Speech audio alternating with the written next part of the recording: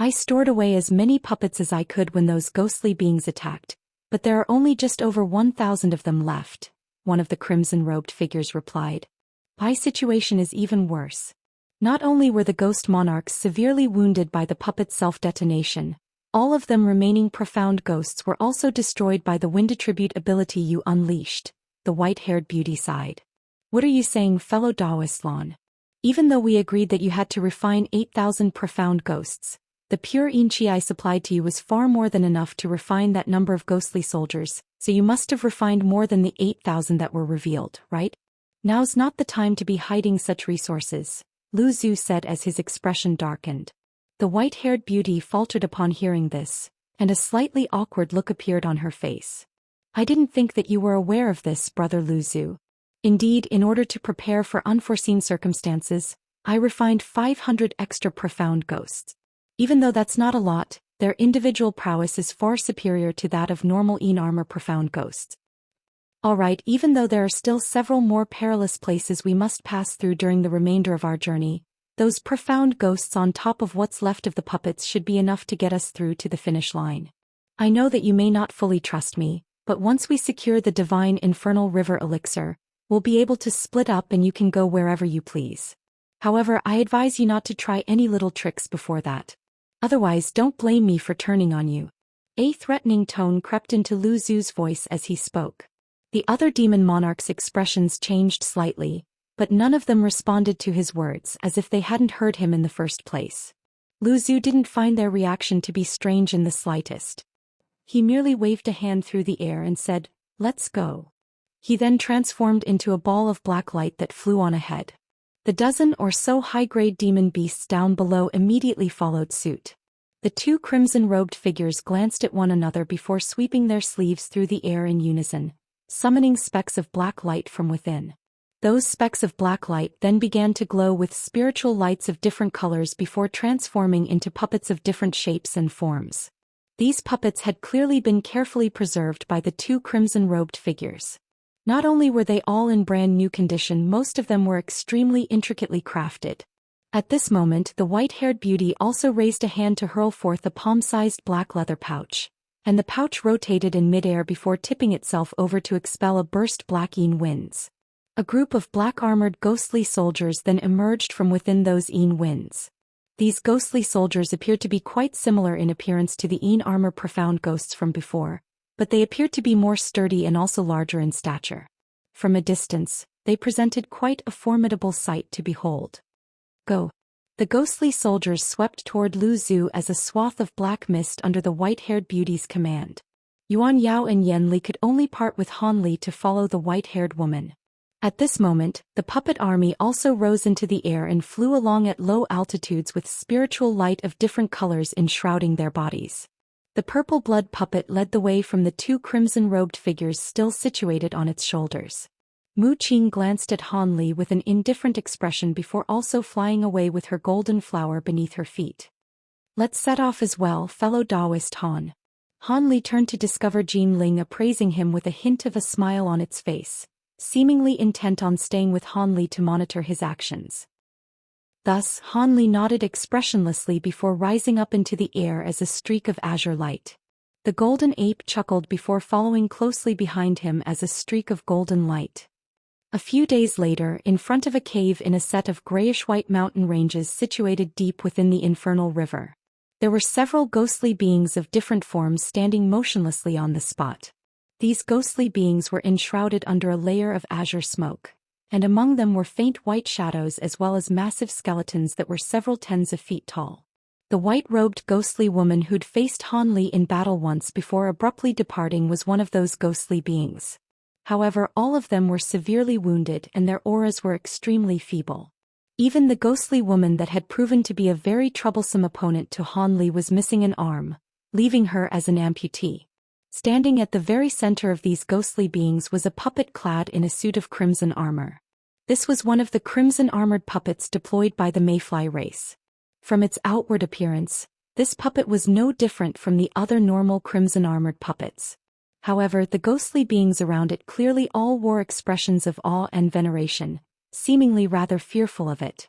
The puppet stood in a stationary manner among the high-grade ghostly beings, appraising the dark cave before it with faint green light shimmering in its eyes. After a while, a long sigh sounded from deep within the cave, following which an elderly voice rang out. "Don't you think it's inappropriate for the mayfly race to be requesting for my help?" The ghostly beings all adopted serious expressions upon hearing this. The crimson-armored puppet replied, "I'm only doing this because I have no choice, Senior. The ones who have encroached upon our holy land are far more powerful than we'd imagined, and there are 4 or 5 of them that are even more powerful than our golden mayfly tier beings. Aside from myself, all of the puppets have been destroyed. I've already sent out a signal requesting for assistance, but it'll take at least half a year before reinforcements will arrive. By that time, those people would have most likely fled the scene well in advance. Seeing as you have some ties with our mayfly race, I can only request for your assistance, Senior." The crimson-armored puppet extended a respectful bow toward the opening of the cave. The agreement I made with your mayfly race was that I would only stay in your holy land for a while in order to rest and recuperate. I'm not pledging my allegiance to the mayfly race.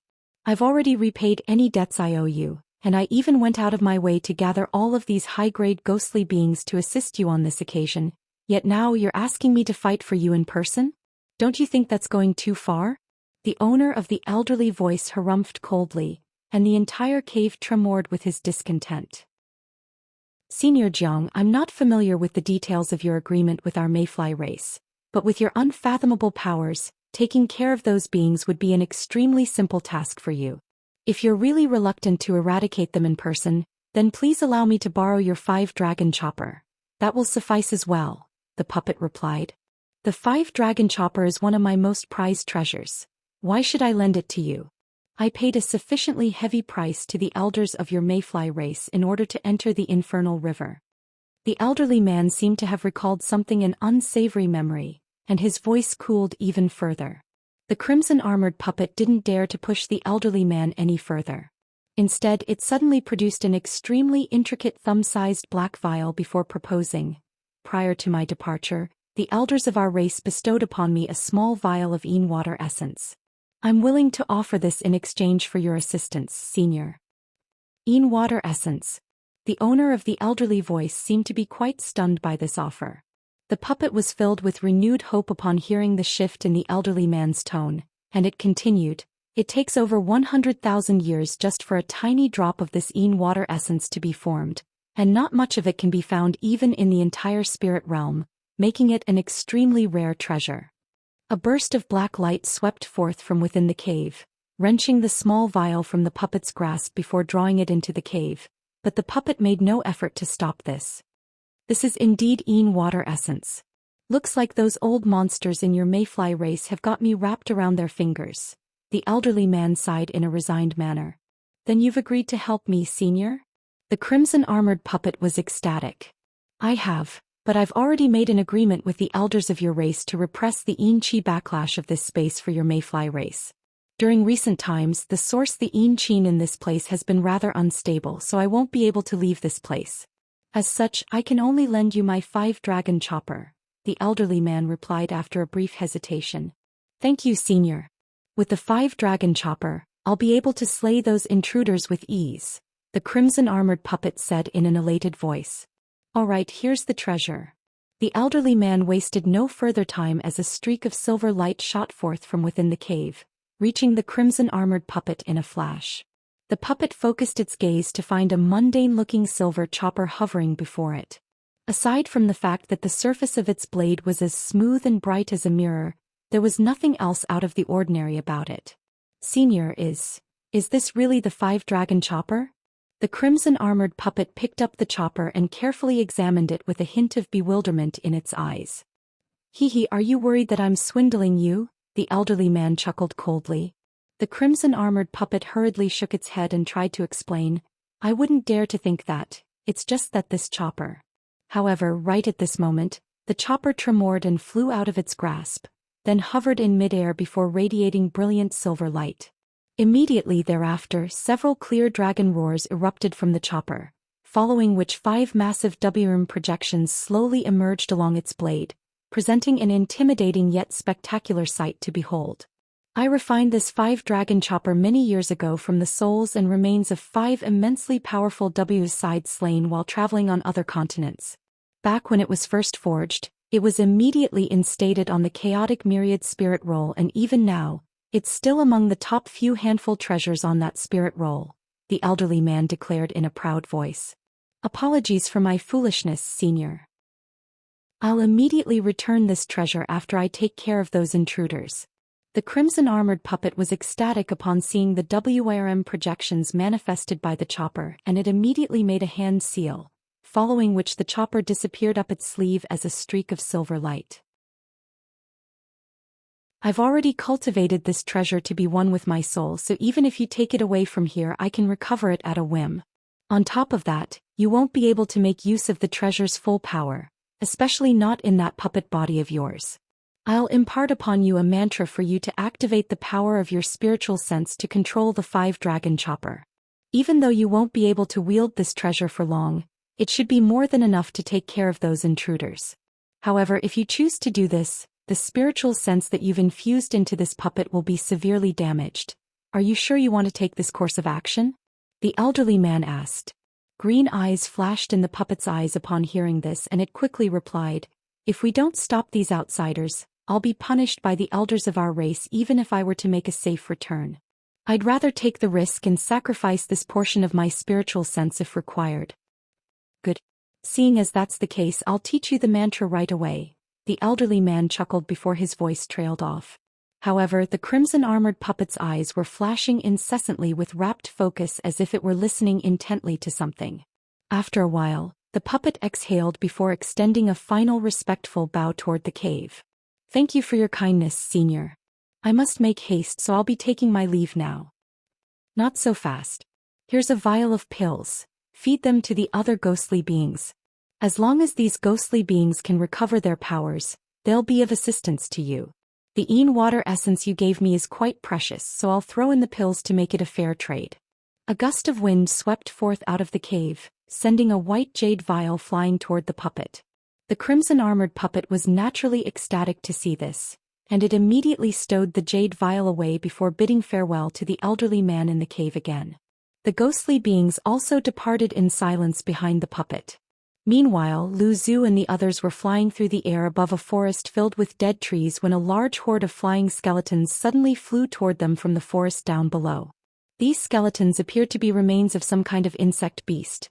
All of them had extremely large front limbs that were like pairs of massive bone blades, and their bodies were enshrouded in balls of yellow chi as they charged toward the army of puppets and ghostly soldiers. In order to conserve their magic power, Lu Zhu and the others refrained from engaging these insect skeletons in battle. Instead, the puppets and ghostly soldiers were deployed to face the oncoming enemies. Swaths of saber projections and sword chi hurtled through the air amid gusts of winds, quickly slicing these skeletons into countless pieces. However, a peculiar scene then ensued. Regardless of how severely damaged the skeletons were or how many pieces they'd been pulverized into, as soon as they fell into the dead forest, they'd be completely regenerated before flying up to join the fray again. It was as if they possessed immortal bodies. Han Li had also refrained from engaging in this battle, but his expression changed slightly upon seeing this. Thankfully, they still had many puppets and ghostly soldiers left. Otherwise, these skeletons would have been quite a nuisance to deal with. It was no wonder that Lu Zhu and the others had insisted on preparing so many puppets and profound ghosts before embarking on this journey. Thus, everyone flew onward while the puppets and ghostly soldiers kept these insect skeletons at bay, and it took them the better part of a day to finally fly out of this dead forest. After emerging from the forest, the insect skeletons were unable to continue regenerating, and they disintegrated into clouds of gray mist after their remains plummeted to the ground. The skeletons seemed to possess a certain level of intelligence as they immediately returned to the forest after witnessing the fate that befell that less fortunate companions, and that was Han Li quite amazed by this sequence of events. It appeared that this dead forest had to have some unique properties. If it weren't for the fact that Lu Zhu and the others were intent on forging ahead as quickly as possible, he would have been quite tempted to investigate the area. After flying onward for a while longer, a large black lake suddenly appeared up ahead. The surface of the lake was inky black and enshrouded under a layer of faint green mist. It was quite obvious that this was not the place for a picnic. However, Lu Zhu paid no heed to this as he flew on ahead, leading everyone directly into the mist without any hesitation. Not long after that, sounds of battle erupted within the mist once again.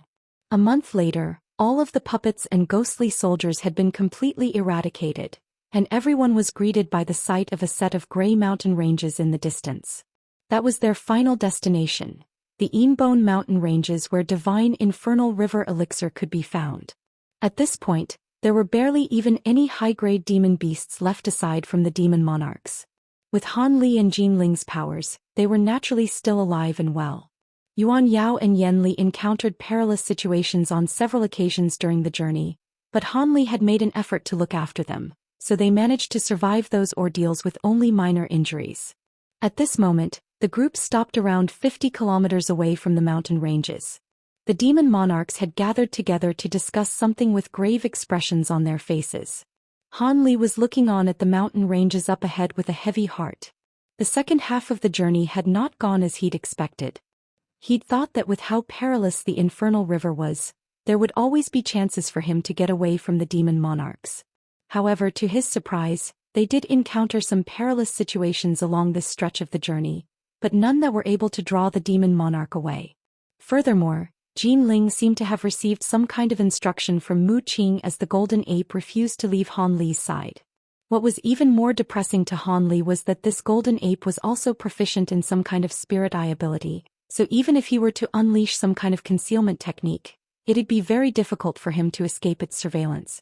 Of course, if he wanted to escape on his own, he could still escape using his high zenith invisibility talisman.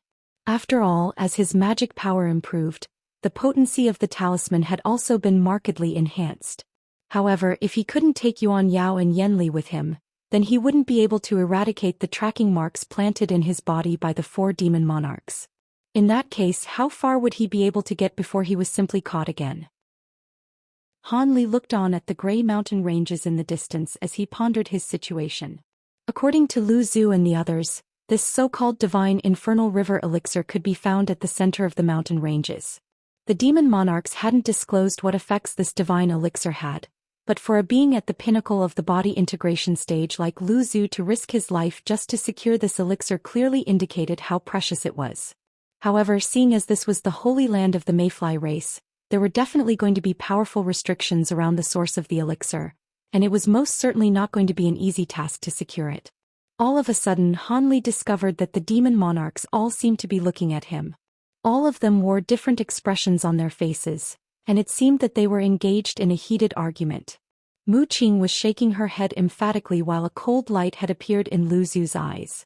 The white-haired beauty wore an indecisive look on her face, while expressions of the crimson-robed figures remained a mystery to Han Li as their faces were enshrouded under layers of crimson light. Han Li's heart immediately sank upon seeing this. He didn't know what these demon beasts were talking about, but if the discussion involved him, then it definitely wasn't a good thing. Han Li forcibly repressed the unease in his heart as he cast his gaze toward the mountain ranges with a contemplative look on his face. After a long while, Lu Zhu's cold voice suddenly sounded. "Come over here, fellow Taoist Han. We have something we need you to do." Han Li pursed his lips and slowly flew over to them. "What do you need from me, senior?" Han Li asked as he cupped his fist in a salute. Lu Zhu was appraising Han Li completely expressionlessly while both Mu Qing and the white-haired beauty wore rather strained expressions. "Please have a look at this, fellow Taoist Han." Lu Zhu suddenly raised a hand to offer up the black bead for Han Li's inspection. Han Li faltered upon seeing this object and he felt that it was rather familiar, so he drew closer to get a better look at it. However, as soon as he focused his gaze on it, black light flashed from the black bead, and a thin beam of black light shot forth from it like lightning. Han Li's heart jolted as he immediately tried to take evasive measures, but the air abruptly constricted around him as if had been turned into iron and steel, completely immobilizing him. Mu Qing and the white-haired beauty had just raised a hand each to unleash a restriction on him. Han Li's body was immensely powerful, but there was no way that he could struggle free of a restriction conjured up by 2 body integration stage beings at once. Thus, the beam of black light disappeared into his glabella in an instant. Black light flashed over Han Li's face, following which his eyes became completely vacant, and he no longer tried to resist. Arg. Yuan Yao and Yen Li were naturally extremely alarmed to see this. However, before the two of them had a chance to do anything, crimson light flashed in front of them, following which the two crimson-robed figures appeared. They then immediately plastered a crimson talisman onto each woman's shoulder, and those talismans instantly exploded, transforming into two plumes of crimson threads that enshrouded the two women in the blink of an eye. One of the crimson-robed figures then made a hand seal, and the crimson threads instantly disappeared into their bodies. Yuan Yao and Yen Li felt their bodies go numb before they lost control over their motor functions, but their consciousness were still fully alert. Their eyes were filled with fury and horror, yet they couldn't muster up any facial expressions, thereby giving them an extremely wooden appearance. My body control talismans can control all bodily functions, including even one's spiritual qi. You're both conscious, but you'll be forced to do my bidding as long as I don't remove these talismans, the other crimson-robed figure said in an indifferent voice. The two of them then swept their sleeves through the air, sweeping up the two women before flying into the distance. Following just a few flashes, they returned to where Yuan Yao and Yen Li had originally been situated. At this moment, Lu Zhu cast a series of incantation seals into the black bead in his hand while chanting something at the same time. Moments later, a low ringing sound erupted from the bead and it flew out of his hand. It then embedded itself firmly into Han Li's glabella as if it had become his third eye. Black light flashed erratically over the surface of the bead, creating an extremely unsettling sight to behold. Lu Zhu was quite pleased with Han Li's current condition. This eyeball of a Ci Lai beast was something I obtained many years ago. Unfortunately, this treasure contradicts with the cultivation arts I'm using, so I couldn't fuse it into my body, and I could only refine it into a captivation treasure. Brother Lu Zhu, this brat's cultivation base isn't very high, but he possesses a lot of strange abilities. Are you sure he's under your control? Fellow Taoist Mu and I have already given up on the treasure in the devilish tomb. We don't want anything to go wrong, the white-haired beauty asked as she looked at Han Li with a grim expression. Rest assured, fellow Taoist Lan Ci Lai beasts are true spirit beings that can compare to the likes of true dragons. A captivation treasure refined using its law destruction eye is extraordinarily powerful, and even beings like you and I would be susceptible to its effects, let alone a deity transformation cultivator. If you don't believe in me, I can use the treasure on you so you can experience its power. We trust you, fellow Taoist Lu Zhu. It's just that I still think it's a real pity that we've had to give up on the treasure in the devilish tomb. In order to secure the treasure there, Big Sister Lan and I have made many preparations in advance, but that'll all go to waste now, Mu Qing sighed with a wry smile. The so-called devilish tomb is merely the burial site for a few powerful devils that unintentionally infiltrated the infernal river, only to be slain by the elders of the Mayfly race at the time. Those devils did indeed possess incredible abilities. As for the treasures you're referring to, those should be their remains, some special parts of which may have attained spiritual nature after being nurtured for so many years by the Yin Qi in this place. However, those treasures can't compare to the divine elixir. Don't forget that if you consume the elixir, then apply it all over your bodies, the amount of world's origin Qi that you control will increase by several-fold. In that case, it really wouldn't be a pipe dream for us to further our cultivation paths. If we're lucky, we could even have a shot at ascending to the true immortal realm, Lu Zhu said with a rare hint of excitement in his voice. I understand all that, Brother Lu Zhu, but one of the treasures in the devilish tomb is extremely important to me. Otherwise, why would I have spent so much time and effort recruiting Han Brat to my side? Mu Qing was still feeling a little forlorn. Regardless of how important those treasures are to you, we have to employ some special methods if we want to secure the divine elixir before the Mayfly race reinforcements get here. Only through doing this will we be able to break the restriction as soon as possible and lure the infernal lightning beast away. Alternatively, do you want to give up on the divine elixir for the treasures in the devilish tomb instead? Lu Zhu asked in a cold voice. There's no way I'd give up on the divine elixir. If I had to make a sacrifice, then it'll have to be the treasures of the devilish tomb. Mu Qing made up her mind in the end. Good. Besides, getting Han Brat to lure the infernal lightning beast away isn't imposing on him a sure death sentence. If he survives, you'll still have a chance to go and secure the treasures of the devilish tomb, one of the crimson-robed figures chuckled. You and I are both aware of just how fearsome infernal lightning beasts are. He really will be extremely fortunate if he could survive after luring away that beast. By the way, didn't we only discuss restricting Han Brat earlier? Why have you also restricted the 2 girls who accompanied fellow Taoist lands here? Mu Qing harumphed coldly before turning to the expressionless Yuan Yao and Yen Li. Don't be alarmed, Sister Mu. I transmitted my voice to Di Shui asking him to control these 2.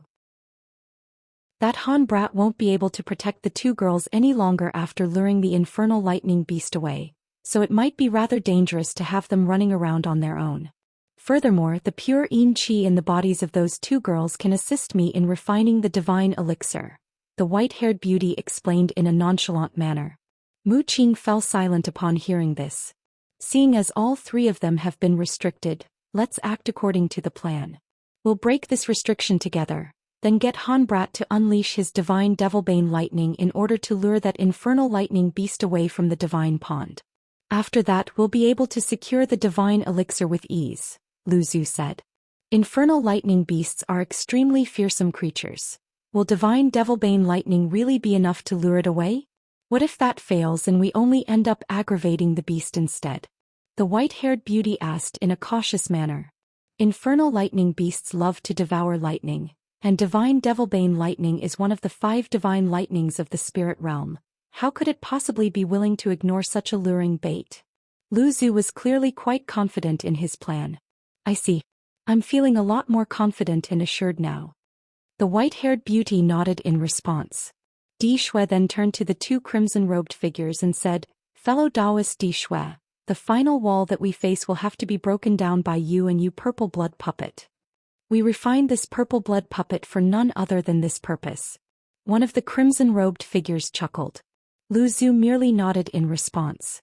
After that, the demon monarch took close to an hour to discuss their strategy in detail, and after ascertaining that every single fine detail had been addressed, they flew toward the Grey Mountain ranges along with Jin Ling and the remaining high-grade demon beasts. Han Li, Yuan Yao and Yen Li followed along like mindless puppets. A distance of close to 100 kilometers was naturally covered in virtually the blink of an eye for demon monarchs like them. After entering the mountain ranges, the demon monarchs' expressions all became quite grave as they continuously surveyed their surroundings in an extremely cautious manner. However, this stretch of the journey was remarkably smooth. They didn't encounter so much as a single ghostly being, and 2 hours later, they had passed through a small portion of the mountain ranges. Thus they arrived in a massive basin. This basin was several tens of kilometers wide, and it was surrounded by undulating gray mountains. The basin at the center of these mountains was enshrouded under a barrier of black light. This light barrier was extremely dark, making it impossible for anyone to glean the situation beyond it. Lu Zhu and the others paused in midair as they began to carefully appraise this light barrier. It's a good thing that we destroyed most of the ghostly beings here last time we were here. Otherwise, I don't think that part of our journey would have been so smooth, Mu Qing murmured. But we were taken by surprise by the infernal lightning beast in the restriction, and fellow Taoist Zhu unfortunately fell here as a result. That mature infernal lightning beast truly was very fearsome, one of the crimson-robed figures sighed. Let's get started. We'll destroy a small section of this profound light barrier to lure out the infernal lightning beast, and after that we'll have to rely on you to conceal us, fellow Taoist Mu Qing, Lu Zhu said in a grave voice. As long as I don't have to attack and can focus wholeheartedly on maintaining the concealment formation, there's no way that the infernal lightning beast will be able to discover our presence. However, this formation is very taxing on my magic power and spiritual sense, so I won't be able to keep it going for long. We have to get that Han brat to lure the beast away as quickly as possible, and as far away from this place as he can, Mu Qing replied with a solemn expression. I'm aware of this. I'll be giving Han Brat a flying treasure from my collection to enhance his speed. Fellow Taoist Dai Shui, plaster a few of your talismans on him. Fellow Taoist Lan, give him your all-encompassing flag as well, Lu Zhu said in a confident manner. A hint of reluctance appeared on the white-haired beauty's face upon hearing this. Are we really giving the all-encompassing flag to him? It's not a divine spirit treasure, but in terms of defensive properties, it's superior even to some divine spirit treasures. If some kind of mishap occurs, you should be aware of this by now. the safest situation for us will be on in which Han Brat manages to stall the infernal lightning beast for as long as possible. You can just recover the flag after all is said and done.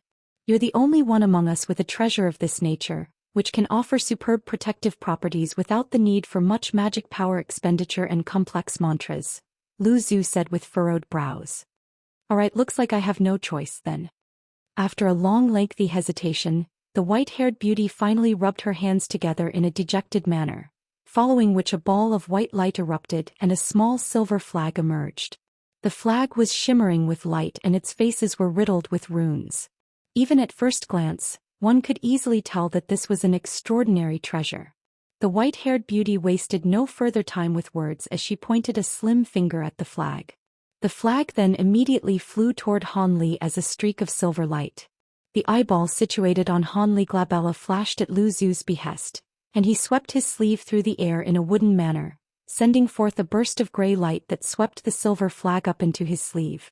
After that he stood motionlessly on the spot once again, and his expression remained completely unchanged throughout this entire process, as if he really did possess no sentient will. Immediately thereafter, crimson light flashed behind him, and one of the crimson-robed figures abruptly appeared before raising a hand. A few muffled thumps rang out as the crimson-robed figure plastered a dozen or so talismans onto his body in rapid succession. Crimson light instantly radiated from Han Li's body, and his aura became significantly more powerful. Almost at the exact same moment, Mu Qing slowly rose up into the air before descending upon an obscure location nearby. The golden flower disappeared in a flash, and her 2 feet landed on the ground below. All of a sudden, the shoes on her feet spontaneously combusted, revealing a pair of fair and delicate feet amid a ball of white flames. She then swept her sleeves gracefully through the air, and countless specks of light flew forth from within, then disappeared into the nearby space. Immediately thereafter, a black light formation appeared before disappearing without a trace after a few sporadic flashes. An incredible turn of events unfolded thereafter. Mu Qing began to chant something in a delightful voice, and her feet suddenly turned into an azure color, morphing into thick tree roots before this transformation quickly worked its way up her legs. In virtually the blink of an eye, Mu Qing had transformed into a tree trunk from the waist down, and the tree roots that were once her feet had embedded themselves over 100 feet deep into the ground. Countless trees and white flowers suddenly sprouted from the barren ground around them. Those flowers instantly blossomed, creating a patch of paradise amid this bleak land. The black light formation appeared on the ground again, and every single flower, tree and blade of grass was perfectly encompassed within the light formation, without any plan overstepping those boundaries. Green spiritual light flashed and Mu Qing disappeared along with the plants that had sprouted around her. Lu Zhu immediately swept his spiritual sense toward Mu Qing's location upon seeing this, and his eyes immediately lit up in response to what he discovered. Good. Your concealment formation really is quite extraordinary, fellow Taoist Mu. As long as the infernal lightning beast doesn't focus its search on this specific area, there's no way that it'll be able to find us. Lu Zhu then waved a hand and flew toward the green light barrier, followed closely by the 2 crimson-robed figures, the purple blood puppet and the white-haired beauty. Green light flashed and all of them disappeared into thin air, leaving Han Li standing alone on the spot. Moments later, the black bead on his glabella flashed, and he slowly flew into the air above the black light barrier. After that he remained hovering completely motionlessly in mid-air, completely out in the open. The demon monarchs concealed under the restriction each produced a crimson saber. The short sabers were no more than 3 feet in length, and their design was quite peculiar. Following an instruction from Lu Zhu, the demon monarchs quickly injected their demonic power into their crimson sabers. Brilliant crimson light flashed and tremored like a series of blood vipers writhing in the air. The crimson sabers began to emit a low ringing sound, and the demon monarchs were ready for the next step. Everyone failed to notice that the puppet-like Han Li suddenly moved his hand surreptitiously within his sleeves. In one hand, a silver talisman appeared amid a flash of silver light, while 7 or 8 azure beads had rolled soundlessly into his other hand. Han Li hadn't actually lost control over his consciousness, and he'd actually retained his sentient will. However, at this moment he was rapidly contemplating his situation in a conflicted manner. Back when Mu Qing and the others had immobilized him, thereby forcing him to accept the black bead that flew into his body, he'd thought that he really was in deep trouble. However, much to his surprise and elation, the black bead only caused his consciousness to fade for a split second before it was completely engulfed by the law destruction eye hidden in his glabella. Thus, his consciousness returned, and Han Li himself had initially also been rather perplexed about this. Only after hearing from Lu Zhu that this black bead was the law destruction eye of a Ci Lai beast did he realize what had happened. He already possessed a law destruction eye of his own, so it naturally wasn't strange that his law destruction eye was capable of nullifying and absorbing an ability unleashed by a treasure of the same nature. There was nothing wrong with Lu Zhu's plan, nor his execution, but never would he have thought that Han Li would possess a law destruction eye of his own. After a brief period of contemplation, Han Li decided to go along with what they were doing, pretending to be under their control while searching for an opportunity to free himself. However, he was stunned to hear that they were going to use him as bait to lure away some infernal lightning beast.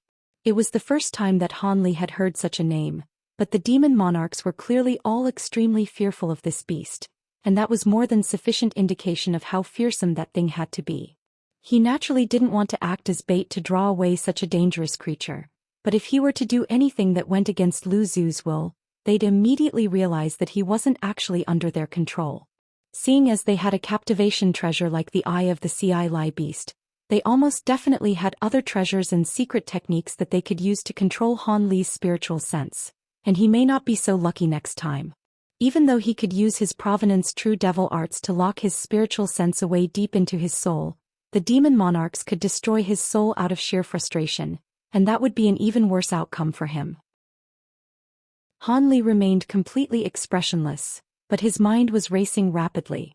At the same time he was experiencing the immense spiritual power surging within his body. He didn't know what kind of talismans Di Shui had plastered to his body, but he suddenly felt his blood heat up, and the spiritual power within his body instantly increased significantly. That was quite astonishing to Han Li. Even though these secret techniques that temporarily enhanced one's cultivation base often resulted in negative after effects, in this dire situation, it wasn't a bad thing to receive a power boost. At the very least, the benefits most likely outweighed the potential drawbacks. On top of that, the all-encompassing flag that had been given to him was most likely also quite an extraordinary treasure, as evidenced by the white-haired beauty's reluctance to part with it. He didn't know if this treasure couldn't be refined or if the white-haired beauty had intentionally refrained from refining it, but it had no residual spiritual sense marks residing within it. White light flashed and the small flag appeared in Han Li's palm. He then swept his spiritual sense toward it to find that it was extremely easy to use, and he would most likely be able to easily unleash its powers. Seeing as Lu Zhu had asked the white-haired beauty to give him this treasure, it was quite clear that it would be able to at least be able to somewhat assist him in withstanding the infernal lightning beast's attacks. Otherwise, there would have been no need to even bother with something like this. With this treasure combined with the trump cards that he was carrying, it wouldn't be impossible for Han Li to escape from this infernal lightning beast. The infernal lightning beast was most likely not going to be an extremely fast being, thereby allowing him to open up some distance between it and himself. Otherwise, there would be no point in the demon monarchs using Han Li as bait if he were merely going to be chased down and killed in seconds. If he were to go against Lu Zhu's will and have his cover blown, even though there was a chance he'd able to escape, those tracking marks were a constant pain his backside. As such, it was better to take a risk and continue pretending to be under their control. As long as he could escape from the infernal lightning beast and separate himself from the demon monarchs, he'd be able to temporarily repress the tracking marks, thereby making it impossible for them to ascertain his location. After that, he could find an opportunity to rescue Yuan Yao and Yan Li. They were the keys to his freedom. Even though Han Li's face remained completely expressionless, he had finally made up his mind. Right at this moment, Lu Zhu and the others finally sprang into action. Following a low cry, the crimson sabers were all thrust forward in unison, blasting forth several thick pillars of crimson light that struck the black light barrier with ferocious might. It was quite clear that these crimson sabers had been prepared by the demon monarchs solely for the purpose of breaking this restriction. As soon as the crimson pillars of light struck the light barrier, It created imagery much like stones being hurled into still water. The entire light barrier suddenly began to ripple and emit a faint ringing sound. All of a sudden, a low beastly growl erupted from within the light barrier, followed by a string of explosive thunderclap that was drawing closer and closer. Lu Zhu's expression darkened and he quickly withdrew his crimson saber as he yelled, "That thing's coming, stop." The other demon monarchs also hurriedly withdrew their attacks. Almost at the exact same moment, Mu Qing's crimson saber disappeared in a flash, following which she made a hand seal. Green light flashed from her tree-like lower body, and she activated the formation underfoot. An enormous burst of invisible power erupted, completely concealing their auras. From a distance it appeared that there was nothing there. At this moment, black light flashed from Han Li's glabella, and he received another instruction from Lu Zhu through the Law Destruction Eye. Han Li rubbed his hands together in a wooden manner, and a loud thunderclap erupted as a layer of golden lightning surfaced around his body. He then rustled a sleeve to send the small silver flag flying through the air. Without requiring any hand seals or incantations, the flag immediately transformed into black and white spiritual qi that surrounded Han Li, forming a series of yin-yang projections of different sizes. At the same time, Han Li's thunderstorm wings appeared on his back, and he spread them open, preparing to fly away at any moment. All of a sudden, silver light flashed from the surface of the black light barrier, and the barrier was suddenly torn apart by a bolt of silver lightning that was as thick as a water tank. The arc of silver lightning then circled around in the air, and there seemed to be something lurking within it. Before Han Li had a chance to get a good look at it, Lu Zhu's urgent instruction was transmitted directly into his spiritual sense, asking him to flee with all his might. Han Li immediately spread open his wings upon receiving this instruction, and he disappeared amid a gentle breeze. Only then did the arc of silver lightning recede to reveal a black demon beast that was around the size of a horse. The beast's outward appearance was quite similar to that of a wolf, but its back was covered in scales, and it had a single silver horn growing on its head. Its eyes were golden in color, and there were 4 thick arcs of silver lightning revolving around its body. This was none other than the infernal lightning beast that Lu Zhu and the others had been so fearful of. It didn't appear to be all that vicious, but as soon as it appeared, its eyes were immediately drawn to Han Li, who had already fled to several thousand feet away. In fact, it had been drawn to Han Li's divine devilbane lightning. A hint of scorching yearning appeared in the infernal lightning beast's eyes as soon as it caught sight of the golden arcs of lightning around Han Li's body, and after assessing its surroundings to ensure that nothing was amiss, it let loose a low snarl, then crouched down before springing forth as an arc of silver lightning. The beast had unleashed some kind of secret technique to blast arcs of lightning out of its limbs to drastically enhance its speed, and after just a few flashes, it was close to reaching Han Li. Han Li didn't turn around to look behind himself, but he could sense the ferocious beast approaching him from behind. His heart constricted as he cussed internally. This beast was most likely only lacking in speed in the eyes of the demon monarchs. For Han Li, its speed was definitely quite staggering. As such, he didn't dare to hold back any longer. His snowy white wings suddenly began to emit 5-colored spiritual light, and after a single flap, Han Li transformed into a translucent 5-colored thread that disappeared into space. When he reappeared out of thin air, he'd covered an extremely long distance, and he wasn't much slower than the infernal lightning beast behind him. Thus, the two of them sped away into the distance, disappearing in the blink of an eye. A short while later, green light flashed and the demon monarchs reappeared. "We have to make haste. Han Brat won't buy too much time for us, so let's take care of this restriction as quickly as possible." The demon monarchs brandished their crimson sabers again as they resumed their assault against the light barrier.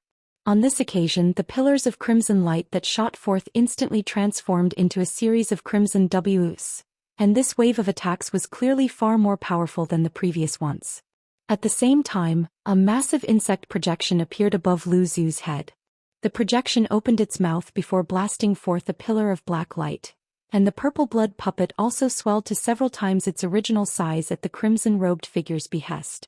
Mu Qing instantly reverted back to her human form again before also swinging her crimson saber through the air, unleashing several streaks of crimson light that combined to form a massive saber projection, which hurtled directly toward the light barrier. The pillars of crimson light created violent ripples over the surface of the black light barrier, causing it to flash erratically. Within moments, the purple blood puppet had already swelled to around 10,000 feet tall, and it was like a mighty deity as it summoned its massive purple axe, then swung it down toward the black light barrier with ferocious might. A series of rumbling booms akin to thunderclaps erupted as countless axe projections struck the same spot on the light barrier. As for the white-haired woman, she was only injecting her power into her crimson saber with all her might without unleashing any additional abilities. The restriction barrier was extremely powerful, yet it was still unable to withstand the combined attacks from so many body integration stage beings. As such, a hole with a diameter of over 100 feet was blasted into its surface, and even though the hole immediately began to seal itself, there was more than enough time for the demon monarchs to pass through. "I'll stabilize this opening with a secret technique." Lu Zhu was ecstatic, and he immediately unleashed 8 balls of blue light that expanded drastically as they flew through the air. These were 8 blue pillar treasures, and all of them disappeared into the opening at once. An incredible scene ensued. Blue light flashed, and the opening transformed into a square passageway that was paved with blue crystalline stones, as if they'd been embedded into the light barrier. "I'll be going on ahead, everyone," Lu Zhu chortled before entering through the opening as a streak of black light. The 2 crimson-robed figures glanced at one another before one of them leaped down onto the ground while the other stomped a foot onto the purple blood puppet's shoulder. The puppet rapidly shrank down to only several tens of feet in size, then entered the black light barrier with the other crimson-robed figure. For some reason, the 2 decided to leave one of them behind outside the light barrier. The white-haired beauty faltered slightly upon seeing this. Meanwhile, Mu Qing swept her sleeves through the air, and countless specks of light flew toward her from all directions before disappearing into her sleeves.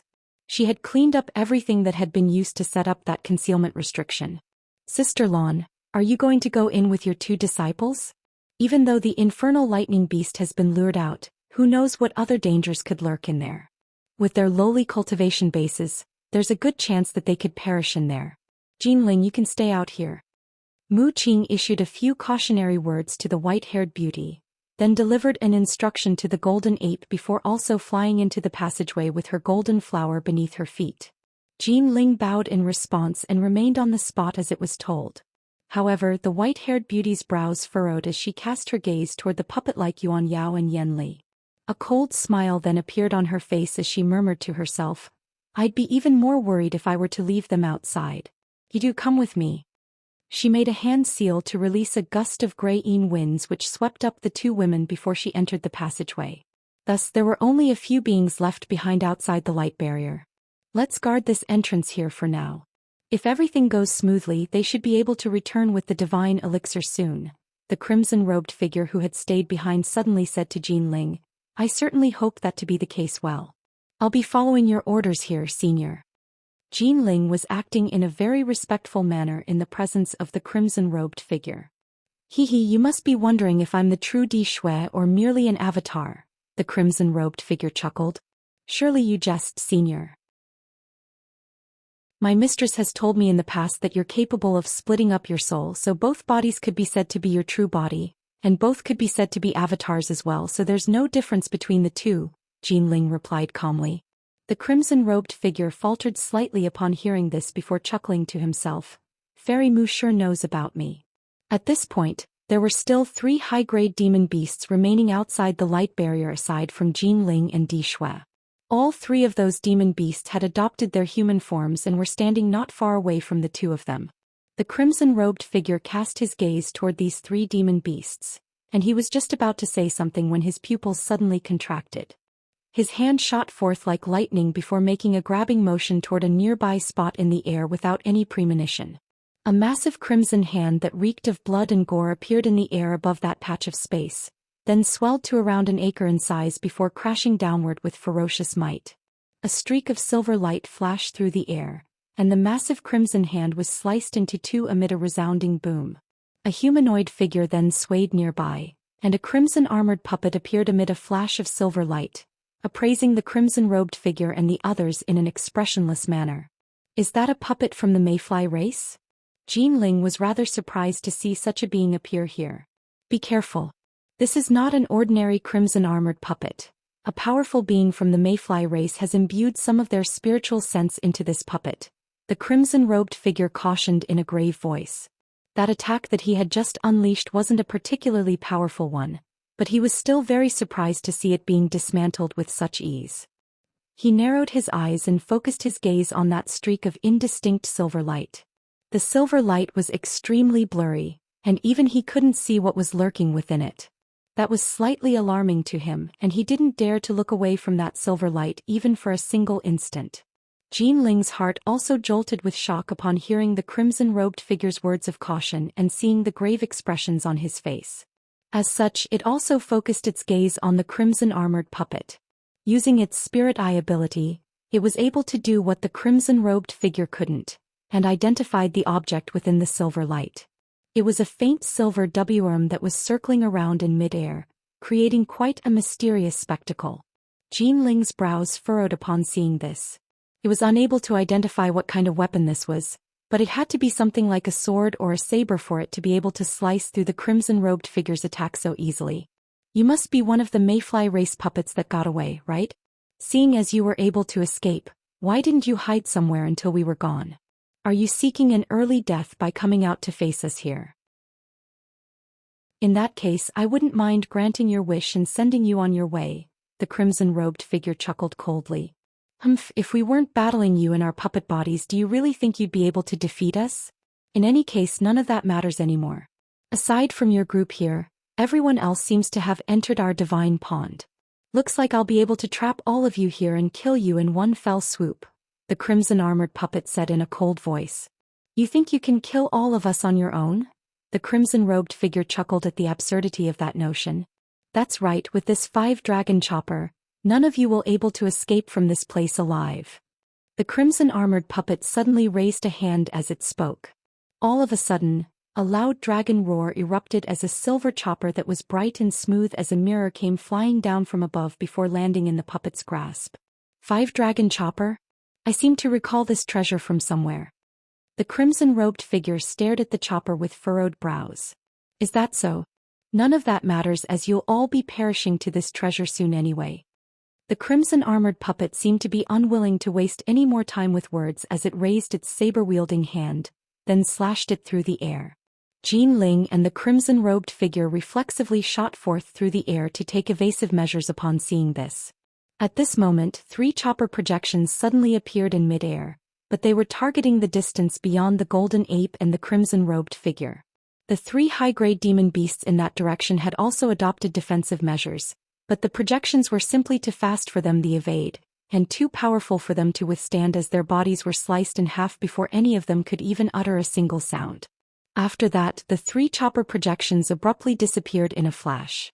Jean Ling and the crimson-robed figure were both stunned to see this, and Jean Ling attempted to fly into the distance while the crimson-robed figure swept his sleeves through the air to summon clouds of crimson mist. However, the crimson-armored puppet merely stood on the spot with a derisive sneer on its face while slashing its chopper through the air several more times. 4 chopper projections came crashing down toward its 2 opponents in unison. The projections didn't appear to be traveling very quickly, but they reached the 2 of them in the blink of an eye. Jean Ling's expression changed drastically upon seeing this as he shrugged his shoulders, following which the 2 short swords he was carrying on his back flew toward the 2 chopper projections as rapid streaks of light. The 2 short swords were then instantly sliced in half before plummeting from the sky as 4 segments. The 2 projections then continued onward, seemingly having remained completely unobstructed by the 2 short swords they'd cut down. Jean Ling's heart jolted with alarm as its body blurred on the spot. A chopper projection flashed past and the golden ape's body was immediately sliced in half, but its remains quickly disappeared, revealing that body to be a mere afterimage. Golden light then flashed over 100 feet away and Jean Ling re-emerged from thin air. However, as soon as it revealed itself, the other chopper projection was already hurtling toward it, and the timing was so unerringly accurate that Jean Ling had no chance to evade. Thus, its head was sliced off, and its headless body swayed before plummeting from the sky. Meanwhile, the crimson-armored puppet made a grabbing motion toward the silver chopper in its other hand, and a ball of green flames emerged, within which was trapped a miniature golden monkey with a horrified look on its face. The crimson-armored puppet chuckled coldly as silver light flashed from the surface of the chopper, and the miniature monkey let loose a cry of anguish before disintegrating into nothingness within the green flames. Only then did the crimson-armored puppet turn its gaze toward the other direction. There, the crimson-robed figure had released a vast expanse of blood mist that encompassed roughly an acre of area around his body. The two chopper projections were whizzing through the air like a pair of lethal weapons, but the crimson-robed figure had been able to evade them so far, albeit with difficulty. Green light flashed within the puppet's eyes, and it harumphed coldly before suddenly tossing its chopper up into the air. Brilliant silver light instantly erupted from the chopper as countless chopper projections shot forth through the air, and on this occasion, even the crimson-robed figure was greatly alarmed. He immediately hurtled toward the nearby blue passageway, having clearly realized that this saber-wielding opponent was not someone that he could oppose. However, unbeknownst to the crimson-robed figure, the five-dragon chopper was only truly beginning to bare its fangs now. The crimson-armored puppet made a hand seal and all of the chopper projections in the air suddenly disappeared. A loud thunderclap then erupted from the silver chopper itself before it transformed into 5 Immerse of different colors. All of them circled around in the air before transforming again into 5 massive translucent blades, then disappearing on the spot in unison. In the next instant, the 5 massive blades appeared directly over the opening of the blue passageway before descending downward, heading directly toward the cloud of blood mist that had only just made it to the entrance as well. The crimson-robed figure's expression changed upon seeing these giant blades, and brilliant crimson light erupted from its body as it prepared to unleash another ability. However, right at this moment the 5 giant blades suddenly twisted outward before disappeared on the spot. In the next instant, they appeared at the edge of the cloud of blood mist like 5 massive doors, emitting a vast expanse of 5-colored light. The 5-colored light swept the crimson cloud aside without any impediment, and a horrified look finally appeared on the crimson-robed figure's face. He didn't have time to unleash any other secret techniques, so he could only hurriedly sweep his sleeves through the air while opening his mouth at the same time. A small azure shield, a thin crimson veil and a round bowl were blasted forth at once. The 3 treasures were radiating scintillating light, and it was quite apparent that they were all extraordinarily powerful treasures. As soon as they were unleashed, they transformed into 3 barriers of light of different colors, shielding the crimson-robed figure within. After doing all that, the crimson-robed figure abruptly inhaled before expelling a few mouthfuls of blood essence, then raised a hand to summon a purple talisman. The talisman disappeared into the ball of blood essence in a flash, following which the ball exploded to form a cloud of blood mist that settled over the crimson-robed figure.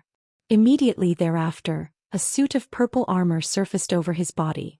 This suit of armor was extremely intricately crafted, and there were arcs of electricity crackling over its surface, making it appear as if it were some kind of ethereal otherworldly treasure. At this moment the 5-colored light had brushed aside the cloud of blood mist and reached the crimson-robed figure. Following a few crisp cracks, the 3 protective light barriers that had been set up were also shattered in quick succession before the 5-colored light crashed heavily into the crimson-robed figure's body. The purple suit of armor flashed with brilliant light, and it finally kept the 5-colored light at bay. But only for a split second. In the next instant the 5-colored light began to revolve around the suit of armor, and it was sliced in half at the waist. The crimson-robed figure possessed countless abilities, but none of them stood a chance against this seemingly unstoppable streak of 5-colored light.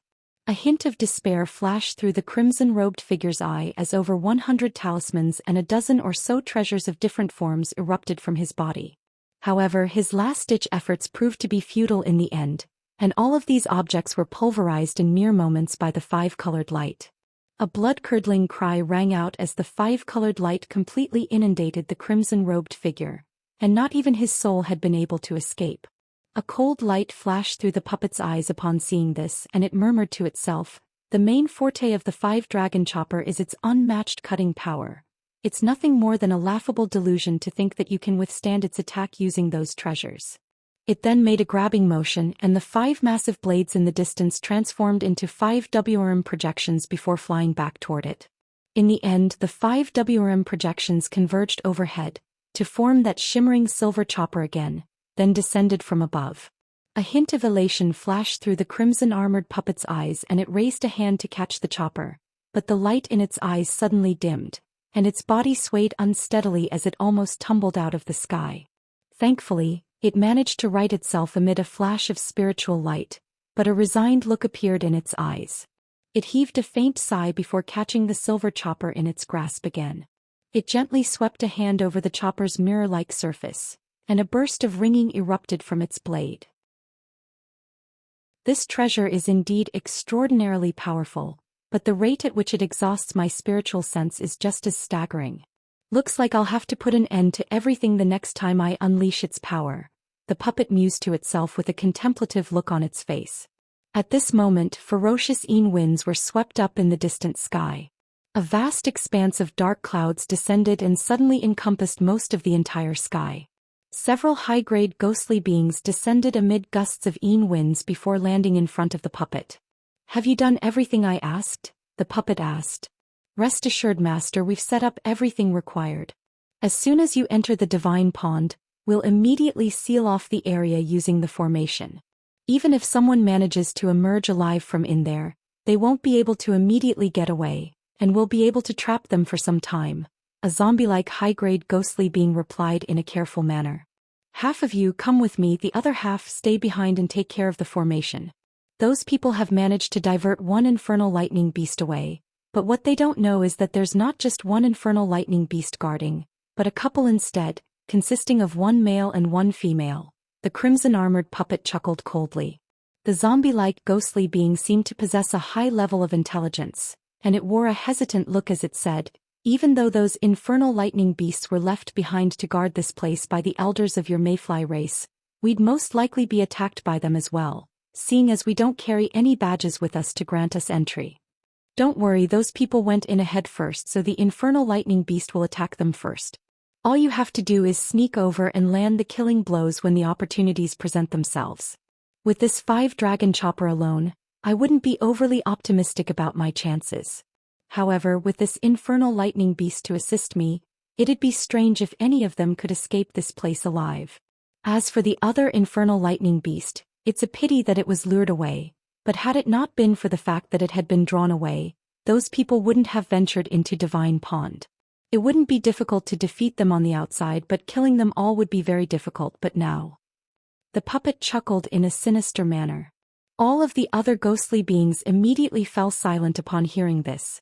A thought then suddenly occurred to the crimson-armored puppet, and it said, "Having said that, we can't just ignore the infernal lightning beast that was led away either. We need to send people after it, and if that man it's pursuing is quickly killed or if something else happens to make it return in advance, then we have to be informed right away through our myriad distance talisman. Rest assured, Master, we've already sent White Ghost after them. She's the one who's most proficient among us in concealment and movement techniques, so she'll definitely be up to the task," the ghostly being hurriedly replied. "White Ghost? Is that the one who managed to escape with only one arm amputated despite facing the most powerful being among the intruders?" the crimson-armored puppet asked. "That's right. If she was sent out, then we should indeed have no issues. Let's go, the intruders have most likely entered the underground palace below the Divine Pond already," the crimson-armored puppet instructed. All of the ghostly beings immediately heeded its command, and 3 of them entered the blue passageway with the puppet while the other 2 high-grade ghostly beings remained outside. One of them let loose a long howl and countless black skeletons appeared from within the nearby dark clouds.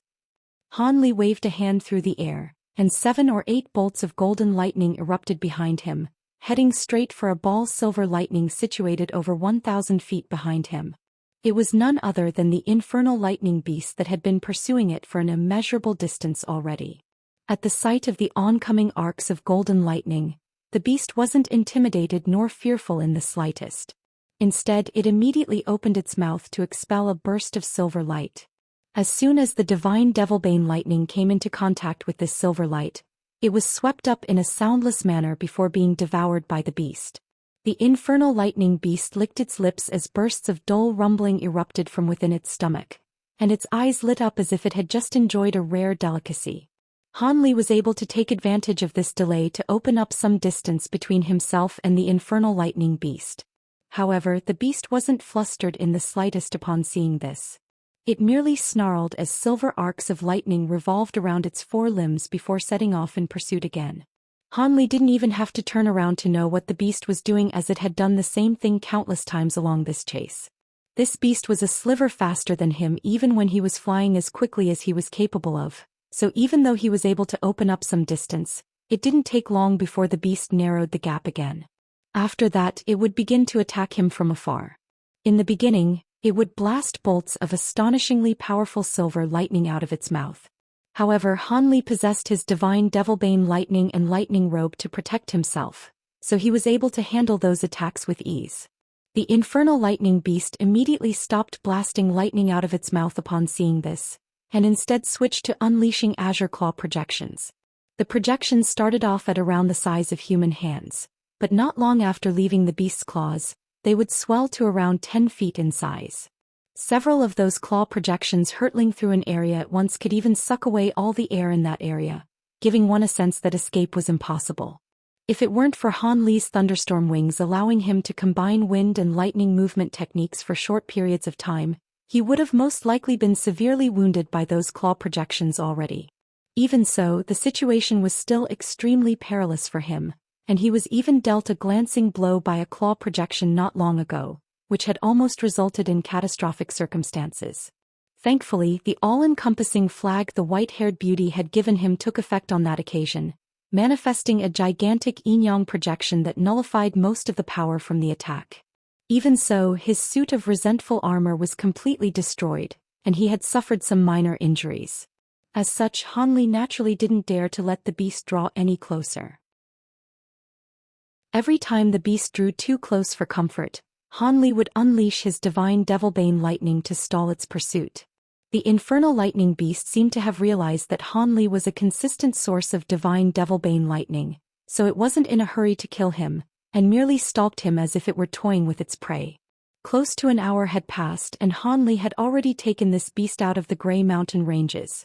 He had only been able to last this long as he possessed far more magic power than other beings of the same cultivation base. He was proficient in movement techniques, and he had a large amount of divine Devilbane lightning at his disposal.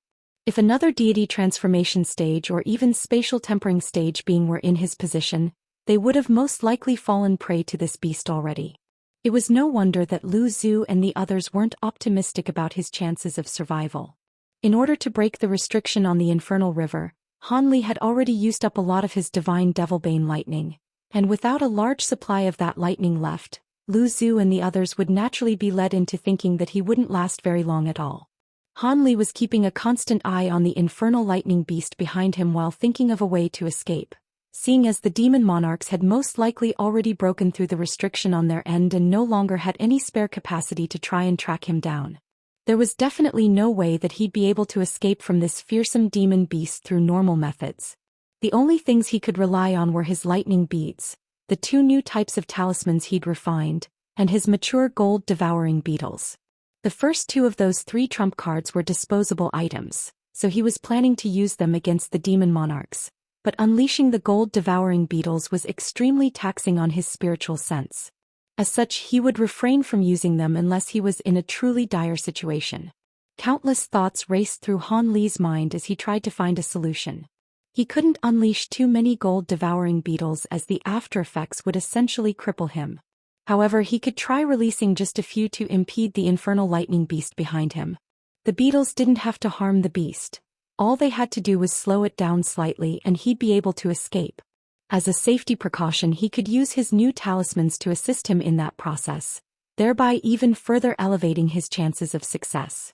After much painstaking thought, Han Li finally managed to devise a course of action that was just barely feasible.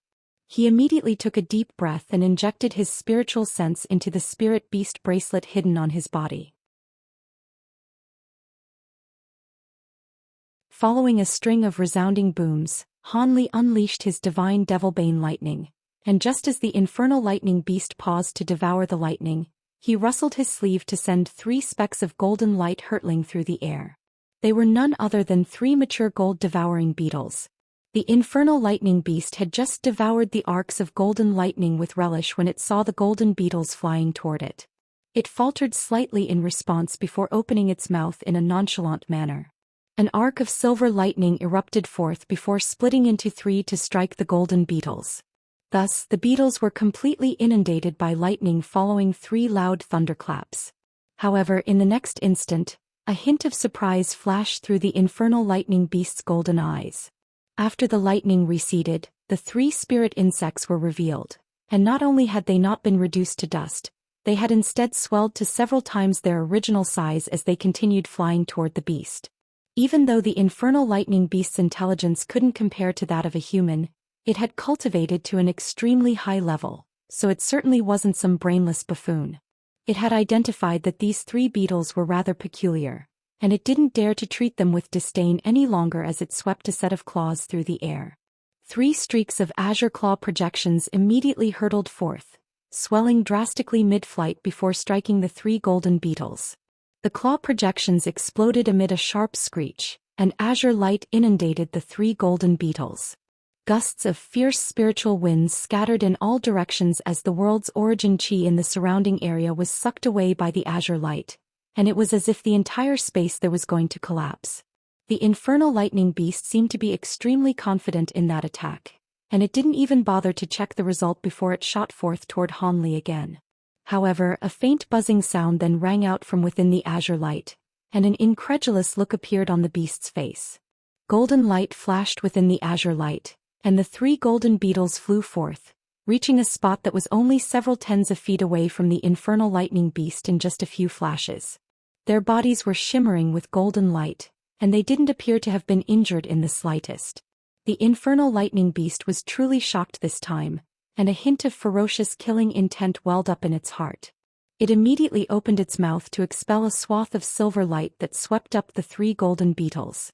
The gold-devouring beetles were capable of devouring all things, but they were unable to immediately eat their way out of this silver light. Thus, the infernal lightning beast inhaled deeply, and the silver light swept back to send the three gold-devouring beetles flying into its mouth. The beast gnashed at the golden beetles violently with its sharp fangs, then swallowed them into its stomach. It then crouched down as thunderclaps erupted from its four limbs, and it disappeared on the spot as a bolt of silver lightning again. Hanli had already taken this opportunity to fly over 10,000 feet away, and a peculiar look flashed through his eyes. He witnessed the scenes unfolding behind him. He then immediately flapped his wings and also disappeared as a translucent thread. Thus, it appeared that the Hanli was back to square one.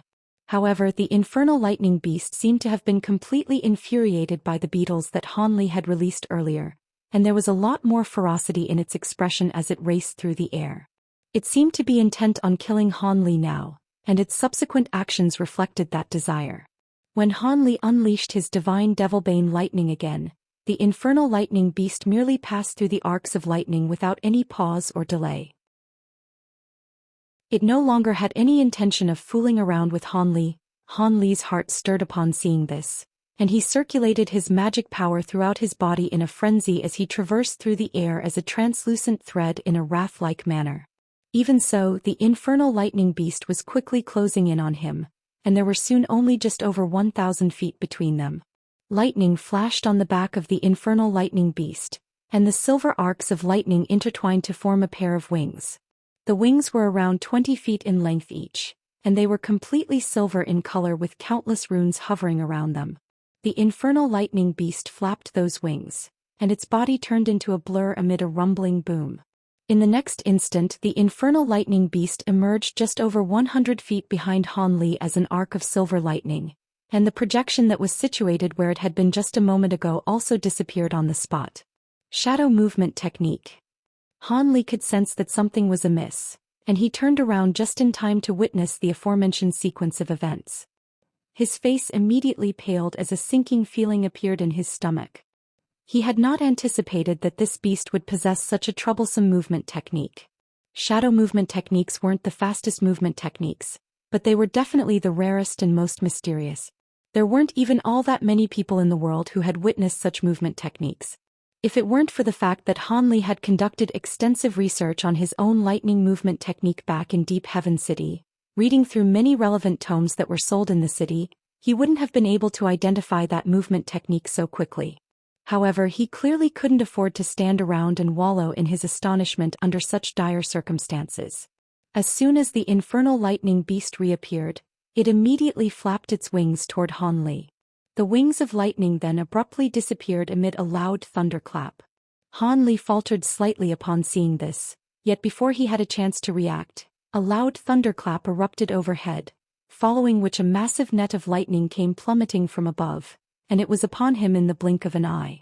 Han Li's heart jolted with shock, and silver runes immediately surged around his body as he conjured up a new lightning robe, which flew through the air before also transforming into a net of golden and silver lightning to keep the oncoming arcs of silver lightning at bay.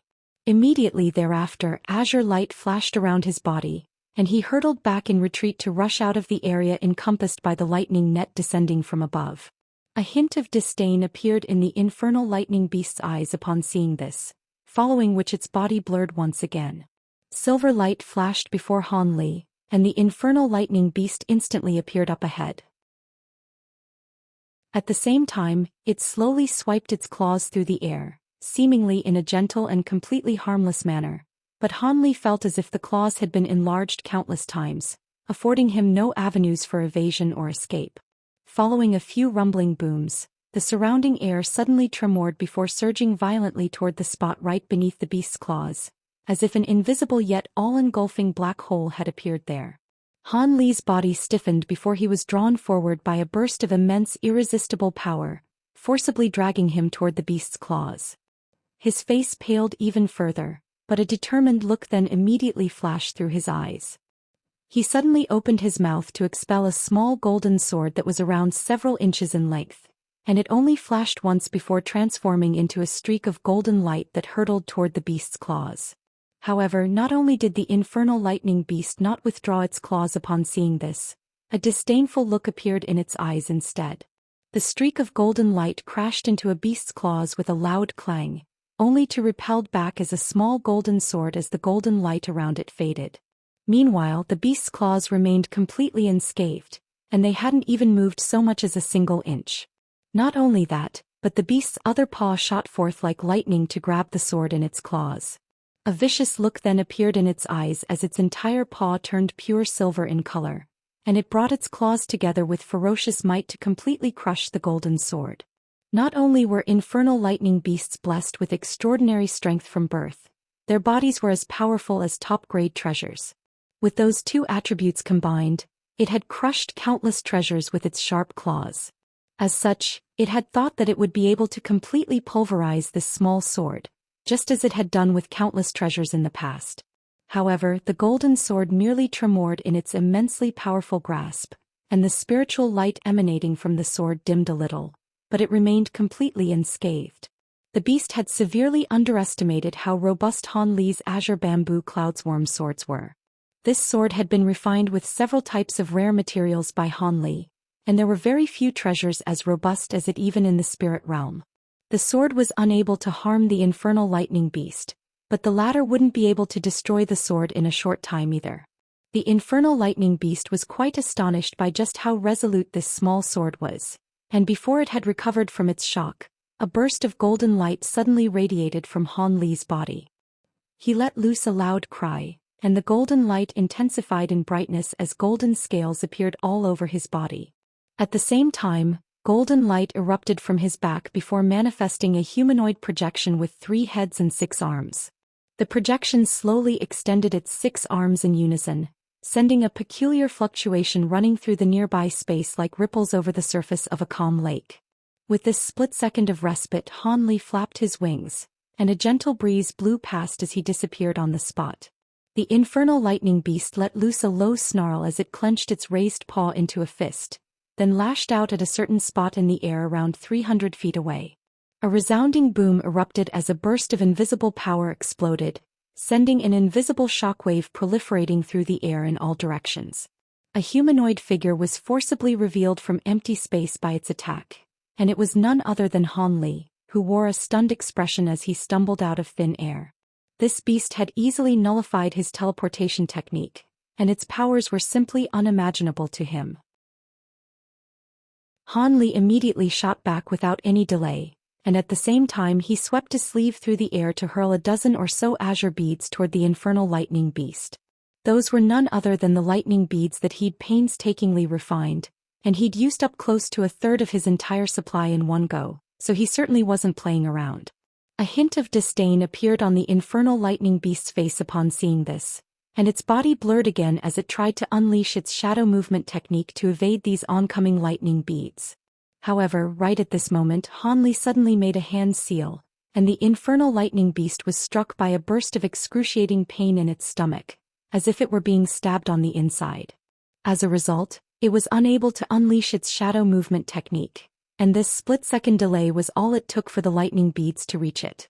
The infernal lightning beast was completely bewildered by the agony in its stomach, so it paid no heed to these seemingly nondescript beads.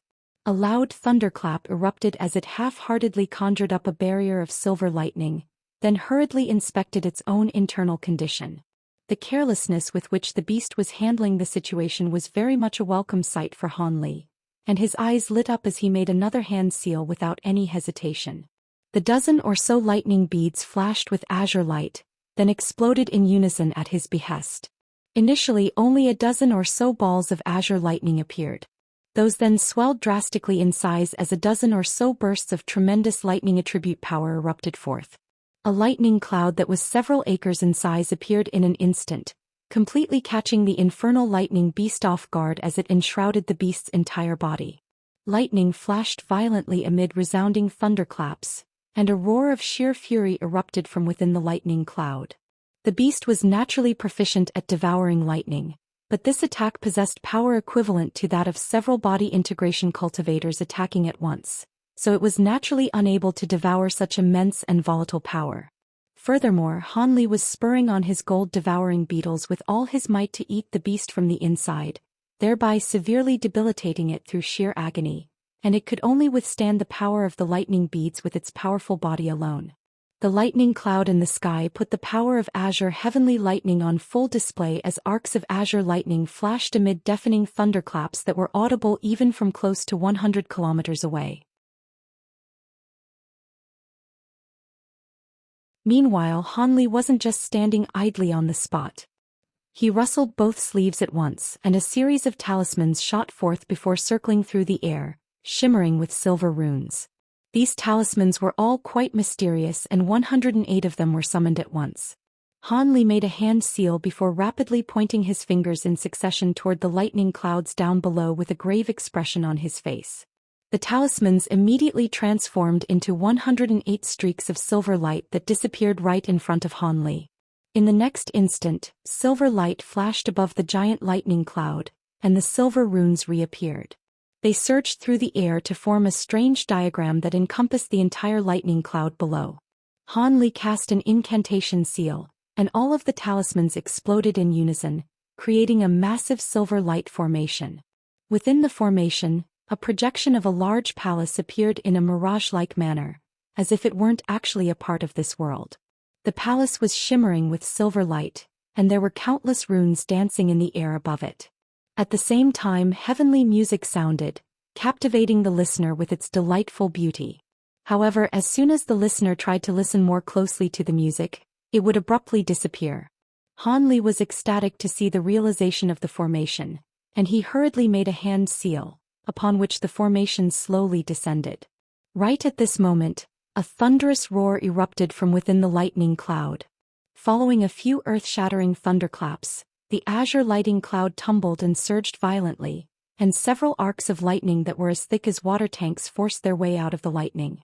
The huge bolts of lightning circled around within the lightning cloud like a series of menacing giant dragons, and the entire lightning cloud was eradicated within moments. After the lightning cloud was eradicated, the arcs of lightning also disappeared, and the infernal lightning beast was revealed in the distance again. At this moment the beast was in an extremely sorry state. Not only had its scales become dull and lusterless, the parts of its body that weren't covered in scales had been completely charred black. Only the single horn on its head was still shimmering with silver light, as thin arcs of electricity revolved around it. Those thick bolts of silver lightning had clearly been unleashed by none other than that horn. What was even more surprising was that as soon as the beast was revealed, It immediately opened its mouth to expel a burst of crimson light, within which 3 flashing specks of golden light could be seen. Those 3 specks of light were emitting a faint buzzing sound, and they were none other than his gold-devouring beetles. They had been forced out of the beast's body by its immense magic power. A shiver immediately ran down Han Li's spine upon seeing this. After the beetles had been swallowed by the beast, Han Li had been overjoyed, and as a result, a hint of killing intent had welled up in his heart. Only after witnessing the scenes that had just unfolded did he realize how delusional he'd been. As such, he immediately relinquished any intention of killing this beast. Han Li looked down to discover his azure bamboo cloudsworm sword was hovering beneath one of the infernal lightning beast's paws, and it was shimmering with faint golden light. It was quite clear that the infernal lightning beast had dropped the sword as it was too busy dealing with the attacks from the gold-devouring beetles and the lightning cloud. In any case, the sword didn't appear to pose any threat to it, so there was no need for it to pay it any heed. At this moment, the infernal lightning beast was glowering intently at Han Li with fury and ferocity in its eyes. Having just withstood that devastating string of attacks, it wanted nothing better than to tear Han Li apart with its bare claws. However, Han Li certainly wasn't going to stand around and wait for it. He waved a hand through the air, and the 3 gold-devouring beetles emerged from the crimson light before flying back to him. The small golden sword also tremored before abruptly disappearing on the spot. Golden light flashed as the small sword reappeared beside Han Li, then disappeared without a trace up his sleeve. Immediately thereafter, the gold-devouring beetles were also stowed away in the same manner. The infernal lightning beast faltered upon seeing this before letting loose a deafening roar of fury. Just as it was about to spring into action, silver light flashed above its head, and a massive light formation descended from above in a stealthy manner. With such a massive formation overhead, even if the infernal lightning beast hadn't noticed it at first, there was no way that the formation would continue to escape the beast's detection. It raised its head, and a hint of astonishment flashed through its eyes as it caught sight of the massive formation. A thunderclap erupted from its sharp horn, following which a thick bolt of silver lightning shot forth. The bolt of lightning struck the underside of the light formation amid a rumbling boom, but it then suddenly disappeared following a flash of silver light, as if it had been engulfed by the formation. Only then did the beast realize the perilous situation that it was in. Lightning flashed from its 4 limbs as it immediately attempted to flee the scene, but it was already too late. The light formation rotated in midair before disappearing in a flash. Meanwhile, the infernal lightning beast had shot back over 100 feet, only for a burst of silver light to flash before its eyes, following which it found itself in a swath of white mist. It surveyed its surroundings to find countless tall walls and buildings around it, stretching as far as the eyes could see in all directions. The beast's heart jolted with shock initially, but it quickly calmed down. It had lived for countless years, and it had experienced more than its fair share of situations where it had been trapped in formations by its enemies, so it was able to remain tranquil and unflustered in this situation. It raised its head to look up into the sky, only to find a vast expanse of murky silver light that completely obstructed its vision.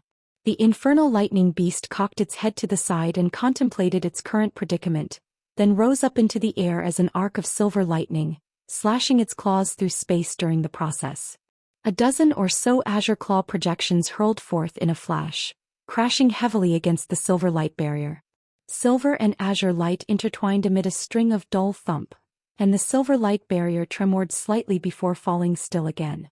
The infernal lightning beast faltered in midair with a slightly surprised expression upon seeing this, seemingly slightly taken aback by how powerful this restriction was.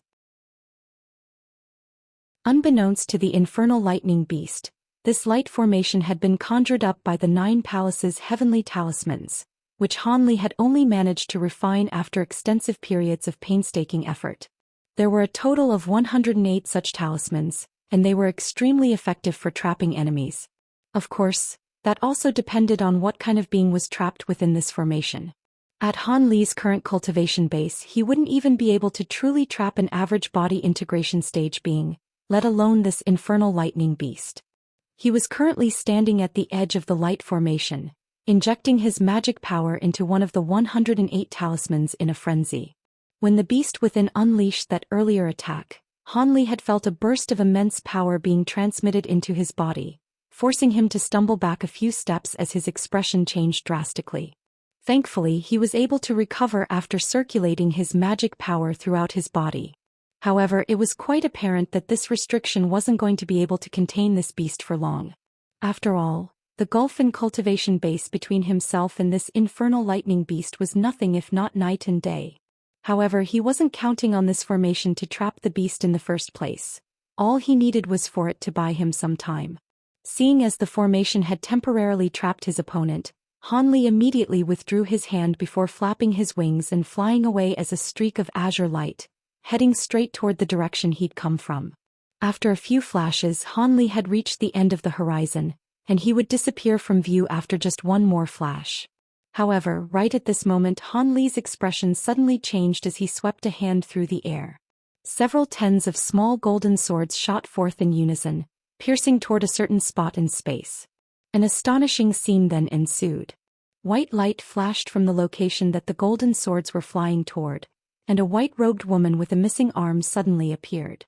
It was none other than that ghostly woman whom Han Li had battled once. The woman was also quite stunned that Han Li had managed to detect its presence. She seemed to be about to say something, but Han Li wasn't interested in hearing what she was about to say as a cold light flashed through his eyes. All of a sudden, a loud cry erupted from within one of his sleeves, following which a streak of black light shot forth, then faded to reveal a small black monkey. It was none other than the Weeping Soul Beast. Han Li was currently running for his life, and the last thing he needed was a prolonged battle with this ghostly woman. As such, he immediately summoned his Weeping Soul Beast to take care of her as quickly as possible. As soon as the white-robed ghostly woman caught sight of the Weeping Soul Beast, she let loose a sharp shriek as an expression of horror appeared on her face. She abruptly transformed into a streak of white chi and attempted to flee, but the Weeping Soul Beast was even faster, transforming into a massive ape that was several tens of feet tall in the blink of an eye, then letting loose a cold harumph to expel a swath of yellow light from its nostrils. The yellow light immediately enshrouded the streak of white chi, then dragged it back toward the Weeping Soul Beast. The white light faded to reveal the white-robed ghostly woman again, and in her horror her white robes transformed into a pristine white barrier of light that completely shielded her entire body. Surprisingly enough, the barrier of light managed to withstand the Weeping Soul Beast's soul-devouring light. A grave expression appeared on the Weeping Soul Beast's face, and it let loose a low snarl as winds were swept up around it and countless arcs of lightning began to crackle in the surrounding area. The giant ape then swelled even further in size. Its fur began to turn red and 3 twisted horns emerged from the top of its head. Its glabella split open to reveal a crimson demonic eye, and at the same time, its face elongated as it bared its mouth full of sharp fangs. 3 black bone spikes had also sprouted from its back, each of which was around 10 feet in length with black yin chi swirling around them. The white-robed ghostly woman's horror was even further exacerbated by the sight of the Weeping Soul Beast's transformation. She suddenly let loose a long sharp screech, sending a burst of invisible sound waves hurtling rapidly toward Han Li and the Weeping Soul Beast. However, Han Li was already prepared for this well in advance. He laid a hand on the back of his own head and gray light erupted forth along with 5 colored flames, shielding both himself and the Weeping Soul Beast within. As such, Han Li managed to withstand the soundwave attack with nothing more than a slight pain in his spiritual sense. As for the Weeping Soul Beast, it was completely unaffected. Instead, a sinister look appeared on its face, and it slowly opened the demonic eye on its glabella to shoot forth a bolt of lightning as thick as a large bowl. The bolt of lightning was as vibrant red as blood, and it was able to completely ignore the white light barrier as it instantly punctured the body of the white-robed ghostly woman, who was completely immobilized by the Weeping Soul Beast's soul-devouring light. The ghostly woman let loose a howl of anguish as the crimson arc of lightning bound her body like a spirit snake, then forcibly dragged her through the air, taking her over to the Weeping Soul Beast in the blink of an eye. The beast opened its mouth and devoured her with any hesitation, then furrowed its brows before spitting out a black jade badge. Han Li made a grabbing motion to draw the badge into the grasp before giving it a brief inspection. This is a myriad distance talisman. Even though it was slightly different from the one used by humans, Han Li was still able to immediately identify it. A hint of surprise flashed through his eyes, and a contemplative look appeared on his face. All of a sudden, a burst of loud rumbling intermingled with a furious roar erupted from within the light formation in the distance. Han Li shuddered upon hearing this before hurriedly waving a hand toward the weeping soul beast. The latter shrank down rapidly before disappearing up Han Li's sleeve, and at the same Han Li stomped a foot onto the ground, transforming into a mighty azure bird as he flew away like lightning.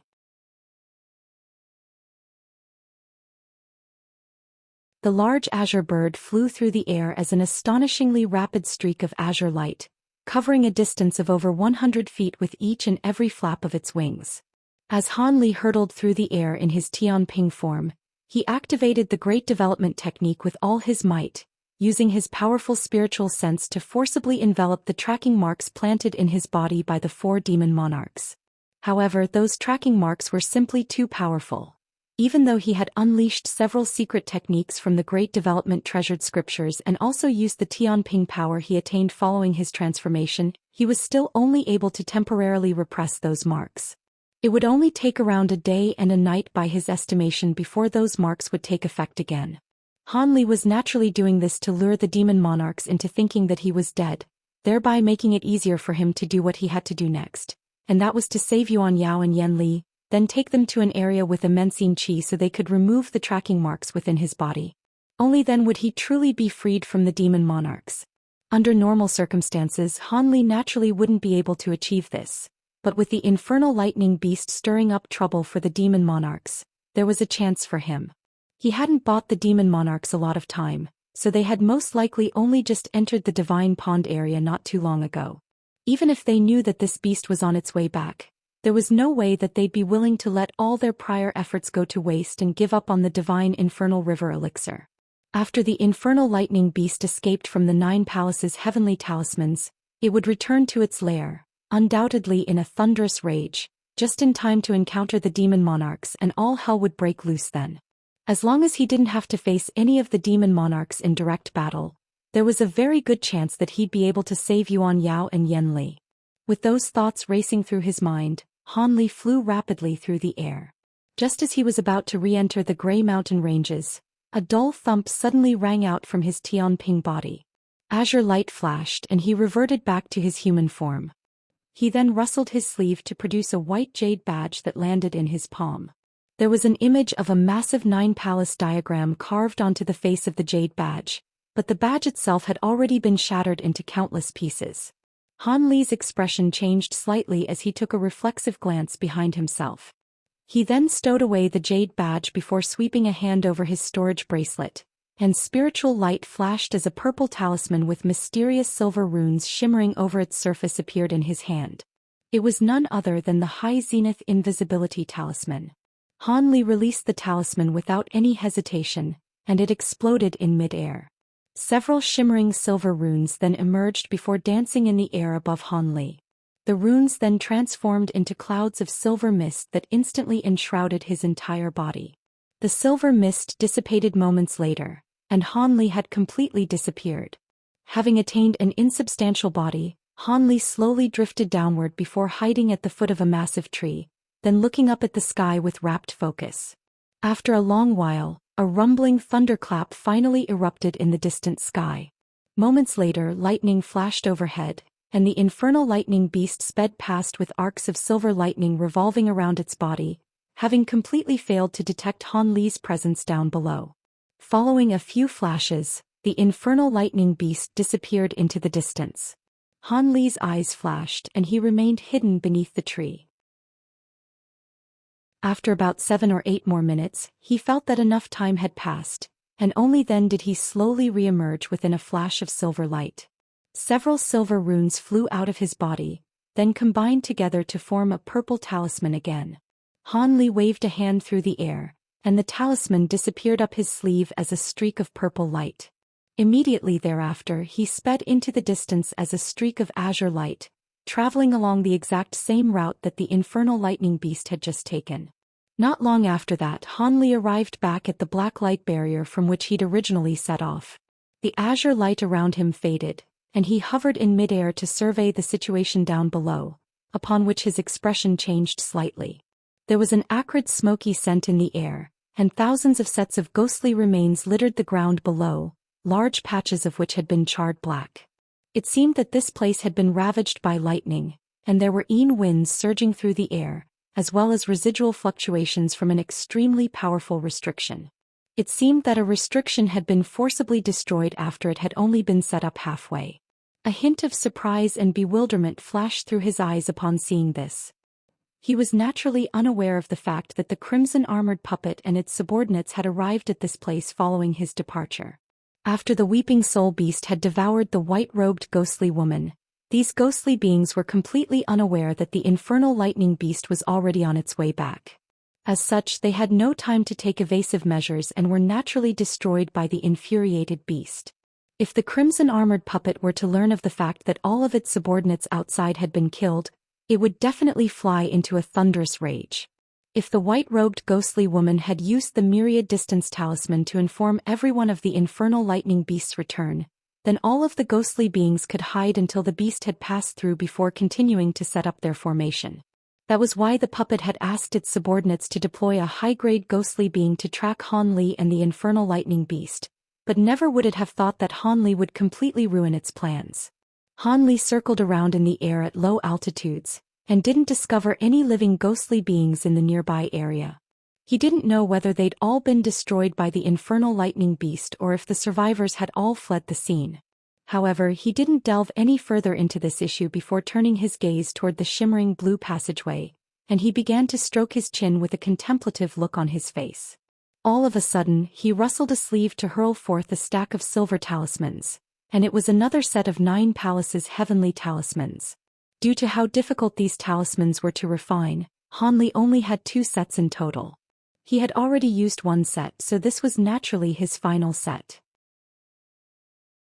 Han Li made a hand seal and cast a series of incantation seals onto the stack of talismans.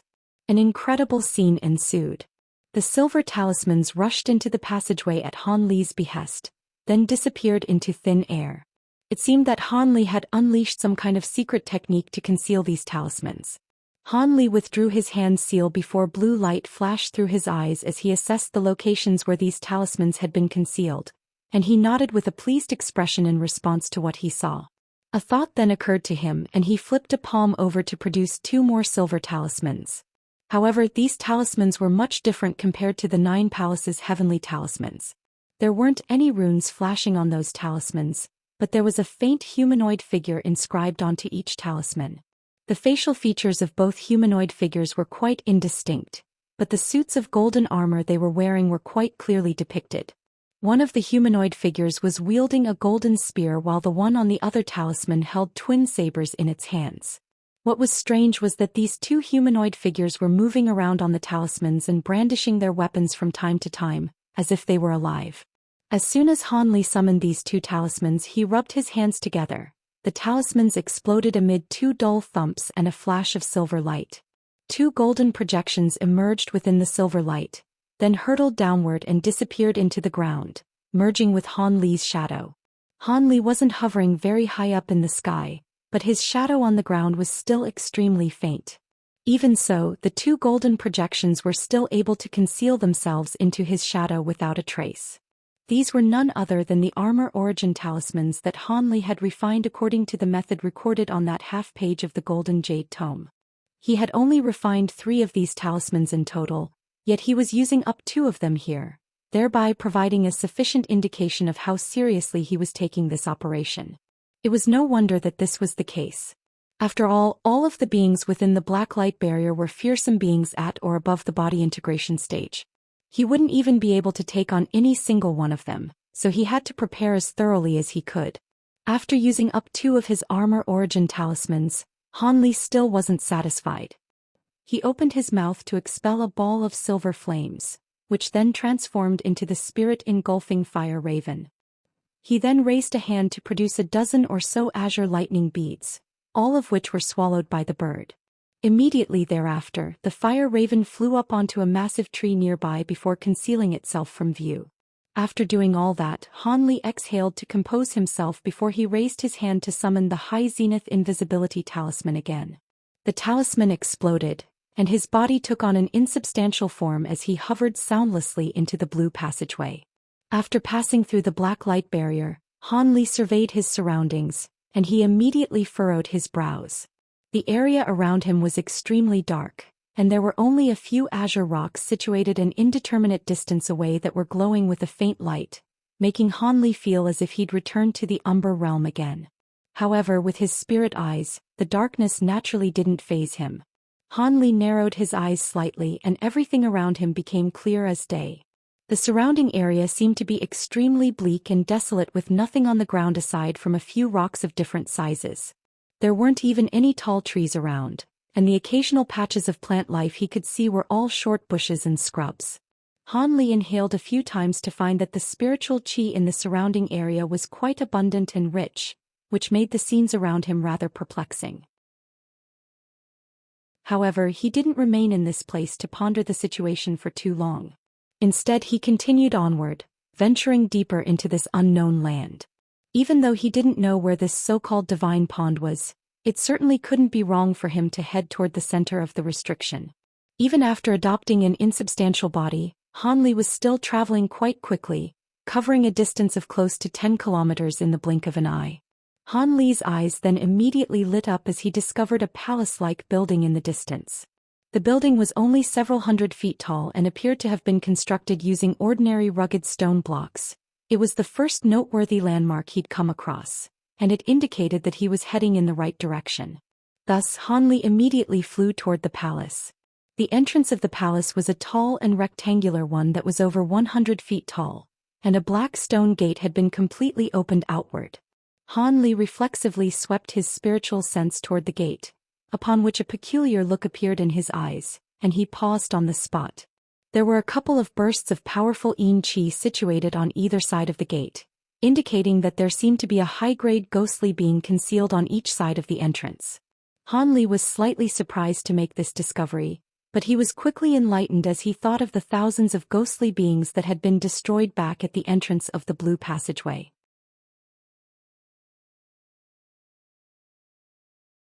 However, Han Li didn't want any unforeseen elements affecting his plans, so a hint of killing intent welled up in his heart as he injected his spiritual sense into his spirit beast bracelet. Following a loud ape cry, a streak of black light surged through the air, heading for one side of the entrance while revealed himself and pounced toward the other side. Who goes there? Two cries of surprise erupted from either side of the palace's entrance. Gusts of yin winds were swept up from one end, following which a massive two-headed skeleton appeared. On the other side, the pungent odor of blood and gore wafted through the air as a white-furred zombie with a pair of crimson eyes emerged. The zombie had a pair of green wings on its back that were extremely rank and putrid. Black light flashed and a giant ape appeared. It then immediately let loose a cold harumph, blasting a burst of yellow light out of its nostrils toward the two-headed skeleton. A burst of eerie cackling rang out from the skeleton's mouths as its arms blurred through the air, creating countless claw projections. This high-grade ghostly being was clearly very confident in its body and wanted to tear the soul-devouring light apart with its bare hands, rather than fleeing the scene like the white-robed ghostly woman had. As soon as the two made contact with one another, the claw projections were immediately vanquished by the yellow light, which then surged onward to sweep up the skeleton's bony claws. Yellow light flashed, and the two-headed skeleton let loose a howl of anguish as its bone claws disintegrated into clouds of black mist. The skeleton was shocked by this turn of events, and it hurriedly attempted to hurtle back in retreat, but it was too late. The yellow light continued onward, sweeping up the skeleton's entire body, transforming it into a dense cloud of black mist that was then sucked into the weeping soul beast's mouth. The beast then let loose a cry of elation before turning to appraise Han Li, just in time to see Han Li hovering above the white-furred zombie while pointing a finger toward the divine essence-fused mountain. The mountain had expanded to over 100 feet in size, and it had trapped the ghostly being down below. Meanwhile, two golden armored projections had appeared, and both of them were in the process of withdrawing their weapons from the zombie's body. One of them was wielding a spear with arcs of golden lightning surging along its entire length, and the spear had punctured the zombie's heart, creating a charred wound. As for the dual sabers, they had been withdrawn from the zombie's back, following which a layer of white light flashed, and the zombie's repugnant wings were sealed in translucent glacial ice. Han Li didn't spur on the two projections to kill this ghostly being. Instead, he indicated for the Weeping Soul Beast to do the honors. The Weeping Soul Beast faltered slightly before immediately springing through the air with an elated expression, quickly landing beside Han Li. It unleashed its soul-devouring light from its nostrils again, reducing this zombie into yin qi as well before devouring it, then thumping its chest with glee. These two were both powerful ghostly beings that had been cultivating within the infernal river for countless years, so they were most definitely rare delicacies for the Weeping Soul Beast. Han Li smiled at the sight of the ecstatic Weeping Soul Beast, and a plan suddenly began to hatch in his mind. He carefully appraised the Weeping Soul Beast before issuing some instructions. The Weeping Soul Beast listened with wide eyes before nodding emphatically. Black light flashed from its entire body, and it transformed into a demon beast with a single horn on its head and arcs of lightning revolving around its limbs. It was a spitting image of the infernal lightning beast that had almost hunted down Han Li earlier, except it was slightly smaller in size. Han Li nodded with a pleased smile upon seeing this before waving a hand toward the infernal lightning beast, and it shrank down to only several inches in size before disappearing up his sleeve. He then brought out his high zenith invisibility talisman again to conceal himself, then entered through the palace gates. The palace consisted of a main hall with a smaller hall on the side, and Han Li went directly into the larger main hall. The interior of the hall was very clean, and it was completely empty aside from a dozen or so thick stone pillars. However, Han Li paid no heed to all of this as his attention had been completely drawn to a small hole that was shimmering with white light at the center of the hall. He slowly made his way over to this hole, then peered into it to discover that it was a smooth round tunnel that led downward on a slanted angle, and there were no stairs or rungs to be seen. Furthermore, Han Li could only see a vast expanse of faint white light within the tunnel, thereby preventing him from seeing what lay at the bottom. After a brief moment of contemplation, Han Li slowly drifted down this tunnel. Along the way, he discovered that this tunnel was extremely deep. Even after descending for over 10,000 feet, there was still no end in sight. However, there were gusts of cold winds blowing toward him from down below, so there was clearly some kind of ventilated place at the conclusion of the tunnel. After descending for several thousand more feet, Han Li's expression changed slightly as he could hear the indistinct sounds of thunderclaps and beastie roars, as well as the occasional earth-shattering boom that made the stone walls of the tunnel around him tremor and quake. Han Li began to slow down in his descent while releasing his spiritual sense to survey the situation up ahead. Moments later, a film of piercing white light appeared down below, and he had reached the exit. After sweeping through the area with his spiritual sense, he found that there was nothing lurking down there. He was reassured by this discovery and landed soundlessly onto the ground below, then quickly passed through the white film of light. On the other side, he found himself in another massive hall that was several times larger than the one above it, and also vastly more lavish in its construction as well. Not only was the floor paved with flawless white jade, there were gems the size of large bowls embedded onto the walls and ceiling of the hall. These gems shimmered with a gentle white light that illuminated the entire hall. The spiritual qi in this area was also a lot more abundant than that of area up above, and there were spirit herbs and spirit flowers of all types of different colors growing in 2 miniature flower gardens on either side of the hall. All of the plants were extremely vibrant and shimmering with faint spiritual light, clearly having been nurtured here for countless years. However, Han Li merely looked away with a disinterested furrow of his brows. He was immediately able to identify that even though these plants were quite rare, they were mostly renowned for their beauty and aesthetic appeal rather than any practical applications. However, Han Li was only able to see most of the hall as a small portion of it was currently enshrouded in dense blood mist and arcs of lightning that were flashing violently. Clumps of blood mist and lightning intertwined with one another at low altitudes over a certain section of the hall, tumbling and exploding incessantly as they fought for dominance. However, it was quite clear that the arcs of lightning were far more powerful than the blood mist. If it weren't for the fact that there were countless green threads and gusts of yin winds whizzing through the mist to reinforce it, it would have most likely have been vanquished by the arcs of lightning already. Even so, fist-sized balls of lightning were still being manifested amid rumbling thunderclaps, then exploding to tear through large swaths of blood mist, thereby placing it firmly on the back foot. The blood mist completely obstructed Han Li's vision, but it was most likely the case that it had been conjured up by Di Shui in conjunction with the other demon monarchs. Amid the flashes of lightning, Han Li could indistinctly make out the silhouettes of two single-horned beasts, both of which were roaring with fury. There were two infernal lightning beasts unleashing a relentless barrage of fearsome attacks, so it was no wonder that the demon monarchs were severely on the back foot. Han Li was quite stunned by this observation, and after spectating the battle for a while he turned his gaze downward, upon which his pupils abruptly contracted. Directly down below the vast expanse of blood mist was a green pond that was several tens of feet in size. There was white mist as well as rich spiritual qi swirling around the pond, and there was also an indistinct layer of crimson light over the surface of the water as well. Is that the divine infernal river elixir? Han Li made his way over to the pond, but he didn't pause to examine it for too long. Instead, he continued to survey his surroundings as if he were searching for something. All of a sudden, his eyes lit up as he caught sight of the motionless Yuan Yao and Yan Li standing in an obscure corner of the palace. Both of them wore stiff wooden expressions, seemingly completely unmoved by the intense battle taking place nearby. Han Li had witnessed the restrictions being cast on these two women, so he knew that their consciousness were still intact, but they were unable to control their bodies at all. He was relatively confident in his ability to break restrictions of this nature.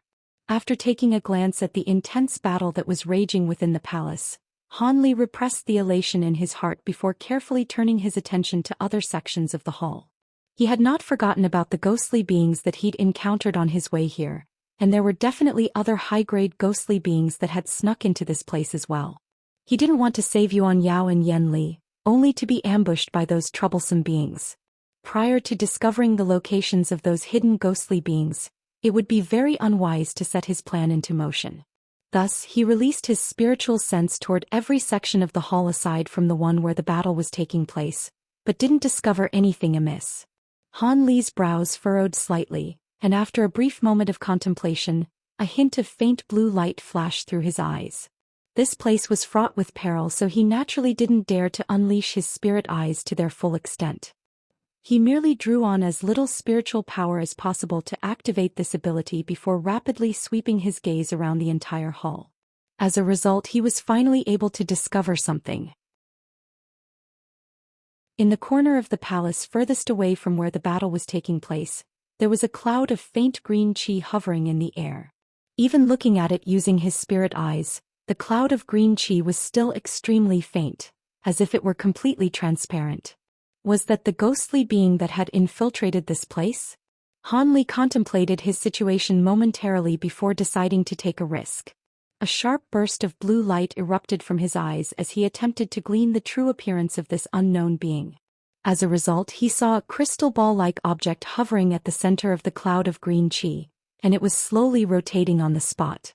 In the instant that Han Li caught sight of that object, it immediately stopped rotating, and a wisp of green light appeared over its surface before disappearing in a flash. Han Li's expression changed slightly upon seeing this, and the blue light in his eyes was instantly snuffed out. He could sense that the bead seemed to have detected his gaze in the instant that he caught sight of it, but he was confident that he'd reacted quickly enough to avoid exposing his location. Even if that bead possessed a powerful enough spiritual sense to detect his presence, it wouldn't dare to release its spiritual sense with such reckless abandon to search for him. If it released too little of its spiritual sense, there was no way that it'd be able to bypass the high zenith invisibility talisman's concealment effect. But if too much of its spiritual sense was released, then it would immediately be detected by the demon monarchs and infernal lightning beasts. Han Li was sure that this ghostly being definitely wouldn't engage in such a reckless endeavor. Moments later, a burst of relatively feeble spiritual sense swept over the spot where he was standing, but it completely failed to detect his presence as it continued onward. Han Li heaved an internal sigh of relief in response. However, before he had a chance to consider how he was going to take Yuan Yao and Yan Li away from here without blowing his cover, a thunderous roar suddenly erupted from within the blood mist in the hall, and the battle took a drastic turn. The blood mist tumbled and surged as brilliant purple light erupted, following which a silhouette began to rapidly expand within the mist. In the blink of an eye, the purple blood puppet emerged from the mist, having already reached over 200 feet tall, and it was still swelling in size with reckless abandon. One of the crimson-robed figures was also standing atop one of the puppet's shoulders with his hands clasped behind his back.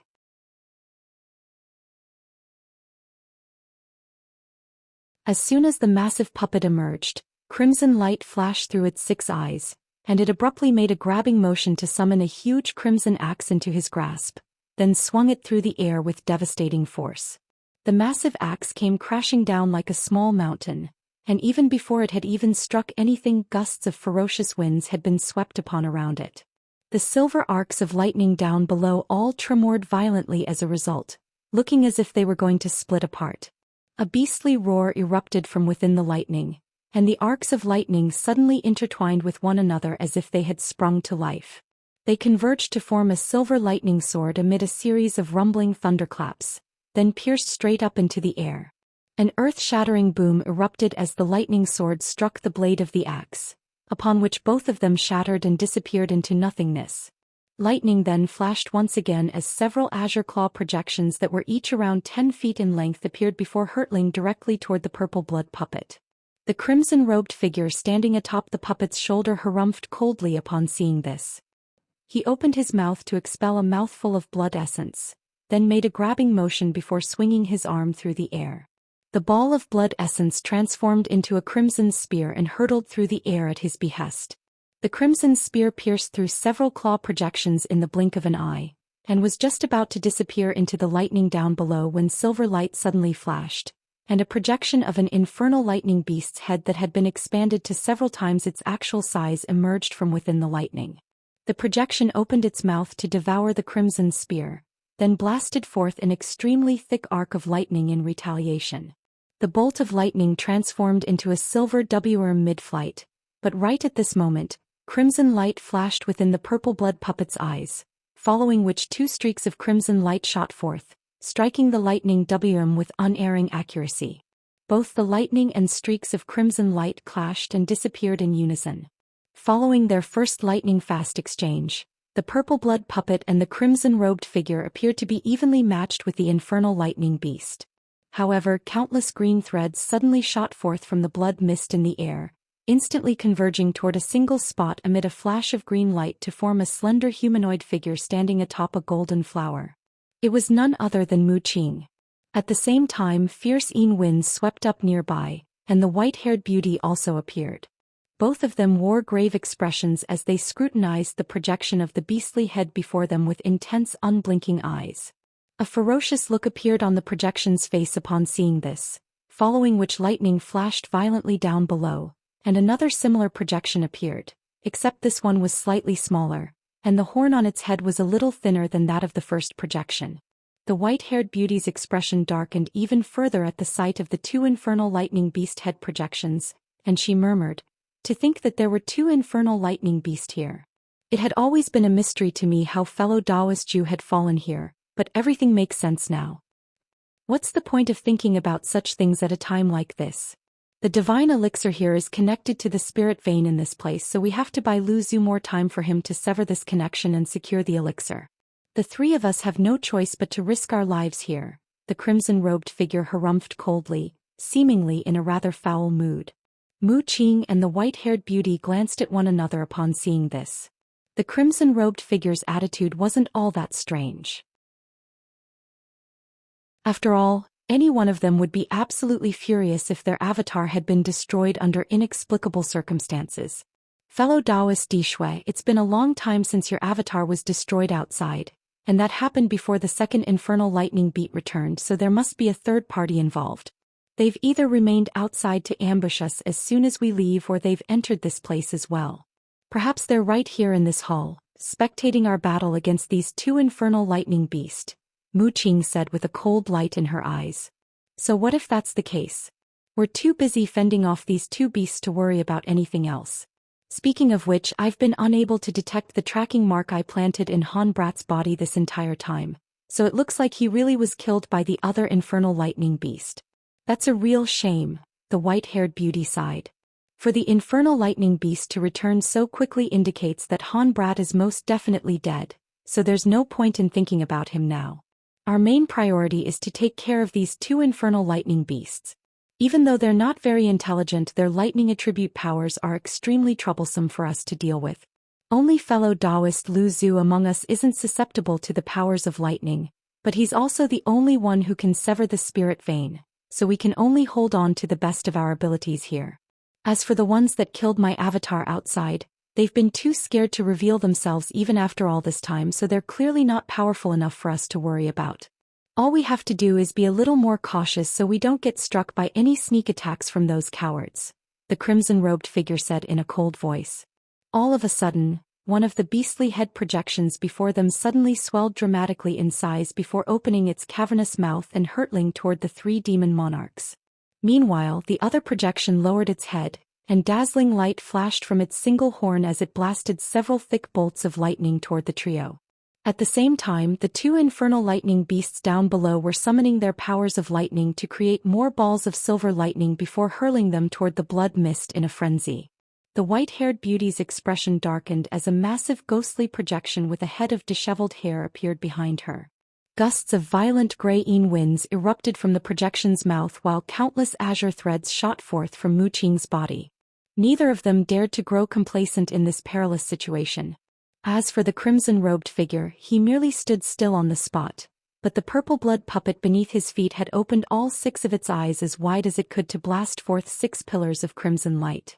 At the same time, the blood mist down below tumbled and surged violently, sweeping toward the balls of lightning in retaliation. Thus, the fierce battle between the 3 demon monarchs and the 2 infernal lightning beasts continued. Tumbling blood mist and powerful flashes of lightning instantly inundated the 3 demon monarchs again while Han Li stood near the entrance of the hall with his brows tightly furrowed. Without that cloud-green chi lurking in that corner, everything would be quite simple. All he had to do was rush in when the demon monarchs and infernal lightning beasts were completely absorbed in their battles, then rescue the 2 women before making his escape. All of the demon monarchs clearly held the divine infernal river elixir in extremely high regard, so it was very unlikely that they'd risk jeopardizing all their plans by coming after him. However, with that mysterious cloud of green chi hanging there, Han Li's main concern was that it would step in as soon as he sprang into action. In that case, he would be in deep trouble. Han Li didn't want to take such a risk, so his mind was rapidly scrambling for a viable alternative. As time slowly passed, the infernal lightning beast and demon monarchs began to unleash more and more of their abilities, and the battle had become extremely intense. The 2 infernal lightning beasts seemed to be aware that the demon monarchs were only buying time for Lu Zhu, so the longer the battle dragged on for, the more violent and frustrated they became. As such, their attacks were also growing more powerful, and every single bolt of lightning erupting from their horns had become several times thicker than they were during the initial phase of the battle. With every blast of lightning, one of the demon monarchs was sure to be forced back a few steps, and it was quite clear that the 2 beasts held a significant upper hand. However, it was still an extremely difficult task for them to defeat the demon monarchs and evict them from this place in a short time. Han Li surveyed the situation through narrowed eyes before slowly drifting through the air. Regardless of what happened, he had to get closer to Yuan Yao and Yan Li first. As for what happened after that, he would just have to adapt as the situation continued to unfold. In any case, he had to save these 2 women.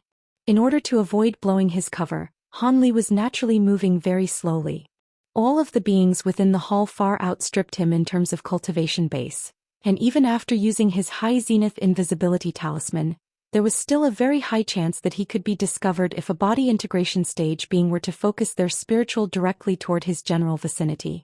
Thankfully, the demon monarchs and infernal lightning beasts were far too busy engaged in battle to be searching through the hall with their spiritual sense. Thus, Han Li was finally able to land beside the 2 women after skirting around the battle taking place within the hall, and he heaved a long sigh of relief before immediately turning his attention to Yuan Yao. At such close quarters, Han Li was able to identify that there was a series of barely visible crimson lines running along the delicate skin on her face. These crimson lines were as thin as strands of hair, and without his spirit eyes to further enhance his vision, he wouldn't even have been able to see them despite how close he was standing to the 2 women. Han Li's brows furrowed upon seeing this. These 2 women had been restricted through the use of some kind of strange blood talismans, and it was quite clear that this was a type of extremely potent evil technique, so both his divine devilbane lightning and spirit-engulfing heavenly flames would most likely be quite effective here. However, he had stationed his spirit-engulfing fire raven at the entrance, so his divine devilbane lightning was the only tool available to him to lift this restriction. Of course, this wasn't a good time to strike. If he were to break this restriction now, his cover would immediately be blown, and he couldn't afford for that to happen at this point. With that in mind, Han Li withdrew his gaze before turning his attention toward the cloud of green qi. This thing definitely had something to do with those ghostly beings outside, and Han Li didn't believe for a single instant that it was merely a neutral bystander. This was most definitely not the right time to strike, so he could only engage this mysterious green mist in a contest of patience. As these thoughts flashed rapidly through Han Li's mind, he quickly decided to take a conservative approach. Furthermore, the most important factor to be taken into consideration here was that the most powerful being among the Earth Abyss demon monarchs, Lu Zhu, was still nowhere to be seen. Prior to ascertaining Lu Zhu's location, Han Li definitely wouldn't dare to take any reckless risks. Thus, Han Li turned away from the cloud of green qi and fixed his gaze on the strange pond in the hall, wondering if Lu Zhu was situated deep within this pond. After all, this pond was the only place that anyone could hide within this palace. Unfortunately, the mist hovering around the pond was capable of cutting off one's spiritual sense, so Han Li was unable to glean the situation within the pond. He could only sense that the white mist was imbued with abundant spiritual qi, the purity of which he had never seen before. He felt as if just inhaling a lungful of this mist would save him several days of arduous cultivation. This was why Han Li immediately determined that the water in this pond was the so-called divine infernal river elixir. Han Li was initially quite perplexed, wondering why the demon monarchs didn't simply scoop up the elixir in the pond before running away. After all, despite how powerful the two infernal lightning beasts, there was no way that they'd be able to keep the demon monarchs from securing the divine elixir, particularly when they were situated directly over the pond. However, Han Li quickly understood why this was the case after a brief moment of contemplation. The pond either had some powerful restrictions set up around it that even the demon monarchs were wary of, or some other prerequisite had to be satisfied before they could try to secure the elixir. Perhaps Lu Zhu's absence had something to do with this. With that in mind, Han Li was even more intent on waiting for the situation to unfold further. Thus, he stood still beside the two women, waiting for the outcome of the battle above the green pond or for the cloud of green qi to finally do something. Even though he couldn't repress the tracking marks in his body for too long, it was quite apparent from the intensity of the battle raging within the hall that it wasn't going to be a prolonged one either. An opportunity could present itself at any moment. Sure enough, after a short while, the two infernal lightning beasts had finally lost their patience and begun to truly attack with all their might.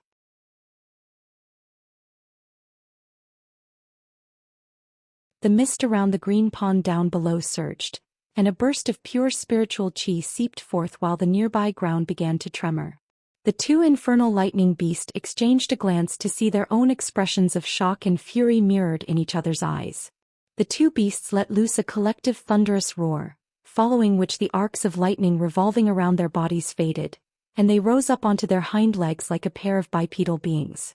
Gusts of pitch-black winds appeared in the surrounding area, revolving around the two beasts and inundating both of their bodies. The three demon monarchs' hearts jolted upon seeing this. With their extensive battle experience, they knew that nothing good could possibly happen next. These two infernal lightning beasts were clearly preparing to unleash some kind of powerful ability. Thus, the white-haired beauty immediately let loose a low cry, and her head of white locks suddenly grew to incredible lengths before she whipped her hair through the air. Countless streaks of white light shot forth to enshroud the gusts of black winds. These streaks of white light were as straight as arrows, and they appeared to possess immense penetrative power. Meanwhile, Mu Qing made a hand seal and brilliant azure light erupted from her body.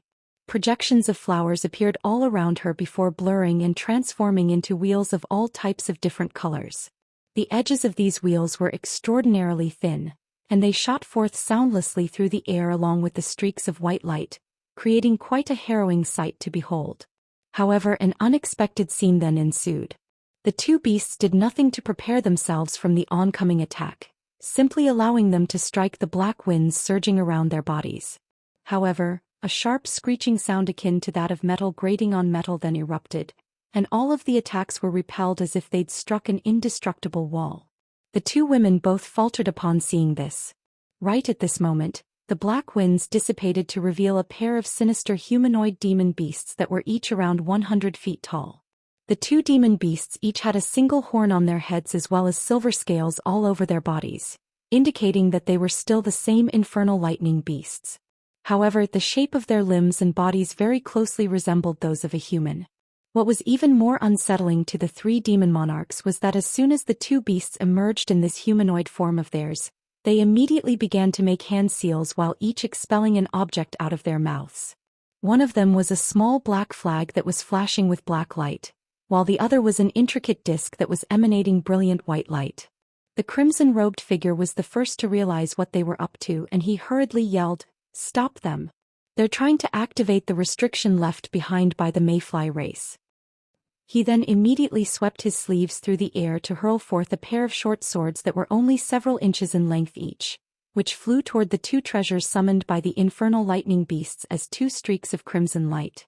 However, the infernal lightning beast seemed to have anticipated such an attack, and they both shook their heads in unison, upon which their horns detached themselves before transforming into two bolts of lightning. The bolts of lightning manifested from the two horns clashed with the streaks of crimson light amid two resounding booms, and the immense powers of lightning instantly pulverized the two short swords with devastating might. These horns were the hardest body parts of these two beasts, and they'd been refined for countless years, so it was no wonder that they were able to destroy the crimson-robed figure's spirit swords so easily. However, the two horns weren't done just yet. Both of them disappeared on the spot before reappearing several tens of feet in front of the crimson-robed figure amid a loud thunderclap, then hurtling forth at an astonishing speed. The two infernal lightning beasts seemed to have identified that the crimson-robed figure was the weakest of the three, so they decided to combine their powers to kill him first. The crimson-robed figure's heart jolted with shock, but the two horns flying toward him were too fast for him to evade. As such, he could only conjure a layer of crimson light around his body, which then shot forth as a pair of crimson shadows to shield him. These were none other than the blood puppets he'd refined. Immediately thereafter, his long robes bulged as a crimson light barrier surfaced over his body. The two blood puppets were quite powerful, but the two horns suddenly merged as one, forming a sharp lightning spike that punctured the two puppets' bodies with ease before continuing on toward the crimson-robed figure. The crimson light barrier only managed to stall the lightning spike for a split second before the former was punctured as if it were nothing more than a papier-mâché structure. An earth-shattering boom erupted as a gaping wound as wide as a large bowl appeared on the crimson-robed figure's chest. The crimson-robed figure rapidly slammed his palms all over his own body, plastering a dozen or so crimson talismans to himself in one fell swoop. A peculiar scene then ensued. Not only was the gaping wound on his chest not shedding so much as a single drop of blood, the flesh around the edges of the wound squirmed in a grotesque manner before regenerating at a rate that was discernible to the naked eye. Mu Qing and the white-haired beauty's expressions eased upon seeing this. If the crimson-robed figure really were killed in a moment of complacency, then the two of them wouldn't be able to last very long at all against these two infernal lightning beasts. However, right at this moment, the lightning spike suddenly circled around in a flash, aiming for the crimson-robed figure's head on this occasion. Before Mu Qing and the white-haired woman had a chance intercept, a giant purple palm hurtled through the air, moving at an astonishing speed that completely belied its massive size.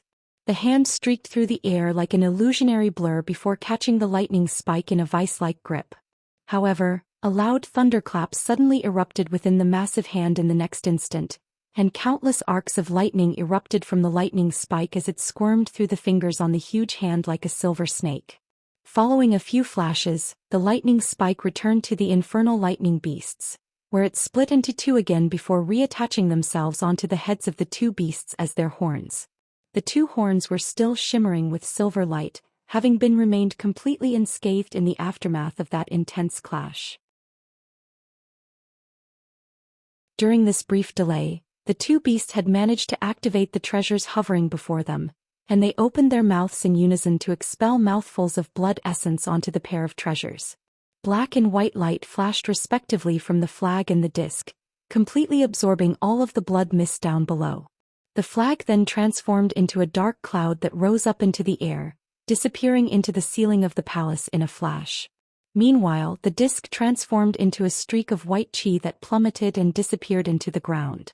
Mu Qing and the white-haired beauty's hearts jolted with shock, yet before they had a chance to do anything, brilliant spiritual light suddenly erupted from the ceiling of the palace, following which a series of black patterns emerged. Those patterns rapidly spread along the ceiling before combining to form a massive formation. Black light was flashing all over the formation, and there was a black hole at the very center, within which violent winds were howling incessantly.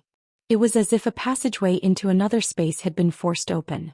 At the same time, scintillating white light erupted from the ground as a series of fist-sized runes appeared.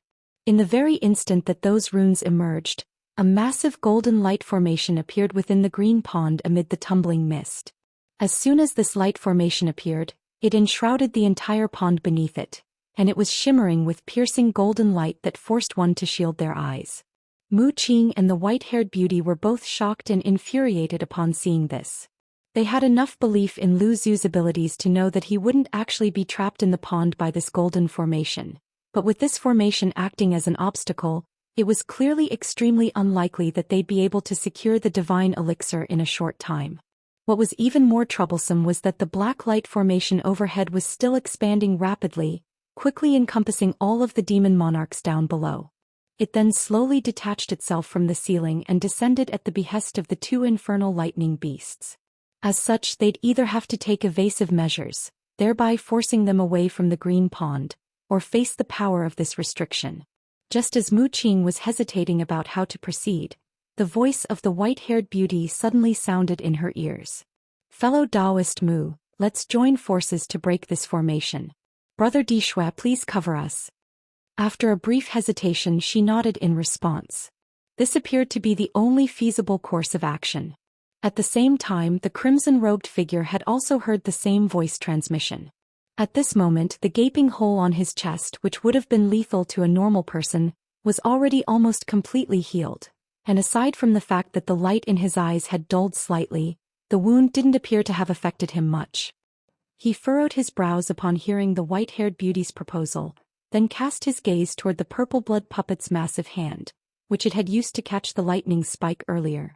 The entire palm of the hand had been charred black, and there was an acrid burnt smell emanating from it.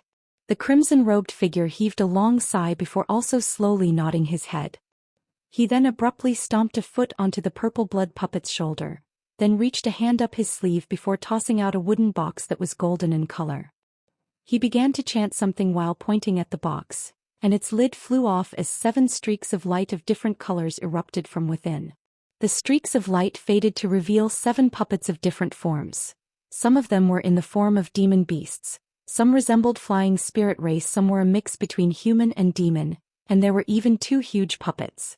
One of those was a massive worm while the other was a giant ant. All 7 of these puppets had been refined from metallic materials, and their bodies were covered in runes. They had quite clearly been painstakingly crafted by Dixue with great care and effort. The white-haired beauty chuckled upon seeing this, and she rotated on the spot as 8 bursts of black qi flew forth from her body, within each of which there was a blurry humanoid figure clad in black armor. These were none other than the Een armor ghost monarchs that the white-haired beauty had stored away for recovery and recuperation. As soon as these ghost monarchs appeared, they immediately sat down in a cross-legged manner around the white-haired beauty. Inky black Een qi emanated from their bodies, forming a massive black cloud around an acre in area in the blink of an eye. On the other side, Mu Qing's skin had turned completely green, and she made a hand seal as countless azure threads surfaced around her.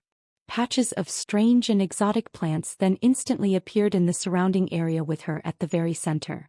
Meanwhile, the 2 infernal lightning beasts paid no heed at all to what the 3 demon monarchs were doing. They merely maintained their hand seals as spiritual light flashed all over their bodies, injecting their power into the formation overhead in a frenzy. They appeared to be extremely confident in this restriction. Seeing as the battle was finally about to be decided, Han Li's expression suddenly changed as he rustled a sleeve and tipped out a dozen or so azure beads into his hand. He then narrowed his eyes as he cast his gaze over to another corner of the hall. There, the cloud of green qi and the bead within it were finally making their move.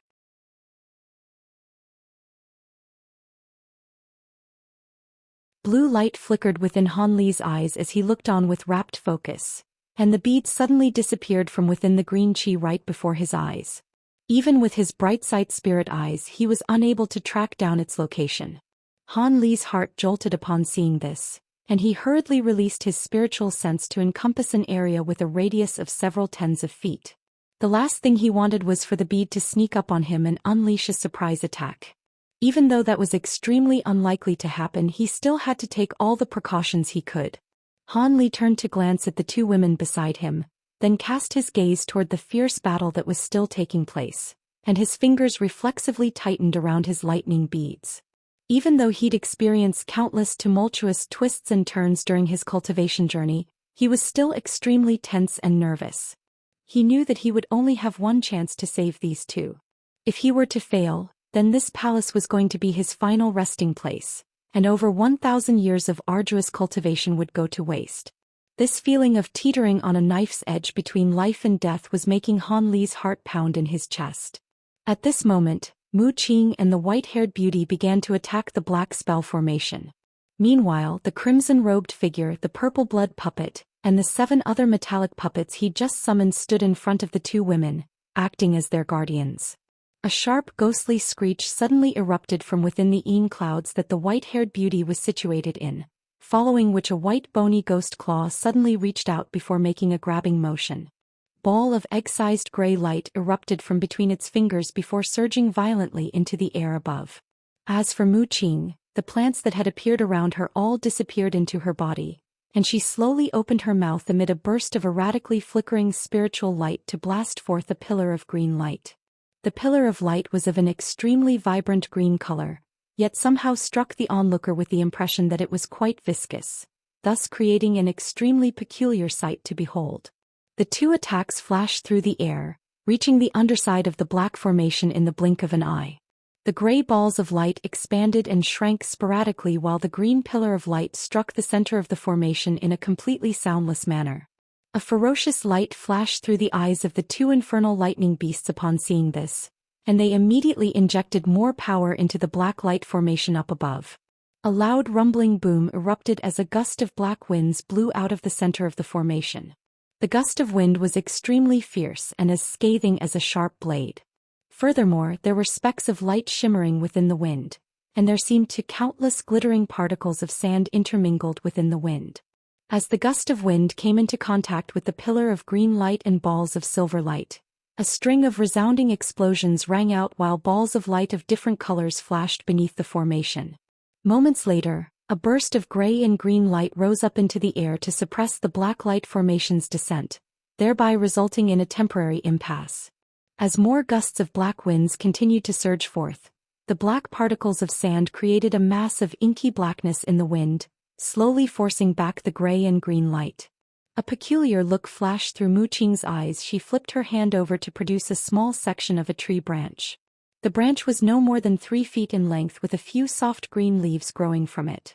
Even though it had clearly been detached from the tree that it once belonged to, there was still abundant spiritual qi revolving around it, and it was showing no signs of yellowing or wilting at all. Mu Qing tossed this branch into the air and a ball of green light blossomed. The branch transformed into an exuberant green tree in the blink of an eye with lush shimmering branches and leaves, as if the entire tree had been carved out of a block of exquisite green jade. Mu Qing wore a grave expression as she chanted something, and the tree trunk swelled drastically in size while the branches elongated.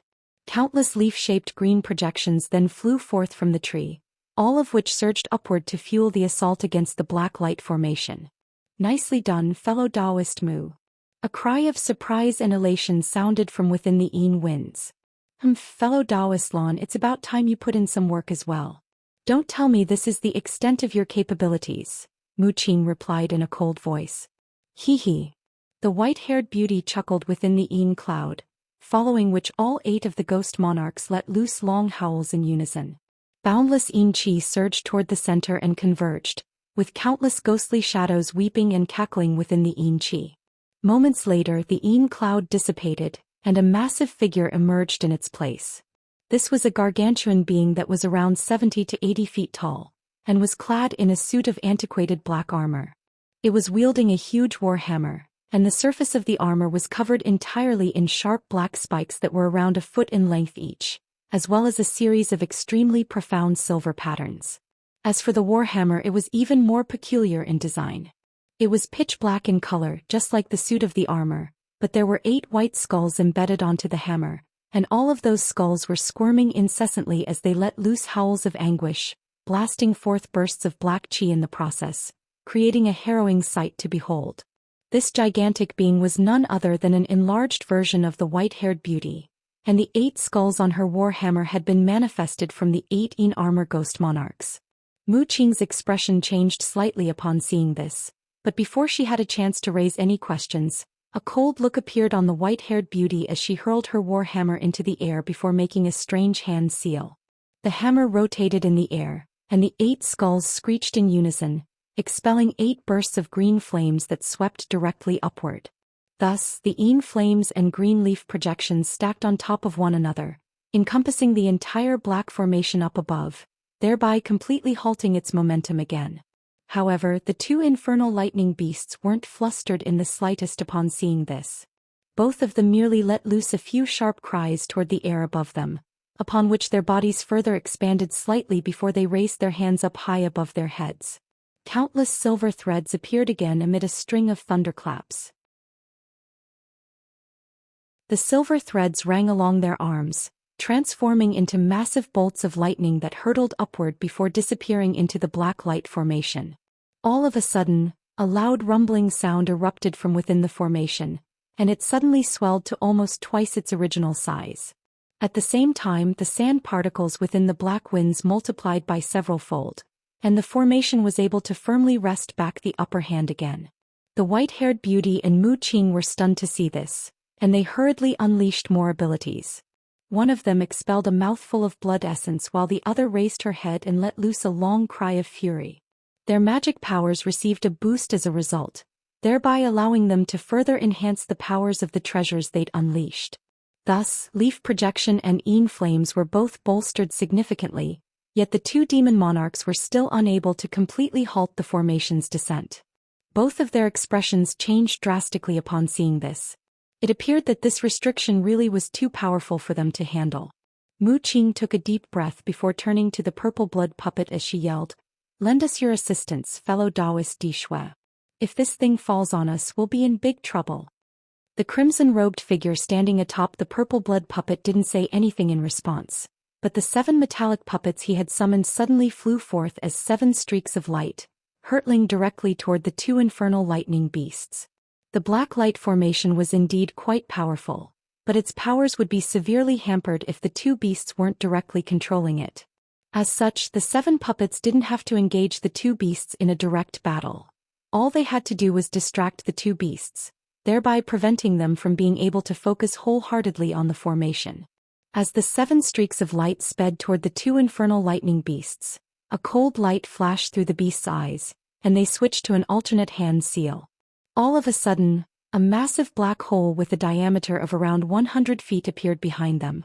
The 2 infernal lightning beasts swayed, and their bodies instantly blurred as they vacated themselves from the area encompassed by the black hole. Immediately thereafter, a rumbling boom rang out from the center of the black hole, following which a vast expanse of black light shot forth like lightning, sweeping up all of the oncoming puppets. An astonishing turn of events then unfolded. All 7 puppets abruptly disappeared within the swath of black light, then reappeared right in front of the black hole before being drawn in and disappearing in a flash. The demon monarchs all drew sharp breaths upon seeing this. The 2 infernal lightning beasts let loose a few triumphant snarls before quickly making a hand seal, and the black hole blurred before also vanishing on the spot. A thunderous roar of rage immediately escaped the crimson-robed figure's mouth, clearly indicating that he had been extremely infuriated by the inexplicable loss of those 7 puppets. He immediately laid a hand on the back of his own head, and crimson chi surged forth before forming a massive crimson ball right before him. The crimson-robed figure swept an arm through the air, seemingly to attack the infernal lightning beast with this crimson ball. But right at this moment Mu Qing abruptly turned toward a certain direction as she yelled, "Who goes there? Show yourself." Before the words had even left her mouth, she had already swept a sleeve through the air toward that direction, sending a plume of azure threads hurtling forth, striking what appeared to be empty air. A faint cry of surprise suddenly sounded, following which a ball of green qi abruptly exploded. The azure threads instantly punctured the green qi, but didn't manage to strike anything of substance. In the next instant, extremely feeble spatial fluctuations erupted in the air above Mu Qing, and a translucent bead emerged. As soon as the object appeared, it began to emanate scintillating light, forcing everyone to shield their eyes in order to avoid being blinded. A crisp crack sounded, and the bead suddenly transformed into two humanoid figures, one of which was white while the other was crimson.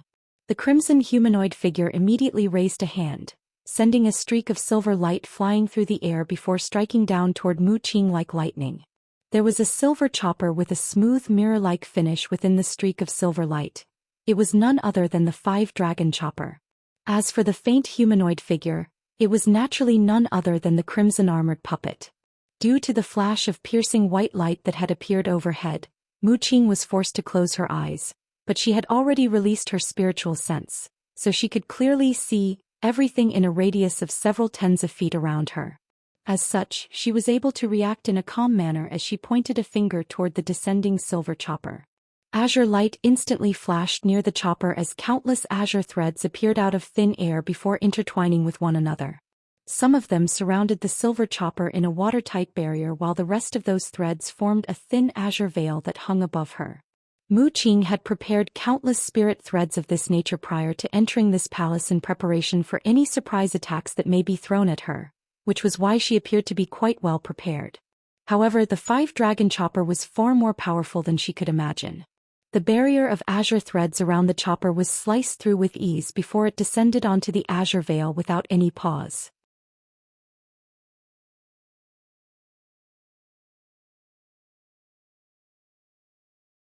The azure veil was sliced apart as if it were a papier-mâché structure, and the chopper continued to descend toward Mu Qing.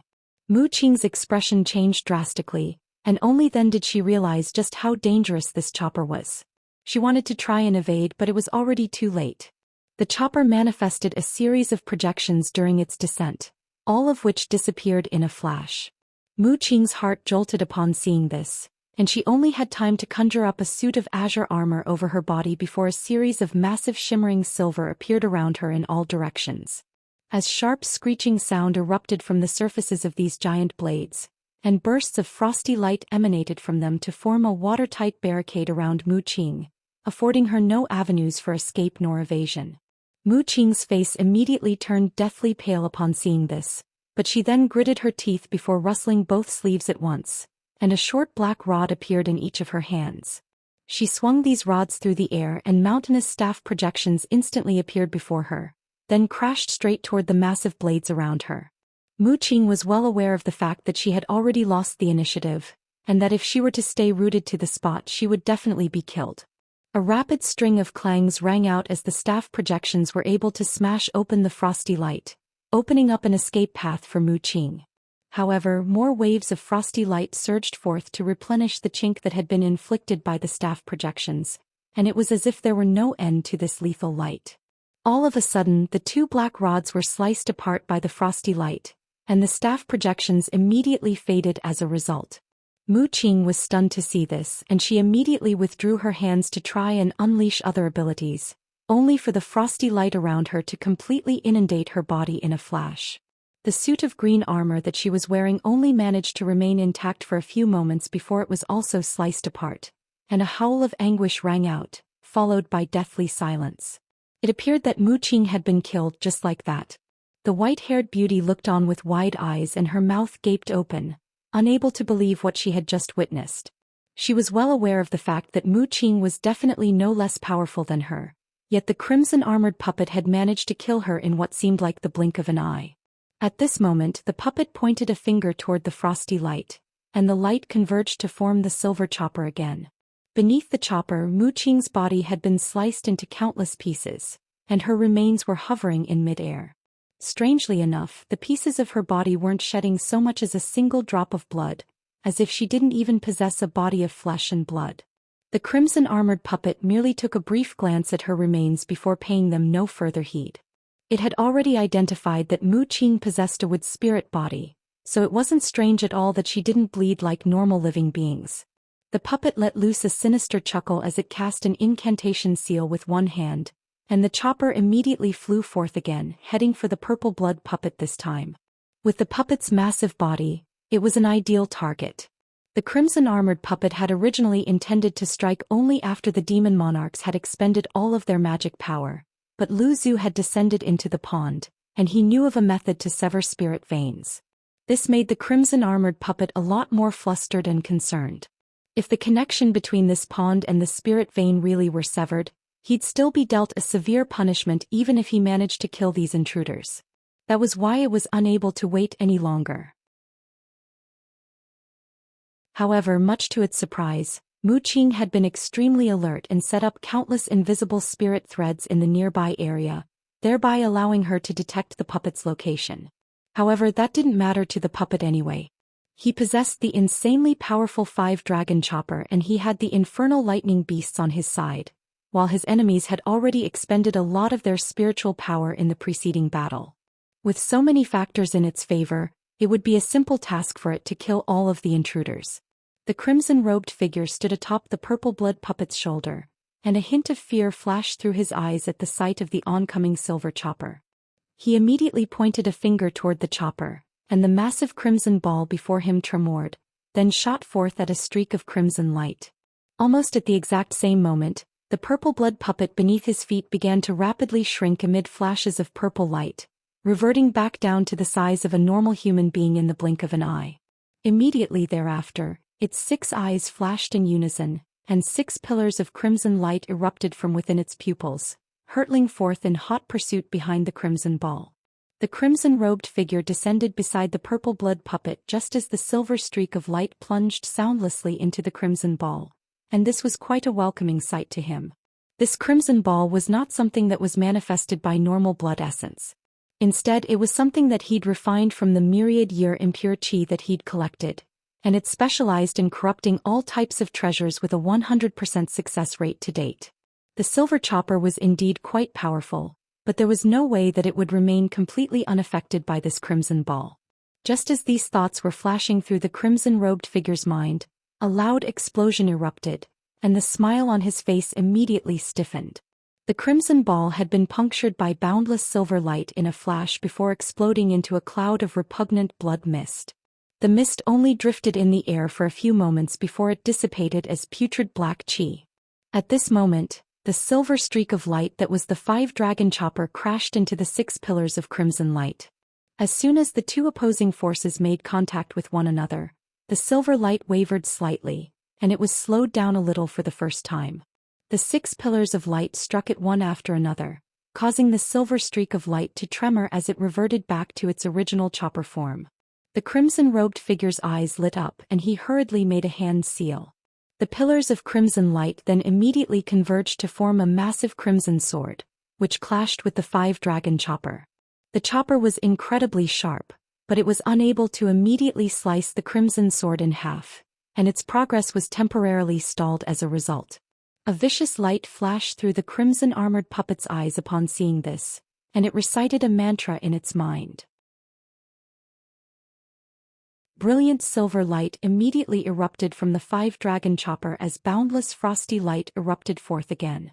In the end, the crimson sword was sliced into several segments by the frosty light before disintegrating into a ball of crimson light. The crimson-robed figure hurriedly opened his mouth to expel a mouthful of blood essence upon seeing this. The blood essence then transformed into several crimson runes that swayed in front of him before abruptly disappeared without a trace. In the next instant, crimson light flashed erratically in the distance before converging again to form another crimson flying sword. The flying sword emitted a faint ringing sound as it clashed with the 5-dragon chopper again, not allowing the fearsome treasure to continue down its intended route. After witnessing Mu Qing's spontaneous death, the white-haired beauty had become quite fearful of the 5-dragon chopper, but she was ecstatic to see the crimson-robed figure's flying sword keeping it at bay. Thus, she turned her attention away from the black formation descending from above and hurriedly flipped her hand over to produce a black leather pouch, which she tossed up into the air. The pouch gently tipped itself over, and a burst of grey yin qi gushed forth from within in a frenzy. Over 100 yin armor profound ghosts appeared within the yin qi, but these ones were far more imposing in stature than the normal ghostly soldiers she'd refined. She had kept this ghostly army up his sleeve this entire time as a trump card of sorts. The white-haired beauty then let loose a sharp screech before pointing a finger at the crimson-armored puppet in the distance. All of the ghostly soldiers immediately heeded her call, brandishing their weapons as they rushed toward the puppet atop gusts of yin winds. The crimson-armored puppet merely chuckled coldly upon seeing this. It turned to the ghostly being beside it, which had the head of a horse and the body of a human, and asked, "Can I count on you to take care of those things?" "Rest assured, Master, I'll eradicate these low-grade ghostly beings with ease." The horse-headed ghostly being's body was remarkably translucent, and it gave a respectful bow in response to the puppet's question. The puppet nodded, and the ghosty being's body flashed with glazed light before it flew through the air as a five-colored streak of light. Moments later, it plunged headfirst into the gusts of yin winds before manifesting a pair of long sabers out of thin air to battle the ghostly soldiers around it. The crimson-armored puppet paid no heed to that battle as it began to chant something, and unleashed the powers of the five-dragon chopper at the expense of its spiritual sense. The silver streak of light immediately let loose a crisp ringing sound as it clashed with the crimson sword before splitting up into 5 streaks of light of different colors. One of those streaks of light continued to clash with the crimson sword while the other 4 split up with 2 of them hurtling toward the crimson-robed figure while the other 2 sped toward the white-haired beauty.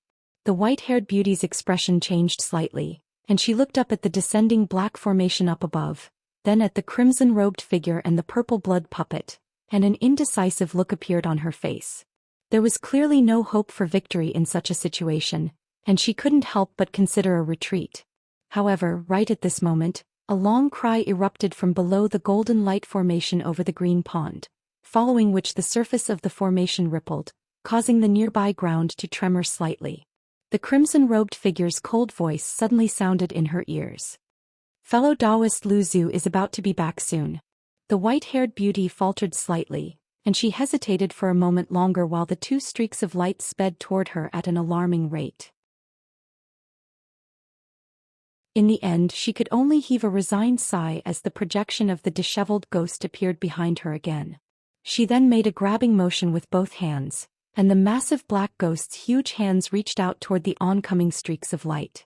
At the same time, the white-haired beauty summoned a small white bone flag before sweeping it through the air, sending forth a burst of gray light that also sped toward the 2 opposing streaks of light. On the other end, even with the crimson-robed figure and the purple blood puppet combining their powers, they were still engaged in an arduous battle against the 2 streaks of light that had flown toward them. Right at this moment, a sense of foreboding welled up in the white-haired beauty's heart, and she suddenly turned toward a certain corner of the palace, following which the veins on her forehead immediately bulged with fury. In the corner of the palace where Yuan Yao and Yen Li were standing, a young man had appeared beside them. He had his hands placed on the shoulders of the 2 women, and countless thin arcs of golden lightning were flowing from his palms into their bodies. The young man was naturally none other than Han Li, and the 2 women were trembling uncontrollably with expressions of agony on their faces as crimson threads were expelled from their body one after another. "Don't you dare!" the white-haired beauty yelled with shock and fury in her voice. However, Han Li completely disregarded her rage, merely intensifying the power of the arcs of golden lightning flowing into the bodies of the 2 women instead. After all of the crimson threads were forced out of their bodies, the divine Devilbane lightning disappeared, and the 2 women slumped over, having fallen unconscious from the excruciating pain they had just endured. Azure light flashed from Han Li's body, sweeping up the 2 women before he hurtled directly toward the exit of the hall as a streak of azure light.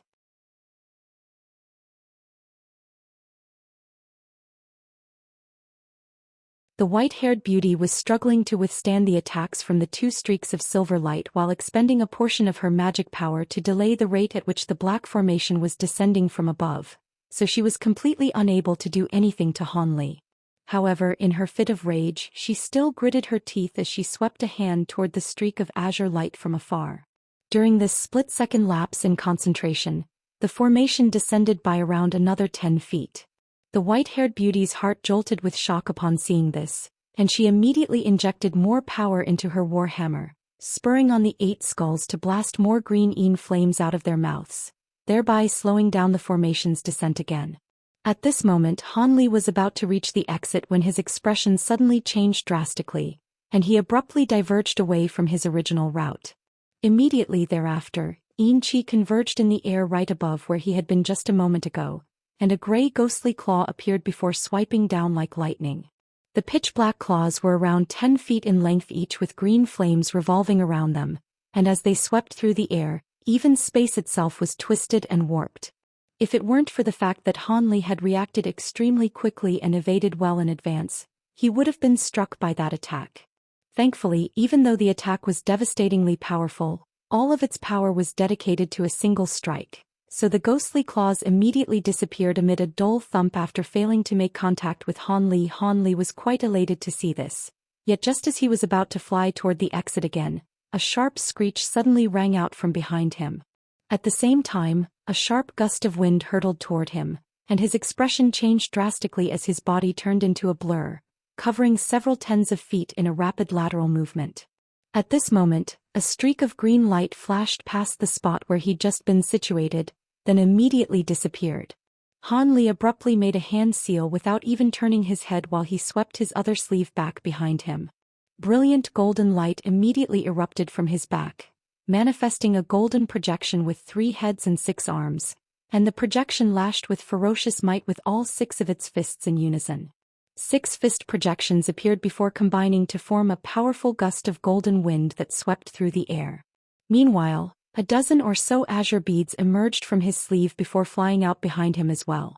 At the same time, Han Li activated his Provenance True Devil Arts to its maximal extent, and a layer of golden scales appeared over his body. Simultaneously, black qi revolved around him, and a suit of black resentful armor also surfaced.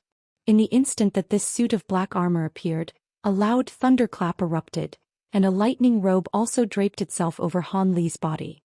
In the blink of an eye, Han Li had set up 3 layers of protection around himself. Only then was he feeling slightly more assured as he cast his gaze behind him. However, before he had a chance to catch sight of anything, he heard an earth-shattering explosion erupt from behind him, following which a powerful shockwave swept through the air in all directions. Around 300 feet behind him, golden and green light had intertwined to sweep up gale-force winds, and within the piercing light stood an azure humanoid figure. Blue light flashed through Han Li's eyes, and only then was he able to identify the humanoid figure behind him. As a result of this discovery, an incredulous look appeared on his face. "Impossible!" Han Li exclaimed. The humanoid figure swept her sleeves through the air and forced her way through the powerful winds. However, the azure lightning beads had also reached her at that point. The humanoid figure harumphed coldly and swept a sleeve through the air again, sending for a burst of light to brush these nondescript azure beasts aside. Of course, she had completely underestimated the power of these lightning beads. As soon as the swath of light she'd unleashed came into contact with the azure beads, the latter swelled to the size of wagon wheels, then collectively sped toward her. Loud thunderclaps erupted as the beads exploded to create a devastatingly powerful azure lightning clouds. The humanoid figure was completely caught off guard, and her heart jolted with shock as spiritual light abruptly flashed from her body, forming a green tree projection around her. Despite how fiercely powerful the lightning cloud was, it was successfully kept at bay by the tree projection. The humanoid figure wore a dark expression as she appraised Han Li with a cold look in her eyes. She was none other than Mu Qing, who should have already perished. She had used some kind of secret technique to escape with her life, and had been hiding in the shadows thereafter. However, when Han Li reappeared before trying to escape again, there was no way that she could stand by idly any longer. As such, she immediately sprang into action, only to be trapped in this lightning cloud in a moment of complacency. The lightning cloud certainly wasn't capable of killing her, but she wouldn't be able to emerge from it anytime soon. A chill ran down Han Li's spine at the sight of Mu Qing's frosty gaze, and his body swayed as he appeared at the exit. A ball of azure light was keeping the unconscious Yuan Yao and Yanli hovering in midair, and he quickly waved a hand to draw the azure light toward him before tucking the two women under his arms. He took a deep breath, and a thunderclap erupted from behind him as he flapped his wings to escape from this perilous place. However, right at this moment, an unforeseen development struck again. Spatial fluctuations suddenly erupted beside him, following which a ball of blood mist appeared. A burst of sinister cackling rang out from within the mist, and a massive hand that reeked of blood and gore shot forth like lightning, grabbing directly toward Han Li. The crimson hand had appeared completely out of the blue extremely close to his body, so regardless of how fast he was, there was no way that he could evade it. His face paled and golden light erupted from his body as he was forced to withstand this attack using his body. A resounding boom erupted as the crimson hand clawed through Han Li's lightning robe and black armor, then grabbed onto his shoulder. It was quite clear that the owner of this hand merely wanted to restrain Han Li rather than kill him. However, they had clearly underestimated the defensive properties of the layer of golden scales on Han Li's body. Han Li's azure robes naturally stood no chance in the face of the crimson hand, yet when the fingers of the hand clawed onto those golden scales, they were struck by a cold slippery sensation, thereby preventing them from piercing through Han Li's skin. Meanwhile, Han Li certainly hadn't enjoyed that attack either. After being struck by the crimson hand, his body stumbled back and he was also launched through the air. Thankfully, he possessed far superior movement techniques compared to normal cultivators, and his body twisted before turning into a blur, and he disappeared on the spot before the crimson hand could make a second grab for him. At this moment, brilliant crimson light erupted nearby, and a crimson humanoid figure appeared. It was none other than a blood puppet, but this one was no less powerful than a body integration cultivator. It was certainly far more formidable than the two that Han Li had slain in the past. As the purple blood puppet in the distance was blasting crimson pillars of light out of its 6 eyes to combat the 2 streaks of silver light, the pair of eyes on the back of its head suddenly turned toward Han Li with a cold expression. Of course, Han Li was unaware of this, yet what he did know was that he definitely couldn't afford to be stalled here by this blood puppet. Otherwise, if any of the demon monarchs received some respite from the ongoing battle, then it would be impossible for him to escape. On top of that, the golden formation over the green pond had been rumbling incessantly, and Lu Zhu appeared to be close to breaking free as well. Right at this moment, the blood puppet turned to Han Li in an expressionless manner before slowly raising both hands. There was crimson light shimmering erratically on the tips of its fingers, and Han Li was greatly alarmed as he let loose a low cry before conjuring up several projections that fled into different directions. All of the projections were also carrying replicas of Yuan Yao and Yan Li, so there was no way to tell which one was the real Han Li. Crimson light flashed through the blood puppet's eyes, and it immediately turned its gaze toward one of the projections. It let loose a sinister cackle before abruptly disappearing amid a flash of crimson light. In the next instant, crimson light flashed next to the projection that the puppet had set its eyes on, and the blood puppet reappeared before instantly sweeping both hands through the air. Countless crimson claw projections were immediately launched toward the projection. This projection was naturally the real Han Li, but he didn't appear to be surprised at his inability to swindle the blood puppet. The expression on his face was remarkably calm as black light flashed from one hand to summon a rapidly expanding miniature black mountain before him, while he swept his other hand through the air to hurl forth a pair of azure scissors. The blood puppet's claw projections were indeed extremely powerful, but it was naturally unable to claw through the divine essence-fused mountain.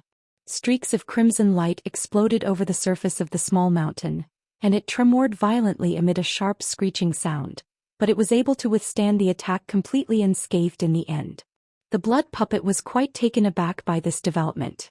At this moment, the azure scissors that Han Li had hurled through the air reached the blood puppet in a flash, and it transformed into a pair of azure lightning Ws that rushed directly toward the puppet. This was none other than the pair of lightning W scissors he'd obtained from the Tianping race. The blood puppet remained completely expressionless as it raised its hands to grab the oncoming lightning Ws. A peculiar look appeared on Han Li's face upon seeing this, and he suddenly took a few steps backward. He flapped his wings amid a flash of brilliant azure light, transforming into a translucent line along with Yuan Yao and Yan Li before disappearing into space. The blood puppet let loose a low roar as it thrust its palms forward instead. Two bursts of crimson light swept forth to swat the two lightning W's flying, and the blood puppet's body swayed as it prepared to set off in pursuit of Han Li. Right at this moment, golden light flashed from the ground below as a streak of golden spear chi and two streaks of bright saber chi broke through the ground before hurtling toward the puppet. The blood puppet was caught by surprise, and it immediately rushed several tens of feet to one side. Only then was it able to just barely evade those surprise attacks. It looked down to discover that two golden humanoid figures had appeared down below, both of which were around 10 feet tall and clad in suits of golden armor. One of them was wielding a golden spear while the other was wielding twin sabers. They were a pair of expressionless golden-armored warriors. The blood puppet turned toward Han Li, only to discover that during this split-second delay, he had already flown far away as a streak of azure light. The puppet harumphed coldly, yet just as it was about to give chase, the two armored warriors down below blurred before appearing on either side of the blood puppet. One of them thrust its spear forward, and it transformed into a massive golden python that pounced with ferocious might. Meanwhile, the other warrior slashed its twin sabers through the air, sending countless golden blades of wind sweeping toward the puppet.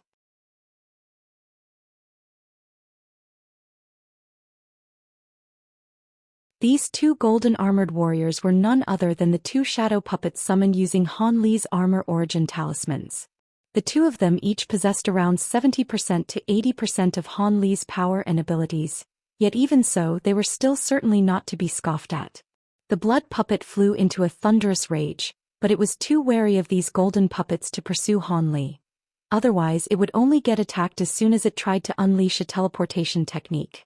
It swept its sleeves through the air, and a gust of putrid crimson wind surged forth, sweeping aside the oncoming giant python and blades of wind. It then opened its mouth to blast forth two pillars of crimson light which punctured the bodies of the two armored warriors, easily blowing large holes into their chests. However, the crimson puppet's pupils immediately contracted at the sight of what happened next. The gaping wounds on the chests of the two golden-armored warriors healed amid a flash of golden light, and they were back to perfect condition again. One of them raised its golden spear, and a loud thunderclap rang out as a dozen or so arcs of golden lightning surged forth, transforming into golden lightning snakes mid-flight. Meanwhile, the other golden-armored warrior tossed its twin sabers into the air, and they revolved around as 5 skull projections emerged within a burst of golden light. The skull projections opened their mouths in unison to expel a wave of 5 colored flames. The surprise in the blood puppet's eyes grew even more pronounced. However, it wouldn't have been fazed even if Han Li had unleashed those attacks in person, let alone the fact that these puppets only possessed around 70% to 80% of Han Li's full power. As such, it made a hand seal and specks of crimson light appeared all around its body. Those specks of crimson light then abruptly expanded to form balls of crimson light. The puppet swept an arm through the air, and the balls of light hurtled toward all directions in a soundless manner. The ball of light crashed into the arcs of lighting and wave of glacial flames amid a dull thump, and the balls of light transformed into balls of crimson flames. The attacks unleashed by the two golden-armored warriors were quickly vanquished, following which the crimson flames completely swept up their bodies. The two shadow puppets resisted using their weapons with all their might and also unleashed swaths of gray light to protect themselves, but that only managed to stall the crimson flames slightly before they burst through and incinerated the bodies of the two puppets, rapidly melting them down into 2 puddles of blood. The blood puppet didn't pause in the slightest as it sped out of the palace as a streak of crimson light. Even though Han Li had already long since disappeared from view, the puppet wasn't fazed by this in the slightest. As long as Han Li was still somewhere within a radius of several hundred kilometers, it would still be able to easily detect his location with its spiritual sense before hunting him down. When the crimson streak of light rose up into the air, Han Li was already nowhere to be seen. However, the blood puppet merely chuckled coldly as it closed its eyes before making a hand seal, releasing its spiritual sense toward all directions. Mere moments later, the puppet opened its eyes before letting loose a long cry and setting off as a streak of crimson light again, heading directly toward the exit of that blue passageway. After just a few flashes, the streak of red light had disappeared into the distance. At its full speed, the blood puppet truly was astonishingly fast. It didn't take the blood puppet long at all to reach its destination, and the blue passageway was still intact there. According to the blood puppet's spiritual sense, Hanli had already fled to over 100 kilometers away, so it didn't pause in the slightest before flying into the blue passageway. Just as the crimson streak of light was about to emerge from the passageway, it was suddenly greeted by a beastly roar coupled with rumbling thunderclaps. The blood puppet was rather startled to hear this, and it hurriedly focused its gaze up ahead. There, an infernal lightning beast that was several tens of feet in size stood in the air above the entrance to the blue passageway with silver arcs of lightning flashing erratically around its body. A loud roar erupted once again as the infernal lightning beast came rushing down with ferocity in its eyes. "Impossible!" the blood puppet exclaimed in astonishment and horror. There were already 2 infernal lightning beasts in the palace. How could there possibly be a third one here? In the face of this fearsome beast, the blood puppet clearly wasn't going to continue in its pursuit of Hanli. Spiritual light immediately flashed from its body as it summoned a wooden badge. The wooden badge rotated in midair before expelling a swath of light that protected its body within. The blood puppet then made a hand seal, and clouds of blood mist emanated from its body to create an additional layer of protection. In the face of an infernal lightning beast, which was a fearsome being at the pinnacle of the body integration stage, it had chosen to unleash its most potent defensive measures. Only then would it have a chance of withstanding the initial round of ferocious attacks from the infernal lightning beast, then think of a way to flee for its life.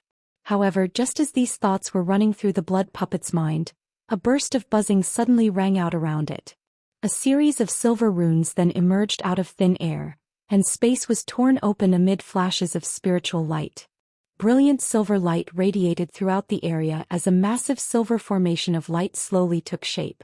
These were none other than the 9 palaces' heavenly talismans that Hanli had set up in advance. He had unleashed some kind of secret technique to activate this trap even from such a long distance away. A peculiar look appeared on the infernal lightning beast's face, and it suddenly stopped in midair directly above the light formation. The blood puppet immediately sensed that something was amiss, but after taking a glance at the infernal lightning beast up above, it hesitated momentarily before plummeting toward the ground. However, after it had descended for several tens of feet, a pleasant bird call rang out, and silver light flashed as a silver fire raven appeared out of thin air. The bird was only around a foot in size, and it opened its mouth to expel a dozen or so azure beads that hurtled toward the blood puppet. The puppet found those beads to be slightly familiar, and its heart jolted with shock as it realized what they were. It had just witnessed the power of these beads, so it certainly wasn't willing to take on their fearsome might head-on. However, at such a close range it was already too late for it to evade. As such, it could only abruptly spring back in retreat to temporarily open up some distance between itself and those lighting beads. However, unbeknownst to the blood puppet, what it was doing took it directly into the area encompassed by the 9 palaces' heavenly talismans, and the formation immediately took effect. The puppet saw a flash of silver light before its eyes, and the surrounding scenery blurred before it found itself situated within a vast expanse of murky white mist. The blood puppet hurriedly surveyed its surroundings, only to be greeted by the sight of tall walls and buildings that stretched as far as its eyes could see in all directions. Furthermore, the sky above had also been obscured by a vast expanse of silver light. The blood puppet was rooted to the spot upon making these observations. It was naturally able to immediately identify that it had been trapped in quite a powerful restriction, and that it wouldn't be very likely for it to escape in a short time. Meanwhile, outside the light formation, in the instant that the azure beads were also going to fly into the light formation, they suddenly stopped in midair, and the azure light shimmering around them was abruptly snuffed out. The beads then flew back and were calmly swallowed by the silver fire raven again. The bird then flapped its wings a few times and let loose a few cries of delight, seemingly quite elated with itself. The infernal lightning beast up above also let loose a few ape cries as the silver arcs of lightning around it disappeared. Black light flashed, and the infernal lightning beast quickly shrank down to become a small black monkey that was only around half a foot tall. It was none other than Han Li's weeping soul beast. Seeing as the blood puppet had been trapped in the formation, The weeping soul beast immediately flew away as a streak of black light. Meanwhile, the silver fire raven circled around in the air a few times before dissipating as specks of silver flames. Over 100 kilometers away, Han Li was flying through the air as quickly as he could while carrying Yuan Yao and Yen Li in a swath of azure light. All of a sudden, an ecstatic look appeared on his face. He made a hand seal before grabbing the air before him, and a dull thump rang out as a ball of silver flames appeared out of thin air before transforming into a silver fire raven. As soon as the fire raven appeared, it immediately opened its mouth to expel the dozen or so lightning beads again. Han Li swept a sleeve through the air to sweep up the lightning beads, following which the fire raven also disappeared into his body. A contemplative look appeared on Han Li's face and he slowed down a little in his flight. Moments later, a streak of black light approached him from afar before landing beside him. The black light then faded, and the small monkey that was the weeping soul beast sprang onto his shoulder. A smile appeared on Han Li's face as he stroked the little monkey's fur. Han Li had witnessed the flawless teamwork between the weeping soul beast and the spirit-engulfing fire raven from the wisp of spiritual sense that he'd infused into the bird's body. It was quite surprising that they were able to trap the fearsome blood puppet so easily, but he certainly wasn't going to complain. He swept a sleeve through the air, and the small monkey also disappeared into the spirit beast bracelet hidden up his sleeve as a streak of black light. After that, Han Li didn't hold back any longer as he flapped his wings with all his might, and 5-colored spiritual light flashed alongside azure light as he streaked through the air as a translucent thread. After just a few flashes, he had disappeared without a trace. Meanwhile, Mu Qing was still trapped within the lightning cloud in the underground palace. In the face of her relentless attacks, the lightning cloud was finally approaching a spent force. Above the green pond, the white-haired beauty, the crimson-robed figure, and the purple blood puppet were still engaged in an arduous battle against the 5-dragon chopper. One giant blade after another had appeared in the air around them, and they were unleashing countless streaks of frosty light that had destroyed a dozen or so of their treasures already. Their situation had truly become quite dire, and they were holding on by the skin of their teeth. The black formation up above was also only just over 100 feet away from them, and it appeared as if it could fall on them at any moment. The ghostly soldiers that the white-haired beauty had summoned earlier was engaged in battle with the high-grade ghostly being under the crimson-armored puppet's command. After joining forces, the ghostly soldiers held a decisive upper hand, and had completely trapped the high-grade ghostly being. As for the crimson-armored puppet, it was making a hand seal, but it wore an indecisive expression, seemingly wanting to do something, but also quite hesitant at the same time. In this extremely chaotic situation, the golden formation over the green pond finally shattered, and the white spirit mist within came surging out again. A long cry erupted from within the pond, and black light flashed as a tall and broad humanoid figure emerged.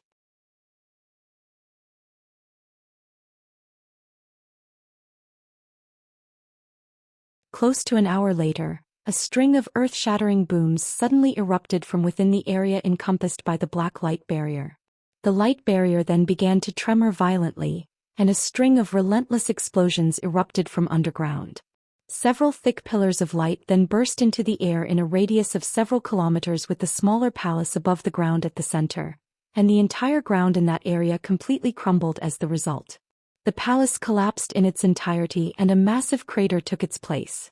There were several long fissures near the crater that were several tens of feet wide and extended for close to 10 kilometers. All of a sudden, a few roars of fury erupted from within the crater, and several balls of spiritual light flew out from within. One of the balls of light led the others by over 1,000 feet. In the blink of an eye, all of the balls of spiritual light reached the blue passageway before exiting the black light barrier and hurtling away into the distance. At this moment, a battle suddenly broke out between the balls of spiritual light that were lagging behind the first one. All of them were attacking one another while relentlessly pursuing that ball of light at the forefront. One of the balls of light suddenly faltered before detaching itself from the battle, flying off alone in another direction. Thus, silence returned to the area around the black light barrier. Han Li sped through the air with the two women while carefully using his spiritual sense to internally inspect the tracking marks within his body. Thankfully, the marks were still just as resolute as ever and showed no signs of coming loose. Only then was Han Li feeling slightly more reassured, but he couldn't allow himself to breathe a sigh of relief just yet. He knew that the demon monarchs were clearly engaged in some other important activity, so they didn't have any time to come after him. Once they finished the tasks at hand and thought of Han Li, they'd activate the tracking marks within his body, and he wouldn't be able to repress them for much longer after that. Thus Han Li didn't intend to continue fleeing like this. After traveling for close to 1 million kilometers, a set of undulating hills that were enshrouded in dense yin qi appeared up ahead. Han Li paused for a brief moment of contemplation before descending with the two women, disappearing into the black yin qi after just a few flashes. The hills weren't as bleak and desolate as Han Li had imagined. Aside from some short gray bushes and scrubs that were growing over the bumpy terrain, there were even several types of tall trees here. The bark on these trees were all quite dull and lusterless, but they were extremely lush, and the branches and leaves extending from them encompassed close to half of the hills in the area. Han Li flew for a while longer through the black qi before stopping at one of the hills. He swept his spiritual sense through the surrounding area, and after ensuring that there were no powerful ghostly beings nearby, he immediately rustled his sleeve to summon a small golden sword. The small sword swayed before transforming into several streaks of golden light that crashed violently toward a rock face. Following a series of dull thumps, a large cave was carved out, and the streaks of golden light squirmed into the cave like a group of spirit snakes. Han Li stood before the cave with his hands clasped behind his back, and after about 5 minutes the small golden sword returned to him. Han Li's expression changed slightly as he flipped a hand over to produce a stack of small flags of different colors. He tossed the flags through the air, and they disappeared into the cave as streaks of light of different colors. A burst of seemingly ordinary black mist then billowed out of the cave, perfectly merging with the nearby yin qi.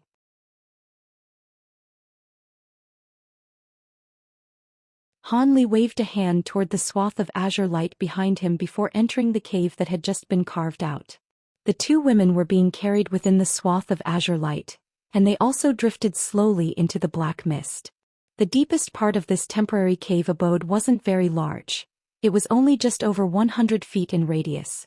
However, it was situated right at the center of the hill, so it was extremely deep and discreet. Han Li appeared at the end of the stone tunnel before taking a seat with his legs crossed as the center of the makeshift cave abode. The two women had also been carried here by the azure light, and they were gently laid onto the ground. The azure light disappeared in a flash, but the eyes of the two women were still tightly shut, and both of them remained in an unconscious state. Han Li didn't find this to be surprising at all. Those crimson threads were clearly extremely sinister items, and he had to forcibly inject his divine devilbane lightning into their bodies in order to rid them of those crimson threads as quickly as possible. On top of that, these two women possessed semi-ghostly bodies themselves, so they were naturally unable to handle the excruciating pain of having his divine lightning course through their bodies. Of course, this was also very much a result of the fact that these two women didn't possess powerful enough physical bodies. If they possessed bodies as powerful as Han Li's, they'd be able to shrug off this pain with ease. However, seeing as Han Li was willing to employ this method to rid the crimson threads from their bodies in the first place, he was clearly confident that he'd be able to rouse the two from their unconsciousness after the event. Spiritual light flashed from his hands as a dozen or so thin and long silver needles appeared on his palm along with a stack of azure talismans. He raised a hand and the silver needles shot forth, piercing into the bodies of the two women until only half of the needles remained exposed. The two women still didn't wake up, but expressions of pain appeared on their faces. However, Han Li paid their reactions no heed as the azure talismans in his other hand descended toward the two women as a collective swath of azure light. As the azure spiritual light shimmered around their bodies, the pain on the two women's faces gradually eased, and their complexions also improved significantly. Han Li then made a hand seal and cast one profound incantation seal after another through the film and azure light and into the bodies of the two women. As he cast those incantation seals, the silver needles also began to tremor gently in an extremely rhythmic manner while flashing with silver light. Han Li exhaled as he waved a hand through the air, and silver light flashed from the two women's bodies as the silver needles flew back before disappearing up his sleeve. After doing all that, Han Li said in a calm voice, "It's time to wake up, fellow Taoists." Han Li's voice wasn't very loud, but he'd unleashed his Spirit Stun Thorn ability as he spoke. Of course, he only unleashed the ability to an extremely slight extent so that it was just enough to rouse them, but not powerful enough to harm their spiritual sense. Yuan Yao moaned as her long eyelashes fluttered, and she opened her eyes with a disoriented look on her face. A thought then suddenly occurred to her, and she immediately rose up into a sitting position with a shocked expression in her eyes. Fellow Taoist Han? Yuan Yao's expressions eased significantly at the sight of Han Li, and she was just about to say something when Han Li waved a hand to cut her off with a grim expression on his face. If you have something to say, you can say it later. For now, check to see if there are any residual crimson threads in your body.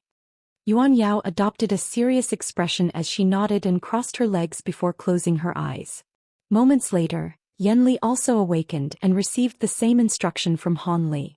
After a short while, both women heaved a collective sigh of relief as they opened their eyes again. Those things within my body have already been completely removed. Thank you, Brother Han.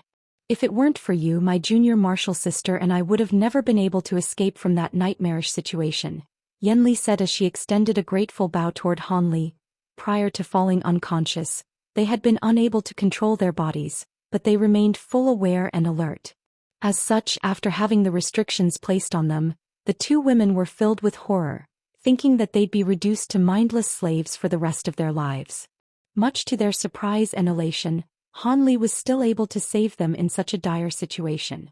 Yan Li didn't know how Han Li had managed to accomplish this near-impossible feat as she'd already fallen unconscious at that point, but it had to have been an extremely perilous process. As such, her words of gratitude were quite genuine and earnest. Yuan Yao also bowed alongside Yan Li. Even though she didn't say anything, the gratitude in her eyes was plain to see. There's no need to thank me, fellow Taoists. By saving you two, I'm also benefiting myself. I've managed to forcibly seal away the tracking marks in my body, but I won't be able to keep this up for long. The demon monarchs could activate them at any moment, so I'll have to ask the two of you to see if the Yin Qi in this area will be sufficient to help rid me of these tracking marks. Han Li's survival hinged on whether he could expel these tracking marks from his body, so he immediately raised the issue without any delay. The two women glanced at one another upon hearing this before surveying their surroundings while detecting the Yin Qi in this place.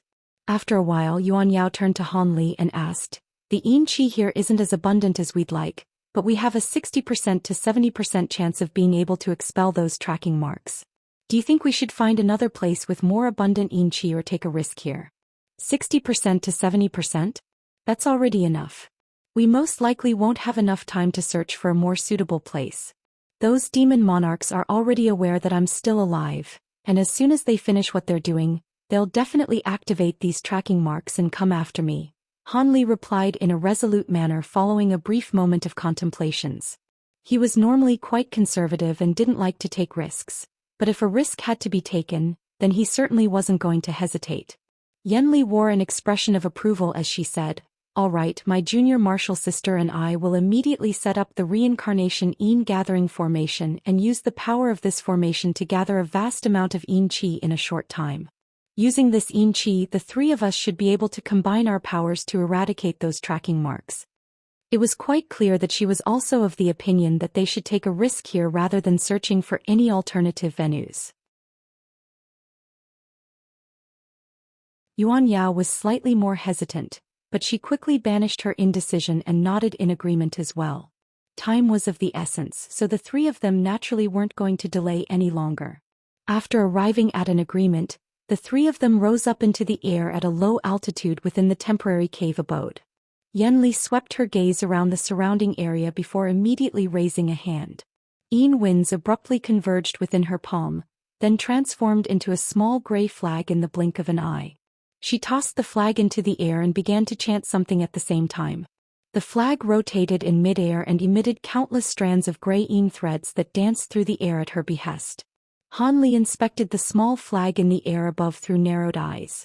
The countless Yin threads suddenly converged to form a sharp straight spike that pointed a certain direction. It was aimed directly at another nearby hill. Found it. That should be the place in the nearby area where the Yin Qi is most abundant. That's the most suitable location to set up the core of our formation, Yanli announced. Yuan Yao's eyes lit up upon hearing this, and the three of them hurriedly flew over to that nearby hill. After that, Han Li stood off to the side to ward off any potential unwelcome intruders while the two women began to set up their formation. The formation covered such a vast area that encompassed the entire hill down below. Han Li looked on at the formation that was gradually taking shape, and a contemplative look appeared on his face as he stroked his chin in an absent-minded manner.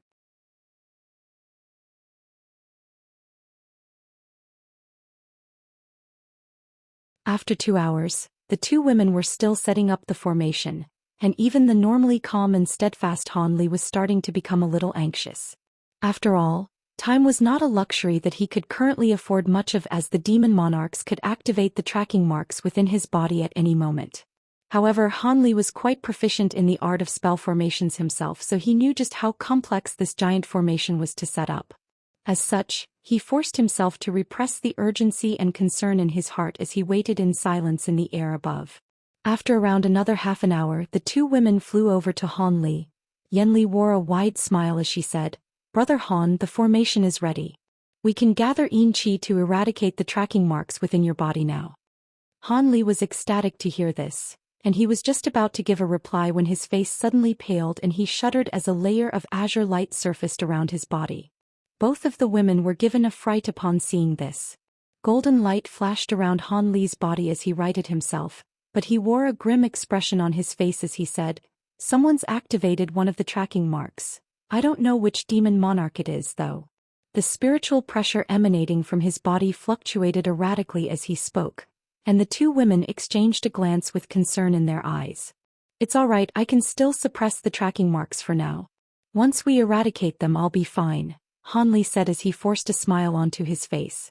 "You're right, Brother Han. Let's get started right away then," Yuan Yao said as she took a deep breath to compose herself, of course. "However, before we start, I have to tell you something, Brother Han. This secret technique to draw Yin Qi into one's body is meant to be used on ghostly cultivators and ghostly beings. With your human body, this process will be excruciatingly painful, and if you're not careful, you could even fall unconscious from the pain. If you do that, you'll be unable to guide the Yin Qi into your own body, and all our prior efforts will go to waste. Do you understand what I mean, Brother Han?" Yanli cautioned with a grave expression. "Excruciating pain, you say? I may not be good for much else, but I'm rather confident in my body," Han Li chuckled nonchalantly. Han Li wasn't exaggerating in the slightest. His physical body had reached a ridiculous powerful level. He had cultivated several types of body refinement secret techniques and also refined his body through the use of many rare spirit medicines. Pain that was excruciating to others was something that he could simply ignore. Yanli nodded at the sight of Han Li's confident expression and immediately led him to the core of the formation, which was that aforementioned hill where the Yin Qi was most abundant. There was a small plateau of just over 100 feet in size at the summit of the hill, and small formation had been set up there at the center of the larger formation. The three of them walked into the small formation side by side, and Han Li sat down with his legs crossed at its center while the two women sat on either side of him. Han Li slowly closed his eyes, and the two women opened their mouths in unison to expel a black bead each. The beads rotated in midair before flying toward two opposite directions, embedding themselves into the slots that had been prepared well in advance on either side of the formation. After that, the two women both made a hand seal at the same time, and a faint ringing sound erupted from the formation. Bursts of black light emerged all around the formation before rippling outward. All of a sudden, the entire massive formation around the hill was activated. Balls of Yin Qi rose up into the sky from many locations on the formation before rapidly rotating in midair to form a massive vortex at an altitude of over 1,000 feet. The vortex was so vast that it encompassed an even larger area than the massive spell formation down below, creating quite an intimidating sight to behold. An immense burst of suction force was emanating from the vortex, and the pure Yin Qi in the air as well as deep within the ground surged forth in a frenzy as wisps of black Qi to be absorbed by the black vortex. As a result, the vortex expanded even further, thereby allowing it to draw on Yin Qi from an even larger area. If Han Li were to open his eyes and look up into the sky at this moment, he'd witness balls of black light rapidly rotating at the center of the vortex, crushing all types of Yin Qi before fusing them together again. At the very center of the vortex, an inky black ball was slowly taking shape. A burst of astonishing spiritual pressure was seeping out of the black ball, and it seemed to possess an extremely immense burst of power that could plummet through the entire vortex at any moment. Yuan Yao and Yan Li chanted unintelligible incantations in low voices while constantly making a series of hand seals, casting one incantation seal after another toward the small formation that they were situated in, thereby causing the vortex up above to further accelerate in its rotation. In just this short period of time alone, the vortex had already drawn a staggering amount of yin qi. Right at this moment, ghostly howls erupted in the distance from all directions. It seemed that countless ghostly beings had been drawn to the vortex and were converging toward them. Yuan Yao's brows furrowed slightly upon hearing this.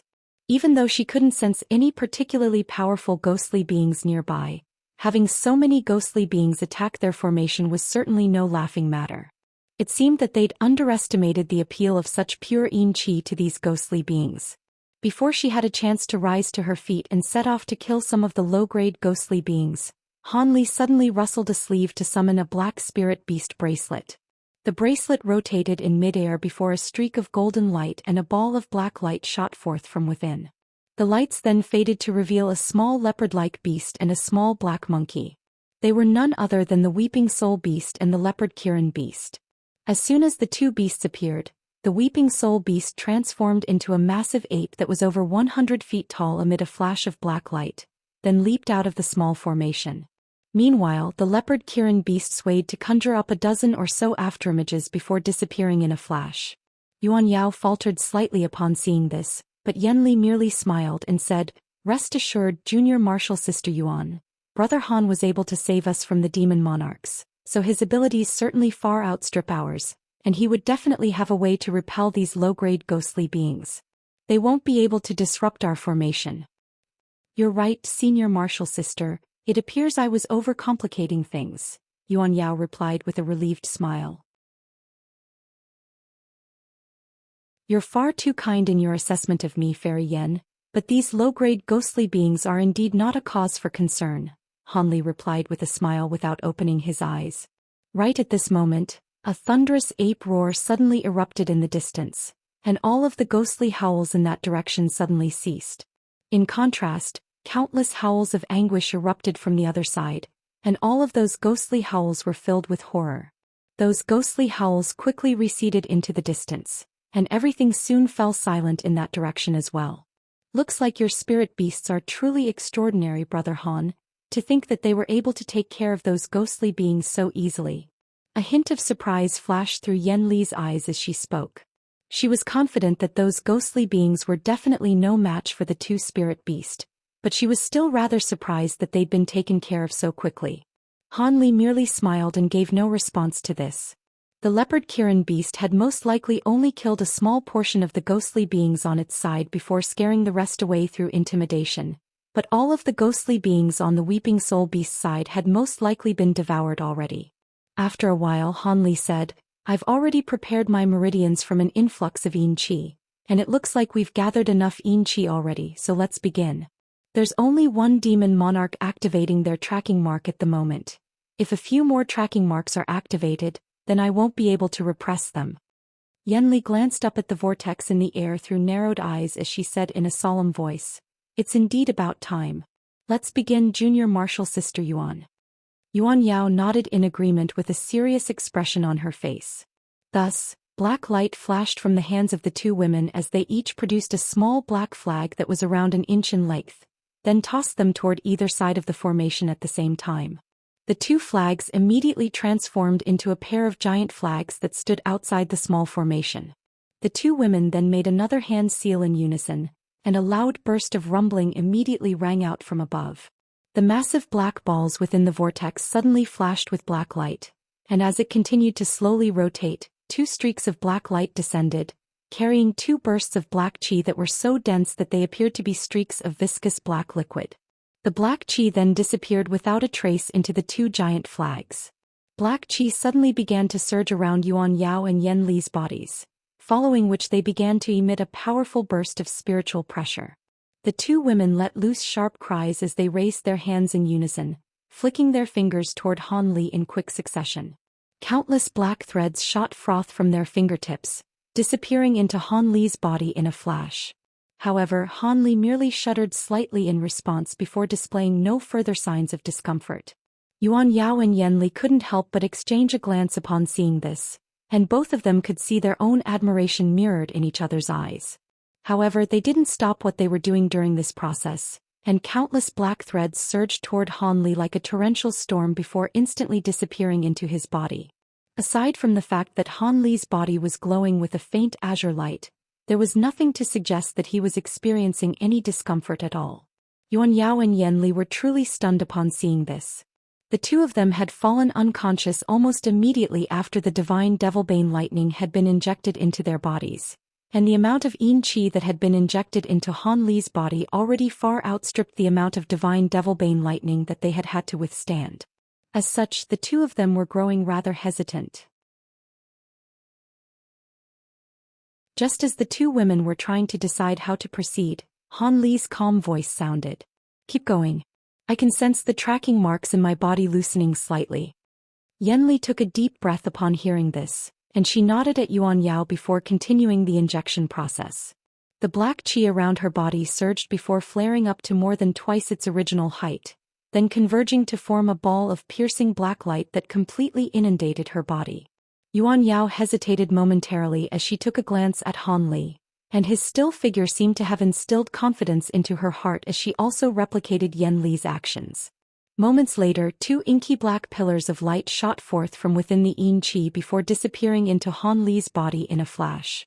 With such a huge influx of Yin Qi at once, even Han Li couldn't help but groan with pain as his body swayed. The azure light around his body flickered unsteadily.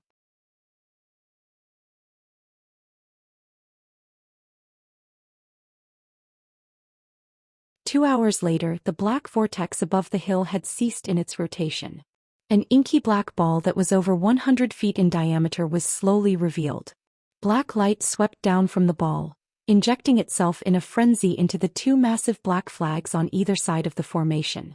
The restrictions within the massive flags then sent bursts of pure Yin power surging toward the core of the massive formation.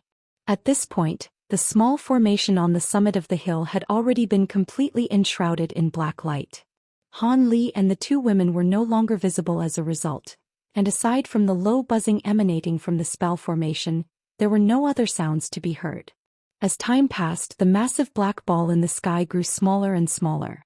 This was naturally due to the fact that it was constantly losing pure Yin Qi. All of a sudden, a loud cry erupted from within the formation down below, causing the black light to tremor unsteadily. A resounding thump then rang out as a fist-sized ball of green light rushed out of the black light, attempting to fly toward a certain direction. However, a streak of golden sword qi then shot forth from within the black light amid a cold harumph, and the sword qi instantly pulverized the ball of green light. The black light within the formation immediately became more sparse, revealing three indistinct seated humanoid figures. At the same time, the buzzing sound from the small formation temporarily ceased. Moments later, Han Li's voice rang out from within the black light, and his tone comprised of both exhaustion yet also a hint of excitement. "Thank you for your hard work, fellow Taoists. The first mark has already been eradicated. Let's keep going. Brother Han, can your body really handle so much Yin Qi? How about we take a short rest before we continue?" Yuan Yao asked in a concerned voice. "Thank you for your concern, Fair Yuan, but time is of the essence, and we have to get rid of the 3 remaining tracking marks as soon as possible. Any delay could prove to be catastrophic," Han Li replied with a wry smile. "If you think it's fine, then Junior Martial Sister Yuan and I won't try to dissuade you. If you're unable to hold on, then give us a signal and we'll immediately stop," Yan Li said in a serious voice. "All right, let's continue then," Han Li said without any hesitation. Thus, Yuan Yao heaved a faint sigh, and the black light within the formation intensified in brightness once again. The two women then continued to inject pillars of black light into Han Li's body. Right as the first tracking mark was expelled from Han Li's body and destroyed, the humanoid figure that was enshrouded in green light cast her gaze toward Han Li's direction with bewilderment etched on her face. The humanoid figure was situated on a tall mountain several 100,000 kilometers away from Han Li's location, and she murmured to herself, "How could this be?" My tracking mark was destroyed? Theoretically, there's no way for cultivators below the body integration stage to be able to accomplish this. Could it be that he's receiving assistance from a powerful being? The humanoid figure was naturally none other than Mu Qing. For some reason she had detached herself from the group of demon monarchs and set off to search for Han Li on her own. During the process she unleashed a secret technique to activate the tracking mark that she'd planted within Han Li's body, thereby giving him no choice but to destroy it first. This is getting a little troublesome now. In the instant that the tracking mark was destroyed, I managed to gauge the direction that he's in, but it'll be almost impossible to find him over such a vast area. Looks like I can only try my luck, Mu Qing murmured to herself with her brows tightly furrowed before immediately flying away as a streak of green light. Elsewhere, on a set of barren plains that was covered in stark white bones, 3 humanoid figures and a puppet were facing off against one another. Brother Lu Zhu, we've already shaken off that mayfly race puppet and the 2 infernal lightning beasts, so it's time you brought out the divine infernal river elixir and split it between the 3 of us. The one who had spoken was none other than the crimson-robed figure that was standing atop the purple blood puppet's shoulder. You've been ignoring us this entire time. Could it be that you intend to take the divine elixir for yourself? Have you forgotten the vows we swore and the blood restrictions we placed on each other's bodies before we set off? If Di Shuer and I activate those restrictions without any regard for our own safety, then your cultivation base would be severely damaged as a result. The white-haired beauty threatened in a cold voice with the 8 ghost monarchs around her. The black-robed man that they were confronting was naturally none other than Lu Zhu. He was hovering right before the white-haired beauty and the crimson-robed figure, and after taking a glance at the 2 of them he finally replied, I initially intended to split the divine elixir evenly with all of you, but unfortunately, it appears that someone else has recently extracted some divine elixir from the pond, and what remained of it is barely enough for my own use, so how can I split it with all of you as well? How about this? I'll take the divine elixir, but I have many precious items that I can offer the 2 of you in exchange. Will that suffice? What kind of precious items could compare with the divine infernal river elixir? Unless you have some kind of miracle medicine that can help us progress to the grand ascension stage, what else could compare to the value for the divine elixir for cultivators of our cultivation base? The white-haired beauty asked in an enraged voice. Meanwhile, the crimson-robed figure refrained from saying anything. Seeing as the crimson-robed figure didn't immediately turn down this offer, Lu Zhu turned to him and asked, What do you think, Brother Di Shuer? There were 2 demon monarchs opposing Lu Zhu at the moment, but if one of them agreed to Lu Zhu's proposal, then the other one would be powerless to resist. After all, Lu Zhu was far more powerful than either one of them. Di Shuer, have you gone senile in your old age? Are you seriously contemplating agreeing to this proposal? The white-haired beauty asked in a cold voice. If there really is so little divine elixir left, then even if fellow Taoist is willing to split it between us, it wouldn't do anyone any good, so what difference does it make if we split it or allow one of us to keep it? Unless you want to be the one to take all of the divine elixir instead, fellow Taoist Lon? The crimson-robed figure mused in a dark voice. My thoughts exactly, fellow Taoist Di Shuer. Lu Zhu chuckled in response. The white-haired beauty faltered slightly upon hearing this, but a cold smile then appeared on her face as she said, Who knows if there really is as little divine elixir as he claims? I haven't seen it for myself. Am I supposed to just take his word for it? Indeed, that's also what I'm hesitating about. Fellow Taoist Lu Zhu, would you be able to present proof to support your claim? The crimson-robed figure asked as a cold light flashed through his eyes. Lu Zhu was silent for a moment before heaving a long sigh as he said, The divine infernal river elixir only works extremely well during its first application. When consuming and bathing in it for a second time, its effects will be almost negligible. I'm sure the 2 of you are aware of this. I wouldn't turn on the 2 of you for something that's useless unless I've gone mad. You 2 still don't know how divine infernal river elixir is stored, right? What are you trying to say?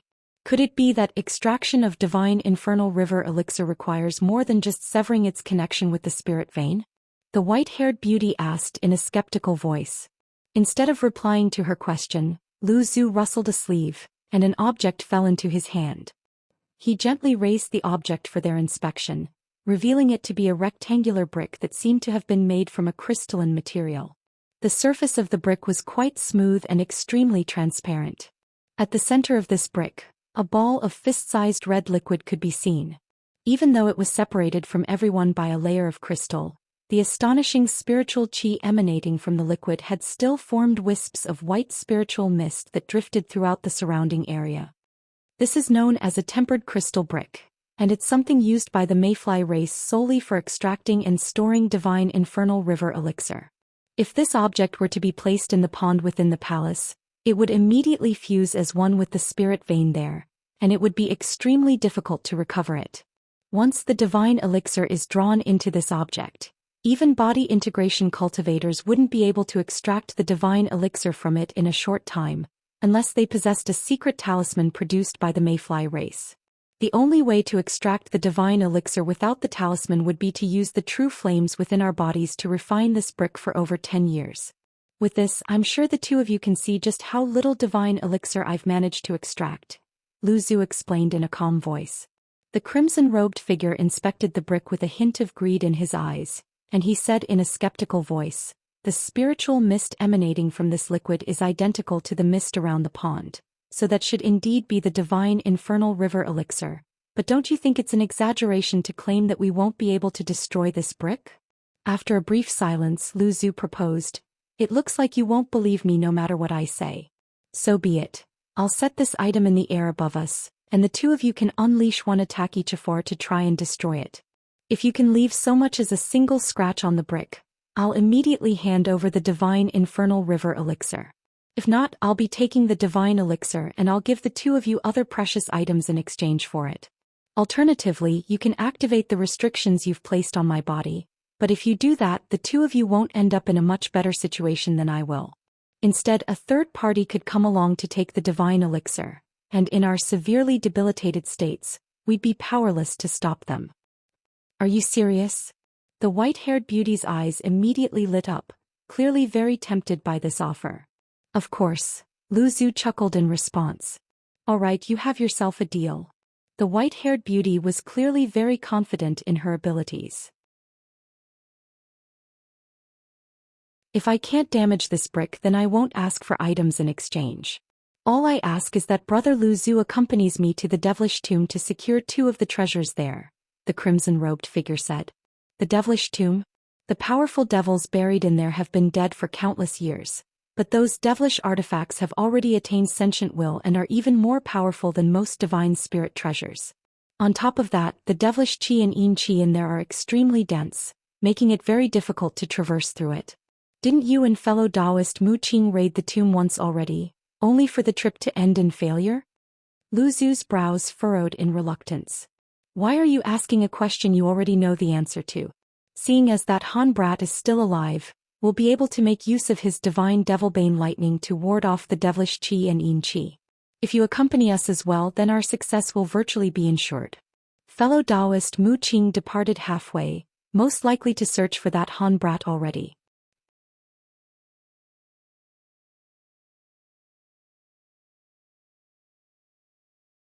The white-haired beauty's brows furrowed upon hearing the crimson-robed figure's condition. "If we go to the devilish tomb, we'll most likely be delayed quite significantly there. If the Mayfly race reinforcements arrive during that time, none of us will be able to get away." Lu Zhu's voice wasn't quite as resolute as it had been before. If the Mayfly race really can access this space so quickly, then why would that puppet have confronted us? It could have just waited for reinforcements to arrive.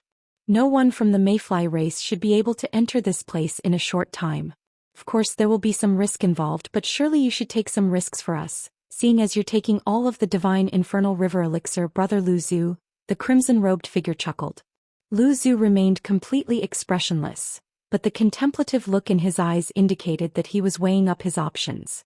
Only after a long while did he finally reply, "All right, I can accompany you to the devilish tomb, but I'll only assist you in securing 2 of the treasures in there. If you want to secure additional treasures, then you'll have to do so with your own power." "Ah, you have yourself a deal.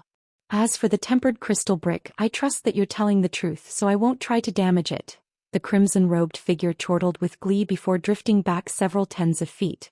The purple blood puppet beside him also retreated a few steps in a wooden manner. What do you want to do, fellow Taoist Lon? Seeing as Di Shui had struck up a deal with him, Lu Zhu was feeling a lot more assured, and a cold light flashed through his eyes as he turned to the white-haired beauty. The white-haired beauty's pupils contracted, and only after a brief hesitation did she reply in a cold voice, I have the same condition as fellow Taoist Di Shui, but before that I want to test if this brick truly is indestructible as you claim. Sure, go ahead then. Lu Zhu immediately raised his hand, and the tempered crystal brick hovered into the air 70 to 80 feet above his head. The white-haired beauty stared at the brick with a hint of scorching desire in her eyes before sweeping a sleeve through the air, upon which the 8 ghost monarchs behind her instantly sprang into action. Black light flashed, and the white-haired beauty donned that suit of black armor again as the massive warhammer appeared in her hand. 8 ghostly howls erupted from the warhammer, and Lu Zhu glanced at the weapon as he warned, Your treasure is indeed quite powerful, but it won't be able to break the tempered crystal brick. I'm warning you in advance, don't try any sneaky tricks while you attack the brick. Otherwise don't blame me for turning on you. Let me see if this thing really is indestructible or not. The white-haired beauty completely ignored Lu Zhu's threat as she hurled her warhammer through the air. Ghostly qi and yin winds instantly erupted as the warhammer swelled drastically in size. The 8 skulls embedded on its surface also squirmed incessantly as they let loose a string of ghostly howls. Immediately thereafter, balls of green flames appeared out of thin air around the hammer, transforming it into a massive fireball. These green flames appeared to possess immense power, and as they burned with ferocious might, even the surrounding space was being warped and twisted. Lu Zhu stood off to the side in a completely expressionless manner with his arms crossed, patiently awaiting the white-haired beauty's attack. However, the crimson-robed figure suddenly narrowed his eyes as a peculiar look appeared on his face at the sight of the ghostly warhammer. The white-haired beauty let loose a loud cry, and the warhammer came crashing down toward the comparatively tiny brick. However, during its descent, the green flames around the hammer flared up significantly before manifesting over 100 hammer projections that hurtled toward the crystalline brick from all directions. As such, this one attack was almost the equivalent of over 100 attacks. Lu Zhu faltered slightly upon seeing this, but a cold smile quickly appeared on his face. Loud rumbling booms rang out in rapid succession in the air above as if hundreds of thunderclaps were exploding at once, causing the nearby air to ring incessantly. The crimson-robed figure's expression changed slightly upon seeing this. Back when this warhammer was combating the black light formation within the underground palace, it hadn't appeared to be all that powerful, and only now was the crimson-robed figure realizing the true extent of its power. As for the tempered crystal brick, it had already been inundated by piercing green light, making it impossible to glean its current condition. Moments later, the white-haired beauty made a grabbing motion, and all of the hammer projections instantly disappeared with only the real hammer flying back as a ball of green light. She then cast her gaze toward the crystalline brick, and her expression darkened significantly.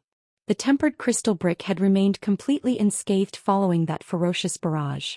Its surface was completely smooth with not a single scratch to be seen. So, you believe my claims now, right, fellow Taoist Lon?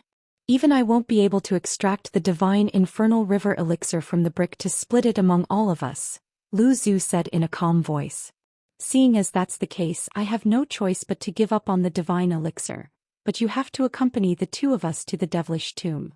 The white-haired beauty heaved a long sigh as if she wanted to exhale all of the frustration in her heart. After that, she made a hand seal, and her suit of armor dissipated along with her warhammer, splitting up to form the 8 ghost monarchs again. I have no objections there. The devilish tomb is quite far away from here, so even if we try to get there as soon as possible, it would still take us around half a month. Before that, shouldn't we track down a certain someone first? Lu Zhu said as he waved a hand through the air, and the tempered crystal brick instantly disappeared on the spot. Even the other 2 demon monarchs couldn't identify how Lu Zhu had stowed the brick away. The white-haired beauty and the crimson-robed figure exchanged a glance with one another, and both of them were feeling even warier toward Lu Zhu. That Han brat has our tracking marks planted in his body, so he won't be able to escape our detection even if he escapes to the other side of the spirit realm. To think that insolent brat would dare to steal my disciples away from me. Once I hunt him down using my tracking mark, I'll make him regret everything he's done. A sinister look appeared on the white-haired woman's face at the mention of Han Li. You were always aware that your two disciples were acquainted with that Han brat somehow, yet you still planned to suck away their yin qi, so it's no wonder that Han brat came back to save them. In all honesty, I really do admire the kid. Not only did he manage to escape from the infernal lightning beast, he stole your two disciples right under our noses. Even the blood puppet avatar that I refined for so many years was unable to stop him. He's got guts and powers in equal measure, the crimson-robed figure chuckled. If you admire him so much, then why don't you take him as your disciple? Perhaps he'll outstrip you someday. The white-haired beauty harumphed coldly with a dark expression. I'm cultivating in the Tao of blood, so unless Han brat is willing to let me suck out his essence and exchange his blood, there's no way that he'll be able to use my cultivation arts. Besides, I've always been alone and I've never thought about passing my abilities on to others, so what use would I have for a disciple? Di Shui chuckled coldly. That Han brat's cultivation base isn't very high, but he has a staggering number of tricks up his sleeve. On top of that, he's managed to progress so far on the path of simultaneous cultivation, and his powers far exceed that of beings of the same cultivation base. If he managed to progress to the body integration stage one day, then even all of us combined most likely won't be able to match him. Of course, it's yet to be seen whether he'll even be able to get to that point. After all, progression for those engaged in simultaneous cultivation is far more difficult than for normal cultivators, Lu Zhu mused. Simultaneous cultivation? Are you certain that's the path he's taking? How do you know about this? The white-haired beauty exclaimed in surprise. The crimson-robed figure also faltered upon hearing this. I have an ability that allows me to assess the power of one's physical body. That kid is most likely a human cultivator from an obscure corner of the Tianyuan continent, rather than some flying spirit race being. I don't know how he managed to sneak into the trial for the holy disciples of the flying spirit race, but what I do know is that humans are physically one of the most feeble races on the Tianyuan continent, yet that Han brat's body is no less than powerful than ours. Even normal treasures won't be able to harm his body, and in terms of combat prowess he should be able to match late great spirit generals. If he possesses some other abilities that I'm unaware of, then perhaps even a normal late great spirit general wouldn't be a match for him, Lu Zhu analyzed. The white-haired beauty and the crimson-robed figure were both stunned by Lu Zhu's glowing assessment of Han Li, and as they glanced at one another, both of them could see their own astonishment mirrors in each other's eyes. They knew that Han Li was no ordinary being, but they merely assumed that his powers would be comparable to that of an early great spirit general or mid-great spirit general. You're saying that he can stand up against late great spirit generals as a mere late spirit general? There are indeed some abilities in this world that truly defy the natural order, but surely he can't compare to a being with such a significantly superior cultivation base. The white-haired beauty was quite skeptical toward Lu Zhu's claims. I actually believe in what Brother Lu Zhu is saying here. Many years ago, I encountered a spatial tempering stage human cultivator, yet that man was able to slay early body integration stage beings through the use of a sword formation. Humans may be naturally very fragile from birth, but they are certainly not to be underestimated. The crimson-robed being suddenly interjected. The white-haired beauty harumphed coldly as if she were unconvinced, but the indecisive look in her eyes indicated that she didn't really know what to believe. That's enough talk on this matter. That Han brat does indeed have many secrets and possesses brilliant potential, but he has to realize that potential first to make it count. Our priority now is to find him and make him do our bidding. I don't know how he's been able to escape our detection for so long, but if we activate our tracking marks together, he won't be able to keep this up for much longer. If we want to get to the devilish tomb as quickly as possible, then we have to make haste, Lu Zhu said in a calm voice. Indeed, Brother Lu Zhu. Fellow Taoist Lon, let's. What? My tracking mark has been eradicated. The crimson-robed figure chuckled and nodded in agreement, yet just as he was about to say something to the white-haired beauty, an expression of incredulity and rage suddenly appeared on his face. Is that so? Let me try. The white-haired beauty's heart jolted with shock and she hurriedly closed her eyes before attempting to activate her tracking mark. Moments later she opened her eyes again and a sinister look appeared on her face as she said, My tracking mark is still there, but it's been completely sealed off. Brother Lu Zhu, activate your tracking mark as well. We'll wear him down together. Unfortunately, I won't be able to do that. My tracking mark already disappeared before fellow Taoist Di Shui's tracking mark. Lu Zhu replied calmly. What? The crimson-robed figure and the white-haired beauty were stunned to hear this.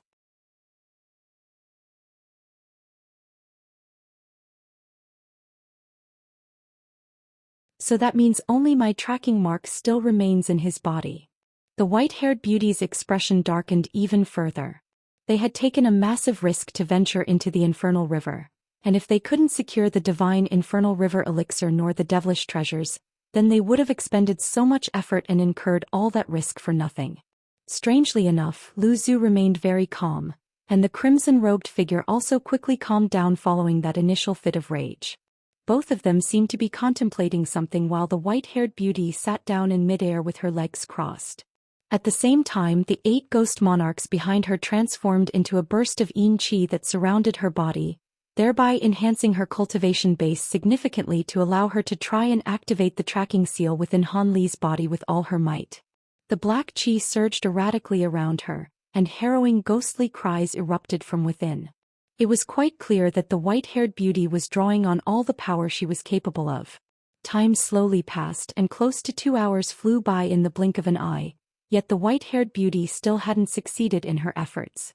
Lu Zhu and the crimson-robed figure merely waited patiently in silence, and neither of them tried to hurry her. A short while later, the white-haired beauty's enraged voice finally rang out. My tracking mark has also been destroyed. There's no way that he could have done this on his own. Could this be Mu Qing's handiwork? The black qi dissipated to reveal the white-haired beauty with a thunderous expression on her face. It could well be fellow Taoist Mu. She seems to be even more interested in the treasures of the devilish tomb than she is in the divine elixir, the crimson-robed figure mused as he stroked his chin.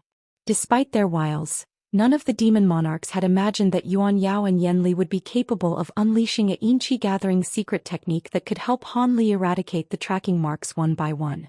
Of course, that was also due to the fact that the ghost Dao cultivation arts they were using really were quite unique. A thought suddenly occurred to the white-haired beauty and she asked, regardless of who's behind this, I'll make sure they pay for what they've done. Brother Di Shui, those devilish artifacts are more important to you than either Brother Lu Zhu or myself, right? Despite that, you've managed to keep remarkably calm. Could it be that you have some other tricks up your sleeve? Lu Zhu also turned toward the crimson-robed figure with a hint of a smile on his face. The crimson-robed figure chuckled in response before replying, I did indeed plant something else on Han Brat's body, but it'll still be quite difficult to find him. I won't be able to track him down as accurately as I could with my tracking mark, but I should be able to ascertain his approximate location with no issues. Having said that, though, that Han Brat sure is alert. He's resisted the urge to summon the spirit servants I gave him even once. Otherwise, he would have already fallen victim to my secret technique and none of this would have happened. A peculiar look appeared on the white-haired beauty's face and her brows furrowed as she said, Now's not the time for jokes, Brother Di Shui. With Han Brat's powerful spiritual sense, how could it have escaped his notice that you planted a secret technique on those spirit servants? There's nothing actually wrong with the spirit servants themselves. The key lies in the Cultivation blood pact that I invented and infused into those spirit servants. As long as anyone injects their spiritual sense into those spirit servants and uses them once, they'll definitely be unable to escape the allure of this secret technique. They'll want to use the spirit servants a second time, then a third time, until they're completely entranced by them and lose their sense of self. It's just a pity that he hasn't even used them once up to this point. Otherwise, I'd definitely be able to detect it and control him without him even realizing that anything was amiss. The crimson-robed figure seemed to be of the opinion that there was no point in hiding anything seeing as they were about to enter the devilish tomb soon, so he decided to reveal everything to the other 2 demon monarchs. The white-haired beauty's expression changed slightly, and she fell speechless upon hearing this. Lu Zhu was also clearly taken aback by Di Shui's devious plan. But if Han Brat hasn't used those spirit servants, then how will you be able to detect his location? The white-haired beauty asked. That's quite simple. I infused the bodies of the spirit servants with some meridian stone. Di Shui chuckled coldly in a sinister manner. Meridian stone.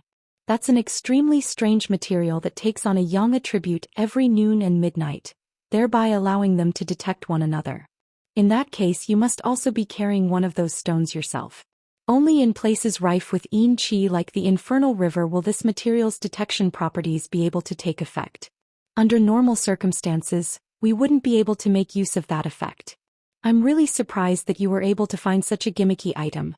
As far as I know, our Tianyuan continent doesn't even produce this type of stone, and they also have extremely limited uses for cultivators like us. On this occasion, even Lu Zhu couldn't help but praise Di Shui's resourcefulness. I didn't intentionally seek out this item. Many years ago, I killed a being from another continent, and they just so happened to be in possession of a small piece of this material. I decided to keep it more so due to its rarity than anything else, but who would have thought that it'd actually come in useful?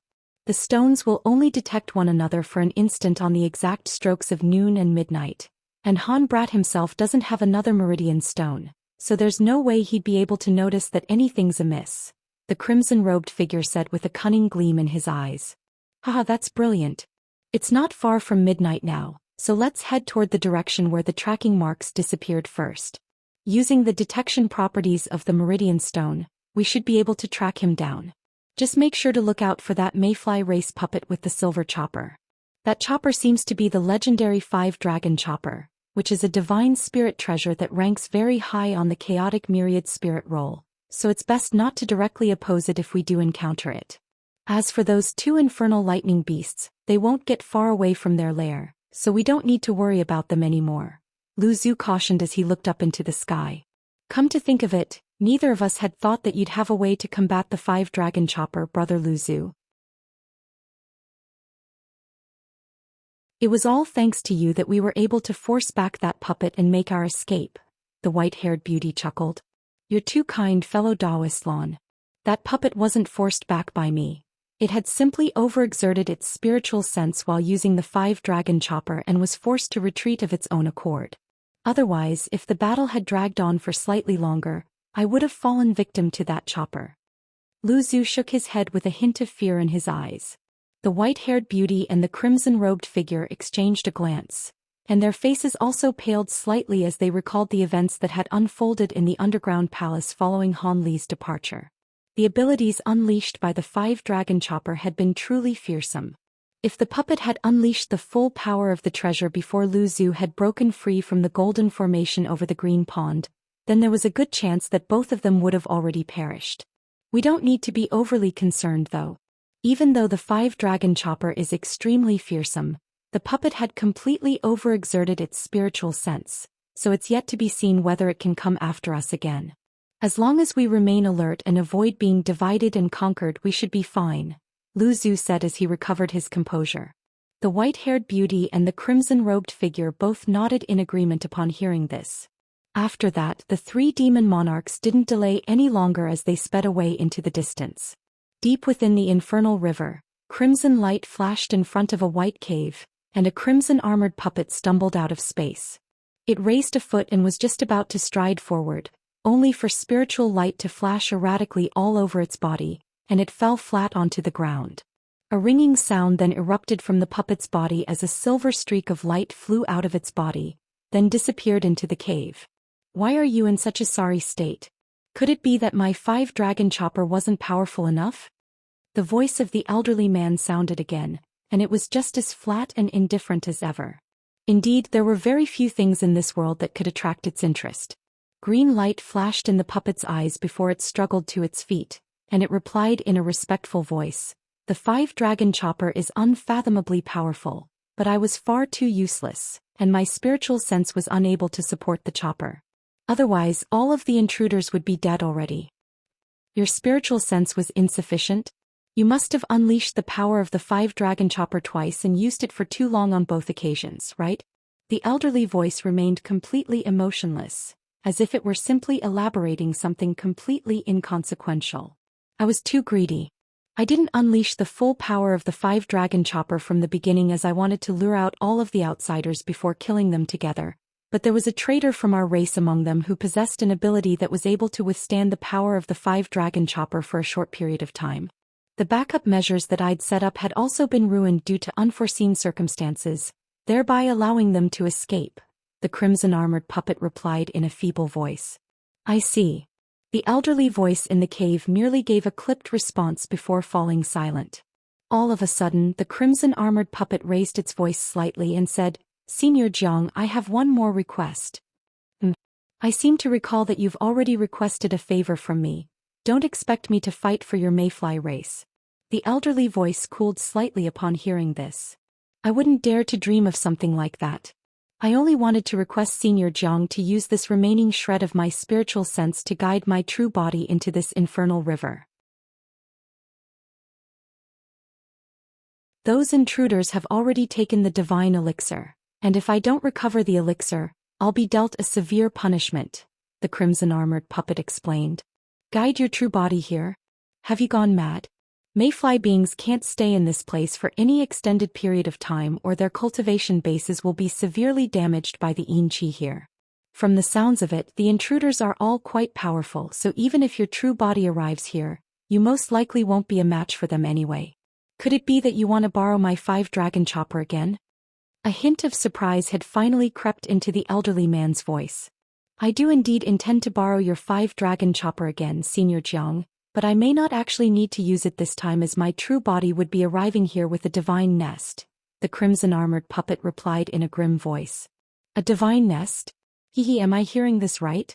You're going to use such a thing just to take care of a few golden mayfly tier beings? Speaking of which, how did you have the power to use such a thing?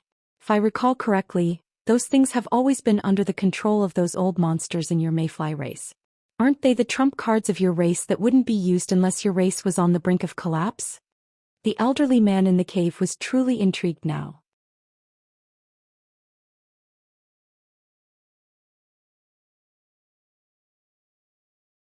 You're not mistaken about that, Senior, but the item I'm going to take into this place isn't one of the holy artifacts of our race. Instead, it's a replica treasure that was refined not long ago by the elders of our race, and to be completely accurate, it should actually be called a false divine nest. The treasure can only manifest one type of holy insect, and it's only a kind of holy insect of a very low caliber. On top of that, this type of replica is a disposable treasure, so it can only be used once, the crimson-armored puppet replied in a truthful manner. A false divine nest, eh? Interesting. I've heard a lot about the vastly renowned divine nests of the mayfly race, but I've never had the pleasure of witnessing one in action for myself. This isn't going to a real divine nest, but a replica will suffice. I can summon your true body here free of charge, but you'll have to pay a price if you want to borrow my 5-dragon chopper again, the elderly man said in a slow voice. But I've only brought 1 vial of Yin water essence with me. A hint of hesitation crept into the puppet's voice.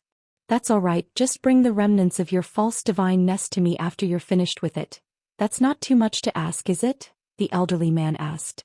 You want the false divine nest, Senior? The crimson-armored puppet was truly becoming quite hesitant now. Hehe, if you don't want to, then so be it. I only wanted the item so I could broaden my horizons. Do you really think I can glean the secrets of your divine nest just by inspecting a set of remnants? The elderly man said in a nonchalant voice.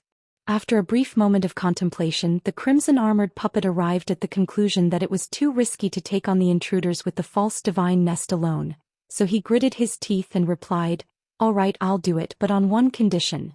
I can only leave the remnants of the nest here for a month. After that, I'll have to return it or I won't be able to answer to the elders of our race. Ah, that's all I needed to hear.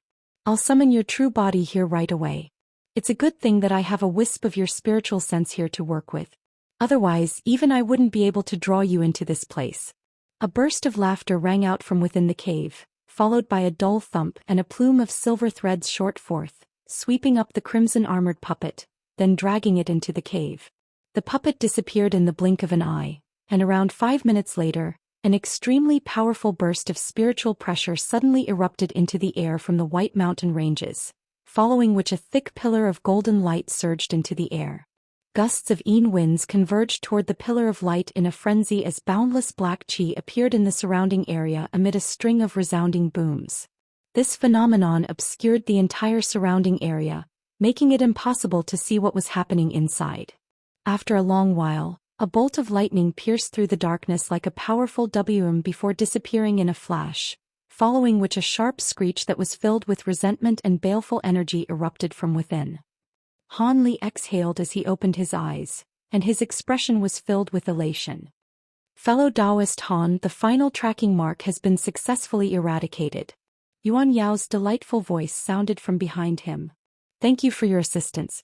I didn't think that the final tracking mark would be so difficult to get rid of. It was as if it had taken root within my body, and we had to refine it without expelling as it simply refused to be ejected. Now that all 4 tracking marks have been destroyed, I can finally breathe a sigh of relief. Han Li turned around and cupped his fist in an earnest salute toward the 2 women. Hee, there's no need to thank us, Brother Han. You saved our lives as well, Yuan Yao chuckled in a slightly exhausted manner. Yan Li also wore a smile on her face, but her face was quite pale. That wasn't much of a surprise. Anyone would be suffering from symptoms of overexertion after controlling such a formation for over half a day. Han Li immediately rustled his sleeve upon seeing this, and 2 small green vials flew forth before hovering in front of the 2 women. These 2 vials contain green Yin pills, which are Yin attribute pills that will surely be quite beneficial for both of you. My junior martial sister and I really are in need of such pills, so I'll gladly accept them, Brother Han. Yan Li smiled as she swept a sleeve through the air, drawing a vial toward her before tipping out a dark green pill that immediately began to emit a strong Yin aura. Yan Li's eyes lit up at the sight of the pill, and she picked it up between 2 of her fingers before carefully inspecting it for a while. She then swallowed the pill and closed her eyes as she activated her cultivation arts in order to better absorb the power of the pill. Yuan Yao hesitated momentarily upon seeing this before extending words of gratitude toward Han Li and accepting the other vial, then also consumed one of the pills. Han Li stood patiently beside the 2 women as they absorbed the power of the pills they'd just consumed. At this point, the vortex in the sky had already disappeared. As for the black ball, it had shrunk down to around 10 feet in size, and due to the fact that the formation had stopped functioning, it was slowly dissipating into black mist, looking as if it would also vanish not long from now. After a while, the 2 women opened their eyes one after the other, and their complexions were looking a lot better. Brother Han, those pills you gave us were quite precious, right? Junior martial sister Yuan and I both managed to recover most of our lost Yin Qi in such a short period of time, Yan Li said. I'm glad they're useful to you, Han Li replied with a smile. Brother Han, this isn't a safe place for us to stay. What do we do next? Yuan Yao asked with a concerned look on her face. Indeed, we have to get away from here right away. In the instant that those tracking marks were destroyed, they would have revealed our approximate location to the demon monarchs. As for how we proceed from there, we'll naturally have to break through this space and return to the spirit realm. Of course, that's going to be easier said than done, but at least it's a goal that we can strive toward. Let's discuss this in detail while we leave this place, Han Li said with a solemn expression. All right, we'll withdraw the formation first, then depart right away. Han Li was the one with the highest cultivation base among the 3, so the 2 women naturally followed his lead. Thus, the 2 of them flew through the air as streaks of black light to pack up all of the nearby tools that had been required to set up the formation from earlier. Meanwhile, Han Li let loose a long cry that rumbled into the distance, and the Weeping Soul Beast and Leopard Kirin Beast immediately replied from afar. One of them let loose a loud ape cry while the other responded with a low roar before both hurtled back toward him. A streak of black light and a streak of golden light soon disappeared up Han Li's sleeve in quick succession, and the 2 beasts were stored into this spirit beast bracelet again. Moments later, the 2 women had also finished what they were doing, and the 3 of them decided on a direction before hurriedly flying away. Less than half a day after Han Li's trio had departed, green light flashed in the air nearby, following which a ball of green light appeared. Within the ball of green light was a slender and graceful figure. After circling around in the air for a while, the ball of green light descended onto the hill where Han Li and the others had been situated not long ago. The green light faded, and the humanoid figure who was revealed was naturally none other than Mu Qing. Mu Qing quickly surveyed the surroundings, and her expression gradually darkened. To the average person it would appear that there was nothing amiss here, but she was able to easily identify the remaining traces of the giant spell formation that had been set up here not long ago, as well as the residual restriction fluctuations and pure yin qi that hung in the air. Looks like I was too late and they've already been gone for a while. So he managed to eradicate the tracking marks through the use of a formation. Seeing as he's already left, it would be exceedingly difficult to try and find him, Mu Qing murmured to herself as an indecisive look appeared on her face. So be it. I'll take a gamble for the treasures in the devilish tomb. If I'd known that this would happen, I would have cast an extra restriction on him. Mu Qing gritted her teeth as a determined look appeared on her face. She rose up into the air before flying away as a ball of azure light again.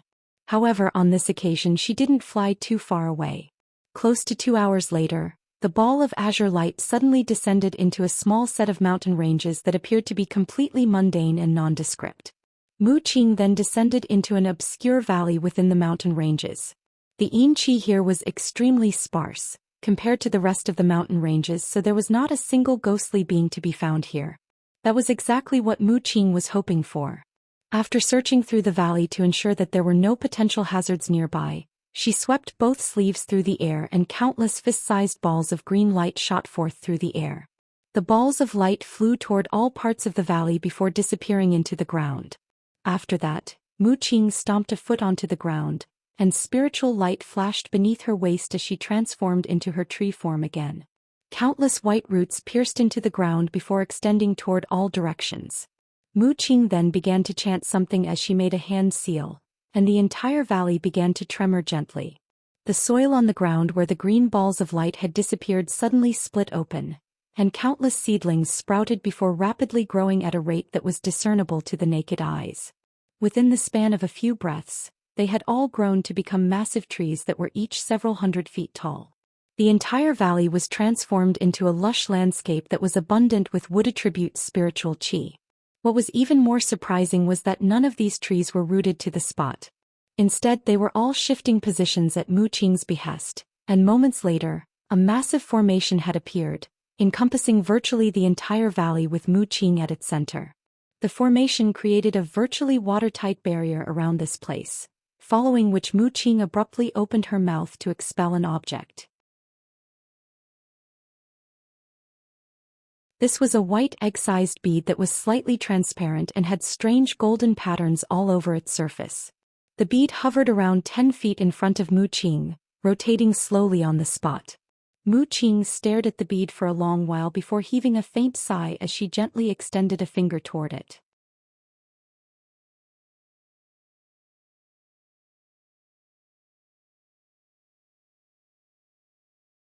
The bead released a burst of azure light amid a faint thump, and an object began to take shape within the light. As the light faded, the object was revealed to be a massive black pine tree. The tree was extremely huge, yet its appearance was quite peculiar. There seemed to be an invisible line running directly down the center of the tree. On one side of the line, the tree was extremely lush and exuberant, yet the other half was completely shriveled up and devoid of leaves as if it were a dead tree. This was Mu Qing's wood spirit body. She appraised the tree with a complex expression before flicking her 10 fingers in quick succession, casting one incantation seal after another, which all disappeared into the black tree. The tree abruptly shuddered before lowering a small section of itself further into the ground, then falling completely still. However, Mu Qing didn't stop there.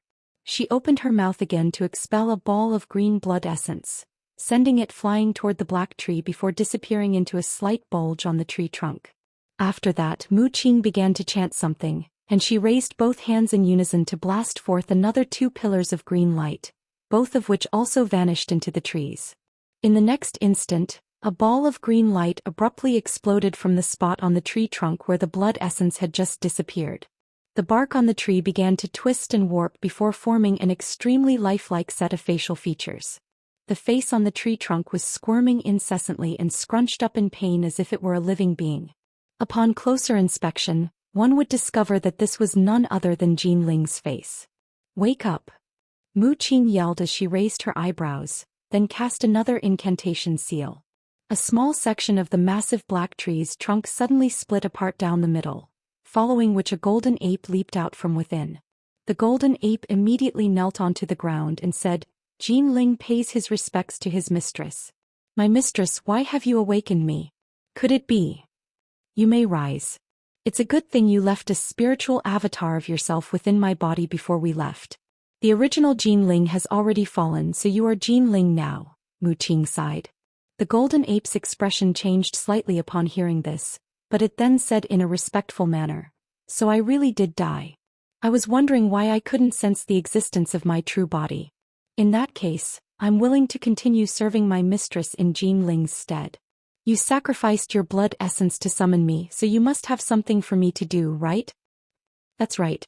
The tracking mark I planted in Han Brat's body has been destroyed, and I've lost track of him as well. I'm preparing to unleash my wood domain to find him, but in that case I'll have to use the power of my true body. Hence I'll need you to protect the spirit wood that is my true form, and I've set up a powerful formation nearby. Even if beings as powerful as Lu Zhu try to force their way into this area, it'd be able to stop them for a while. The formation will buy you enough time to take my true body and escape from here," Mu Qing said in a solemn voice. "Wood domain? That's extremely taxing on your powers, my mistress. If you unleash it now, you won't be able to unleash it again within the next 1,000 years. Are you sure you want to do that?" A surprised look appeared on the golden ape's face. "I have no choice. The bead I saw in the devilish tomb last time contained power that was identical to my essential power, yet the purity and quantity of power imbued within that bead are more than 10 times that of the essential power within my body. If I can obtain that treasure, then take the time to absorb all of the power within it, not only will I be able to progress beyond my current cultivation base, there's a very good chance that I'll even be able to advance even further. Hence, that thing is even more important to me than the so-called divine infernal river elixir," Mu Qing said with a determined look on her face. "In that case I'll be sure to keep your true body safe, my mistress." The golden ape knew that it wouldn't be able to dissuade Mu Qing, so it nodded with a solemn expression and allowed her to proceed. "That's all I needed to hear, Jinling.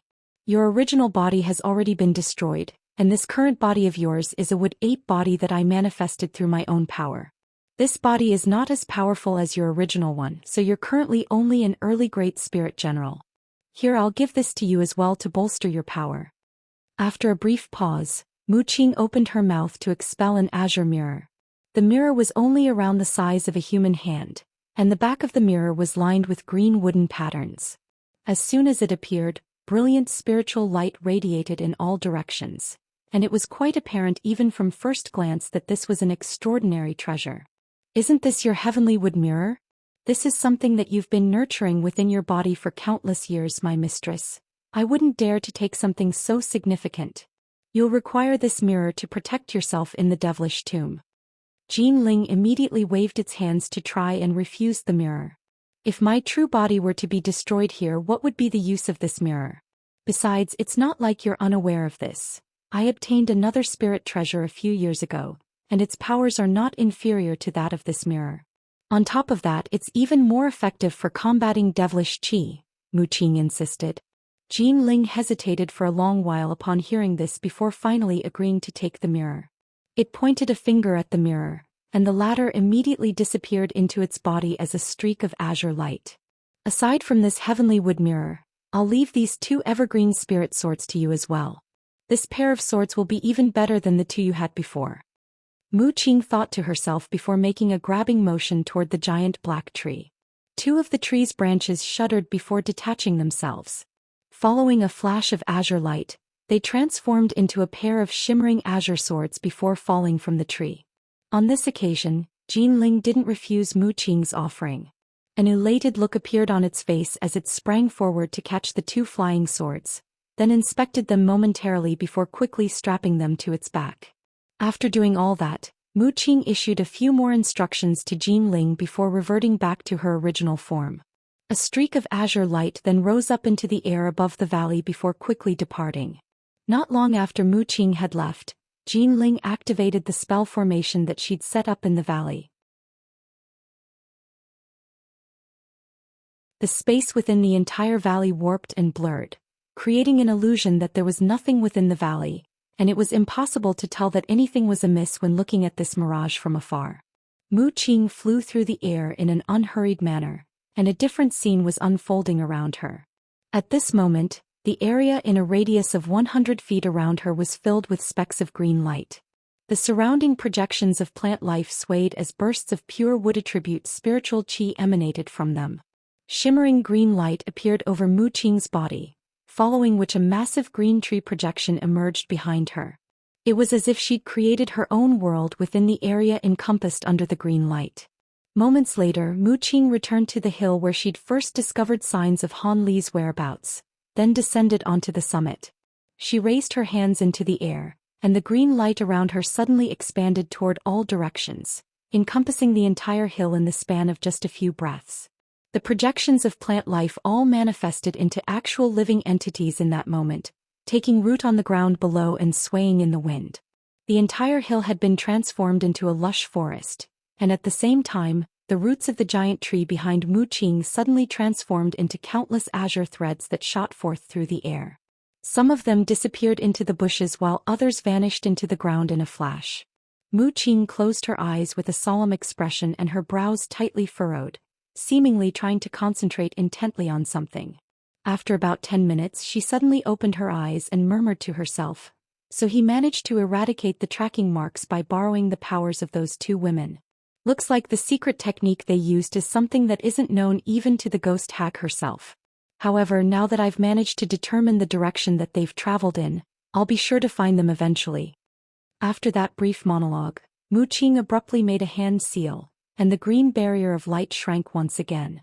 As the green light receded, the plant life that it had manifested all began to vanish on the spot. In the moment that everything returned to normal on the hill, Mu Qing rose up into the air and flew toward the direction that Han Li had departed in. Han Li was naturally unaware of the fact that all of the demon monarchs were targeting him at once. However, as a safety precaution, he was constantly changing direction as he flew through the air after departing from the hill with the two women. In his mind, there should have been no way for the demon monarchs to track him down again, but he'd clearly underestimated their abilities. At present, Han Li was flying over a vast expanse of yellow sand with the two women, and he was saying something to Yuan Yao and Yan Li during their flight. "What? You're planning to find a spatial node to return to the spirit realm?" A cry of surprise escaped Yan Li's mouth, and she seemed quite stunned to hear this. "Indeed. Through my research of space both in the human world and the spirit realm, I discovered that no matter the size of a space, spatial nodes will always exist, and the smaller a space is, the easier such spatial nodes are to find. Those so-called spatial rifts are actually just an alternative form of spatial nodes. If we can find the spatial node within the infernal river, then take a small risk, then there's a very good chance that we could return to the spirit realm," Han Li replied in a calm voice. "But Brother Han, my senior martial sister, and I have both heard much about the perils of spatial nodes. Not only are there spatial storms to contend with, we won't be able to control the location of the exit either. Isn't that a little too dangerous?" Yuan Yao asked in a hesitant voice. "There will be some risk involved, but with me leading the way we'll have at least a 70% to 80% chance of passing through the spatial node safely. After all, this infernal river is only a slightly larger space that is a subsidiary to the spirit realm, and not an actual realm in itself. That is, unless the two of you don't want to leave and wish to stay permanently within the infernal river instead," Han Li said with furrowed brows. "To be honest, we can hide here and cultivate for a while until those people leave. The Yin Qi and spiritual Qi here are both extremely abundant, so it'll be quite beneficial to our cultivation," Yan Li proposed with a smile. "That's not a good idea. Have you forgotten about the Mayfly race, Fairy Yen? We don't know when those Mayfly race reinforcements will arrive, and even the demon monarchs were extremely fearful of the Mayfly race, so they're definitely not something that we can contend with. The infernal river is the holy land of their race, so they undoubtedly have a better understanding of it than we do. No matter where we hide, we still won't be safe. On top of that, are the two of you giving up on returning to the human race in order to find a way to recover your human bodies?" Han Li analyzed in a slow voice.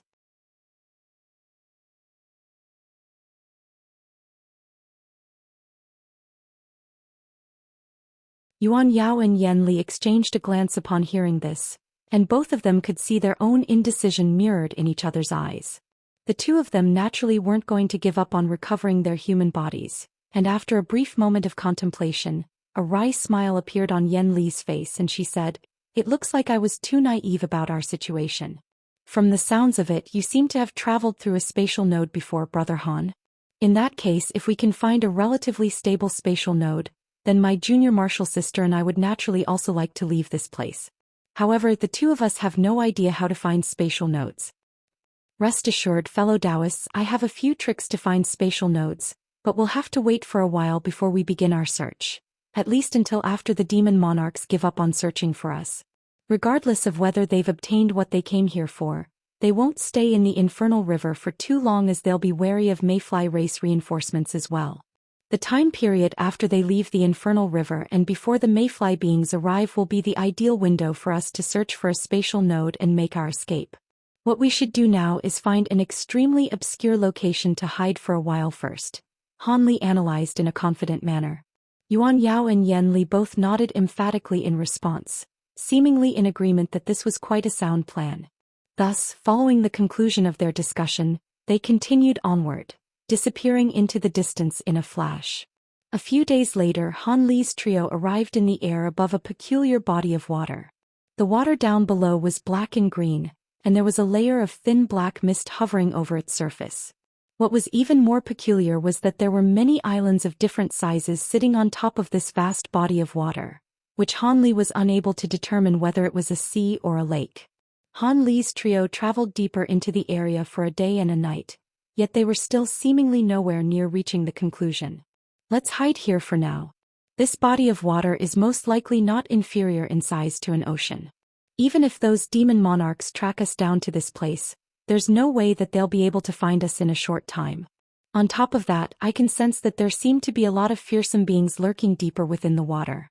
With those things there, the demon monarchs wouldn't dare to search through the area recklessly with their spiritual sense, so they can act as a smokescreen of sorts for us, Han Li said in a slow voice as he surveyed their surroundings with blue light shimmering in his eyes. They were currently situated in the air above a dense cloud of mist, and they had seen many such clouds of mist on the way here. Through the use of his spirit eyes, Han Li was able to determine that there was an island hidden beneath the mist.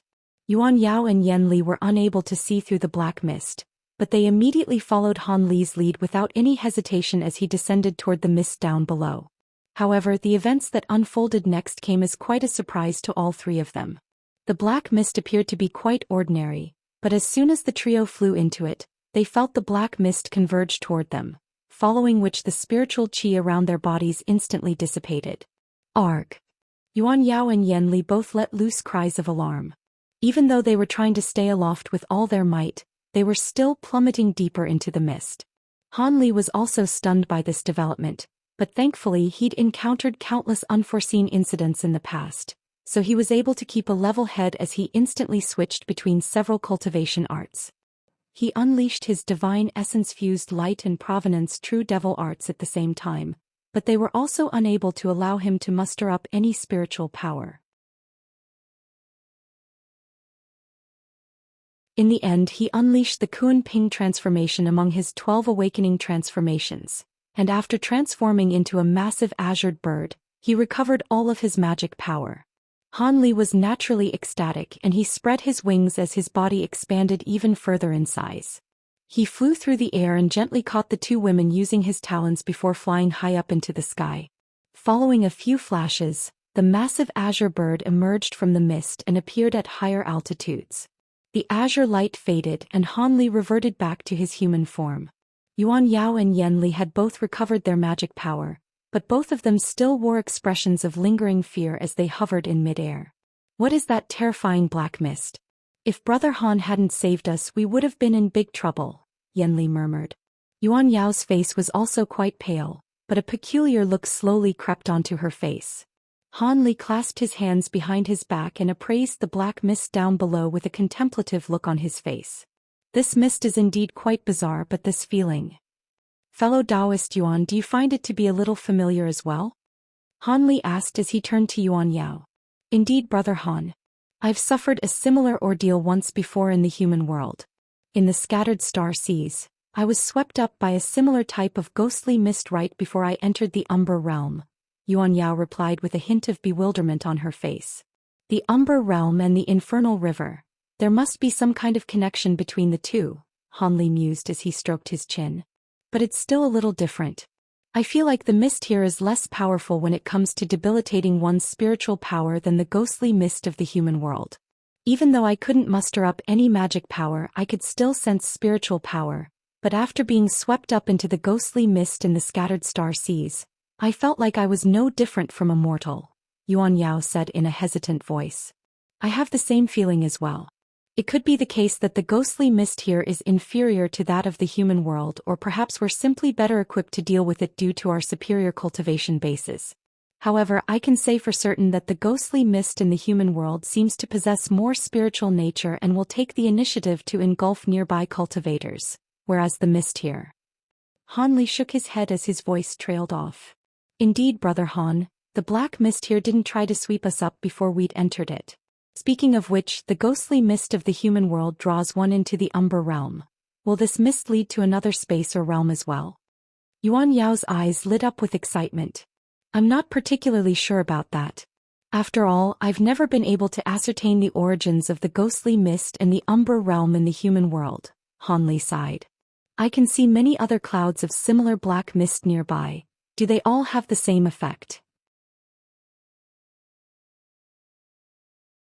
Yan Li suddenly asked as a hint of curiosity flashed through her eyes. Han Li faltered slightly upon hearing this before raising an eyebrow as he said, "That's a good observation. Wait here for me for a moment. I'll be back soon." Thus, azure light flashed from his body and he transformed into a massive azure bird again. With each flap of his wings, he covered a distance of over 100 feet, and he flew into the distance, leaving Yuan Yao and Yan Li to look on in amazement. Junior martial sister Yuan, fellow Taoist Han sure has cultivated many abilities. To think that he's even learned the transformation secret technique of the flying spirit race, Yan Li said as she clicked her tongue with wonder. Have you forgotten that Brother Han has entered the earth abyss as a flying spirit race holy disciple, senior martial sister? It's no surprise that he's mastered such a secret technique, seeing as that's the case, Yuan Yao replied with a smile. You may not be aware of this, junior martial sister, but not just anyone can become a flying spirit race holy disciple. I've heard some information about this in the past.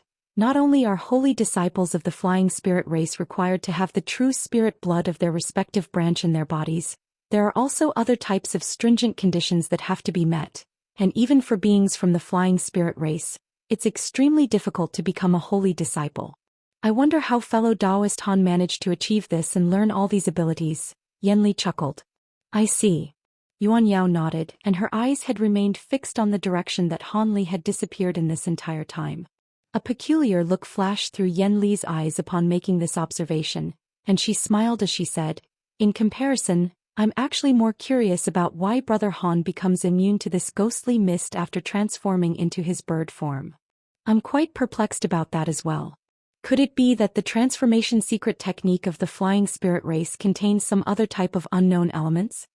Yuan Yao was distracted by this question, and she withdrew her gaze as a confused look appeared on her face. It's no use speculating about this. Why don't we ask fellow Taoist Han when he gets back? He should know something about this. Yan Li pursed her lips with a smile. Is that a good idea? Wouldn't it be rude for us to inquire directly about his abilities and cultivation arts? Yuan Yao was feeling rather hesitant about this. With the relationship that the two of you share, surely it's not too much to ask of him. I just think that ghostly mist is quite bizarre and I wanted to see if we can devise some kind of method to counteract it. However, I'm not all that familiar with fellow Taoist Han after all, so it's best that you asked him in my stead, Yan Li replied in a nonchalant manner. Yuan Yao's brows furrowed upon hearing this, and she only nodded after a moment of contemplation. An hour later, azure light flashed in the distance and the massive azure bird returned. Following a few flashes, gusts of fierce winds were swept up as the bird arrived before the two women. Immediately thereafter, the azure light faded, and Han Li reverted back to his human form.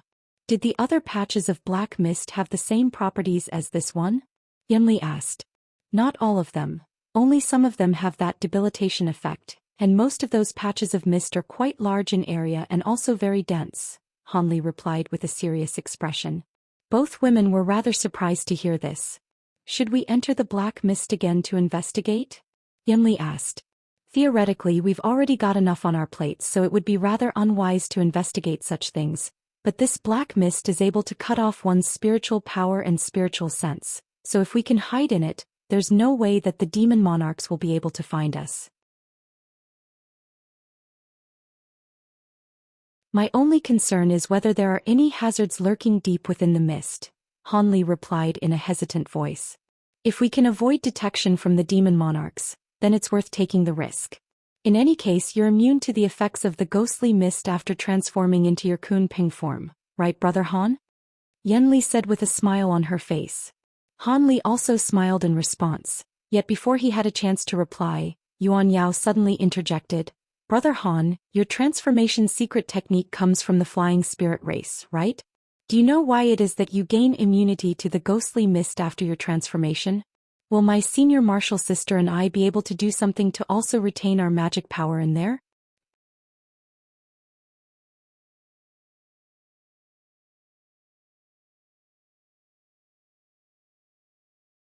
Han Li pondered the question for a moment before replying, my Kunping transformation technique does indeed come from the Tianping race, but I'm not sure why I'm immune to the effect of this mist after taking on this form. I considered this question on my way back and came up with a theory, but I'm not sure if it's a reliable one. You can tell us what you think, Brother Han, there's no need to keep secrets from us, Yen Li chuckled. A slightly awkward look appeared on Han Li's face before he continued. Seeing as the two of you once cultivated in the Umber realm of the human world for so many years, you're most likely aware of some of the legends surrounding that place. Are you referring to legends of the Netherworld and the Rahu Beast, Brother Han? Yuan Yao asked as her expression changed slightly. Indeed. The Netherworld has always been the stuff of legends, and no one has actually been able to verify its existence, but I witnessed the Rahu Beast in person in the human world once. Even though I only saw an extremely tiny portion of the beast, the phenomenon that it triggered with its emergence was very similar to the ghostly mist leading to the Umber realm, Han Li replied. So you're saying the Umber realm of the human world is actually the body of the Rahu Beast? Yuan Yao's mouth gaped open in astonishment. I don't have any other evidence to support that notion, but I think it's very much possible. The true spirit Kunping is the mortal enemy of the Rahu Beast, so perhaps I'm able to draw upon some of the Kunping's power after adopting my Kunping form. If the mist here really does have something to do with the ghostly mist of the human world, then everything would make sense, Han Li speculated. Could it be that this so-called infernal river is the body of the Rahu Beast? In that case, why is the mist here slightly different from the ghostly mist in the human world? Yen Li asked with her brows furrowed in confusion. Han Li didn't give a direct answer to this. Instead, he smiled and responded with a question of his own. Are you under the impression that this Rahu is the same as the Rahu of the human world? Are you saying that these are two different Rahu beasts? That does explain the differences in the mists. It said that the Rahu beast is unfathomably massive and is capable of devouring celestial bodies like the sun and the moon. This infernal river is clearly far larger than the Umber realm, so we must be inside the body of a Rahu beast that's far larger than the one in the human world. Yen Li's face paled slightly as that realization dawned on her. That's probably not the extent of it. Han Li shook his head with a grim expression. Do you have something else to add, Brother Han? Yuan Yao asked with a curious expression. The mist in this place feels quite dead in comparison to the ghostly mist in the human world. I've seen some records that mention that when Rahu beasts reach the ends of their lifespans and pass away, the space within their bodies won't collapse and can actually continue to exist forever. Are you saying we're currently in the space within the carcass of a Rahu beast? Yuan Yao faltered upon hearing this. I'm merely speculating. As for what the actual situation is like, that's yet to be verified, Han Li chuckled in response. I think you're very close to the truth if not spot on in your speculation, Brother Han. In that case, everything can be explained. It's due to fact that this Rahu beast has already passed away that the Yin Qi within its body is far more abundant than in the Umber realm, thereby giving rise to so many high-grade ghostly beings. I wonder if the demon monarchs already know this or have figured it out at this point yet. The only thing that I'm still confused about is the existence of spiritual qi and spirit veins here. There's no spiritual qi at all in the Umber realm, and magic power can't be used there either, Yen Li mused. Who knows? Perhaps the powerful beings of the mayfly race modified this place after discovering it, or perhaps these changes naturally occur after the Rahu beast passes away.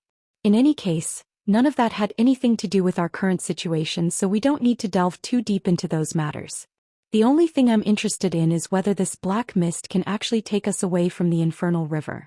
As long as this place is the same kind of entity as the Umber realm, then there has to be an exit here as well.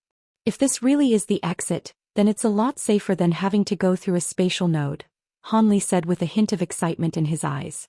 You're right, Brother Han. Did you find anything amiss within the clouds of mist that you explored earlier? Yanli asked. No. Aside from the fact that the black mist can also seal away one's magic power and abilities, there were no other noteworthy discoveries. Of course, I only searched through a few patches of mist in the nearby area. Seeing as this black mist exists here, the exit should be somewhere in this body of water as well. Should we try and search for the exit right away or hide here for a while as we originally planned? Hanli asked. Seeing as the exit could be nearby, let's spend some time to try and find it. Perhaps we'll be able to come across it rather quickly. In that case, we'll be able to get out of this place, so there'll be no need to take risks by hiding, Yanli immediately replied. Yuan Yao hesitated momentarily before nodding in agreement. You're right, Senior Martial Sister.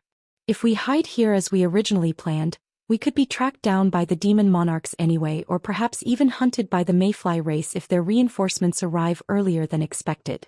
In either of those scenarios, we'd be as good as dead. Hanli fell into deep thought upon hearing this. The proposal raised by the two women was quite reasonable, but he couldn't shake this feeling of uneasiness that had plagued him during the past few days. He could sense that something wasn't quite right, but he couldn't quite put his finger on it, and it was making him quite hesitant about how to proceed. After pondering the issue for a long while, he finally said, All right, let's search for the exit here, but we can only spend 2 days in our search at most. After that, we have to hide right away. I think we should be safe during this period of time. Hanli offered a compromised course of action. Yuan Yao and Yanli exchanged a glance upon hearing this before nodding in unison. All right, let's search through the black mist below us first. Even if we can't find the exit here, let's set up a temporary base that we can hide in if any unforeseen circumstances arise.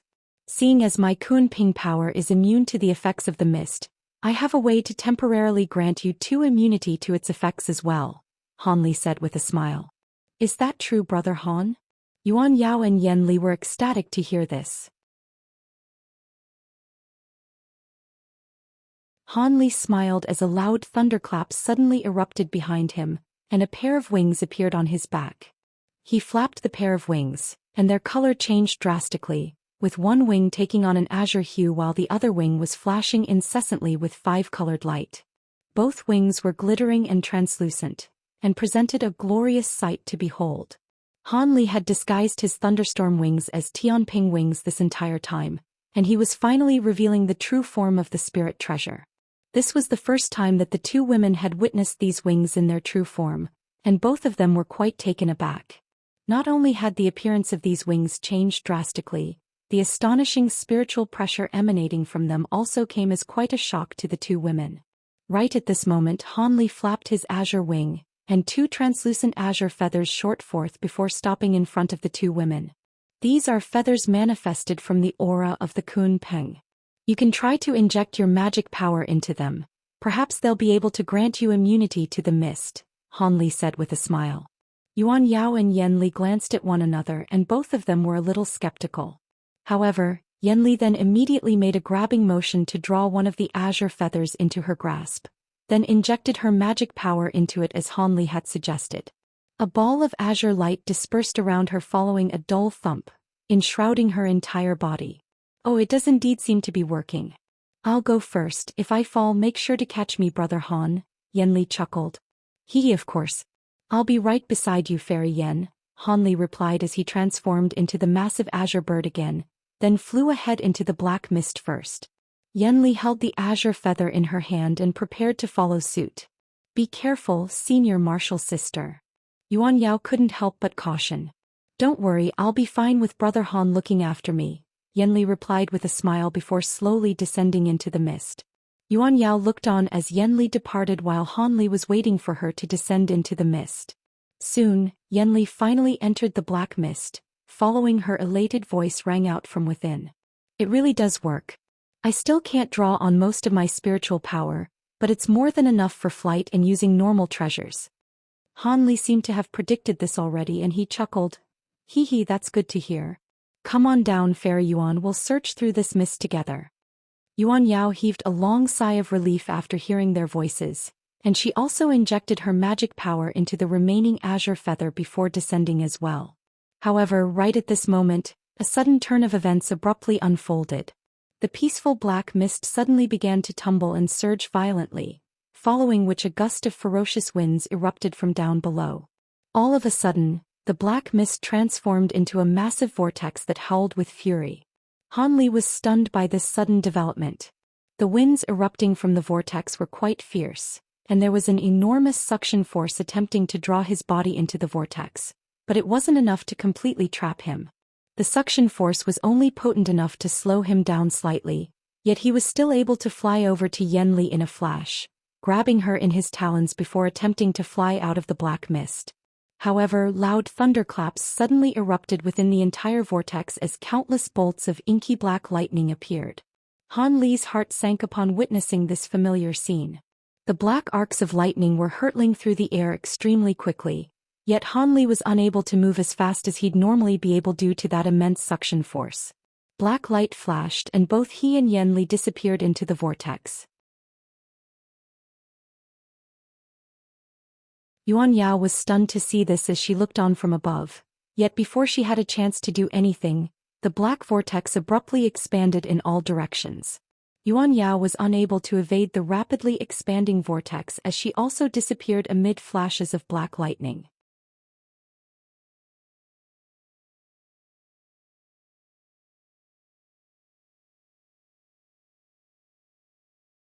In the instant that the black lightning struck Han Li, he felt his surroundings blur before he was teleported away amid a rush of dizziness.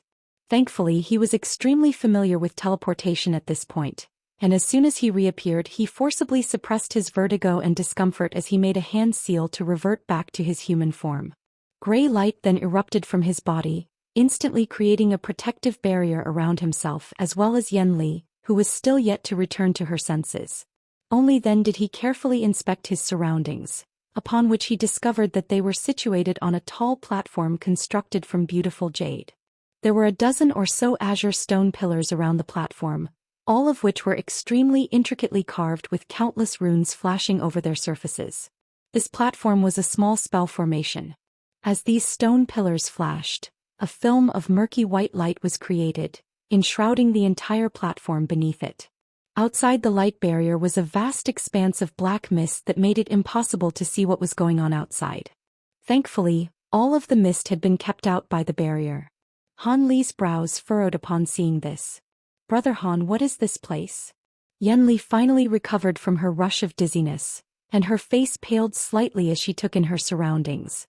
Looks like we've been teleported elsewhere by the ghostly mist. Han Li was quite calm in comparison. Does that mean we're no longer in the infernal river? Yanli was elated to hear this. I'm not so sure about that. Judging from the teleportation experience I've accrued in the past, that didn't seem like long-distance teleportation across realms to me, so we should still be in the infernal river, Han Li replied with a shake of his head. Yanli was quite disappointed to hear this, but a thought then suddenly occurred to her, and her expression changed drastically as she exclaimed, Junior Martial Sister Yuan is outside out of the black mist, and she hasn't been teleported here. Doesn't that mean we've been separated from her? Not to worry, fellow Taoist Yen. With Fairy Yuan's resourcefulness, she'll be fine even if she's on her own. What we have to focus on is determining where we are first. As long as we're all still in the infernal river, it shouldn't be a difficult task to find fellow Taoist Yuan again, Han Li said in a calm voice. Yan Li's anxious expression eased slightly upon hearing this and she said, Apologies for letting my emotions get the better of me there, Brother Han. It's just that I've very rarely ever been separated from my junior martial sister, so this is quite a jarring experience for me. It's alright, I'm glad to see that you and fellow Taoist Yuan share such a close bond. However, we have to address the predicament that we're in at the moment first before we can worry about her, Han Li replied with a wry smile before making his way over to one of the nearby stone pillars. He glanced at the runes on the pillar through narrowed eyes before casting his gaze out of the light barrier as a faint blue light flashed through his eyes. The black mist around here was quite dense, but Han Li was still able to pierce through it with his spirit eyes to assess their surroundings. Han Li's expression suddenly changed slightly. What do you see, Brother Han? Yan Li made her way over to him with a concerned look on her face. Aside from this platform that we're situated on, there are 6 other platforms just like this one in a circular formation nearby. Also, we appear to be in the belly of a mountain, Han Li replied in a slow voice. The belly of a mountain? If we still haven't left the infernal river, then who would have constructed these things here? Yan Li murmured to herself as she furrowed her brows. That's too difficult for us to speculate about. What I want to know is how this being was able to control the ghostly mist to teleport us here. Perhaps they're somehow related to the Rahu beast, Han Li mused. We won't be able to find any answers if we keep taking shots in the dark like this. We have to get out of this place first, Yan Li sighed. Of course, we don't know whether the owner of this place harbors ill will toward us. It looks like we're being protected by this barrier, but it can also be said that we've been confined in a prison of sorts. Our top priority is indeed to get away from here. I just had a look at the runes on the pillars, yet they're extremely profound. At the very least, with my knowledge base in spell formations, I was unable to understand most of the runes, so we'll have to break out of this place using brute force, Han Li decided as he stroked his chin. Is that so? I've also done some research into the art of spell formations, so let me have a look as well. Yan Li seemed to be rather confident in herself. Oh, it would naturally be best if you could break this formation here. Han Li faltered upon hearing this before stepping away from the pillar with a smile. Yan Li immediately strode toward the pillar and began inspecting it with rapt focus, seemingly completely absorbed by the runes on the pillar. Meanwhile, Han Li clasped his hands behind his back as he made his way around the light barrier, trying to search for any alternative ways out. Around 10 minutes later, Yan Li exhaled as she withdrew her gaze, then turned to Han Li with a forced smile on her face. This restriction is indeed far more profound than any I've encountered in the past, so I won't be able to help out here. That's alright, I'll try my flying swords. Han Li seemed to have predicted that this would be the verdict, and he swept his sleeve through the air, upon which a small golden sword shot forth from within. The flying sword then transformed into a shimmering golden longsword that was around 3 feet in length. Go. Han Li pointed directly at the white light barrier up ahead, and the golden longsword flew through the air before striking the light barrier with ferocious might. White and golden light flashed amid a dull thump, following which the golden longsword was repelled with ease. Han Li's expression changed drastically as he hurriedly pointed a finger toward the flying sword to stabilize it in midair. He had guessed that this light barrier would be quite resolute, but not to such an extent that his azure bamboo cloudsworm sword wouldn't even be able to leave so much as a single scratch on it. Yan Li also wore a surprised expression upon seeing this, and she immediately opened her mouth to expel a black banana leaf fan, which she waved toward the light barrier with all her might. Inky black flames surged through the air, only to repelled once again the same manner as the golden sword, while the light barrier remained completely unscathed. How is this restriction so powerful? Han paused momentarily before raising an arm to reveal pitch-black hand. He spread open his 5 fingers before pressing his hand flat against the light barrier, then unleashing a powerful burst of gray light. The seemingly indestructible light barrier began to emit a low ringing sound as the gray light swept over it, following which ripples began to appear on its surface. A faint smile appeared on Han Li's face upon seeing this. It was just as he'd expected. As long as this restriction contained any 5 elemental power, then there was no way that the divine essence-fused light wouldn't be able to do anything to it. With that in mind, Han Li began to circulate his magic power, and the gray light surging from his palm became more and more dazzling while the white light barrier began to tremor more violently. The entire light barrier began to warp and twist with Han Li's hand at the epicenter. Yan Li's eyes widened with surprise and elation upon seeing this. She'd seen Han Li unleash his divine essence-fused light on multiple occasions, so she was aware of just how powerful it was, but she didn't think that it'd be so effective against restrictions as well. Moments later, a dull thump rang out as the light barrier was finally twisted to the point of shattering by the divine essence-fused light. The black mist outside immediately swept toward the white jade platform as a result. Han Li immediately transformed into his bird form again before rising into the air. Yen Li was also well prepared as she injected her magic power into the azure feather, conjuring up a ball of azure light around her before ascending toward Han Li. Han Li had already assessed their surroundings using his spirit eyes, so after adopting his bird form he immediately flew toward a certain direction in the mist without any hesitation. After a few flashes, his eyes lit up at the sight of the azure and yellow barrier up ahead. This barrier was an extremely simple one, so he immediately crashed through it without adopting any defensive measures. The barrier was easily shattered by his massive bird body, and he descended onto a patch of rocky land on the other side of the barrier before reverting back to his human form.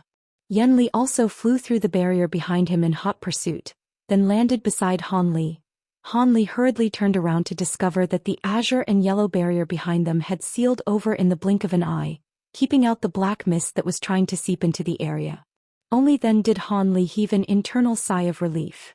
Right at this moment Yen Li exclaimed, "Brother Han, there's someone over there. Should we go and have a look?" Han Li's heart stirred upon hearing this before he hurriedly turned toward the direction that Yen Li was pointing toward.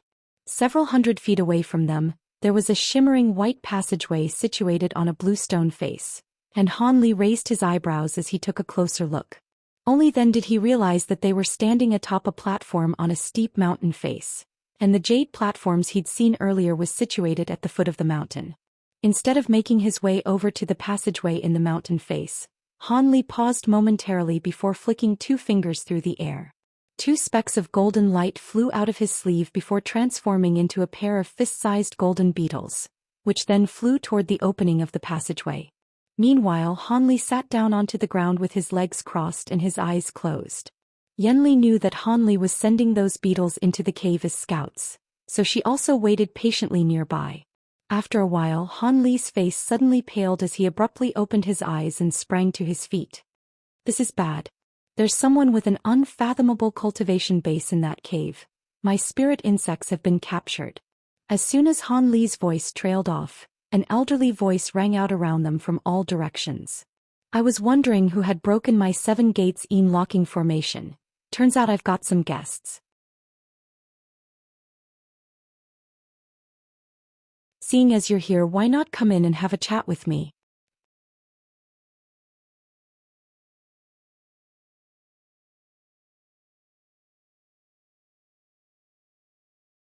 Han Li and Yen Li were both startled to hear this elderly voice, and the two of them exchanged a bewildered glance. "Let's go, this man's far too powerful for us to oppose. According to the wisps of spiritual sense I'd imbued my spirit insects with, his cultivation base is beyond that of even the demon monarchs." Even though Han Li was feeling quite uneasy, he still put on a calm facade. Han Li's calm and collected demeanor as quite a soothing sight for Yen Li, and she nodded in response. Thus, the two of them slowly drifted over to the entrance of the cave. The passageway on the mountain face wasn't very large, and nor was it special in any way. It was merely a square entrance paved with ordinary blue stone. After flying into the passageway for over 1,000 feet, the two of them arrived in an antiquated hall with fine white sand all over the floor. The hall was over 1,000 feet in size, yet in such a cavernous space, there were only a few items of furniture. Aside from a few tables and chairs, there were only several pots of strange plants situated in the corners of the hall. These plants were each no more than a foot tall, but Han Li could smell their essence even from afar. Just the scents emitted by these few potted plants in the hall alone made him feel as if he were situated within a lush forest. At the very center of the hall was a chair, on which sat a gray-robed elderly man. The man possessed a mundane appearance with his meter-long beard his only noteworthy facial feature, and he was also looking back at Han Li and Yen Li. "You two are humans," the elderly man said in a slightly surprised voice. Han Li's heart jolted upon hearing this, and he bowed slightly as he replied. "I see that Senior knows of our human race. May I ask for your name, Senior?" I don't just know of the human race, I'm a human myself. As for my former name, there's no need to mention it." You may refer to me as Senior Jiang, the elderly man chuckled, and a benevolent light appeared in his eyes as he looked Han Li and Yen Li. What? You're a human as well, Senior? Yen Li exclaimed in shock. Why? Is it really strange that I'm a human? The elderly man chuckled. Of course not. It's just that we didn't expect to see one of our brethren so far away from the human territories, Han Li hurriedly explained.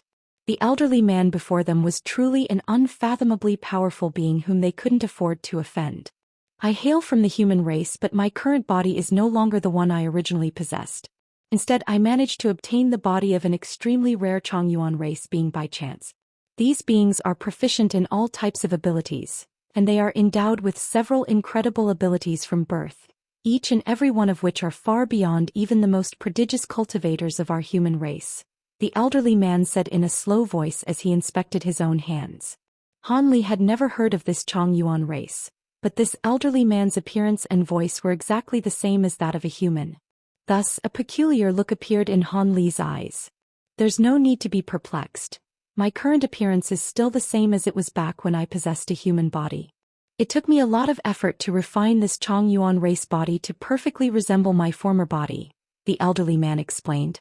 The process being described by the elderly man was an unimaginable one to Han Li, yet the man was speaking about it as if it had been a relatively simple feat. This made Han Li even more awestruck by the man's unfathomable powers, and he said in a respectful voice, "Please forgive us for our ignorance, Senior. Come to think of it, ever since I left the human race all those years ago, I've never returned once, so I'm rather interested to hear what the human race is like now. Would you two be willing to tell me about it?" the elderly man asked in a pleasant voice. "We'll be sure to tell you everything we know, Senior," Han Li immediately replied after exchanging a glance with Yen Li. The elderly man chortled with elation as he rubbed his hands together and said, "Great. I wonder how many of my past friends and acquaintances from the human race are still alive." After that, the elderly man paused momentarily as he appraised Han Li and Yen Li, and a hint of surprise appeared on his face. "The two of you don't possess any exceptional cultivation bases, yet the cultivation arts you're using are quite interesting. One of you is a semi-ghostly being. It's been over 10,000 years since I've seen someone adopt such a cultivation path. As for you, your magic power is quite diverse. You possess a hint of devilish nature and your body is extraordinarily powerful for a being of your cultivation base. You're either using several types of cultivation arts at once or walking the path of simultaneous cultivation," the elderly man mused in an absent-minded voice, but his words struck Han Li and Yen Li like a bolt of lightning. Yen Li's face paled slightly, and Han Li's expression also changed drastically. The two of them had been laid completely bare before the elderly man after just a single glance. Han Li forcibly repressed the astonishment in his heart and forced a smile onto his face, yet just as he was about to say something, golden light flashed in the elderly man's eyes as he uttered a faint cry of surprise. He then waved a hand toward Han Li, and before Han Li had figured out what he was doing, the 72 azure bamboo cloudsworm swords in his body suddenly tremored in unison. Immediately thereafter they were forced out of his body by a burst of enormous suction force. Han Li was stunned by this development, and gray light instantly erupted alongside golden arcs of lightning at the same to form a protective barrier around himself as he exclaimed, "What is the meaning of this, Senior? Have I offended you in any way?" At the same time, azure light flashed within one of his sleeves, and a dozen or so lightning beads fell soundlessly into his hands. Meanwhile, black light flashed from his other hand as he summoned the spirit beast bracelet that was filled with gold-devouring beetles. He had a large number of treasures in his possession, but only those two things could assist him in this situation. The elderly man completely ignored Han Li as he inspected the 72 shimmering golden swords in the air. As he did so, a peculiar look appeared on his face and he murmured to himself, "From the style and refinement methods, it appears that these are indeed azure bamboo cloudsworm swords, and there just so happen to be exactly 72 of them as well. The color isn't quite right, so you must have added something to them. So you refine these swords using golden lightning bamboo. You sure are a wealthy man. Even I wouldn't be able to gather so much golden lightning bamboo." Han Li was naturally quite surprised to hear the elderly man identify the azure bamboo cloudsworm swords. All of a sudden, An incredible thought occurred to him and he was completely rooted to the spot. After a while, the elderly man heaved a faint sigh and withdrew his gaze from the 72 swords before closing his eyes. Almost at the exact same moment, Han Li regained control over his swords, and he immediately made a hand seal, upon which all of the swords disappeared into his body in a flash. He then appraised the elderly man with a peculiar expression and fell completely silent. Yan Li could sense that there was something amiss as a bewildered look appeared on her face, but she wisely chose not to say anything. After a while, the elderly man opened his eyes again and turned to Han Li with a smile as he said, "Hee, looks like the Azure Essence sword art I left in the human world fell into your hands. You must be a cultivator who ascended to the spirit realm from the human world, right? I wasn't able to perfect this sword art. Yet you were still able to refine all 72 azure bamboo cloudsworm swords as your bonded treasures and infuse golden lightning bamboo into them. That's quite a remarkable feat." The elderly man clicked his tongue in wonder as he spoke, and he was appraising Han Li as if he were some kind of precious treasure. "I did indeed come into possession of the Azure Essence sword art, and it's also true that I'm an ascended cultivator. So that means you really are Senior Qin Yuanzi." Han Li faltered slightly before extending another respectful bow. The Azure Essence sword art had been the main cultivation art he had used throughout his time in the human world, so he was naturally awestruck now that he was seeing Qin Yuanzi in person. "Qin Yuanzi? I kind of am, I guess. To be accurate, I'm only half a Qin Yuanzi." The elderly man smiled in response. Half. Han Li didn't know what to make of that bizarre statement. Back when Qin Yuanzi was traveling the other continents, he was attacked by several powerful enemies at once. He managed to survive the battle, but his physical body was destroyed and his soul was also on the brink of falling apart. In that dire situation, he encountered a Chong Yuan being, and he forcibly took over that being's body, then fused their souls together in order to repair his own soul. Hence, half of my memories belong to Qin Yuanzi while the other half belongs to that Chong Yuan being. That's why I was able to progress so rapidly in my cultivation and scale to these heights, so it's not entirely incorrect to call me Qin Yuanzi, the elderly man explained. Han Li blinked in a speechless manner upon hearing this. Back when I obtained the body of this Chong Yuan being, I wasn't able to inherit all of Qin Yuanzi's memories, but I retained all of his memories about the Azure Essence sword art. By infusing golden lightning bamboo into your swords, you've created the ideal wood attribute flying swords. It's a pity that you were too impatient later on and refined it with a bunch of other materials, thereby making the spiritual nature of these swords so chaotic. Otherwise, you'd have forged a far stronger connection between your heart and your swords, and you'd be able to dominate all beings of the same cultivation base with just a set of flying swords alone. Back in the day, Qin Yuanzi didn't have any treasures other than his azure bamboo cloudsworm swords. Yet he was able to defeat spatial tempering stage beings at just the deity transformation stage, and after reaching the spatial tempering stage himself, he was feared even by body integration cultivators, the elderly man said in a wistful voice. Han Li stroked his chin as a wry smile appeared on his face. Perhaps this elderly man was right, but back when he was in the human world he was constantly in severe danger, so how could he not have been impatient?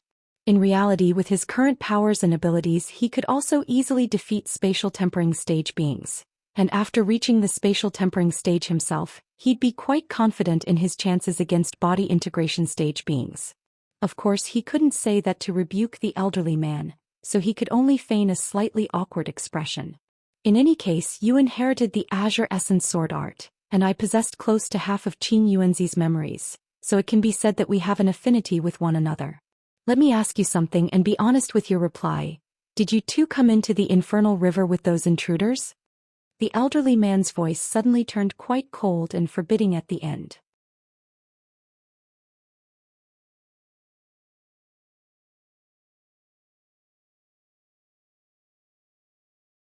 Han Li's heart jolted upon hearing this.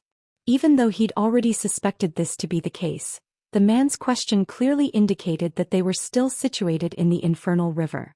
Han Li paused for a moment to prepare a response before replying, "The two of us were forced to enter the infernal river with those intruders.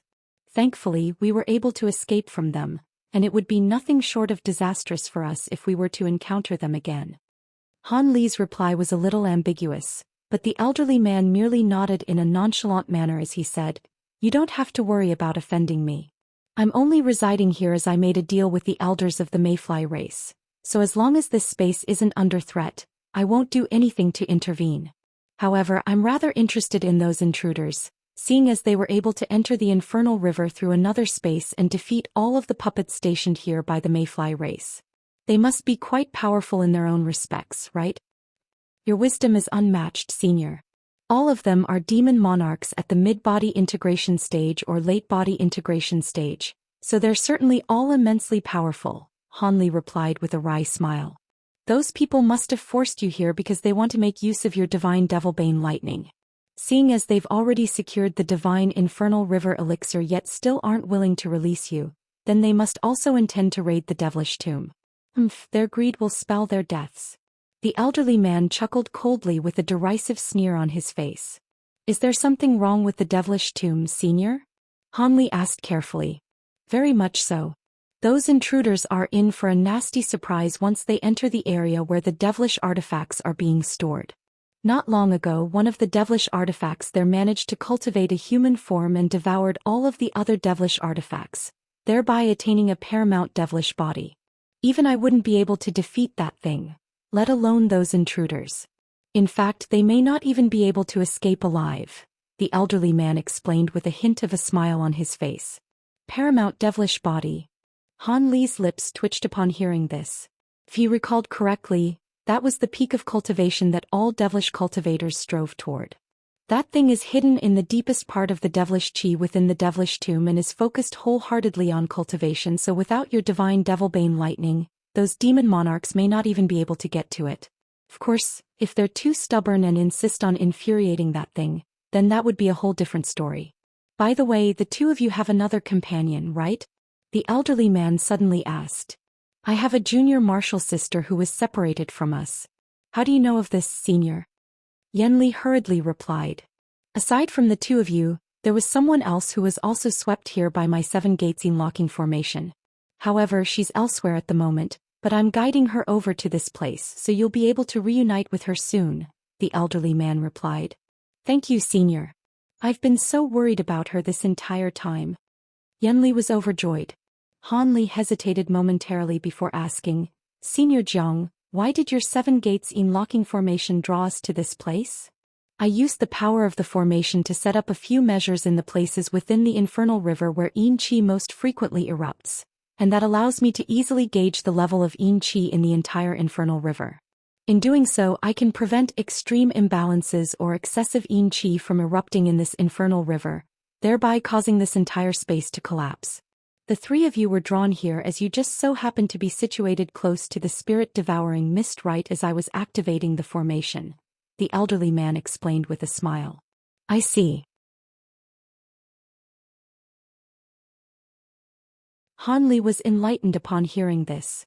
He actually wanted to ask about the relationship between the black mist, this space, and the Rahu beast, but he decided against it in the end.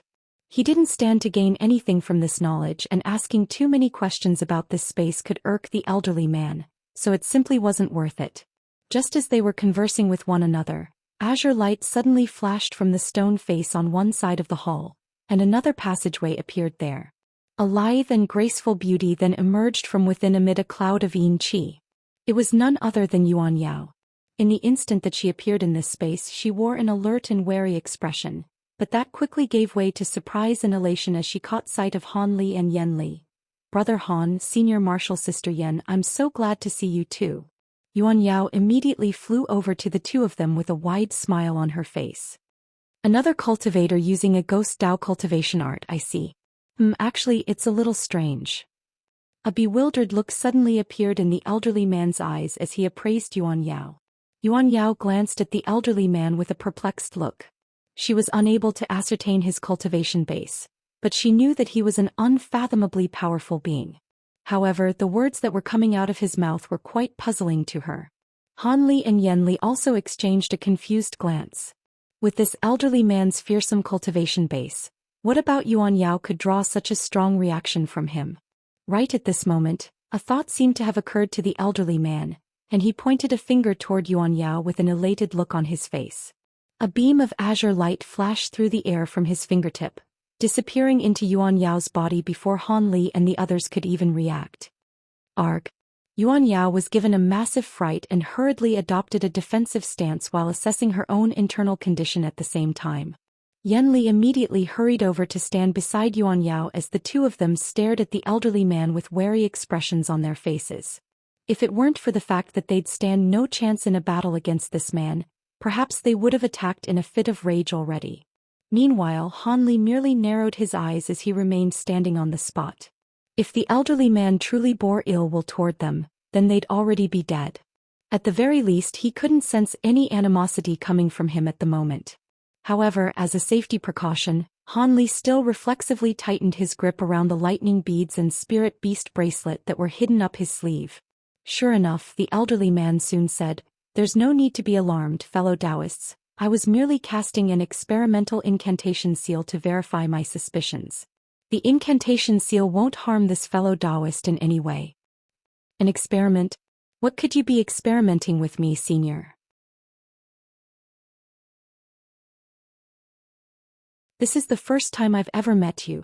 Yuan Yao was still feeling extremely uneasy.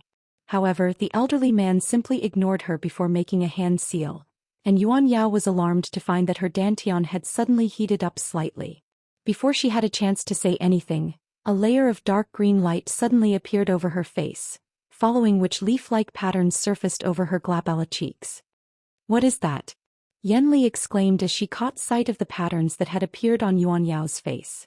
However, Yuan Yao was completely oblivious to the patterns that had surfaced over her glabella, so she was rather perplexed by Yan Li's alarmed reaction. "As expected, you really do possess the heavenly Yin physique. I've yet to find one after all my years of searching, yet just as I'm about to give up, one is delivered right to my doorstep. Thankfully it's not too late, there's still just enough time." The elderly man suddenly burst into ecstatic laughter. Yan Li and Yuan Yao were both slightly fearful of the elderly man's seemingly deranged reaction, and they reflexively took a few steps backward as they turned to Han Li for help. Han Li's brows furrowed as he asked, "I dare say that I'm fairly knowledgeable, but I've never heard of this heavenly Yin physique. Would you be able to elaborate on it, Senior Jiang?"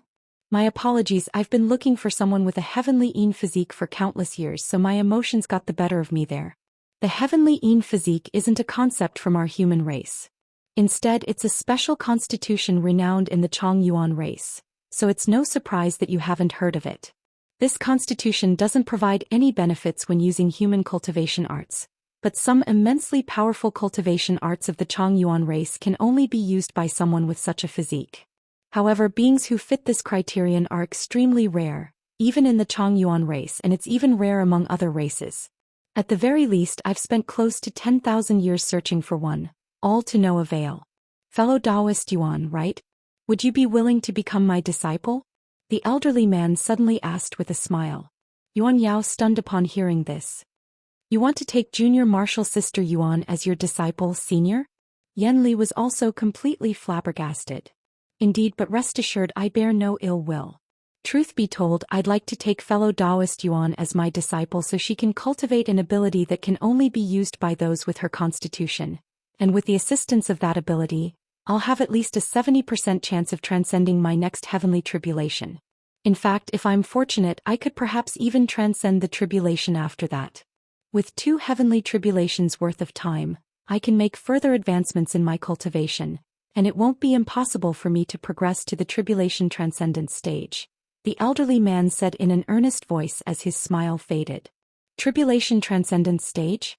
Could it be that you're a grand ascension stage cultivator?" Yuan Yao drew a sharp breath in astonishment. I've been an early grand ascension cultivator ever since over 10,000 years ago. How about it? If I wanted to accept a disciple, countless high-grade cultivators would flock to my cave abode just for a chance to be considered by me," the elderly man said in a proud manner. Yan Li was truly dumbstruck by this point. Han Li had already suspected this to be the case, but hearing the elderly man admit this himself still made his throat run dry. This was the first ever Grand Ascension cultivator Han Li had encountered since ascending to the spirit realm. Yuan Yao forced herself to calm down before asking in a hesitant voice, "It would of course be a great honor for me to become your disciple, senior, but this is all a bit too sudden.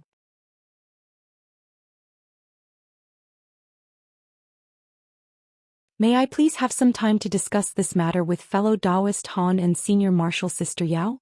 He looks like I was in too much of a hurry. Of course you can discuss this matter with your companions. How about this? You can stay in my cave abode and rest for a while, then give me an answer within 3 days, the elderly man said with a confident stroke of his beard.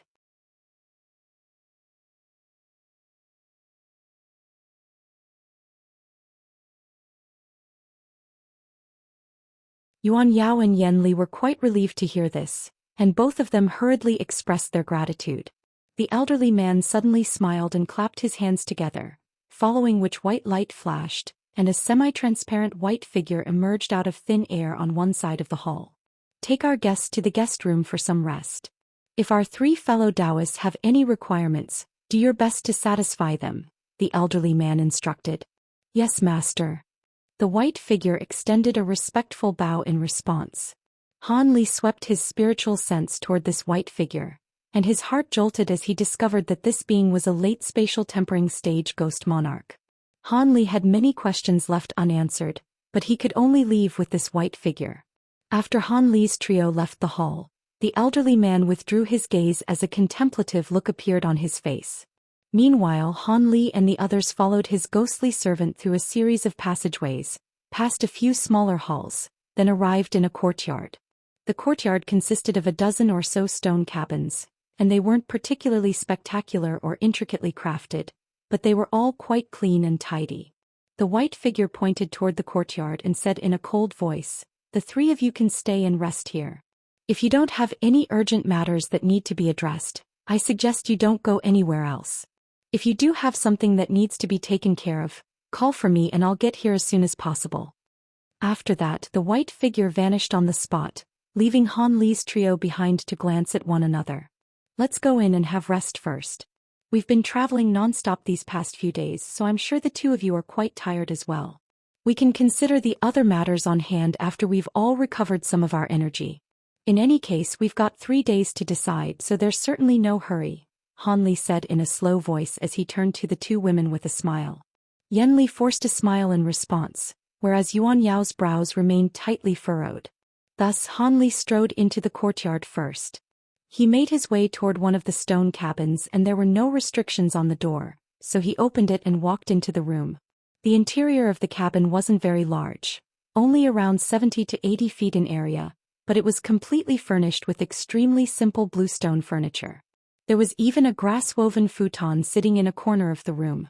Han Li swept a sleeve through the air, and a dozen or so formation flags flew forth before disappearing into the corners of the cabin. An azure barrier of light slowly appeared. This was only a simple restriction to ward off surveillance. Even though it had no actual defensive properties, at least the elderly man wouldn't be able to see what he was doing. Han Li took off his shoes in an unhurried manner before immediately falling asleep on the bed. Ever since he'd entered the infernal river, he'd had to be wary of the ghostly beings that ran rampant in the area as well as the demon monarchs plotting against him, so he hadn't had any good rest to speak of. Even though he couldn't completely bring himself to trust this elderly man, it wouldn't matter no matter how cautious he was, seeing as he was dealing with a Grand Ascension cultivator. So he simply decided to let down his guard for the most part and take this opportunity to rest and recover. Snores rang out in the stone cabin and Han Li fell into a deep slumber. He dreamed of the scenes during his childhood when he'd lived together with his parents and siblings, and he even dreamed of some of his childhood friends. These people were all extremely familiar to him, but he somehow couldn't glean any of their facial features. In the air, a pair of gentle and loving eyes appeared in his dream, and those eyes belonged to none other than Nan Gongwan, his wife in the human world.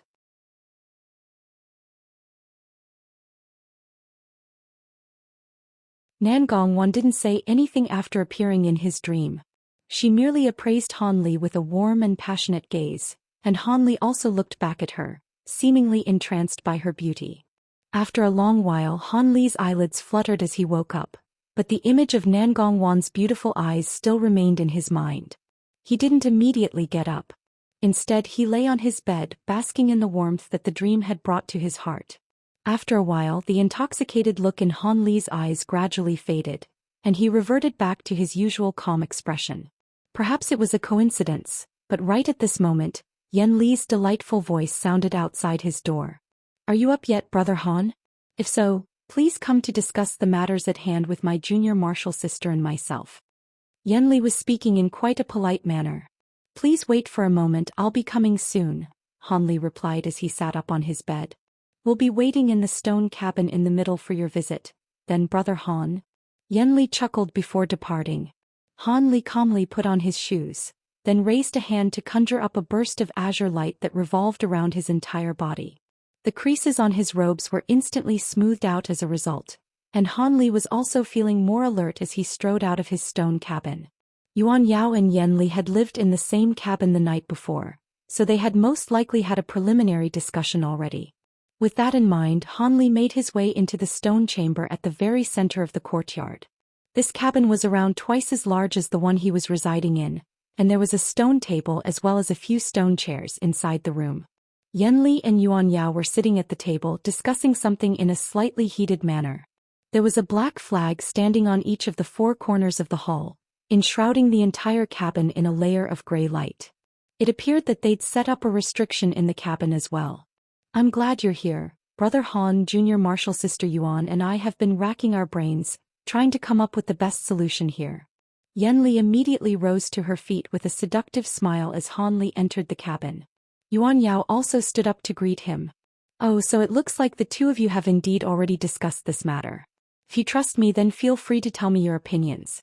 My cultivation base may be rather lackluster, but I'm not bad at coming with strategies and ideas here and there," Han Li chuckled. Thus he also made his way over to the table and all three of them took a seat. "It's actually quite simple. It's naturally a brilliant opportunity for me that Senior Jiang is willing to take me as his disciple, but I'm more interested in returning to the human race to find whatever secret technique or cultivation art that would allow me to recover my human body. No matter how powerful that Chong Yuan race ability is, it won't be able to resolve my current predicament." However, senior martial sister Yen thinks that this is an opportunity that's not to be missed, and she wants me to stay here under Senior Zhang's tutelage. Yuan Yao sighed in a resigned manner. "Why are you in such a hurry to recover your human body, junior martial sister Yuan? You can cultivate under Senior Zhang for a while, and when you master the ability that he mentioned, you can then return to the human race to find a way to recover your human body. If you miss this opportunity here, it may never come around again," Yan Li urged. "If that were possible, then I would certainly jump at this opportunity. However, you and I both know that ever since we began cultivating the Yin Yen reincarnation arts, our constitutions have been gradually shifting toward becoming true ghostly beings. Even though we've tried to repress this process with all our might, it most likely won't be long before we truly become ghostly beings. I can't afford to stay here and cultivate some other ability because we simply don't have time to waste." Yuan Yao sighed in a dejected manner. "Of course I'm aware of this. That's why I propose that you stay here and cultivate under Senior Jiang while I return to the human race to find a way to recover our human bodies. That way you can have the best of both worlds," Yan Li sighed in response. "There's no need to try and placate me, senior martial sister. I'm sure you can read between the lines. His next heavenly tribulation seems to be coming up soon, and I barely have enough time to master that Chong Yuan race ability with the current deadline. If I agree to become Senior Zhang's disciple, how will I be able to divert my attention to cultivate other things that will help me recover my human body?" Yuan Yao shook her head in a stubborn manner. "As long as the two of us can be together, so what if we become true ghostly beings? You've witnessed the perils of the spirit realm just as I have, junior martial sister. If the two of us recover our human bodies, we may just end up dying again one day. In comparison, it's much better for you to cultivate under and receive the protection of Senior Jiang. After you master the required ability, we can then go find a way to recover our human bodies. After all, even if we transform into ghostly beings, we're still definitely different from true ghostly beings that were never human to begin with. There should be another way to reverse all of this. On top of that, forgive me for being blunt, but Senior Jiang clearly holds you in extremely high regard. If you turn him down, do you think it'll be a simple matter for us to leave this place?" Yan Li continued. "And what if there's no way to reverse the process?" Yuan Yao countered with a shake of her head. "Brother Han, what do you think? Please talk some sense into her." Yenli could only turn to Han Li for help. Alright, so I can understand where the two of you are coming from. Fellow Taoist Yuan is concerned that she won't be able to revert back to her human body in the future, so she doesn't want to cultivate under Senior Jiang, but fellow Taoist Yen wants her to stay as this is a brilliant opportunity. Is that correct? Han Li analyzed in a calm manner. That's right. We've been arguing all night last night, but neither of us has been able to convince the other. Yenli replied with a wry smile. I can understand your unwillingness to become a ghostly being, fellow Taoist Yuan, and I can also understand that you want what's best for her, fellow Taoist Yen. Neither of you are in the wrong here, Han Li said with a smile. Brother Han, my junior martial sister, and I need someone to help us make a decision, not a mediator. Yenli furrowed her brows with a hint of displeasure in her eyes. Mediating was never my intention, fellow Taoist Yen. What I want to say is it's not impossible for both of these predicaments to be resolved at once, Han Li said with a smile.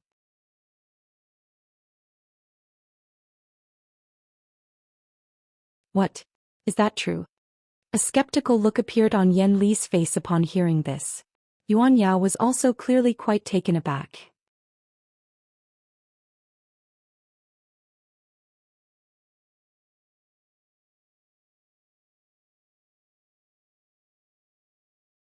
This is an extremely important matter, so I certainly wouldn't make jokes about it, Han Li replied with a serious look on his face. If we can find a perfect solution, then that would naturally be for the best. Tell us what it is, Brother Han, Yenli urged with an elated expression. The two of you don't actually have to struggle with this matter on your own. You can simply inform Senior Jiang of this predicament. Don't forget that Senior Jiang is a Grand Ascension cultivator. Things that seem extremely difficult or impossible for us may be quite simple for him. Even if he can't reverse the process and allow the two of you to recover your human bodies right away, I'm sure he had some method to prevent you two from further transitioning toward ghostly beings. Why don't you raise the issue with Senior Jiang before making a decision? Han Li suggested with a smile. Both Yuan Yao and Yen Li were enlightened upon hearing this. That's a brilliant idea, Brother Han. We were too caught up with trying to convince the other person that our solution was the best one, and it made us lose sight of the bigger picture, Yen Li said with an excited look on her face. Yuan Yao also nodded in agreement with this idea after a brief pause for contemplation. In all honesty, I have some other concerns that I'd like to raise, Han Li suddenly continued after a brief hesitation. Please do tell Brother Han, Yen Li prompted. Yuan Yao also turned to appraise Han Li with an unblinking gaze. Han Li chuckled but didn't immediately respond. Instead, he flipped a hand over to reveal a black object in his palm, which instantly expanded to around 10 feet in size. It was none other than his divine essence-fused mountain. He swept a sleeve through the air, and the small mountain flew out onto the roof as a streak of black light, then transforming into a gray light barrier that enshrouded the entire cabin. The two women were a little surprised by what he was doing, but neither of them asked any questions. Only then did Han Li raise his aforementioned concerns. My divine essence-fused light is nothing in the face of a Grand Ascension cultivator, but it'll alert me as soon as any spiritual sense attempts to infiltrate it. What I'm about to say next may be a little disrespectful to Senior Jiang, but I believe it needs to be discussed. Fellow Taoist Yen, you're adamant that fellow Taoist Yuan should become Senior Jiang's disciple. But have you considered the notion that perhaps this senior doesn't want to use fellow Taoist Yuan's powers to help him transcend his next heavenly tribulation, but for some other purpose instead? Or perhaps helping him transcend his next tribulation could be an extremely harmful or dangerous process to fellow Taoist Yuan. In that case, what will you do? The two women exchanged a glance upon hearing this, but they weren't very surprised to hear these issues being raised. Yen Li forced a smile onto her face and said, Surely that's going too far, Brother Han. Senior Jiang is a Grand Ascension cultivator. He wouldn't lie to insignificant juniors like us. Han Li raised an eyebrow upon hearing this, and only after staring at the two women for a while did he nod with a faint smile. It appears I was overthinking things then. Seeing as the two of you have already considered this issue, I won't speak any further about it, but allow me to issue one final reminder to fellow Taoist Yuan. Senior Jiang is extending an invitation for you to become his disciple, leaving you with the power to make the final decision, rather than forcing you under his wing. This indicates that the objective he wants to achieve can't be accomplished by force. In that case, you do have a certain level of leverage against him, which means that you're not completely doomed to follow his bidding. It would be very dangerous to try and abuse that leverage, but do be aware that it exists. Thank you for the reminder, Brother Han, Yuan Yao replied with a wry smile.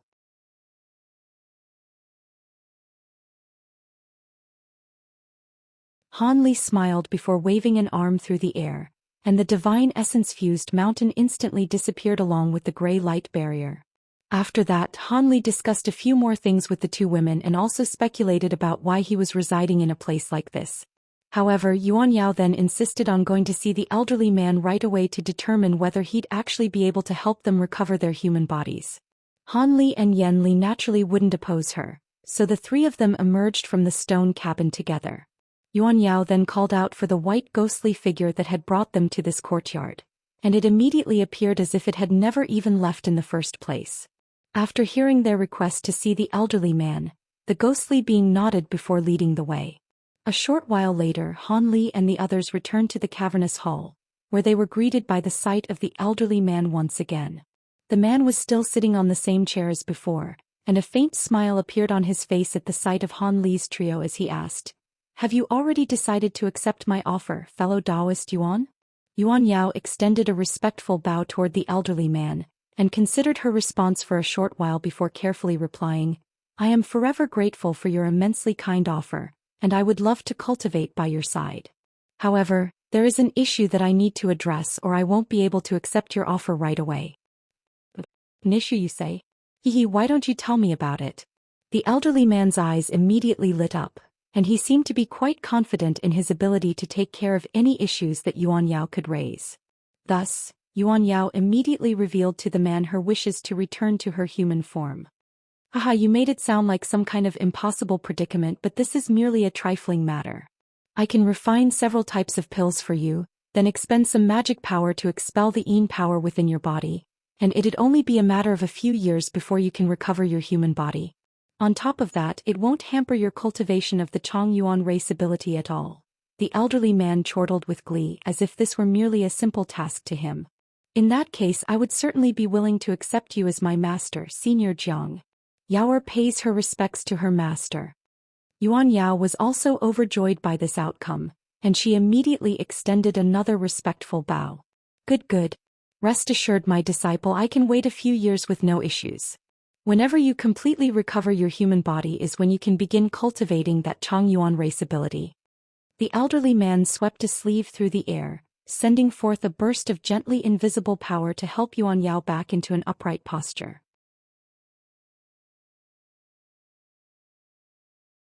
Tears suddenly welled up in Yuan Yao's eyes as she continued, "Master, you've already agreed to help me recover my human body, so I really shouldn't be asking for anything else. But Senior Martial Sister Yanli has been like a true sister to me for many years. Would you be able to accept her as your disciple as well and also help her recover her human body?" A conflicted look appeared on the elderly man's face, and only after a long while did he heave a faint sigh. "I've already made an exception by accepting you as my disciple, so I won't be able to take fellow Taoist Yen under my wing no matter what. However, I can help her recover her human body if that's what you want." Yuan Yao still wanted to insist on the matter, but Yanli cut her off with a surreptitious shake of her head toward Yuan Yao. "I'm already extremely grateful that Senior Jiang is willing to expend the time and effort to help me recover my human body. I couldn't possibly hope to become Senior Jiang's disciple with my mediocre aptitude, so please don't ask for anything more, Junior Martial Sister." Yanli had spoken in an extremely earnest manner, and a slightly dejected look appeared on Yuan Yao's face, but she fell silent in the end. She was also quite aware that a man of Senior Jiang's status wouldn't easily change his mind after making a decision. Agreeing to half of her condition was already a show of great generosity, so it wouldn't be realistic to ask for anything more. Han Li had accompanied the two women into the hall, but he merely stood off to the side and refrained from saying anything. However, he was inspecting the elderly man with intense focus this entire time, trying to catch any signs of deceit in his words, but the elderly man appeared to be quite genuine throughout this entire process, and that came as quite a relief to Han Li. It appeared that this Senior Jiang truly was looking for a disciple. All of a sudden, the elderly man transmitted his voice to Han Li. Fellow Taoist Han, I have something that I'd like to speak to you about alone. Would you be willing to hear it? Han Li was slightly taken aback, but he quickly transmitted his voice in reply. I'd be more than glad to hear it, Senior Jiang. Yuan Yao and Yan Li could see Han Li and the elderly man's lips moving, but no sounds came out, so they were aware that the two were clearly conversing through voice transmissions. The two women glanced at one another before wisely waiting in silence. In all honesty, if I hadn't discovered that this female companion of yours possesses the heavenly Yin physique, I'd originally intended to take you as my disciple and inherit everything I have. However, I've taken Yaoer as my disciple now, and I also have to prepare for my next heavenly tribulation, so I simply don't have the spare capacity to take you under my wing as well. That's quite regrettable to me as I'm very interested in your simultaneous cultivation, the elderly man said in a forlorn voice. Han Li was completely taken aback to hear this, and only after a while did he reply in a respectful voice. That is indeed quite unfortunate for me, but such is life. However, seeing as you obtained the sword art left behind by Qin Yuanzi in the human world and used golden lightning bamboo to refine your 72 azure bamboo cloud swarm swords, you're technically half a disciple of mine. If you're still interested in the new azure essence sword art and refining your azure bamboo cloud swarm swords again, I can bestow those methods upon you. However, you're not a true disciple of mine after all, so you'll have to offer me something in exchange, the elderly man continued. The new azure essence sword art? Han Li's heart stirred upon hearing this. That's right. The sword art that Qin Yuanzi left behind in the human world was only half complete, and he only finished the second half after entering the spirit realm.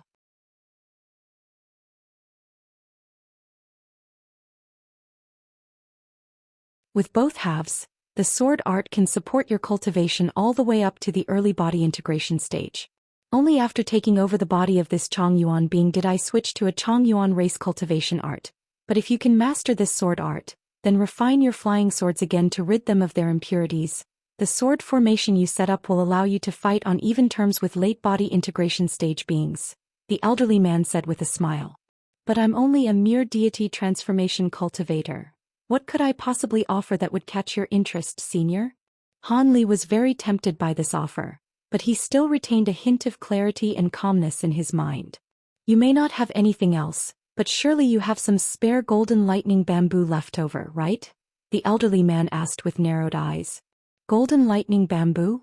Han Li was quite surprised to hear this. That's right.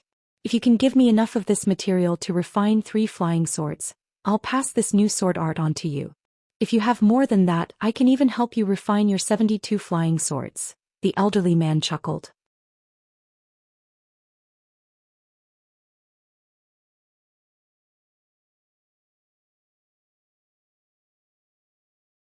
How are you so sure that I have leftover golden lightning bamboo, senior?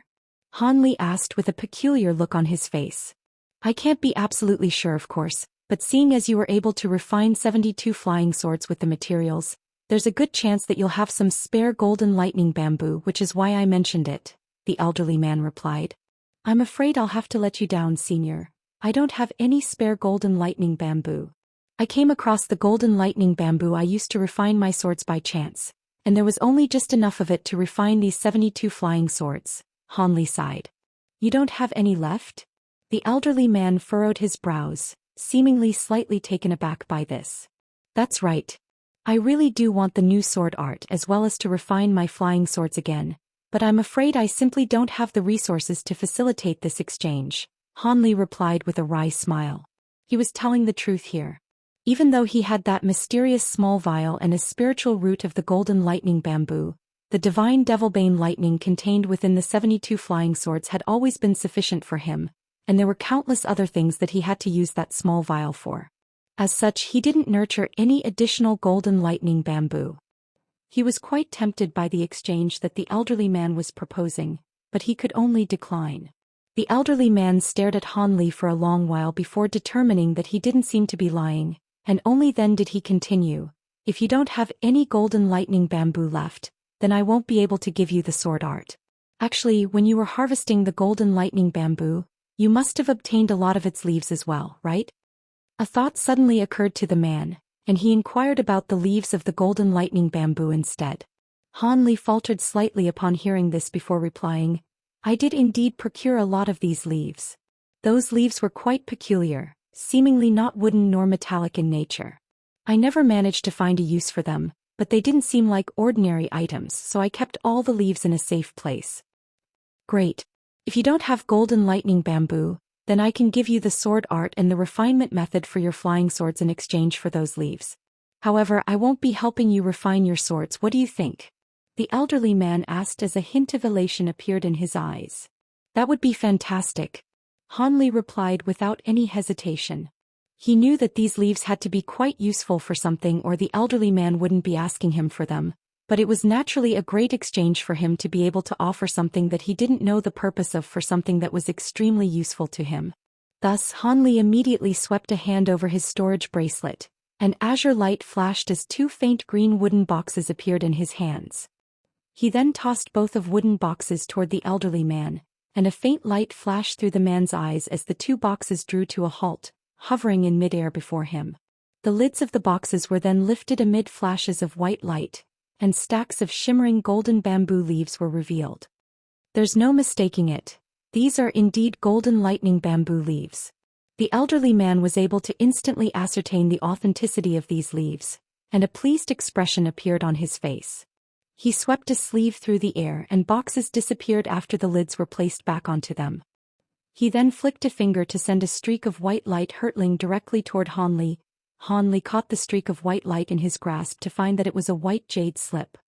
I've put the new sword art and the refinement method of the flying swords into that jade slip. You can have a look at it to make sure that I'm not swindling you, the elderly man said with a smile.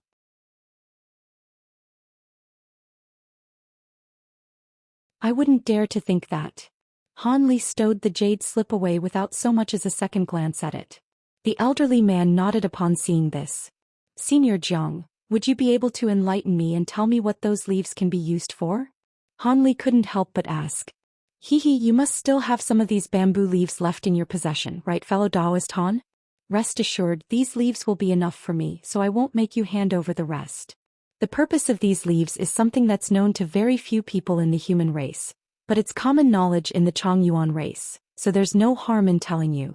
These leaves can be used for two purposes. The first is to refine them into a type of divine lightning known as golden devil vanquishing lightning. In terms of potency against devilish beings, this type of lightning is superior even to divine devilbane lightning.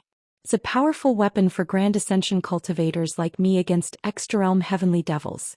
They can also be fed to some spirit insects, and there's a very good chance that a mutation could occur. Of course, a considerable amount of these leaves must be fed to the spirit insects for that to happen, the elderly man revealed. Extra-realm heavenly devils? What are those? Han Li was perplexed. The elderly man was clearly in a very good mood and he was a lot more talkative as he explained, how do I say this? It's kind of like the lightning tribulations that befall us cultivators, except lightning tribulations take place at regular intervals, whereas extra-realm heavenly devils are things that all Grand Ascension cultivators could be susceptible to at any moment. They're completely invisible and formless, kind of like inner demons but countless times more dangerous. Under normal circumstances, Grand Ascension cultivators are most susceptible to such devils when our magic power is in a severely depleted state or when our state of mind is unstable. If we're unable to resist their attack, then our souls could be corrupted, thereby reducing us to one of them. I want these golden lightning bamboo leaves so I can refine some golden devil vanquishing lightning, which will help me ward off such heavenly devils after my tribulation transcendence. A contemplative look appeared on Han Li's face upon hearing this. He was quite intrigued by the notion that these leaves could be fed to spirit insects to effect mutations. By the way, are you planning to permanently settle in this place, fellow Taoist Han? On this occasion the elderly man spoke in a normal manner rather than transmitting his voice to Han Li. There's too much yin qi here which will hamper my cultivation in the long run, and I have some matters to take care of in the outside world as well, so I won't be able to stay here for too long, Han Li replied truthfully after a brief hesitation.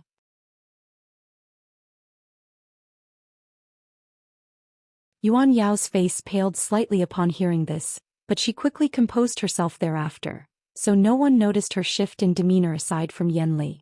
A slightly peculiar look appeared on Yan Li's face upon seeing this, but she also quickly reverted back to a calm facade. Oh, does that mean you found a way to leave this space? A hint of a smile appeared on the elderly man's face. Not yet, senior.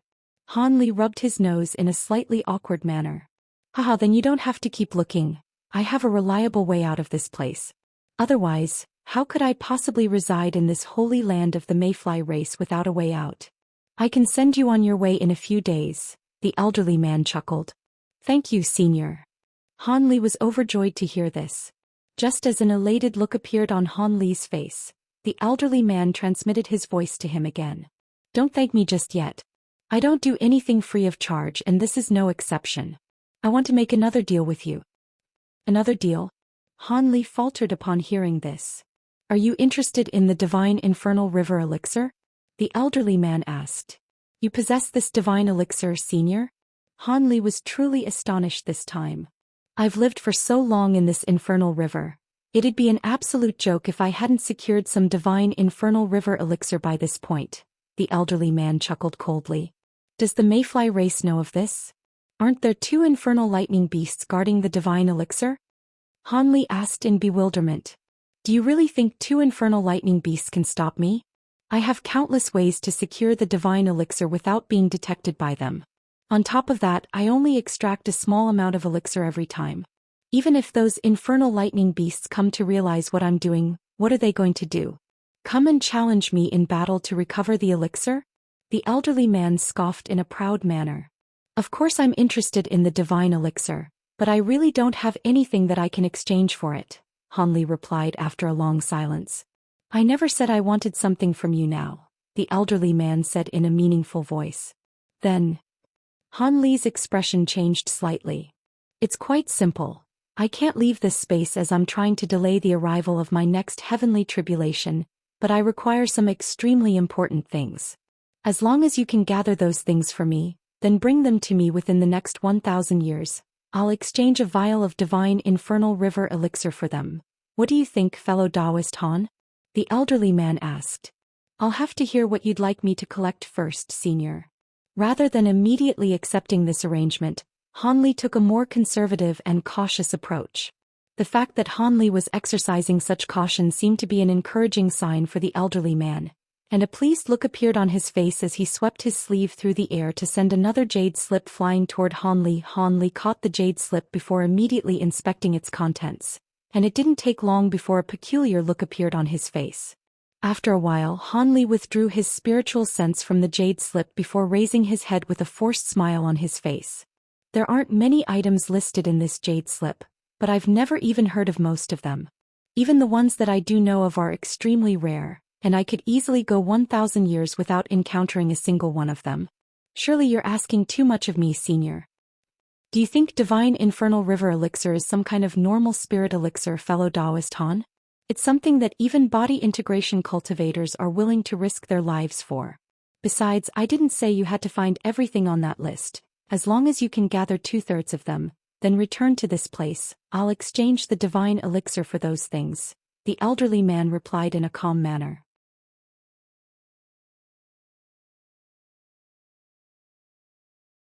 Two-thirds? In that case, it's not entirely impossible, Han Li murmured after a brief pause for contemplation. Then do we have a deal, fellow Taoist Han? So, I can send you out of this infernal river as my deposit. I guess I have no choice but to agree. Han Li rubbed his nose with a wry smile on his face. The elderly man smiled and said, I'll send you away from here in 2 days.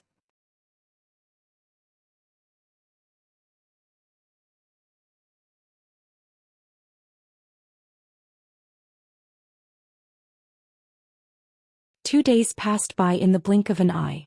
At the summit of a nameless massive mountain, there was a huge spell formation that was around 1,000 feet in radius. There were 8 tall platforms around the formation, atop each of which stood a giant flag with golden and silver runes shimmering on those flags. Han Li stood at the center of the formation while the elderly man Yuan Yao and Yen Li stood outside it. High up in the misty sky, there was a barely visible white rift that was over 1,000 feet in length. Fellow Taoist Han, I can borrow the power of this spatial rift in the infernal river and use the formation to teleport you away, but I can't guarantee your destination. However, it's most likely the case that you'll still end up in an area somewhere near or within the flying spirit race, the elderly man said. Thank you for your words of caution, Senior, Hanli replied in a respectful voice. Alright, it's about time we began. I'll activate the formation and send you away from the infernal river. By the way, take this with you. When you've collected enough items, you can follow the instructions on that thing to return to the infernal river again. That thing is a disposable treasure and I only have one, so look after it well. The elderly man raised a hand, and 2 items were sent flying toward Hanli. Hanli hurriedly caught the items before focusing his gaze on them, following which he immediately exclaimed, "A star-defying plate?" The 2 items in his hands were a round plate that was shimmering with white light and a blue jade slip. Oh, I'm surprised you know of this thing. However, this is only a replica of a star-defying plate, but the materials required to refine this thing are extremely hard to find. I originally refined a few of these, but I've used up all of them aside from this one. Inside that jade slip contains the method for you to access the infernal river using that plate. You can take a good look at it later. Aside from that, you can have your gold-devouring beetles back as well, the elderly man said as he swept a sleeve through the air. An azure flash of light emerged from within his sleeve, quickly revealing itself to be a miniature wooden tower. The treasure rotated in mid-air, and 2 specks of golden light flew out from within. Those were none other than the gold-devouring beetles that the elderly man had taken. Hanli was ecstatic to see this, and he immediately extended a hand to draw the beetles back to him. You're incredibly fortunate to have been able to nurture mature gold-devouring beetles, fellow Taoist Han, but let me tell you this. Mature gold-devouring beetles may be quite fearsome, but they can only display their true power in large numbers. If only a few are unleashed at once, it'd be quite easy for a high-grade cultivator to trap them using a wood attribute treasure. As opposed to focusing on these beetles, it would be more beneficial to work harder on your own cultivation. Of course, if you can nurture hundreds, even thousands of these mature gold-devouring beetles, then most of the spirit realm is your oyster, as the majority of wood attribute treasures won't be able to trap so many matured gold-devouring beetles. At the same time, it's important to remember that controlling such a large number of gold-devouring beetles would be so taxing our one's spiritual sense, that even Grand Ascension cultivators like me won't be able to handle it. Of course, if you can nurture a legendary gold-devouring beetle monarch, then even true immortals would most likely refrain from engaging you in battle, let alone a Grand Ascension cultivator like me, the elderly man chuckled. Gold-devouring beetle monarch? This was the first time that Hanli had heard of something like this. Oh, you don't know what that is? That makes sense.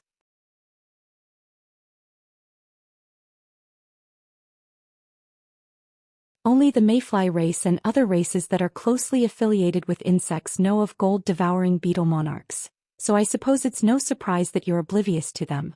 If you ever get the chance to do so, you can go and conduct some research on your own about this matter. This beetle monarch is a legend that has been around for countless years, but I've never actually heard of anyone successfully refining, so it's not something to be overly fixated on, the elderly man explained before making a hand seal. A loud rumbling noise erupted from the sky above, and dense dark clouds began to surface as howling winds were swept up. The elderly man then began to chant something in the wind, and even though his voice wasn't very loud, it was still quite clearly audible. An astonishing scene then ensued. The elderly man didn't appear to have done anything else, but the massive flags on the 8 platforms suddenly tremored in unison. The flags flapped in the wind as the entire formation began to emit a faint buzzing sound. Spiritual threads of all types of different colors surfaced around the formation before sweeping toward the massive flags as streaks of light. As the 8 flags flashed within the spiritual light, bursts of astonishing spiritual pressure emanated from the formation as one rune after another emerged. Hanli was situated at the very center of the formation, so he could quite clearly sense just how fearsome the power imbued within these runes were. If any single one of those runes were to explode, he definitely wouldn't be able to withstand the explosion even with his current immensely powerful body. Hanli's expression changed slightly as he took a deep breath. Yuan Yao looked on from outside the formation, and a hint of concern also appeared in her eyes. The 8 giant flags rotated at once before blasting forth 8 pillars of light that were as thick as large bowls, all of which disappeared high up into the sky in a flash. The white rift overhead immediately shimmered with brilliant light, and instantly became several times more visible than before. The elderly man swept a sleeve upward upon seeing this, and a dull thump erupted in the air above the formation, following which an azure sword projection that was several tens of feet in length appeared amid a flash of piercing azure light. "Sever!" the elderly man yelled before pointing two of his fingers at the huge sword projection up above. The azure sword projection immediately adopted a vertical position before flying up toward the white rift in the sky. A loud ringing sound suddenly erupted in the surrounding sky as the air abruptly tightened, as if all of the world's origin chi nearby had been sucked away by this sword. In the instant before the giant azure sword struck the white rift, it expanded countless times further, taking up the entire sky as if it were a divine weapon. The azure sword then proceeded to slice open that white rift amid a loud tearing sound that was audible throughout the entire heavens.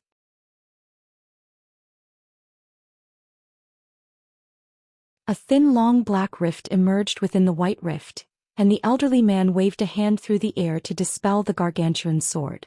At the same time, 8 gigantic runes, each of which was around the size of a cabin, surfaced near the black rift, shimmering with bright golden light. Han Li felt the air around him tighten, immediately following which the runes from the formation beneath his feet hovered toward him in unison. His heart jolted with shock upon seeing this, and just as chills were running down his spine, the runes transformed into lights of different colors before revolving rapidly around him. His surroundings suddenly blurred and he was struck by a rush of dizziness. Following a strange high-pitched screech, a pillar of 5-colored light erupted from the center of the formation, then disappeared into the black rift in a flash. At the same time, the light emanating from the entire formation faded, and it ceased to function. At this moment, Han Li was already nowhere to be seen. "Master, has Brother Han really been teleported away?" Yuan Yao was unable to hide her concern any longer as she turned to the elderly man. "Rest assured, Yao, the teleportation formation worked extremely well, so he should be back in the spirit realm by now. Within 1,000 years he'll return to the infernal river again, and you two will be reunited," the elderly man chuckled. He could also sense that Yuan Yao's feeling for Han Li seemed to have gone beyond simple friendship, so there was a suggestive tone to his words. Yuan Yao blushed slightly upon hearing this, but she made no effort to defend herself as she looked up into the sky again. The black rift up above was gradually sealing over, reverting back to a white rift that was slowly blurring again. Yan Li wrapped an arm around Yuan Yao's shoulder and smiled as she said, "Let's go back, junior martial sister. It's just as Senior Jiang says. You'll see him again if fate dictates it to be so. Your cultivation base and powers may not be able to match against fellow Taoist Hans at the moment, but with Senior Jiang as your master, I'm sure you'll have at least matched him by the time he returns." You're not wrong there. That Han brat is indeed quite an extraordinary cultivator for someone of his cultivation base, but under my tutelage you're almost guaranteed to progress to the spatial tempering stage. And there's a 40% to 50% that I'll even get you to the body integration stage, the elderly man said in a confident manner. "I'll be sure to cultivate to the very best of my abilities, master." Yuan Yao immediately rid her mind of all unnecessary thoughts and emotions as she extended a grateful bow toward the elderly man. Just as Han Li was teleported out of the infernal river, Lu Zhu, the white-haired beauty, the crimson-robed figure, and the purple blood puppet were situated on a set of plains located countless kilometers away from the grayish-white mountain ranges, struggling to survive amid a sea of insects. There were countless winged centipede-like creatures with hooked tails swarming toward and attacking them from all sides. These strange insects were each around 3 to 4 feet in size, and they were extremely ferocious with no fear for their own safety whatsoever. At this point, Lu Zhu had already transformed into a massive black insect himself, and countless streaks of black light were erupting from his body to puncture the insects around him. The purple blood puppet had already expanded to over 1,000 times its original size at the crimson-robed figure's behest, and it was relentlessly blasting pillars of crimson light out of its 6 eyes. The white-haired beauty had also donned her suit of black armor again, and a sea of green flames was erupting from her warhammer to keep all of the surrounding insects at bay.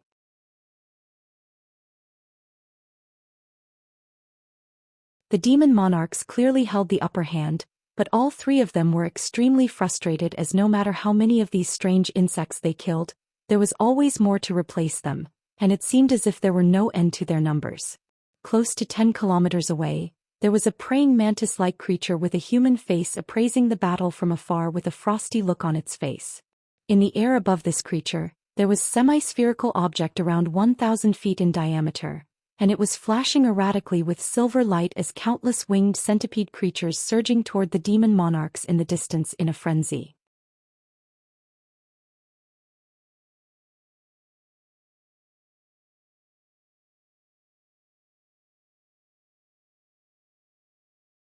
We can't keep going like this.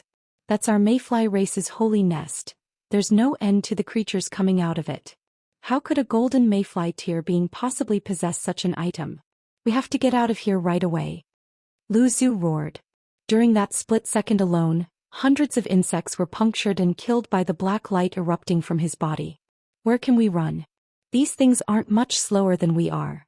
If things continue like this, our magic power will be exhausted eventually, the crimson-robed figure said with a grim expression as he stood atop the purple blood puppet. Let's head straight to the passageway that led into this place. After we get there, we'll be able to return to the infernal river and evade the insect sea manifested by the holy nest. Lu Zhu replied without any hesitation. Have you gone mad, fellow Taoist Lu Zhu? Even if we fly as quickly as we're capable of, it'd still take 2 to 3 months to get there. Are we just going to keep fighting these things during that time? On top of that, what about the devilish tomb and the devilish artifacts? The white-haired beauty screeched in a sharp voice. What good will those devilish artifacts do us if we die here? I'll give you and fellow Taoist D Shui some treasures out of my personal collection to make up for this. The holy insects being manifested by the holy nest at the moment are only those of the lowest caliber. Once more powerful holy insects are manifested, we won't be able to get away from here even if wanted to, Lu Zhu bellowed with fury. If it weren't for the fact that the three of them had to work together just for a chance to get away, he would have most likely fled the scene with the divine infernal river elixir already. After all, no one was more aware than he was of just how destructive the holy nests of the mayfly race were. Of course, Lu Zhu was naturally unaware of the fact that this was only a replica rather than an actual holy nest. Even so, its devastating power was not something that the 3 demon monarchs could oppose. Hence, as soon as he witnessed this item, he was immediately struck by the urge to flee. The white-haired beauty was still quite reluctant to give up on the devilish tomb, but she knew that Lu Zhu was right. The crimson-robed figure also remained silent, clearly in agreement with Lu Zhu's proposal as well. Thus, all 3 of them unleashed powerful abilities in unison. Scintillating black light suddenly erupted from Lu Zhu's body, following which countless massive black bone spikes appeared all over his body, all of which were around 10 feet in length and extremely sharp. He then opened his mouth to blast forth bursts of visible black halos. As soon as these halos appeared, they instantly swelled countless times in size before surging into the swarm of insects. An astonishing scene ensued. All of the insects that came into contact with these black halos instantly lost their sense of balance as they plummeted straight out of the sky, instantly opening up a vast area before Lu Zhu. Meanwhile, the mountainous purple blood puppet opened its massive mouth and blasted forth a pillar of purple light that was over 10 times thicker than those erupting from its eyes. All of the insects in the path of this pillar of light were instantly reduced to ashes. As the purple blood puppet swiveled its head, the pillar of light fanned out, instantly destroying a vast number of insects. The area cleared out by this attack was even larger than that created by Lu Zhu's attack. The final one to spring into action was the white-haired beauty. Seeing as the other 2 demon monarchs weren't holding back any longer, the white-haired woman also cast aside her qualms as she quickly made a hand seal. Her war hammer then immediately exploded within a swath of green flames, and the 8 white skulls emerged before swelling to the size of wagon wheels, then opening their mouths to unleash sharp, unsettling screeches.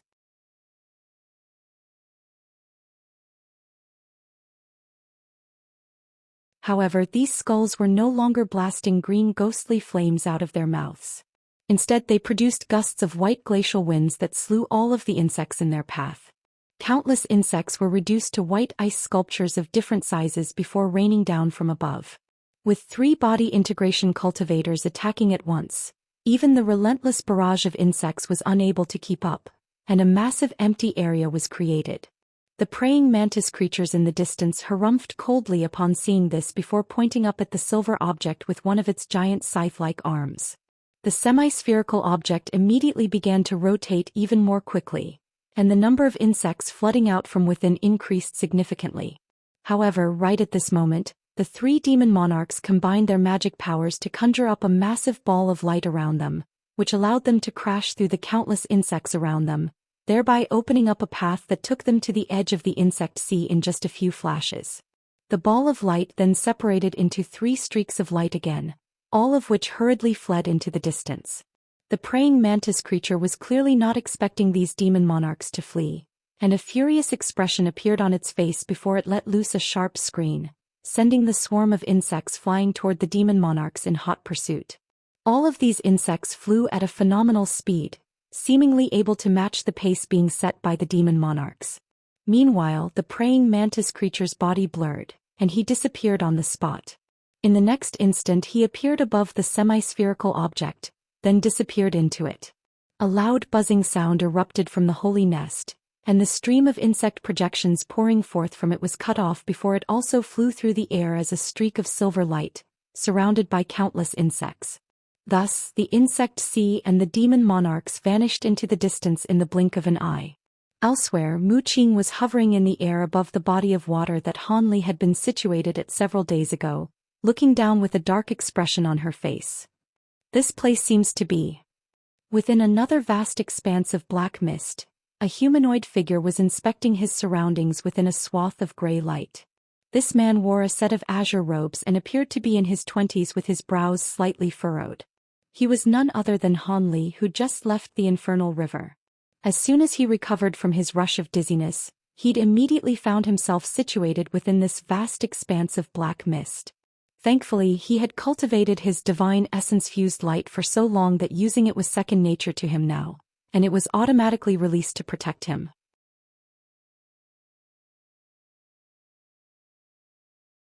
Han Li looked up into the air to find that the spatial rift that had just ejected him was already sealing over, and in the instant that he cast his gaze toward it, it finally disappeared without a trace, as if it had never even existed in the first place. Even though it was only for an instant, Han Li had caught sight of wisps of black qi escaping from the spatial rift right before it disappeared, then blended into the black mist around him. Could it be that all of the mist here seeped out of that spatial rift? Han Li murmured to himself before inspecting his surroundings again, trying to ascertain his current location. However, he was only able to release his spiritual sense for around 1,000 feet before it immediately recoiled, thereby limiting his sensory range. Han Li raised an eyebrow and stroked his chin as a thought suddenly occurred to him. He brought his hands together before separating them, and azure light flashed between his palms, following which a spirit herb that was several inches in length appeared within his grasp. He raised a hand to hurl the spirit herb into the black mist, and it immediately wilted before being reduced to dust in the instant before it drifted onto the ground below. Black infernal mist. Han Li drew a sharp breath and he could finally confirm his current location. He had been teleported back to the massive island in the flying spirit race territory, and this vast expanse of black mist was the sea of black infernal mist that he'd refrained from entering when he was last on this island. He had conducted some tests on this black mist to find that the yin qi within it was extremely severe, and that it was able to absorb the spiritual qi within plant life and other living beings. At the time, he was in a hurry to break through his bottleneck, and he was also quite wary of this mist's strange properties, so he never ventured into it. Now he had no choice as he had been teleported here right after leaving the infernal river. Thinking back to the black qi that had seeped out of the spatial rift, it seemed that the formation of this sea of mist most likely had something to do with the infernal river. However, the yin qi in the infernal river was definitely not as fearsome as that present in this black mist, so there had to be some other constituents that made up this mist. Han Li's eyes flashed as he made his judgment in the blink of an eye. In any case, this was most definitely not the place for a picnic, and it was best to get away from here as quickly as possible. With that in mind, azure light flashed from Han Li's body, and he immediately rose up into the air. However, after rising to altitudes of only several tens of feet, the mist around him suddenly converged toward his body, snuffing out the azure light around and forcing him to plummet toward the ground. There's a flight restriction here. Han Li's heart stirred upon making this observation. He finally understood why the Tianping beings were so wary of this sea of mist, to the extent that no one was stationed on this island. To the Tianping beings who revered the Kunping as a divine deity, a flight restriction was naturally extremely dangerous. After all, most of the abilities of flying spirit race beings hinged on their wings. If they were unable to fly, then they would immediately be severely debilitated. That was, of course, only one of the reasons. It was most likely the case that the Tianping beings avoided this place like the plague also due to the aura of the infernal river that seeped out of the spatial rift here. After all, the infernal river was most likely the internal space of the body of a Rahu beast, so the Tianping beings who possessed the Kunping bloodline would most definitely find this place to be absolutely abhorrent. However, these were all merely assumptions being made by Han Li.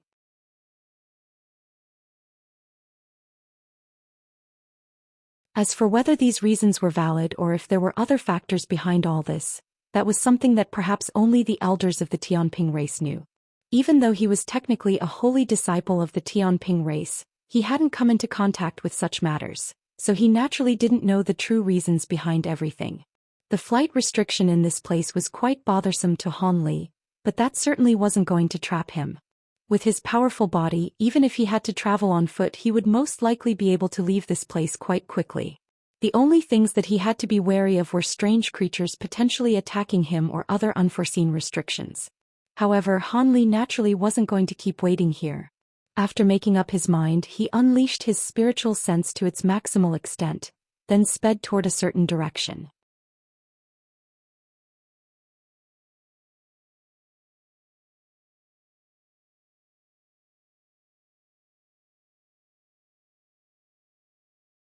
Han Li took a step forward, and even though it didn't appear as if he were moving all that quickly, he still covered a distance of 70 to 80 feet in a flash.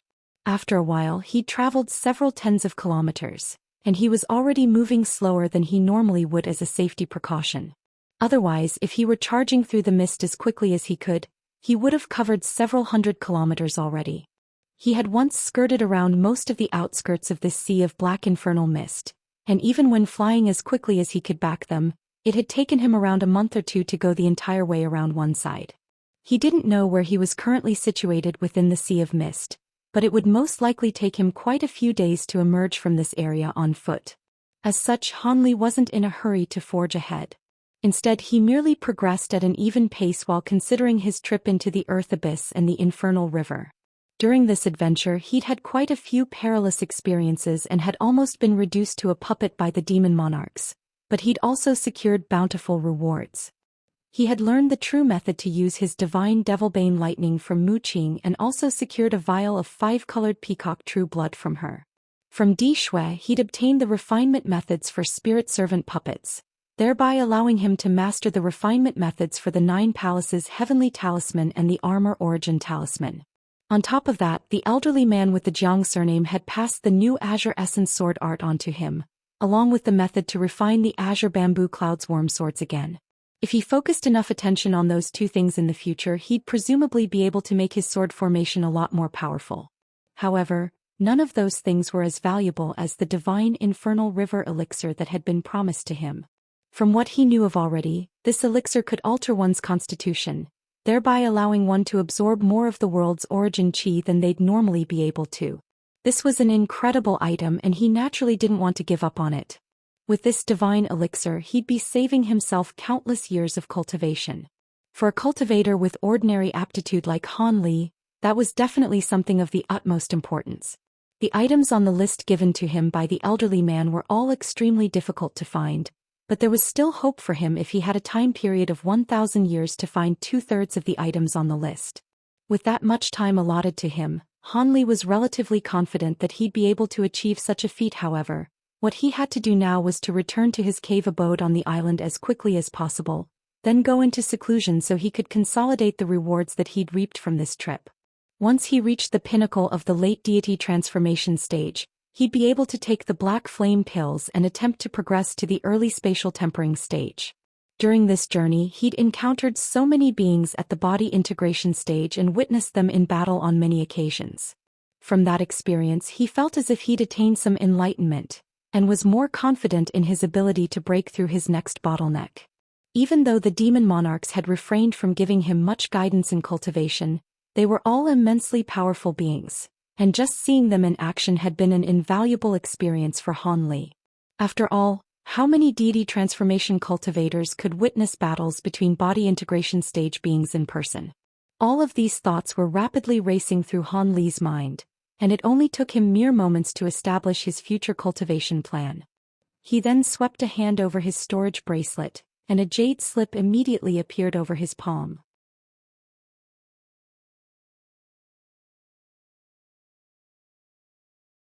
This was none other than the jade slip that the elderly man had given him, and within it was recorded the new Azure Essence sword art.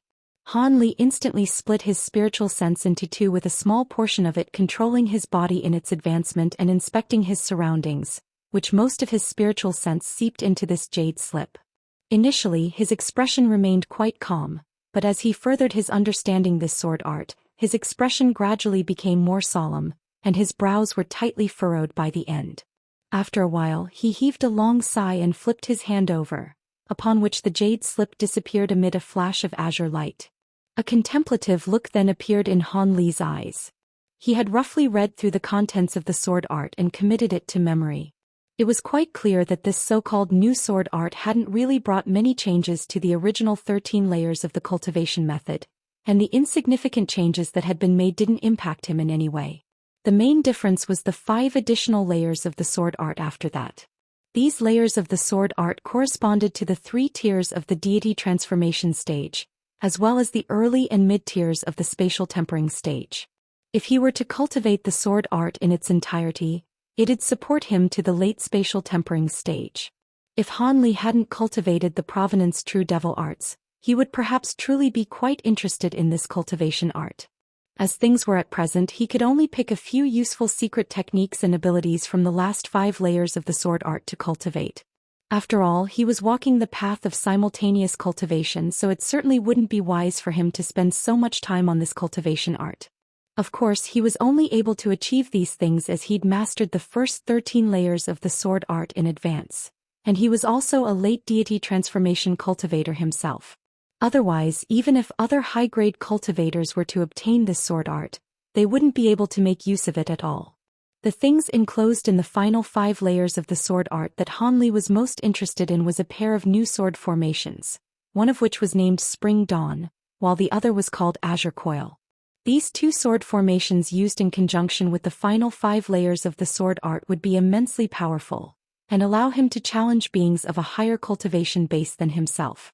Even without cultivating the final 5 layers of the sword art, those 2 sword formations could still be unleashed, but the requirements on the flying swords used in that case were extremely stringent.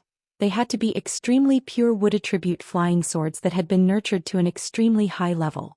Han Li's current 72 Azure Bamboo Clouds Worm swords couldn't satisfy this condition, so he had to refine them again.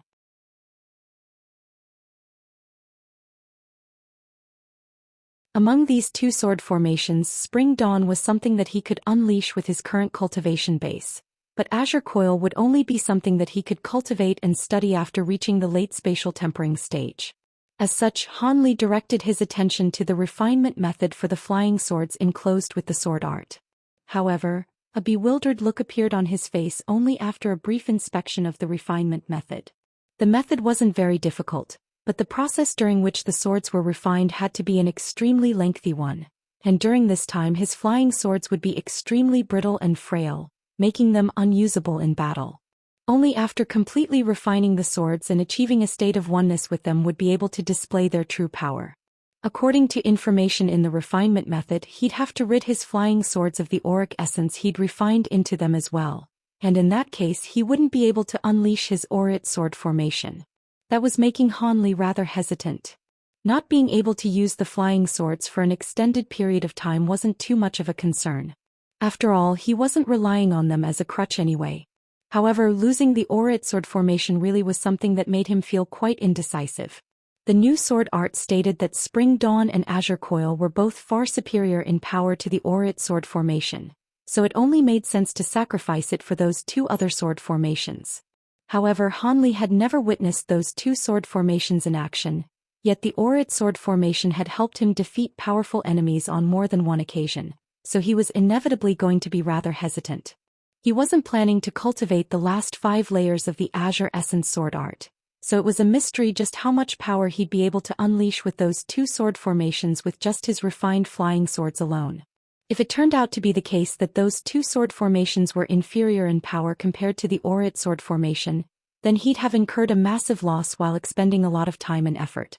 Just as Han Li was trying to make a decision about his sword formation, his expression suddenly changed as he stood still on the spot. He peered into the black mist off to one side, and a dark expression appeared on his face as he said in a cold voice, "What are you doing lurking in the shadows over there? Were you planning to attack me?"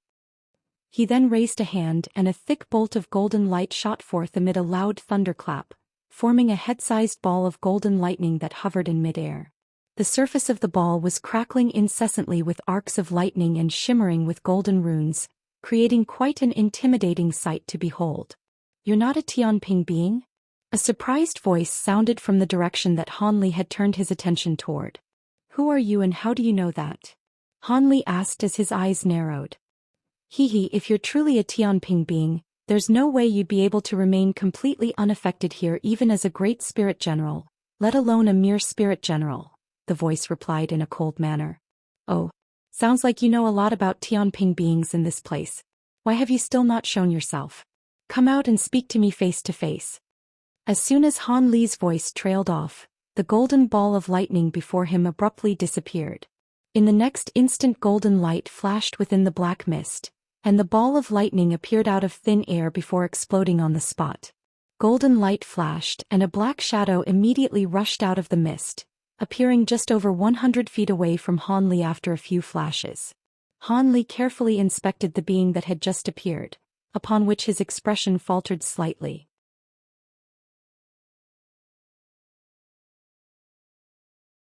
He was looking at a young man with a green face and a pair of white curved horns growing on his head.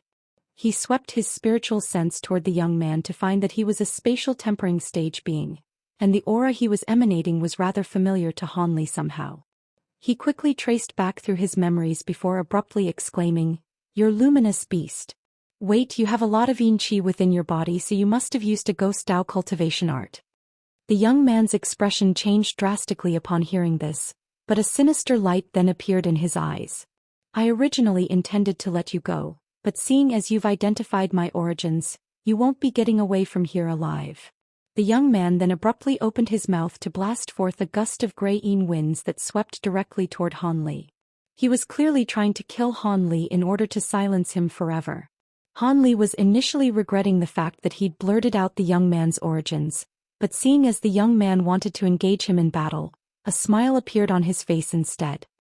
He merely stood still on the spot, but the gray light around his body swelled drastically before revolving around Han Li, sweeping aside all of the oncoming gusts of yin winds.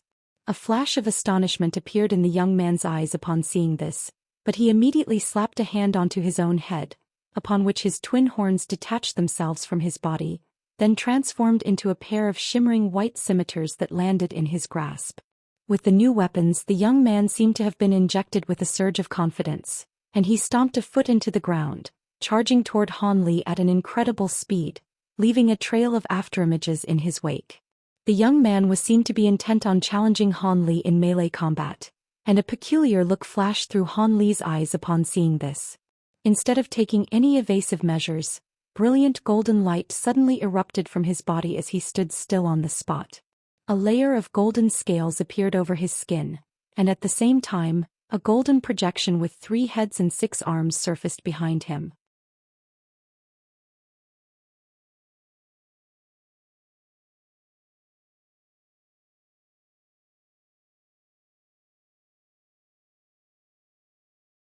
The young man faltered slightly upon seeing the projection and scales that Han Li had conjured, but he didn't slow down in the slightest as he slashed his twin sabers through the air toward Han Li.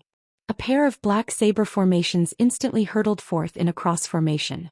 As soon as these saber projections appeared, all of the nearby black mist surged toward them in a frenzy.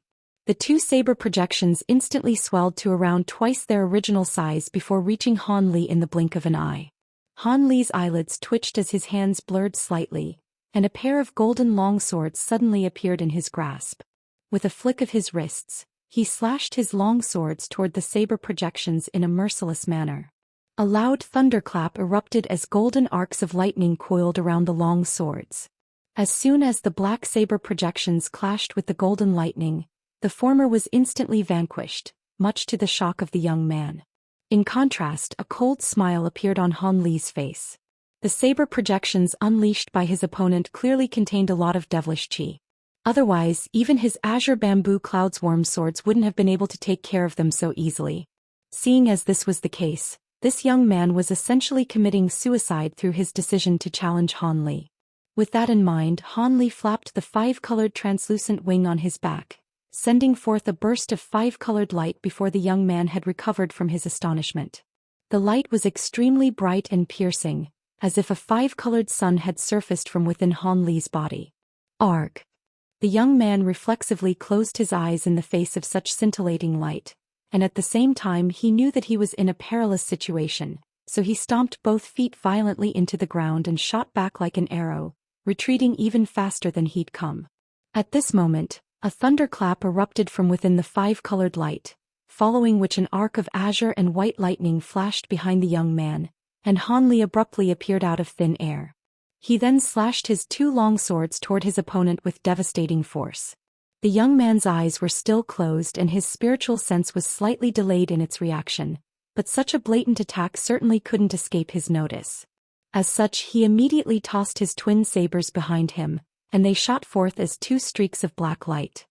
He then made a hand seal and the muscles on his body instantly disappeared, revealing a translucent white jade-like skeleton. The skeleton tremored before releasing a white barrier of light that completely shielded its body within. Han Li's longsword came crashing down amid a couple of thunderclaps, only to be kept at bay by the streaks of black light formed by the twin sabers. Han Li didn't find this to be strange or unexpected in the slightest. Instead, he'd be surprised if a pair of weapons manifested from a spatial tempering stage demon beast's body didn't possess this much power. He had never intended or hoped to kill this demon beast with this pair of flying swords alone. In the instant that he'd lashed out with his swords, the Provenance True Devil projection swung its 6 arms through the air, and countless fist projections immediately blossomed like golden lotus flowers before crashing toward the white light barrier like a torrential downpour. Each and every one of the seemingly ordinary fist projections were imbued with Han Li's immense inhuman strength, and this overwhelming storm of attacks was something that had been unleashed through brute force alone. In the instant the white barrier of light was struck by the fist projections, the seemingly resolute barrier immediately began to tremor violently before quickly being shattered by the devastating fist projections. All of this had taken place in only the blink of an eye, and only then did the demon beast twist around before opening its eyes.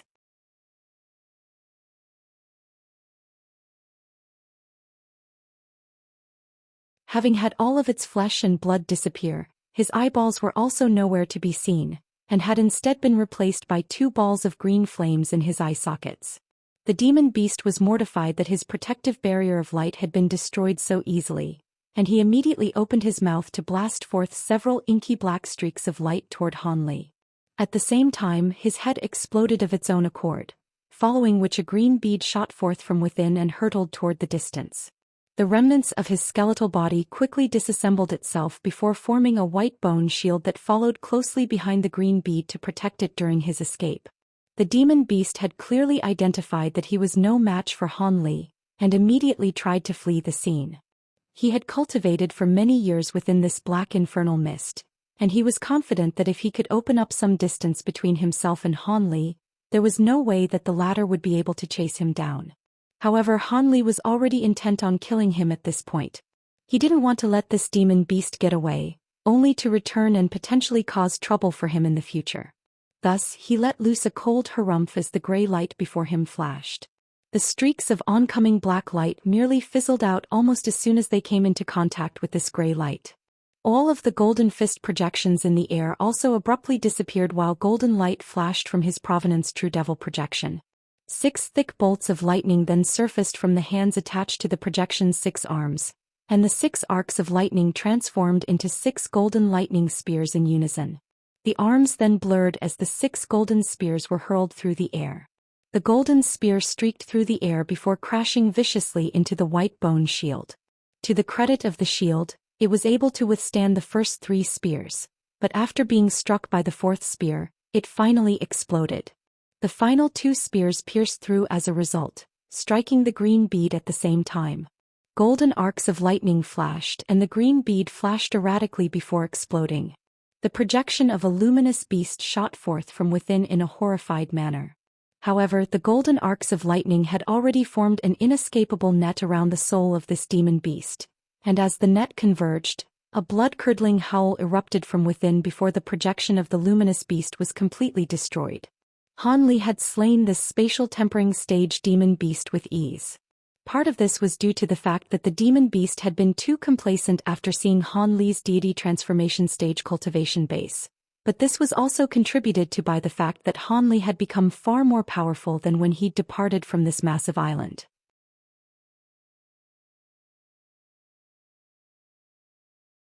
Even though he hadn't dedicated much time to cultivation, he's obtained the 12 awakening transformations from the Tianping race, as well as the lightning wield technique from the Earth Abyss that significantly enhanced the power of his divine Devilbane lightning.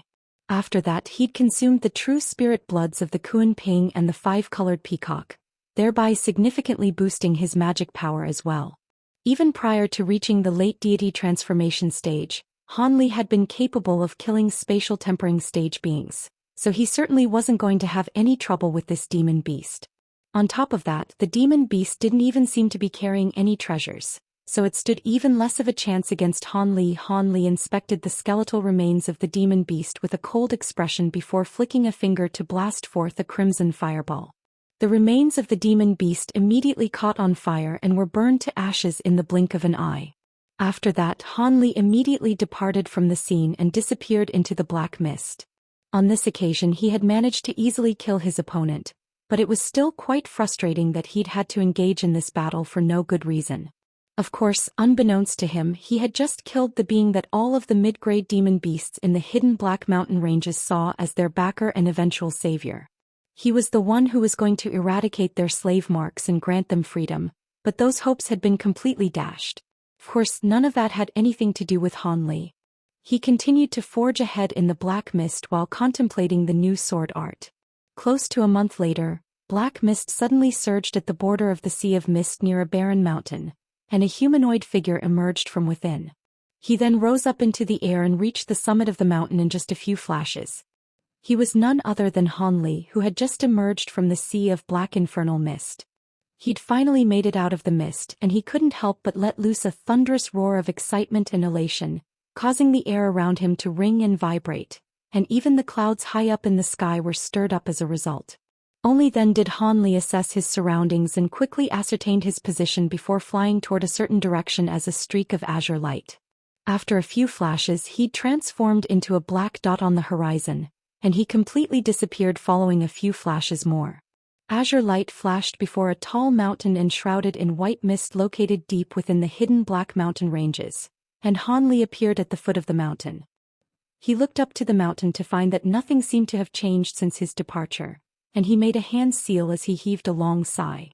The white mist before him immediately surged before opening up a path for him. Han Li flew into his cave abode in an unhurried manner before immediately paying his medicine garden a visit.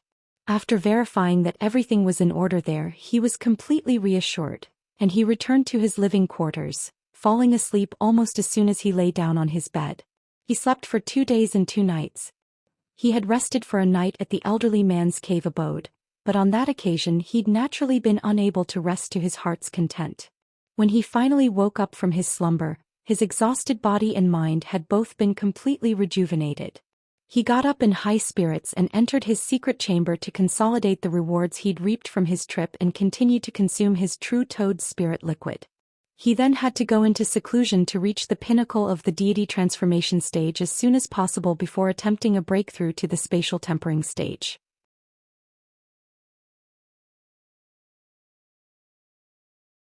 He also had to refine the wisp of spiritual sense contained within the Tianping relic as quickly as possible so he could obtain the true dragon and heavenly phoenix mantras enclosed within the 12 awakening transformations. After that, he'd be able to fuse those true spirit bloods into his body. As for the new sword art and the reinforcement of his flying swords, That was also an urgent matter that had to be taken care of as soon as possible. With that in mind, Han Li made his way toward his secret chamber while laying a hand on the back of his own head. A ball of black light immediately shot forth from the back of his own head before transforming into a miniature black humanoid figure that was several inches tall. It was none other than his second nascent soul. He then rustled both sleeves to summon his weeping soul beast and leopard Kirin beast.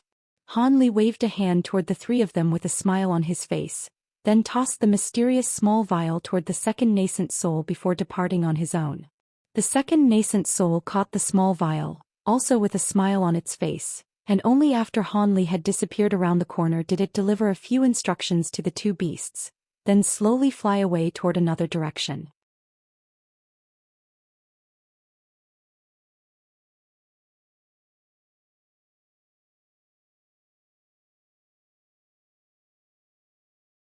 Moments later, Han Li entered his secret chamber before sitting down with his legs crossed. His pupils then contracted slightly as he inspected his surroundings and caught sight of 3 grayish-white stone blocks in one corner of the secret chamber.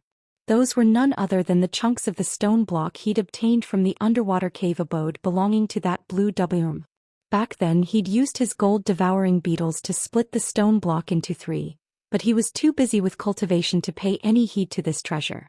The material was extraordinarily heavy, and Han Li had originally intended to refine it into some kind of treasures, but all of the gold-devouring beetles that had consumed some of this material then began to mutate, and that made Han Li rather hesitant. The fact that this thing was able to make fully matured gold-devouring beetles mutate again was a sign of just how precious it was. However, spirit insect mutation wasn't necessarily always a good thing. Even though most mutations resulted in positive enhancements, there were also quite a few instances where the contrary proved to be true.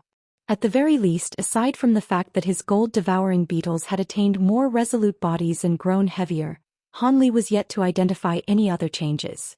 Generally speaking, it was very difficult for spirit insects that had mutated once to mutate for a second time, which was why he hadn't fed this entire stone block to his gold-devouring beetles, and why it had been so difficult for him to decide just how he was going to use this material.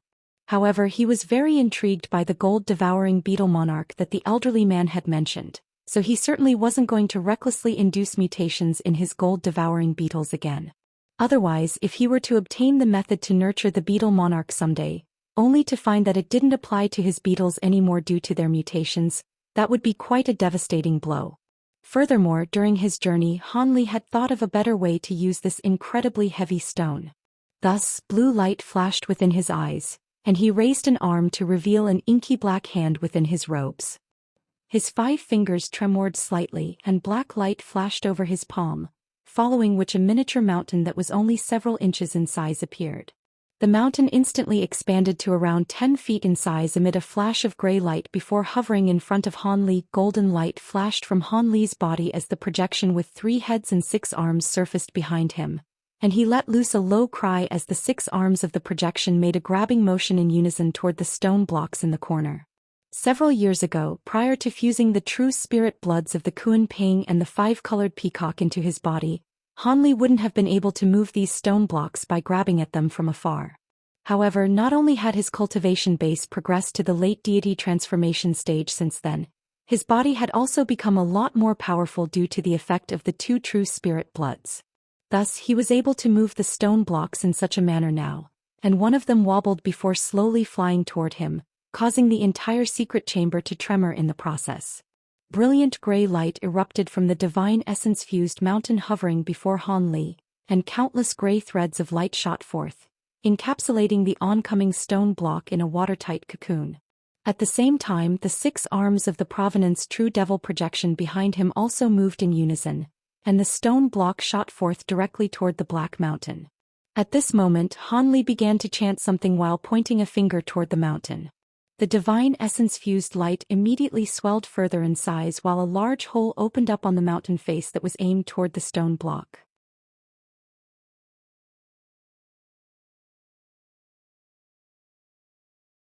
Brilliant gray light erupted from that hole, and this was only a secret technique that Han Li had mastered after progressing to a certain cultivation base, as well as completely refining this mountain to the extent that it was almost an extension of his own body. Prior to cultivating the 100 Meridian Refinement mantra, or even before he'd left the massive island, he'd have most likely been unable to accomplish this. The stone block was drawn into the hole that appeared on the mountain by the gray threads, and the impact of the collision made the divine essence-fused mountain tremor before flying back for several tens of feet, then thudding heavily onto the ground. Following another astonishing dull thump, even the restriction light barrier around the secret chamber tremored violently, and the base of the mountain had sunk around a foot into the ground. The divine essence-fused mountain was quite heavy in itself, and their combined weight had finally become too much for the floor to handle. Thankfully, the entire secret chamber had been fortified by Han Li with restrictions in advance, so it wasn't going to actually completely collapse. At this moment, Han Li was looking at the hole on the side of the divine essence-fused mountain with a peculiar look on his face. He made a hand seal before opening his mouth, and a ball of silver flames shot forth from within. As soon as the fireball emerged out of his mouth, it transformed into a fire raven, then also plunged headfirst into the hole on the divine essence-fused mountain at his behest. Han Li then immediately flicked his wrist to hurl his storage bracelet through the air, and it shimmered with spiritual light before summoning a series of vials, jars, and wooden boxes that appeared on the ground before Han Li swept his spiritual sense toward these containers, and all of their lids flew off to reveal all types of tool refinement materials, most of which were extremely rare materials that were very difficult to find. Most of them were secured using a large number of spirit stones and spirit medicines in Deep Heaven City, while the rest had been obtained in the human world and from the Tianping race. Han Li inspected these materials and immediately found the ones he needed. He swept a sleeve through the air, and a swath of azure light surged forth, sweeping up a dozen or so types of materials in its wake before sending all of them into the hole on the small mountain. A delightful cry then erupted within the hole, following which silver light flashed from within along with a burst of scorching heat, causing the nearby air to warp and blur. Han Li adopted a serious expression as he raised a hand, and a burst of gray light appeared at the center of his palm. The divine essence-fused mountain seemed to have resonated with him as it also lit up with gray light, and the hole on the side of the mountain slowly sealed over while the scorching heat also disappeared.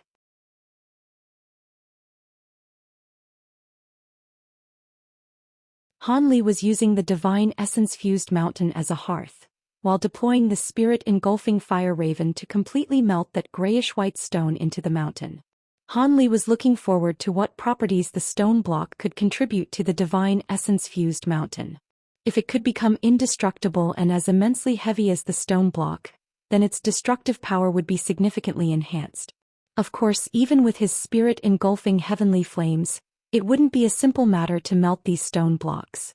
Otherwise, Han Li would have thrown in all three at once rather than only one. However, even with just this one stone block, it would take around 3 or 4 decades to melt it into the mountain. If he'd done all three at once, then it'd at least require a century. If Han Li had to use his own nascent soul flames to refine the stone blocks, then he naturally wouldn't engage in such a time-consuming activity. However, he could afford to do this now, seeing as he could use the spirit-engulfing heavenly flames instead. He would just have to leave the divine essence-fused mountain here for over 100 years. With that in mind, Han Li chanted something and cast an incantation seal onto the small mountain while the 6 golden hands on the projection behind his back all made a grabbing motion in unison.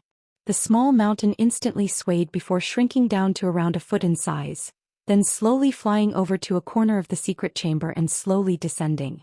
Before the stone block was fused into the mountain, Han Li wouldn't be able to withdraw it back into his own body, so he could only set it aside like this. After that, Han Li paused for a brief moment of contemplation before grabbing the air toward the storage bracelet, and a white jade box immediately flew out from within before landing on his palm. He swept his other hand over the lid of the box, and the lid immediately flew off to reveal a thumb-sized crimson fruit core. At the same time, an extremely rich medicinal aroma wafted toward him. This was none other than the azure-shifting fruit core that Han Li had obtained during his time in the Tianping race. With this item, he'd be able to nurture azure-shifting fruits through the use of his small vial, then refine the legendary heaven-shifting pill.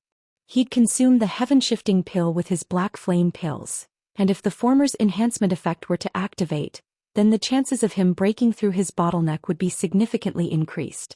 Han Li held the fruit core between two fingers and carefully inspected it through narrowed eyes, then instantly cast his spiritual sense out of the secret chamber. Moments later, the azure barrier of light around him tremored, and a ball of black light flew in. It was none other than his second nascent soul. Han Li placed the lid onto the jade box containing the fruit core before tossing toward the second nascent soul without even uttering a single word. The second nascent soul waved a little hand through the air to catch the box in an extremely rehearsed manner, then disappeared into the light barrier behind it again. Having done all that, Han Li heaved a sigh of relief before slowly closing his eyes. What he had to do next was to work on the new sword art he obtained to see if this Spring Dawn sword formation truly was as lethal as the sword art proclaimed it to be. After that, he'd be able to decide whether to give up on his Aurit sword formation and refine his Azure Bamboo Cloud Swarm swords again. The Spring Dawn sword formation just so happened to be something that could be used by late deity transformation cultivators, and it was indeed far more complex and profound than the Aurit sword formation. Time passed by slowly, and 3 months later, Han Li opened his eyes to awaken from his meditative state. However, there was a peculiar look in his eyes and a hesitant expression on his face. So that's what Spring Dawn means.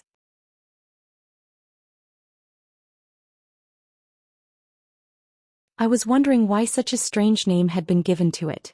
Turns out it's a sword formation that primarily draws on the power of an illusionary technique. That's quite surprising. In that case, won't the effectiveness of this formation depend on the power of the enemy's spiritual sense and whether the cultivation arts they're using are potent against illusionary techniques? How am I supposed to make that judgment call? Han Li's brows furrowed with indecision. He pondered this issue for a long while, weighing up the benefits and the drawbacks, before finally making a decision.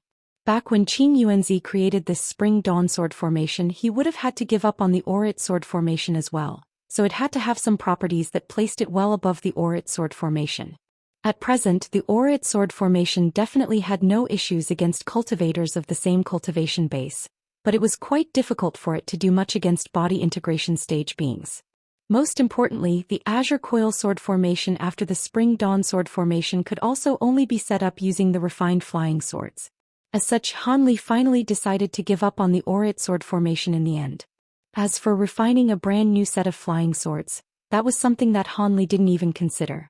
After all, with things like flying swords, it wasn't a case of the more the better.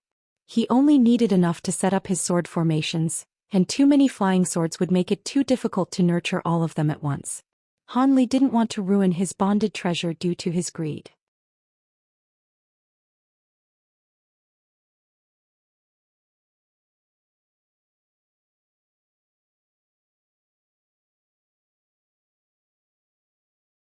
Having made his decision, Han Li naturally no longer hesitated.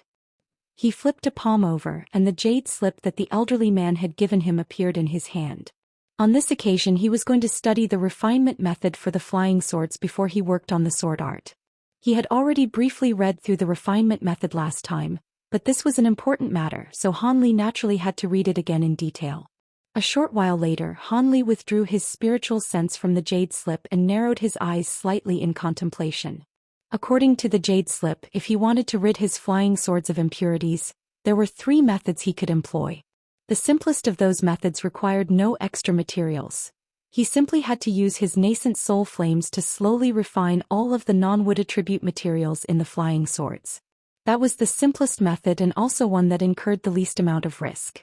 However, all of the materials in his flying swords had already fused as one, and it would take an extremely long time to refine them in such a way. In fact, even 3 or 4 centuries may not be enough. During this process, he'd have to constantly be using his nascent soul flames, so he'd be significantly hampering his own cultivation. As such, Han Li decided against this method almost immediately. The second method was to use a cultivation art known as the 9-flame metal melting art. If he could collect several types of special fire tribute pills, then go into seclusion for around 70 to 80 years, he'd be able to use this cultivation art along with the power within those pills to forcibly rid the Azure Bamboo Cloud Swarm swords of their impurities. However, this was an extremely risky method and it would also harm some of the wood attribute materials in the flying swords. Furthermore, the fire attribute pills required were quite rare and not that easy to collect.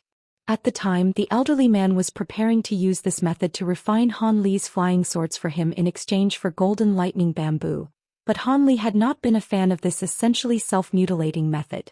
As such, there was only one final method left, and it was also seemingly the most implausible and time-consuming one. The elderly man had enclosed a message stating that this method was only something that he theorized would work, but had never actually tried it himself.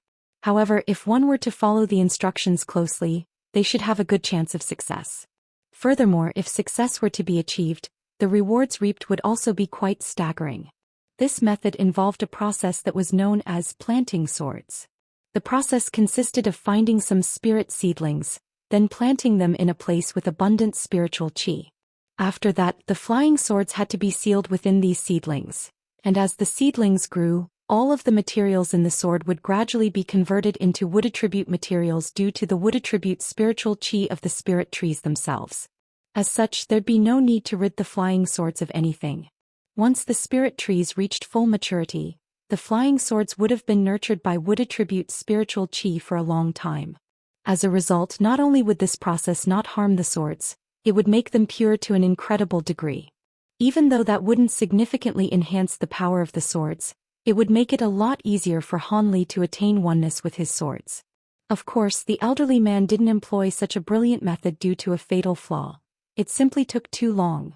It would take a far longer time than the previous two methods to achieve this method, as spirit trees had to grow bit by bit. Even the most ordinary of spirit trees required at least 1,000 years of nurturing care to reach full maturity.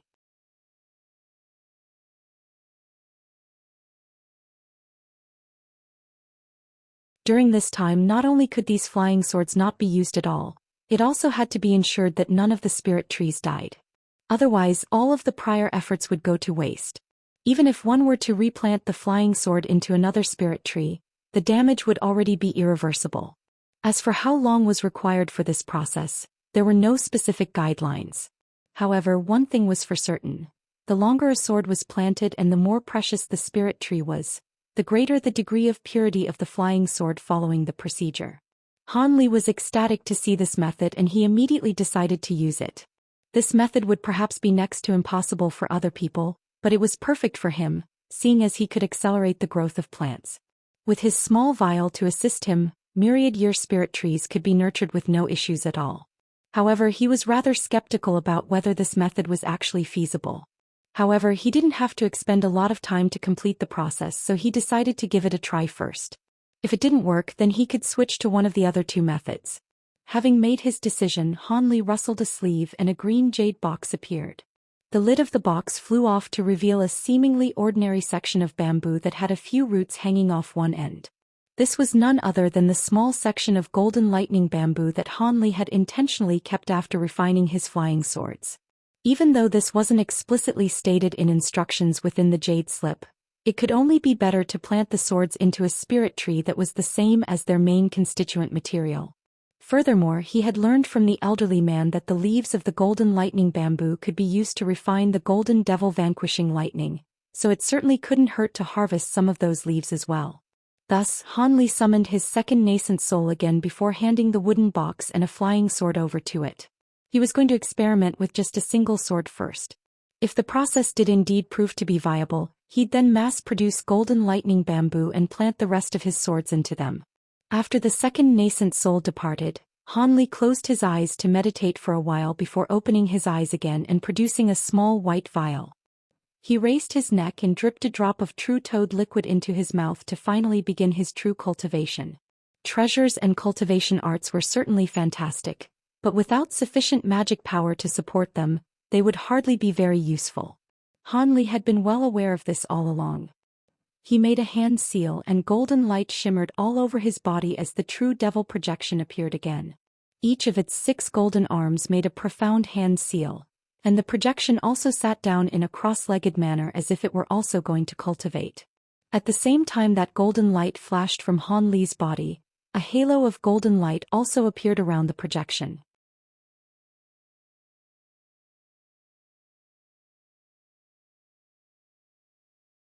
This massive halo of light enshrouded the entire projection, and countless golden runes were surging forth relentlessly from the projection's hands, then disappearing into its body. Meanwhile, Han Li sat expressionlessly with a layer of golden scales over his body, and spiritual light swirling over the surface of his skin, giving off quite a mysterious image. Days turned into months and months turned into years, but the doors of the secret chamber remained firmly shut throughout this entire time. During this period, the second nascent soul would control a giant ape puppet's body to occasionally appear in the medicine garden before quickly disappearing. The mid-grade demon beasts of the hidden Black Mountains also visited on several occasions, bringing with them large amounts of precious materials exchanged for woodbud flowers. All of them wore grim expressions each time, thinking that the supply of woodbud flowers surely had to be rapidly depleting, but the second nascent soul only had to nurture some woodbud flowers from time to time in order to continue facilitating these exchanges. In the process, the weeping soul beast transformed into Han Li's appearance to placate these demon beasts, thereby managing to convince them that Han Li was seeing them in person. The demon beasts were naturally quite relieved that Han Li was able to continue supplying woodbud flowers. Time passed by in a flash and over 100 years flew by in the blink of an eye. No major events took place on the island during this time, and it seemed that this period of peace would continue for the foreseeable future. However, one day, an extremely astonishing phenomenon suddenly appeared in the air above Han Li's cave abode. Loud thunderclaps erupted overhead, following which white spiritual clouds appeared out of thin air, then converged toward the summit of the mountain. Countless specks of light of different colors also began to rise into the air from all of the mountains within a radius of thousands of kilometers. After rising to a certain altitude, these specks of light swelled before bursting like bubbles, creating swaths of five-colored light that then surged toward Han Li's cave abode. Within 10 minutes, layer up layer of dense five-colored light had enshrouded the entire mountain that Han Li was situated in, yet another phenomenon appeared in the air above. The white spiritual clouds up above converged to form a massive cloud ring, at the center of which gusts of fierce azure winds were taking shape. The five-colored light down below was swept up into the cloud ring, then torn apart before fusing together again. As the winds grew fiercer, the more and more five-colored spiritual light was swept up into the sky, and even the azure winds were converted into all types of different colors. However, the five-colored light surging from all directions didn't cease in the slightest, and the films of light around the giant mountain down below became even denser than before. Such astonishing scenes naturally attracted all of the attention of the beasts and demon beasts within the hidden Black Mountain ranges. The immense spiritual pressure from the phenomena alone was enough to force normal beasts to the ground as they trembled uncontrollably with fear, and even the normally ferocious beasts were completely petrified and powerless. Some low-grade and mid-grade demon beasts that had attained intelligence hurriedly flew toward Han Li's cave abode, yet all of them seemed to have encountered an invisible barrier thousands of kilometers away from the phenomena, thereby preventing them from advancing any further. All of them were forced to look on at the gargantuan cloud ring and five-colored mountain from afar with panic in their eyes. The cow-headed beast, the three-headed giant python, and all of the other demon beasts that had made deals with Han Li also appeared in the nearby area.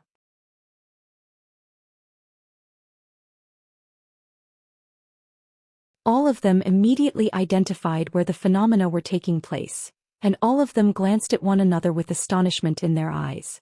Is that man making a breakthrough? Could it be that he's becoming a great spirit general? The three-headed giant python exclaimed. That's most likely the case.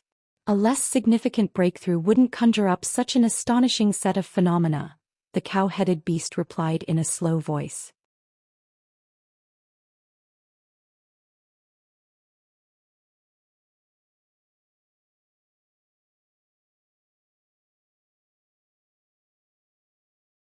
If that man becomes a great spirit general, then won't he also have the ability to get rid of our slave marks? The three-headed giant python exclaimed with elation. A hint of anticipation also flashed through the cow-headed beast's eyes, but that quickly disappeared as a wry smile appeared on its face. Theoretically, yes, but why would he help us? Our senior in the black infernal mist is most likely either dead or has abandoned us. In any case, we haven't been able to get in contact with him for over 100 years. If we don't give this a try, then our lives will truly be under threat, the golden ape said in a grave voice. So what do you two suggest? The cow-headed beast asked. If that man really can successfully progress, Then why don't we offer him that treasure so he can lift the restrictions on us? The giant ape suggested. That item is extremely important for our future progression. Are we just going to hand it over to someone else? What if he takes the treasure but doesn't lift our restrictions? That would be a disaster, the cow-headed beast said in a hesitant voice. What's the point of having such a treasure if we're going to lose our lives? This man may not be a being of the same race as us, but he's been quite fair during the exchanges that we've had with him, so he most likely won't revoke any promises. I will admit that there's some risk involved, but we'll regret it in the future if we don't try to take this opportunity. This man is an outsider, so who knows how much longer he'll stay here for.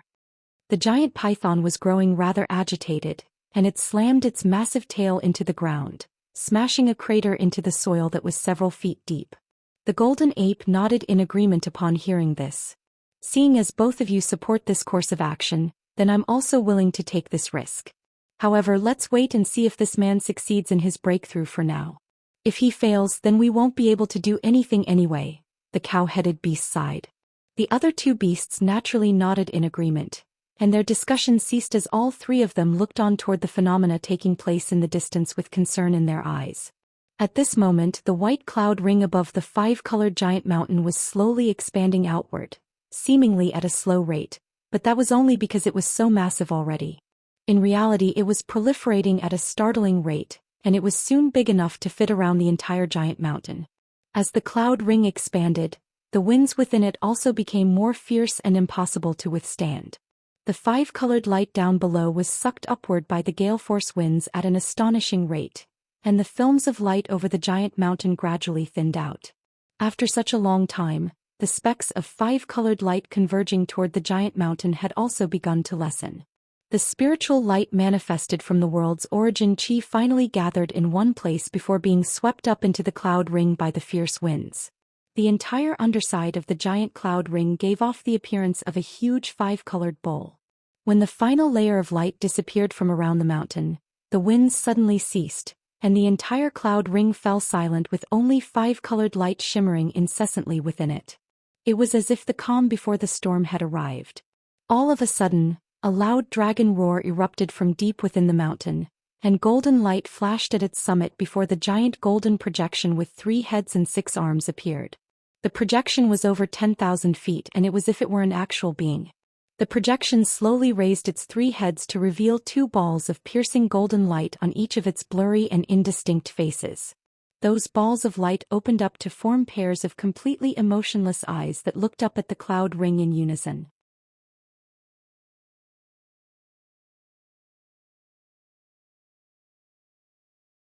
All of a sudden, the 3 heads swayed together, and 3 long cries rang out once again in a relentless manner, like rumbling lightning that echoed throughout the entire heavens.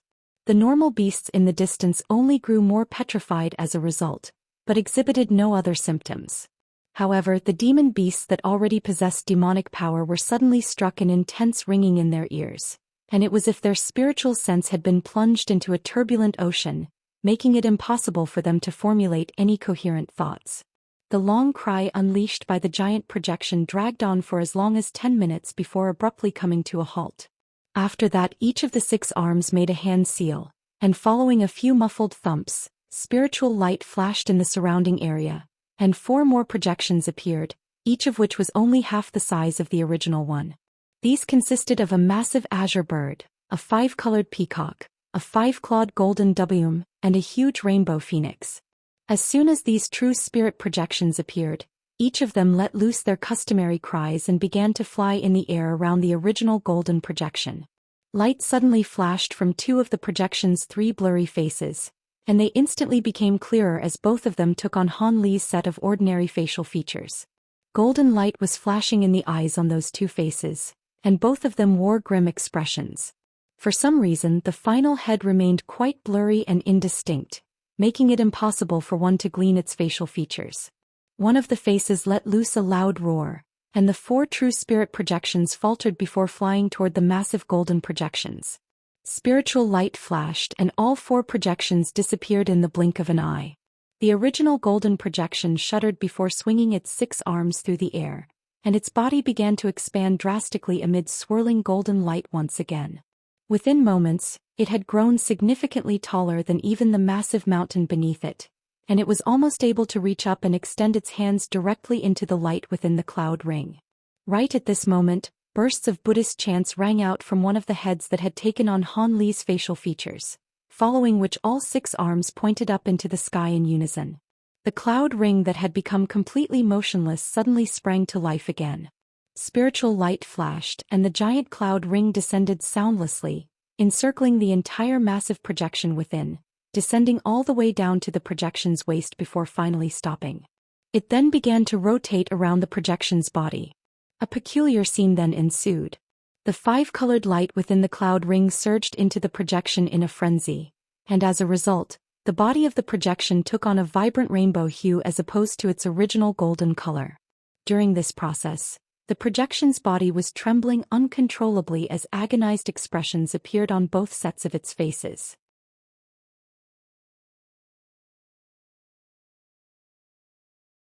It was as if the more 5-colored light was being injected into its body, the more pain it had to suffer. Furthermore, the rate of influx of this 5-colored light was quite astonishing. After just a few moments, all of the light within the cloud ring had disappeared without a trace. The projection then let loose a loud cry, and the white cloud ring around it also disintegrated into hundreds of balls of white light that hovered in the nearby area. At this moment, the 3 heads opened their mouths in unison to blast forth bursts of golden light that swept these balls of light into their stomach. After doing all that, the pain on the faces of the projections eased significantly, but its body suddenly began to shrink. In the blink of an eye, the mountainous projection had transformed into a normal-sized human being with layers of 5-colored light over its body. The humanoid figure sat down in the air above the mountain with its legs crossed while making a hand seal, and he hovered there in a completely motionless manner. The astonishing spiritual pressure and phenomena had all disappeared, and it was as if everything had gone back to normal. Only then did the beasts and demon beasts in the distance slowly return to their senses. The normal beasts struggled to their feet before letting loose a few panicked cries and fleeing back to their nests and lairs as quickly as they could, not even daring to sneak a glance back at the massive mountain. All of the demon beasts also fled into the distance as if they'd just survived an extremely perilous ordeal. The trio of mid-grade demon beasts were faring slightly better than the other beasts and demon beasts, yet they were also only able to barely remain standing. At this moment, the golden ape asked in an anxious voice, "What happened? Did he succeed?" The cow-headed beast seemed to be the most knowledgeable among the trio, and it said in a slow voice, "I don't know. The breakthrough process most likely still hasn't concluded yet. The phenomenon that we witnessed earlier was just him absorbing the nearby world's origin chi. Everything appears to have settled down now, but don't be fooled. This is the key moment for his breakthrough." The 3-headed giant python and the golden ape were both slightly surprised to hear this as they cast their eyes toward the giant mountain again. "Let's go. It'll take him quite a while to break through his bottleneck. At least a few days will pass and we might even have to wait months for the final result, so if we stay here for too long, we might irk him and accomplish the opposite of what we intended," the cow-headed beast continued. The other 2 demon beasts' hearts stirred upon hearing this, and they immediately nodded in agreement. Thus, the 3 demon beasts flew away into the opposite direction as gusts of demonic winds. After a while, they disappeared without a trace into the distance. Meanwhile, the humanoid figure sitting in midair atop the giant mountain had his eyes closed the entire time, as if he'd seen nothing and knew nothing. 1 day, 2 days, 5 days, 10 days. 2 months passed by, yet the humanoid figure hovering above the mountain remained completely stationary. The only difference was that the 5-colored light barrier around him was growing more and more dazzling. The mid-grade demon beast had snuck back to check on Han Li on a few occasions during this time, and all of them found this to be quite intriguing. At the same time, they were all quite perplexed by what was happening. During this period, there were the occasional beasts that had forgotten about the phenomena that had taken place here not long ago and ventured within 50 kilometers of the giant mountain. All of them then disappeared amid a burst of white mist. A gargantuan restriction had been set up around the entire massive mountain, and the closer one drew to the center of the restriction, the more powerful it seemed to become.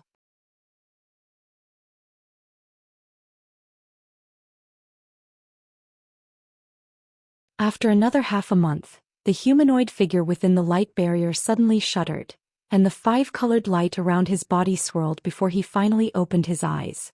A long cry then erupted from his mouth. The cry didn't contain any power or abilities. It was merely an expression of elation. Moments later, the cry cut off, and the humanoid figure rose to his feet before swinging both arms through the air, and the five-colored light barrier around him disintegrated into specks of spiritual light. Immediately thereafter, he made a hand seal, and a pair of wings appeared on his back before he disappeared following a loud thunderclap.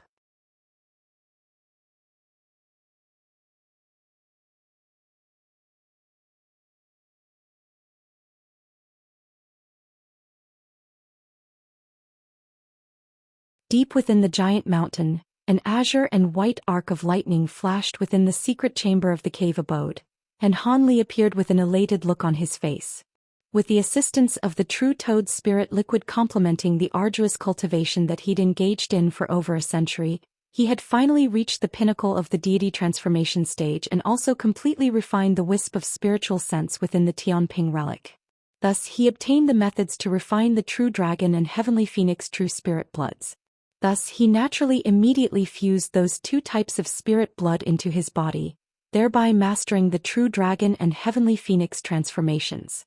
At that point, both Han Li's body and magic power had reached an incredible level that stood at the very pinnacle of what was possible for deity transformation cultivators. At the same time, the azure shifting fruit core had also been nurtured into several azure shifting fruit trees. With this fruit as the main ingredient, Han Li finally refined over 10 heaven-shifting pills after several failures. With everything ready, Han Li finally prepared to progress to the spatial tempering stage with the assistance of his 3 black flame pills and 3 heaven-shifting pills.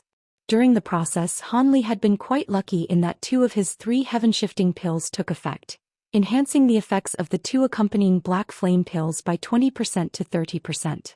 Under such optimistic circumstances, Han Li spent several months and was finally able to activate the world's origin qi in a vast area around him before injecting it into his own body, thereby progressing to the spatial tempering stage in what was an extremely smooth and flawless breakthrough.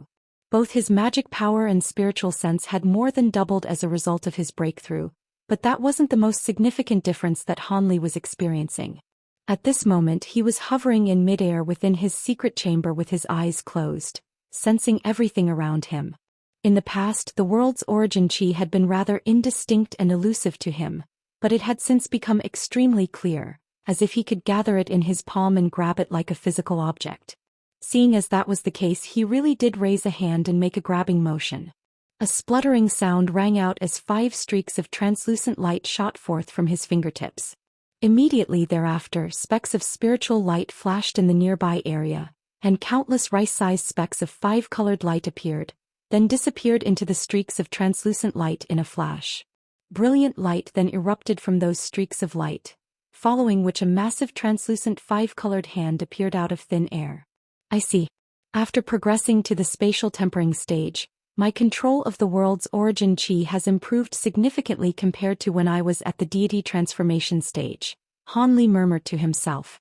At the deity transformation stage he could only just barely sense the world's origin qi and use it for extremely basic functions. Only now had he truly mastered the world's origin qi. With this significantly improved mastery of the world's origin qi, any ability or technique that he unleashed would become a lot more powerful than before. The abilities that relied solely on borrowing the power of the world's origin qi would presumably become even more fearsome, perhaps even enhanced to several times their original power. Han Li opened his eyes as a pleased look appeared on his face. He swept an arm through the air, and the massive translucent hand before him immediately disappeared. Han Li then slowly descended onto the ground below. He cast his gaze toward a corner of the secret chamber, which was where the divine essence-fused mountain had been sitting for over 100 years.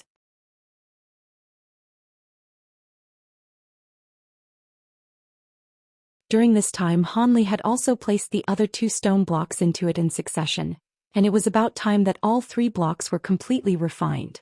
With that in mind, Han Li waved a hand toward the mountain without any hesitation. A loud rumbling rang out, and the small black mountain only rose up into the air before traveling toward him after a burst of violent tremors ran through the entire secret chamber. Han Li spread open his 5 fingers, and the small black mountain instantly stopped right in front of him. He carefully inspected the mountain to find that its appearance hadn't changed in the slightest. However, the fact that he could draw it so easily to himself was an indication that the stone blocks had indeed completely fused as one with the mountain. Otherwise, even with the significant improvements in his magic power, there was no way that he'd be able to control it so easily. He nodded before casting an incantation seal toward the small mountain. An azure light flashed as the incantation seal disappeared as soon as it came into contact with the mountain. Immediately thereafter, silver light flashed, and a ball of silver flames emerged from the mountain before transforming into a silver fire raven. It was none other than the spirit engulfing fire raven. The fire raven had clearly shrunk significantly, and it appeared to be rather feeble. It was quite clear that refining the stone blocks of over 100 years had depleted a lot of its essential power. Han Li's heart throbbed slightly upon seeing this, and he pointed a finger toward the fire raven, following which it immediately flew through the air before disappearing into his body in a flash. Han Li would have to nurture it in his body for a while for it to recover. A smile appeared on Han Li's face as he cast another incantation seal toward the small black mountain. The mountain revolved before disappearing amid a flash of gray light. In the next instant, Han Li flipped over his inky black hand so that the palm was facing upward, and black light flashed as a miniature mountain appeared in the air above his palm before descending straight downward.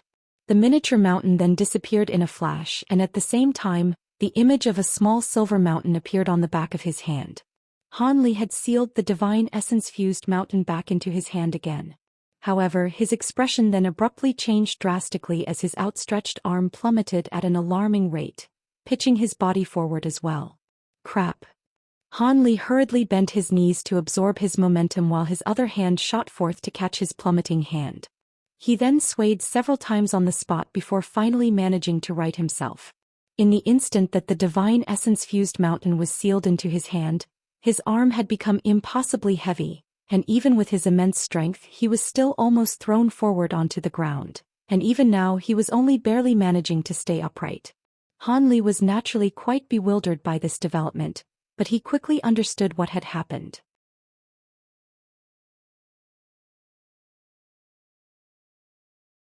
Even though he'd already used the 100 Meridian Refinement Mantra to completely fuse the divine essence-fused mountain with his hand, the newly added stone blocks were yet to be refined using this mantra, thus resulting in its immense weight being unaccounted for.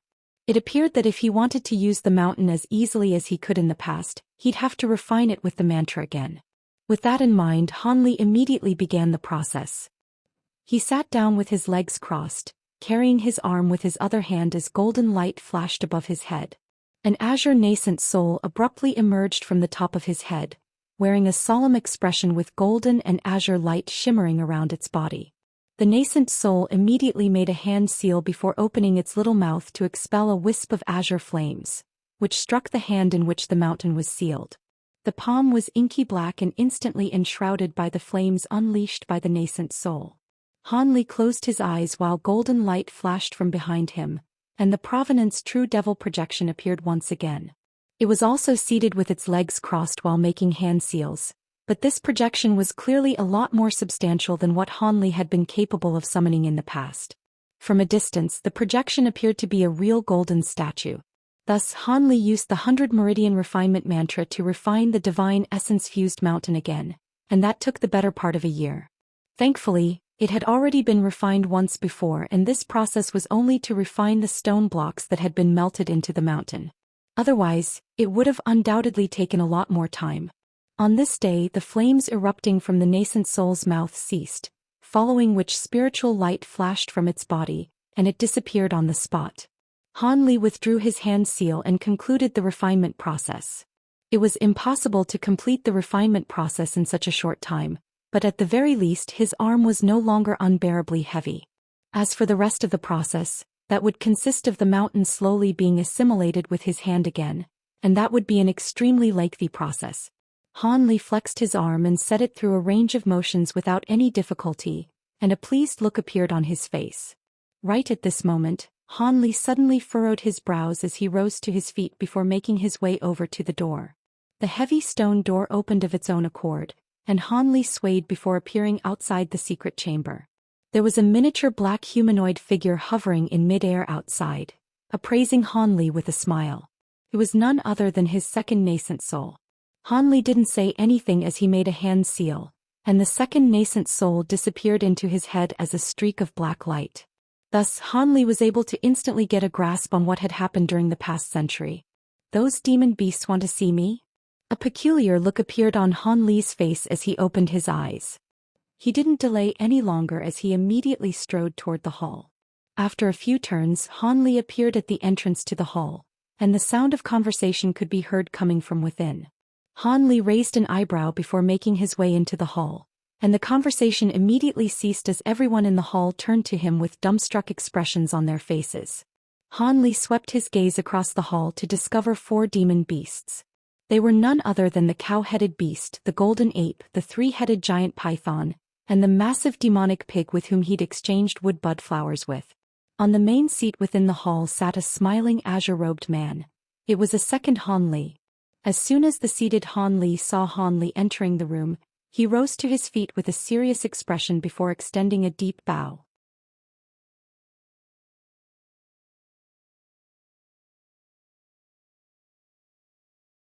Congratulations on your successful breakthrough, Master.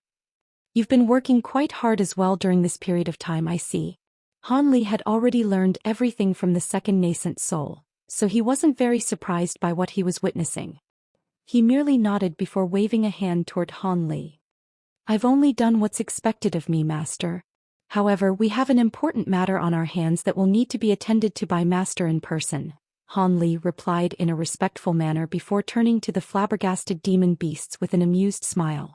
Brilliant black light then flashed from his body, and he instantly transformed into a small monkey that was around half a foot tall before springing toward Han Li. Han Li swept a sleeve through the air, and the small monkey immediately disappeared into it. All right, you can tell me why you're here now. Han Li strode forward and sat down on the main seat that the weeping soul beast had been sitting in before turning to the 4 demon beasts.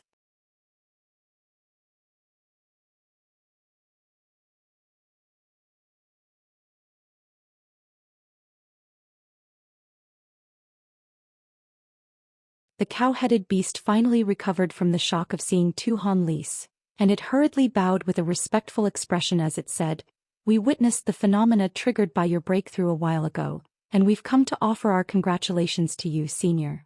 It was quite clear that this person before them was the true Han Li. "Oh? How did you know I succeeded? What if I failed?"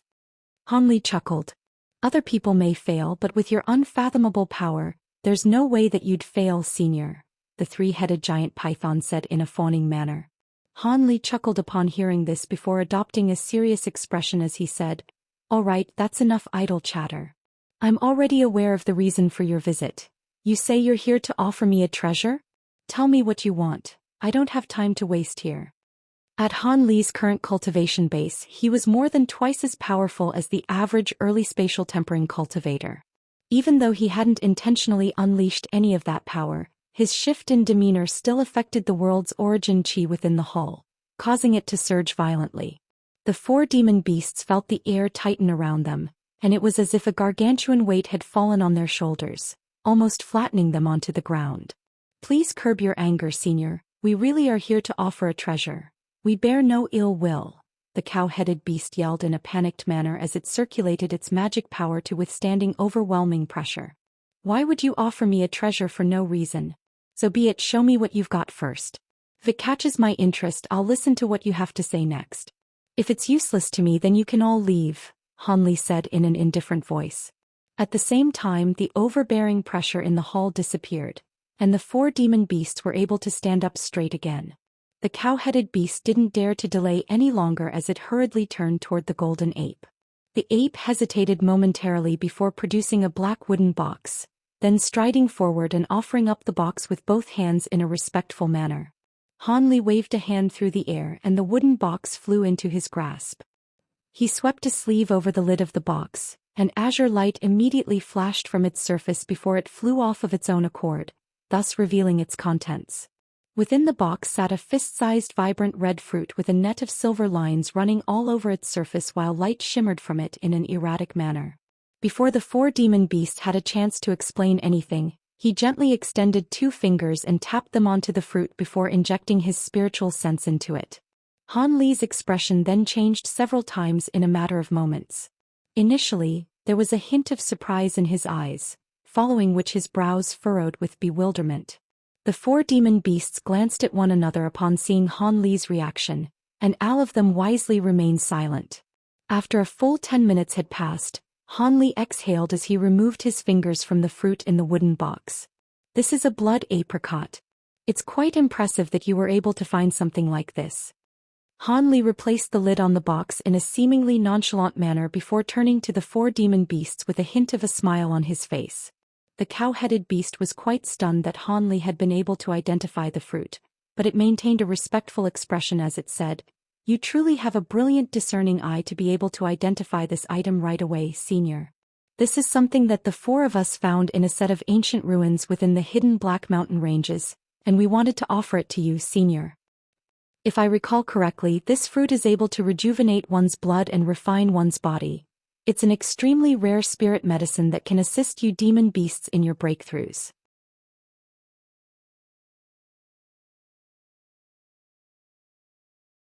If you're willing to offer something like this to me, you must have a big favor to ask of me, right?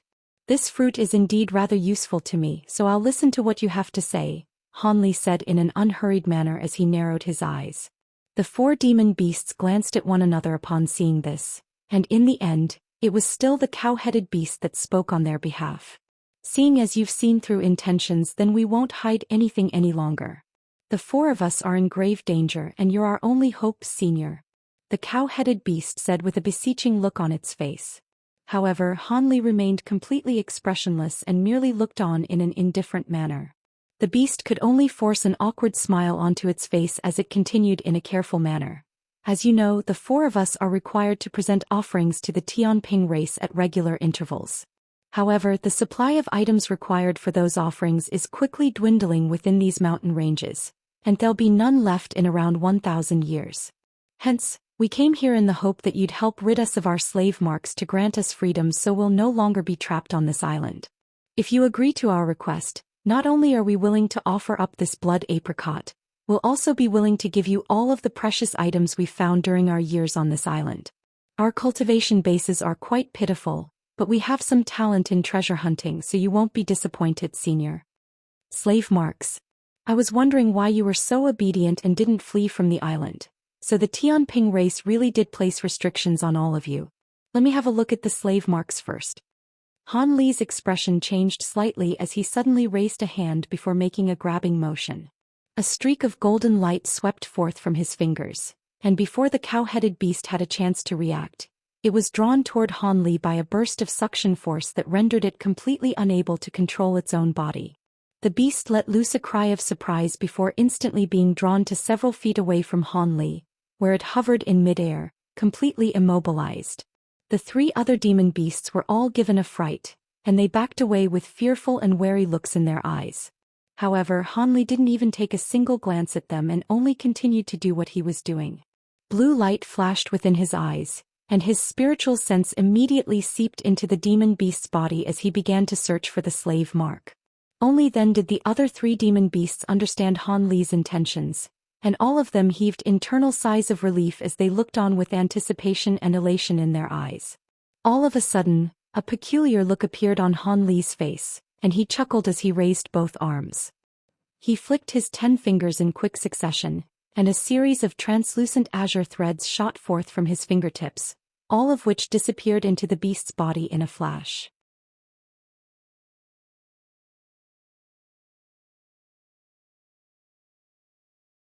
Han Li then began to chant something, and the azure threads were severed as he cast several incantation seals. The cow-headed beast shuddered violently before its body completely stiffened, and a vibrant red insect projection was forcibly dragged out of its glabella by a clump of azure threads. The insect projection was several inches in length, and after half of its body had emerged from the small beast's glabella, it refused to be withdrawn any further, despite the azure thread's best efforts. At the same time, an agonized look appeared on the beast's face. Its mouth was slightly agape, but no sound escaped from within, and it suddenly fell unconscious in the end. A contemplative look appeared on Han Li's face upon seeing this. However, he then raised an eyebrow as blue light flashed through his eyes, and he let loose a low cry. Azure light flashed in the air behind him, following which the projection of a massive azure bird appeared. As soon the projection emerged, a sharp piercing screech rang out, and the 3 other demon beasts all collapsed onto the ground in a completely feeble and powerless manner.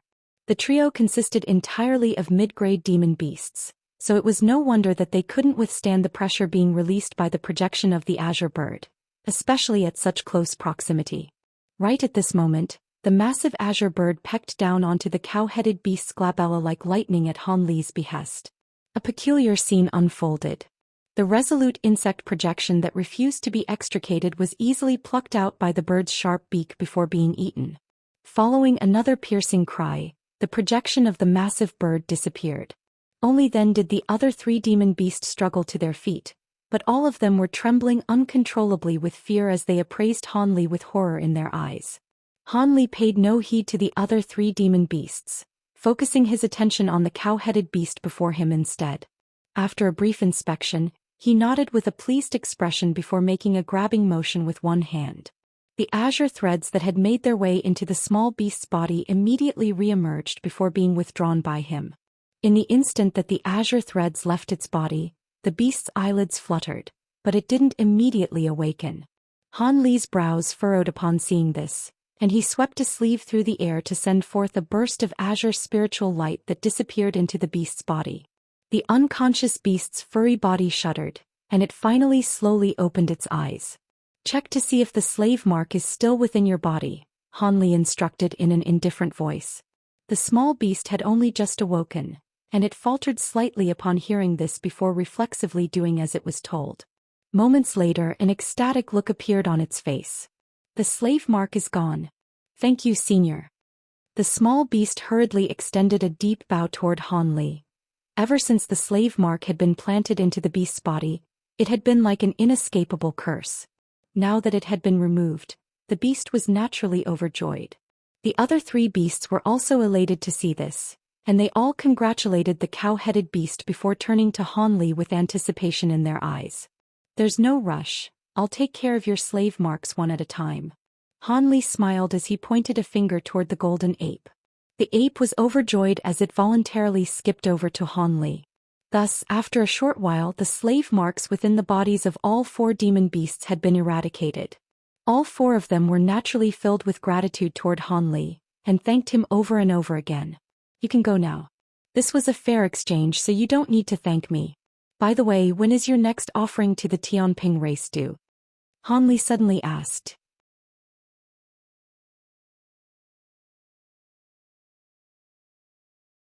The cow-headed beast immediately identified what Han Li was concerned about, and it hurriedly replied in a respectful voice, "Rest assured, Senior, we've only recently submitted our last offering, so the Tianping race won't be back on the island for several centuries."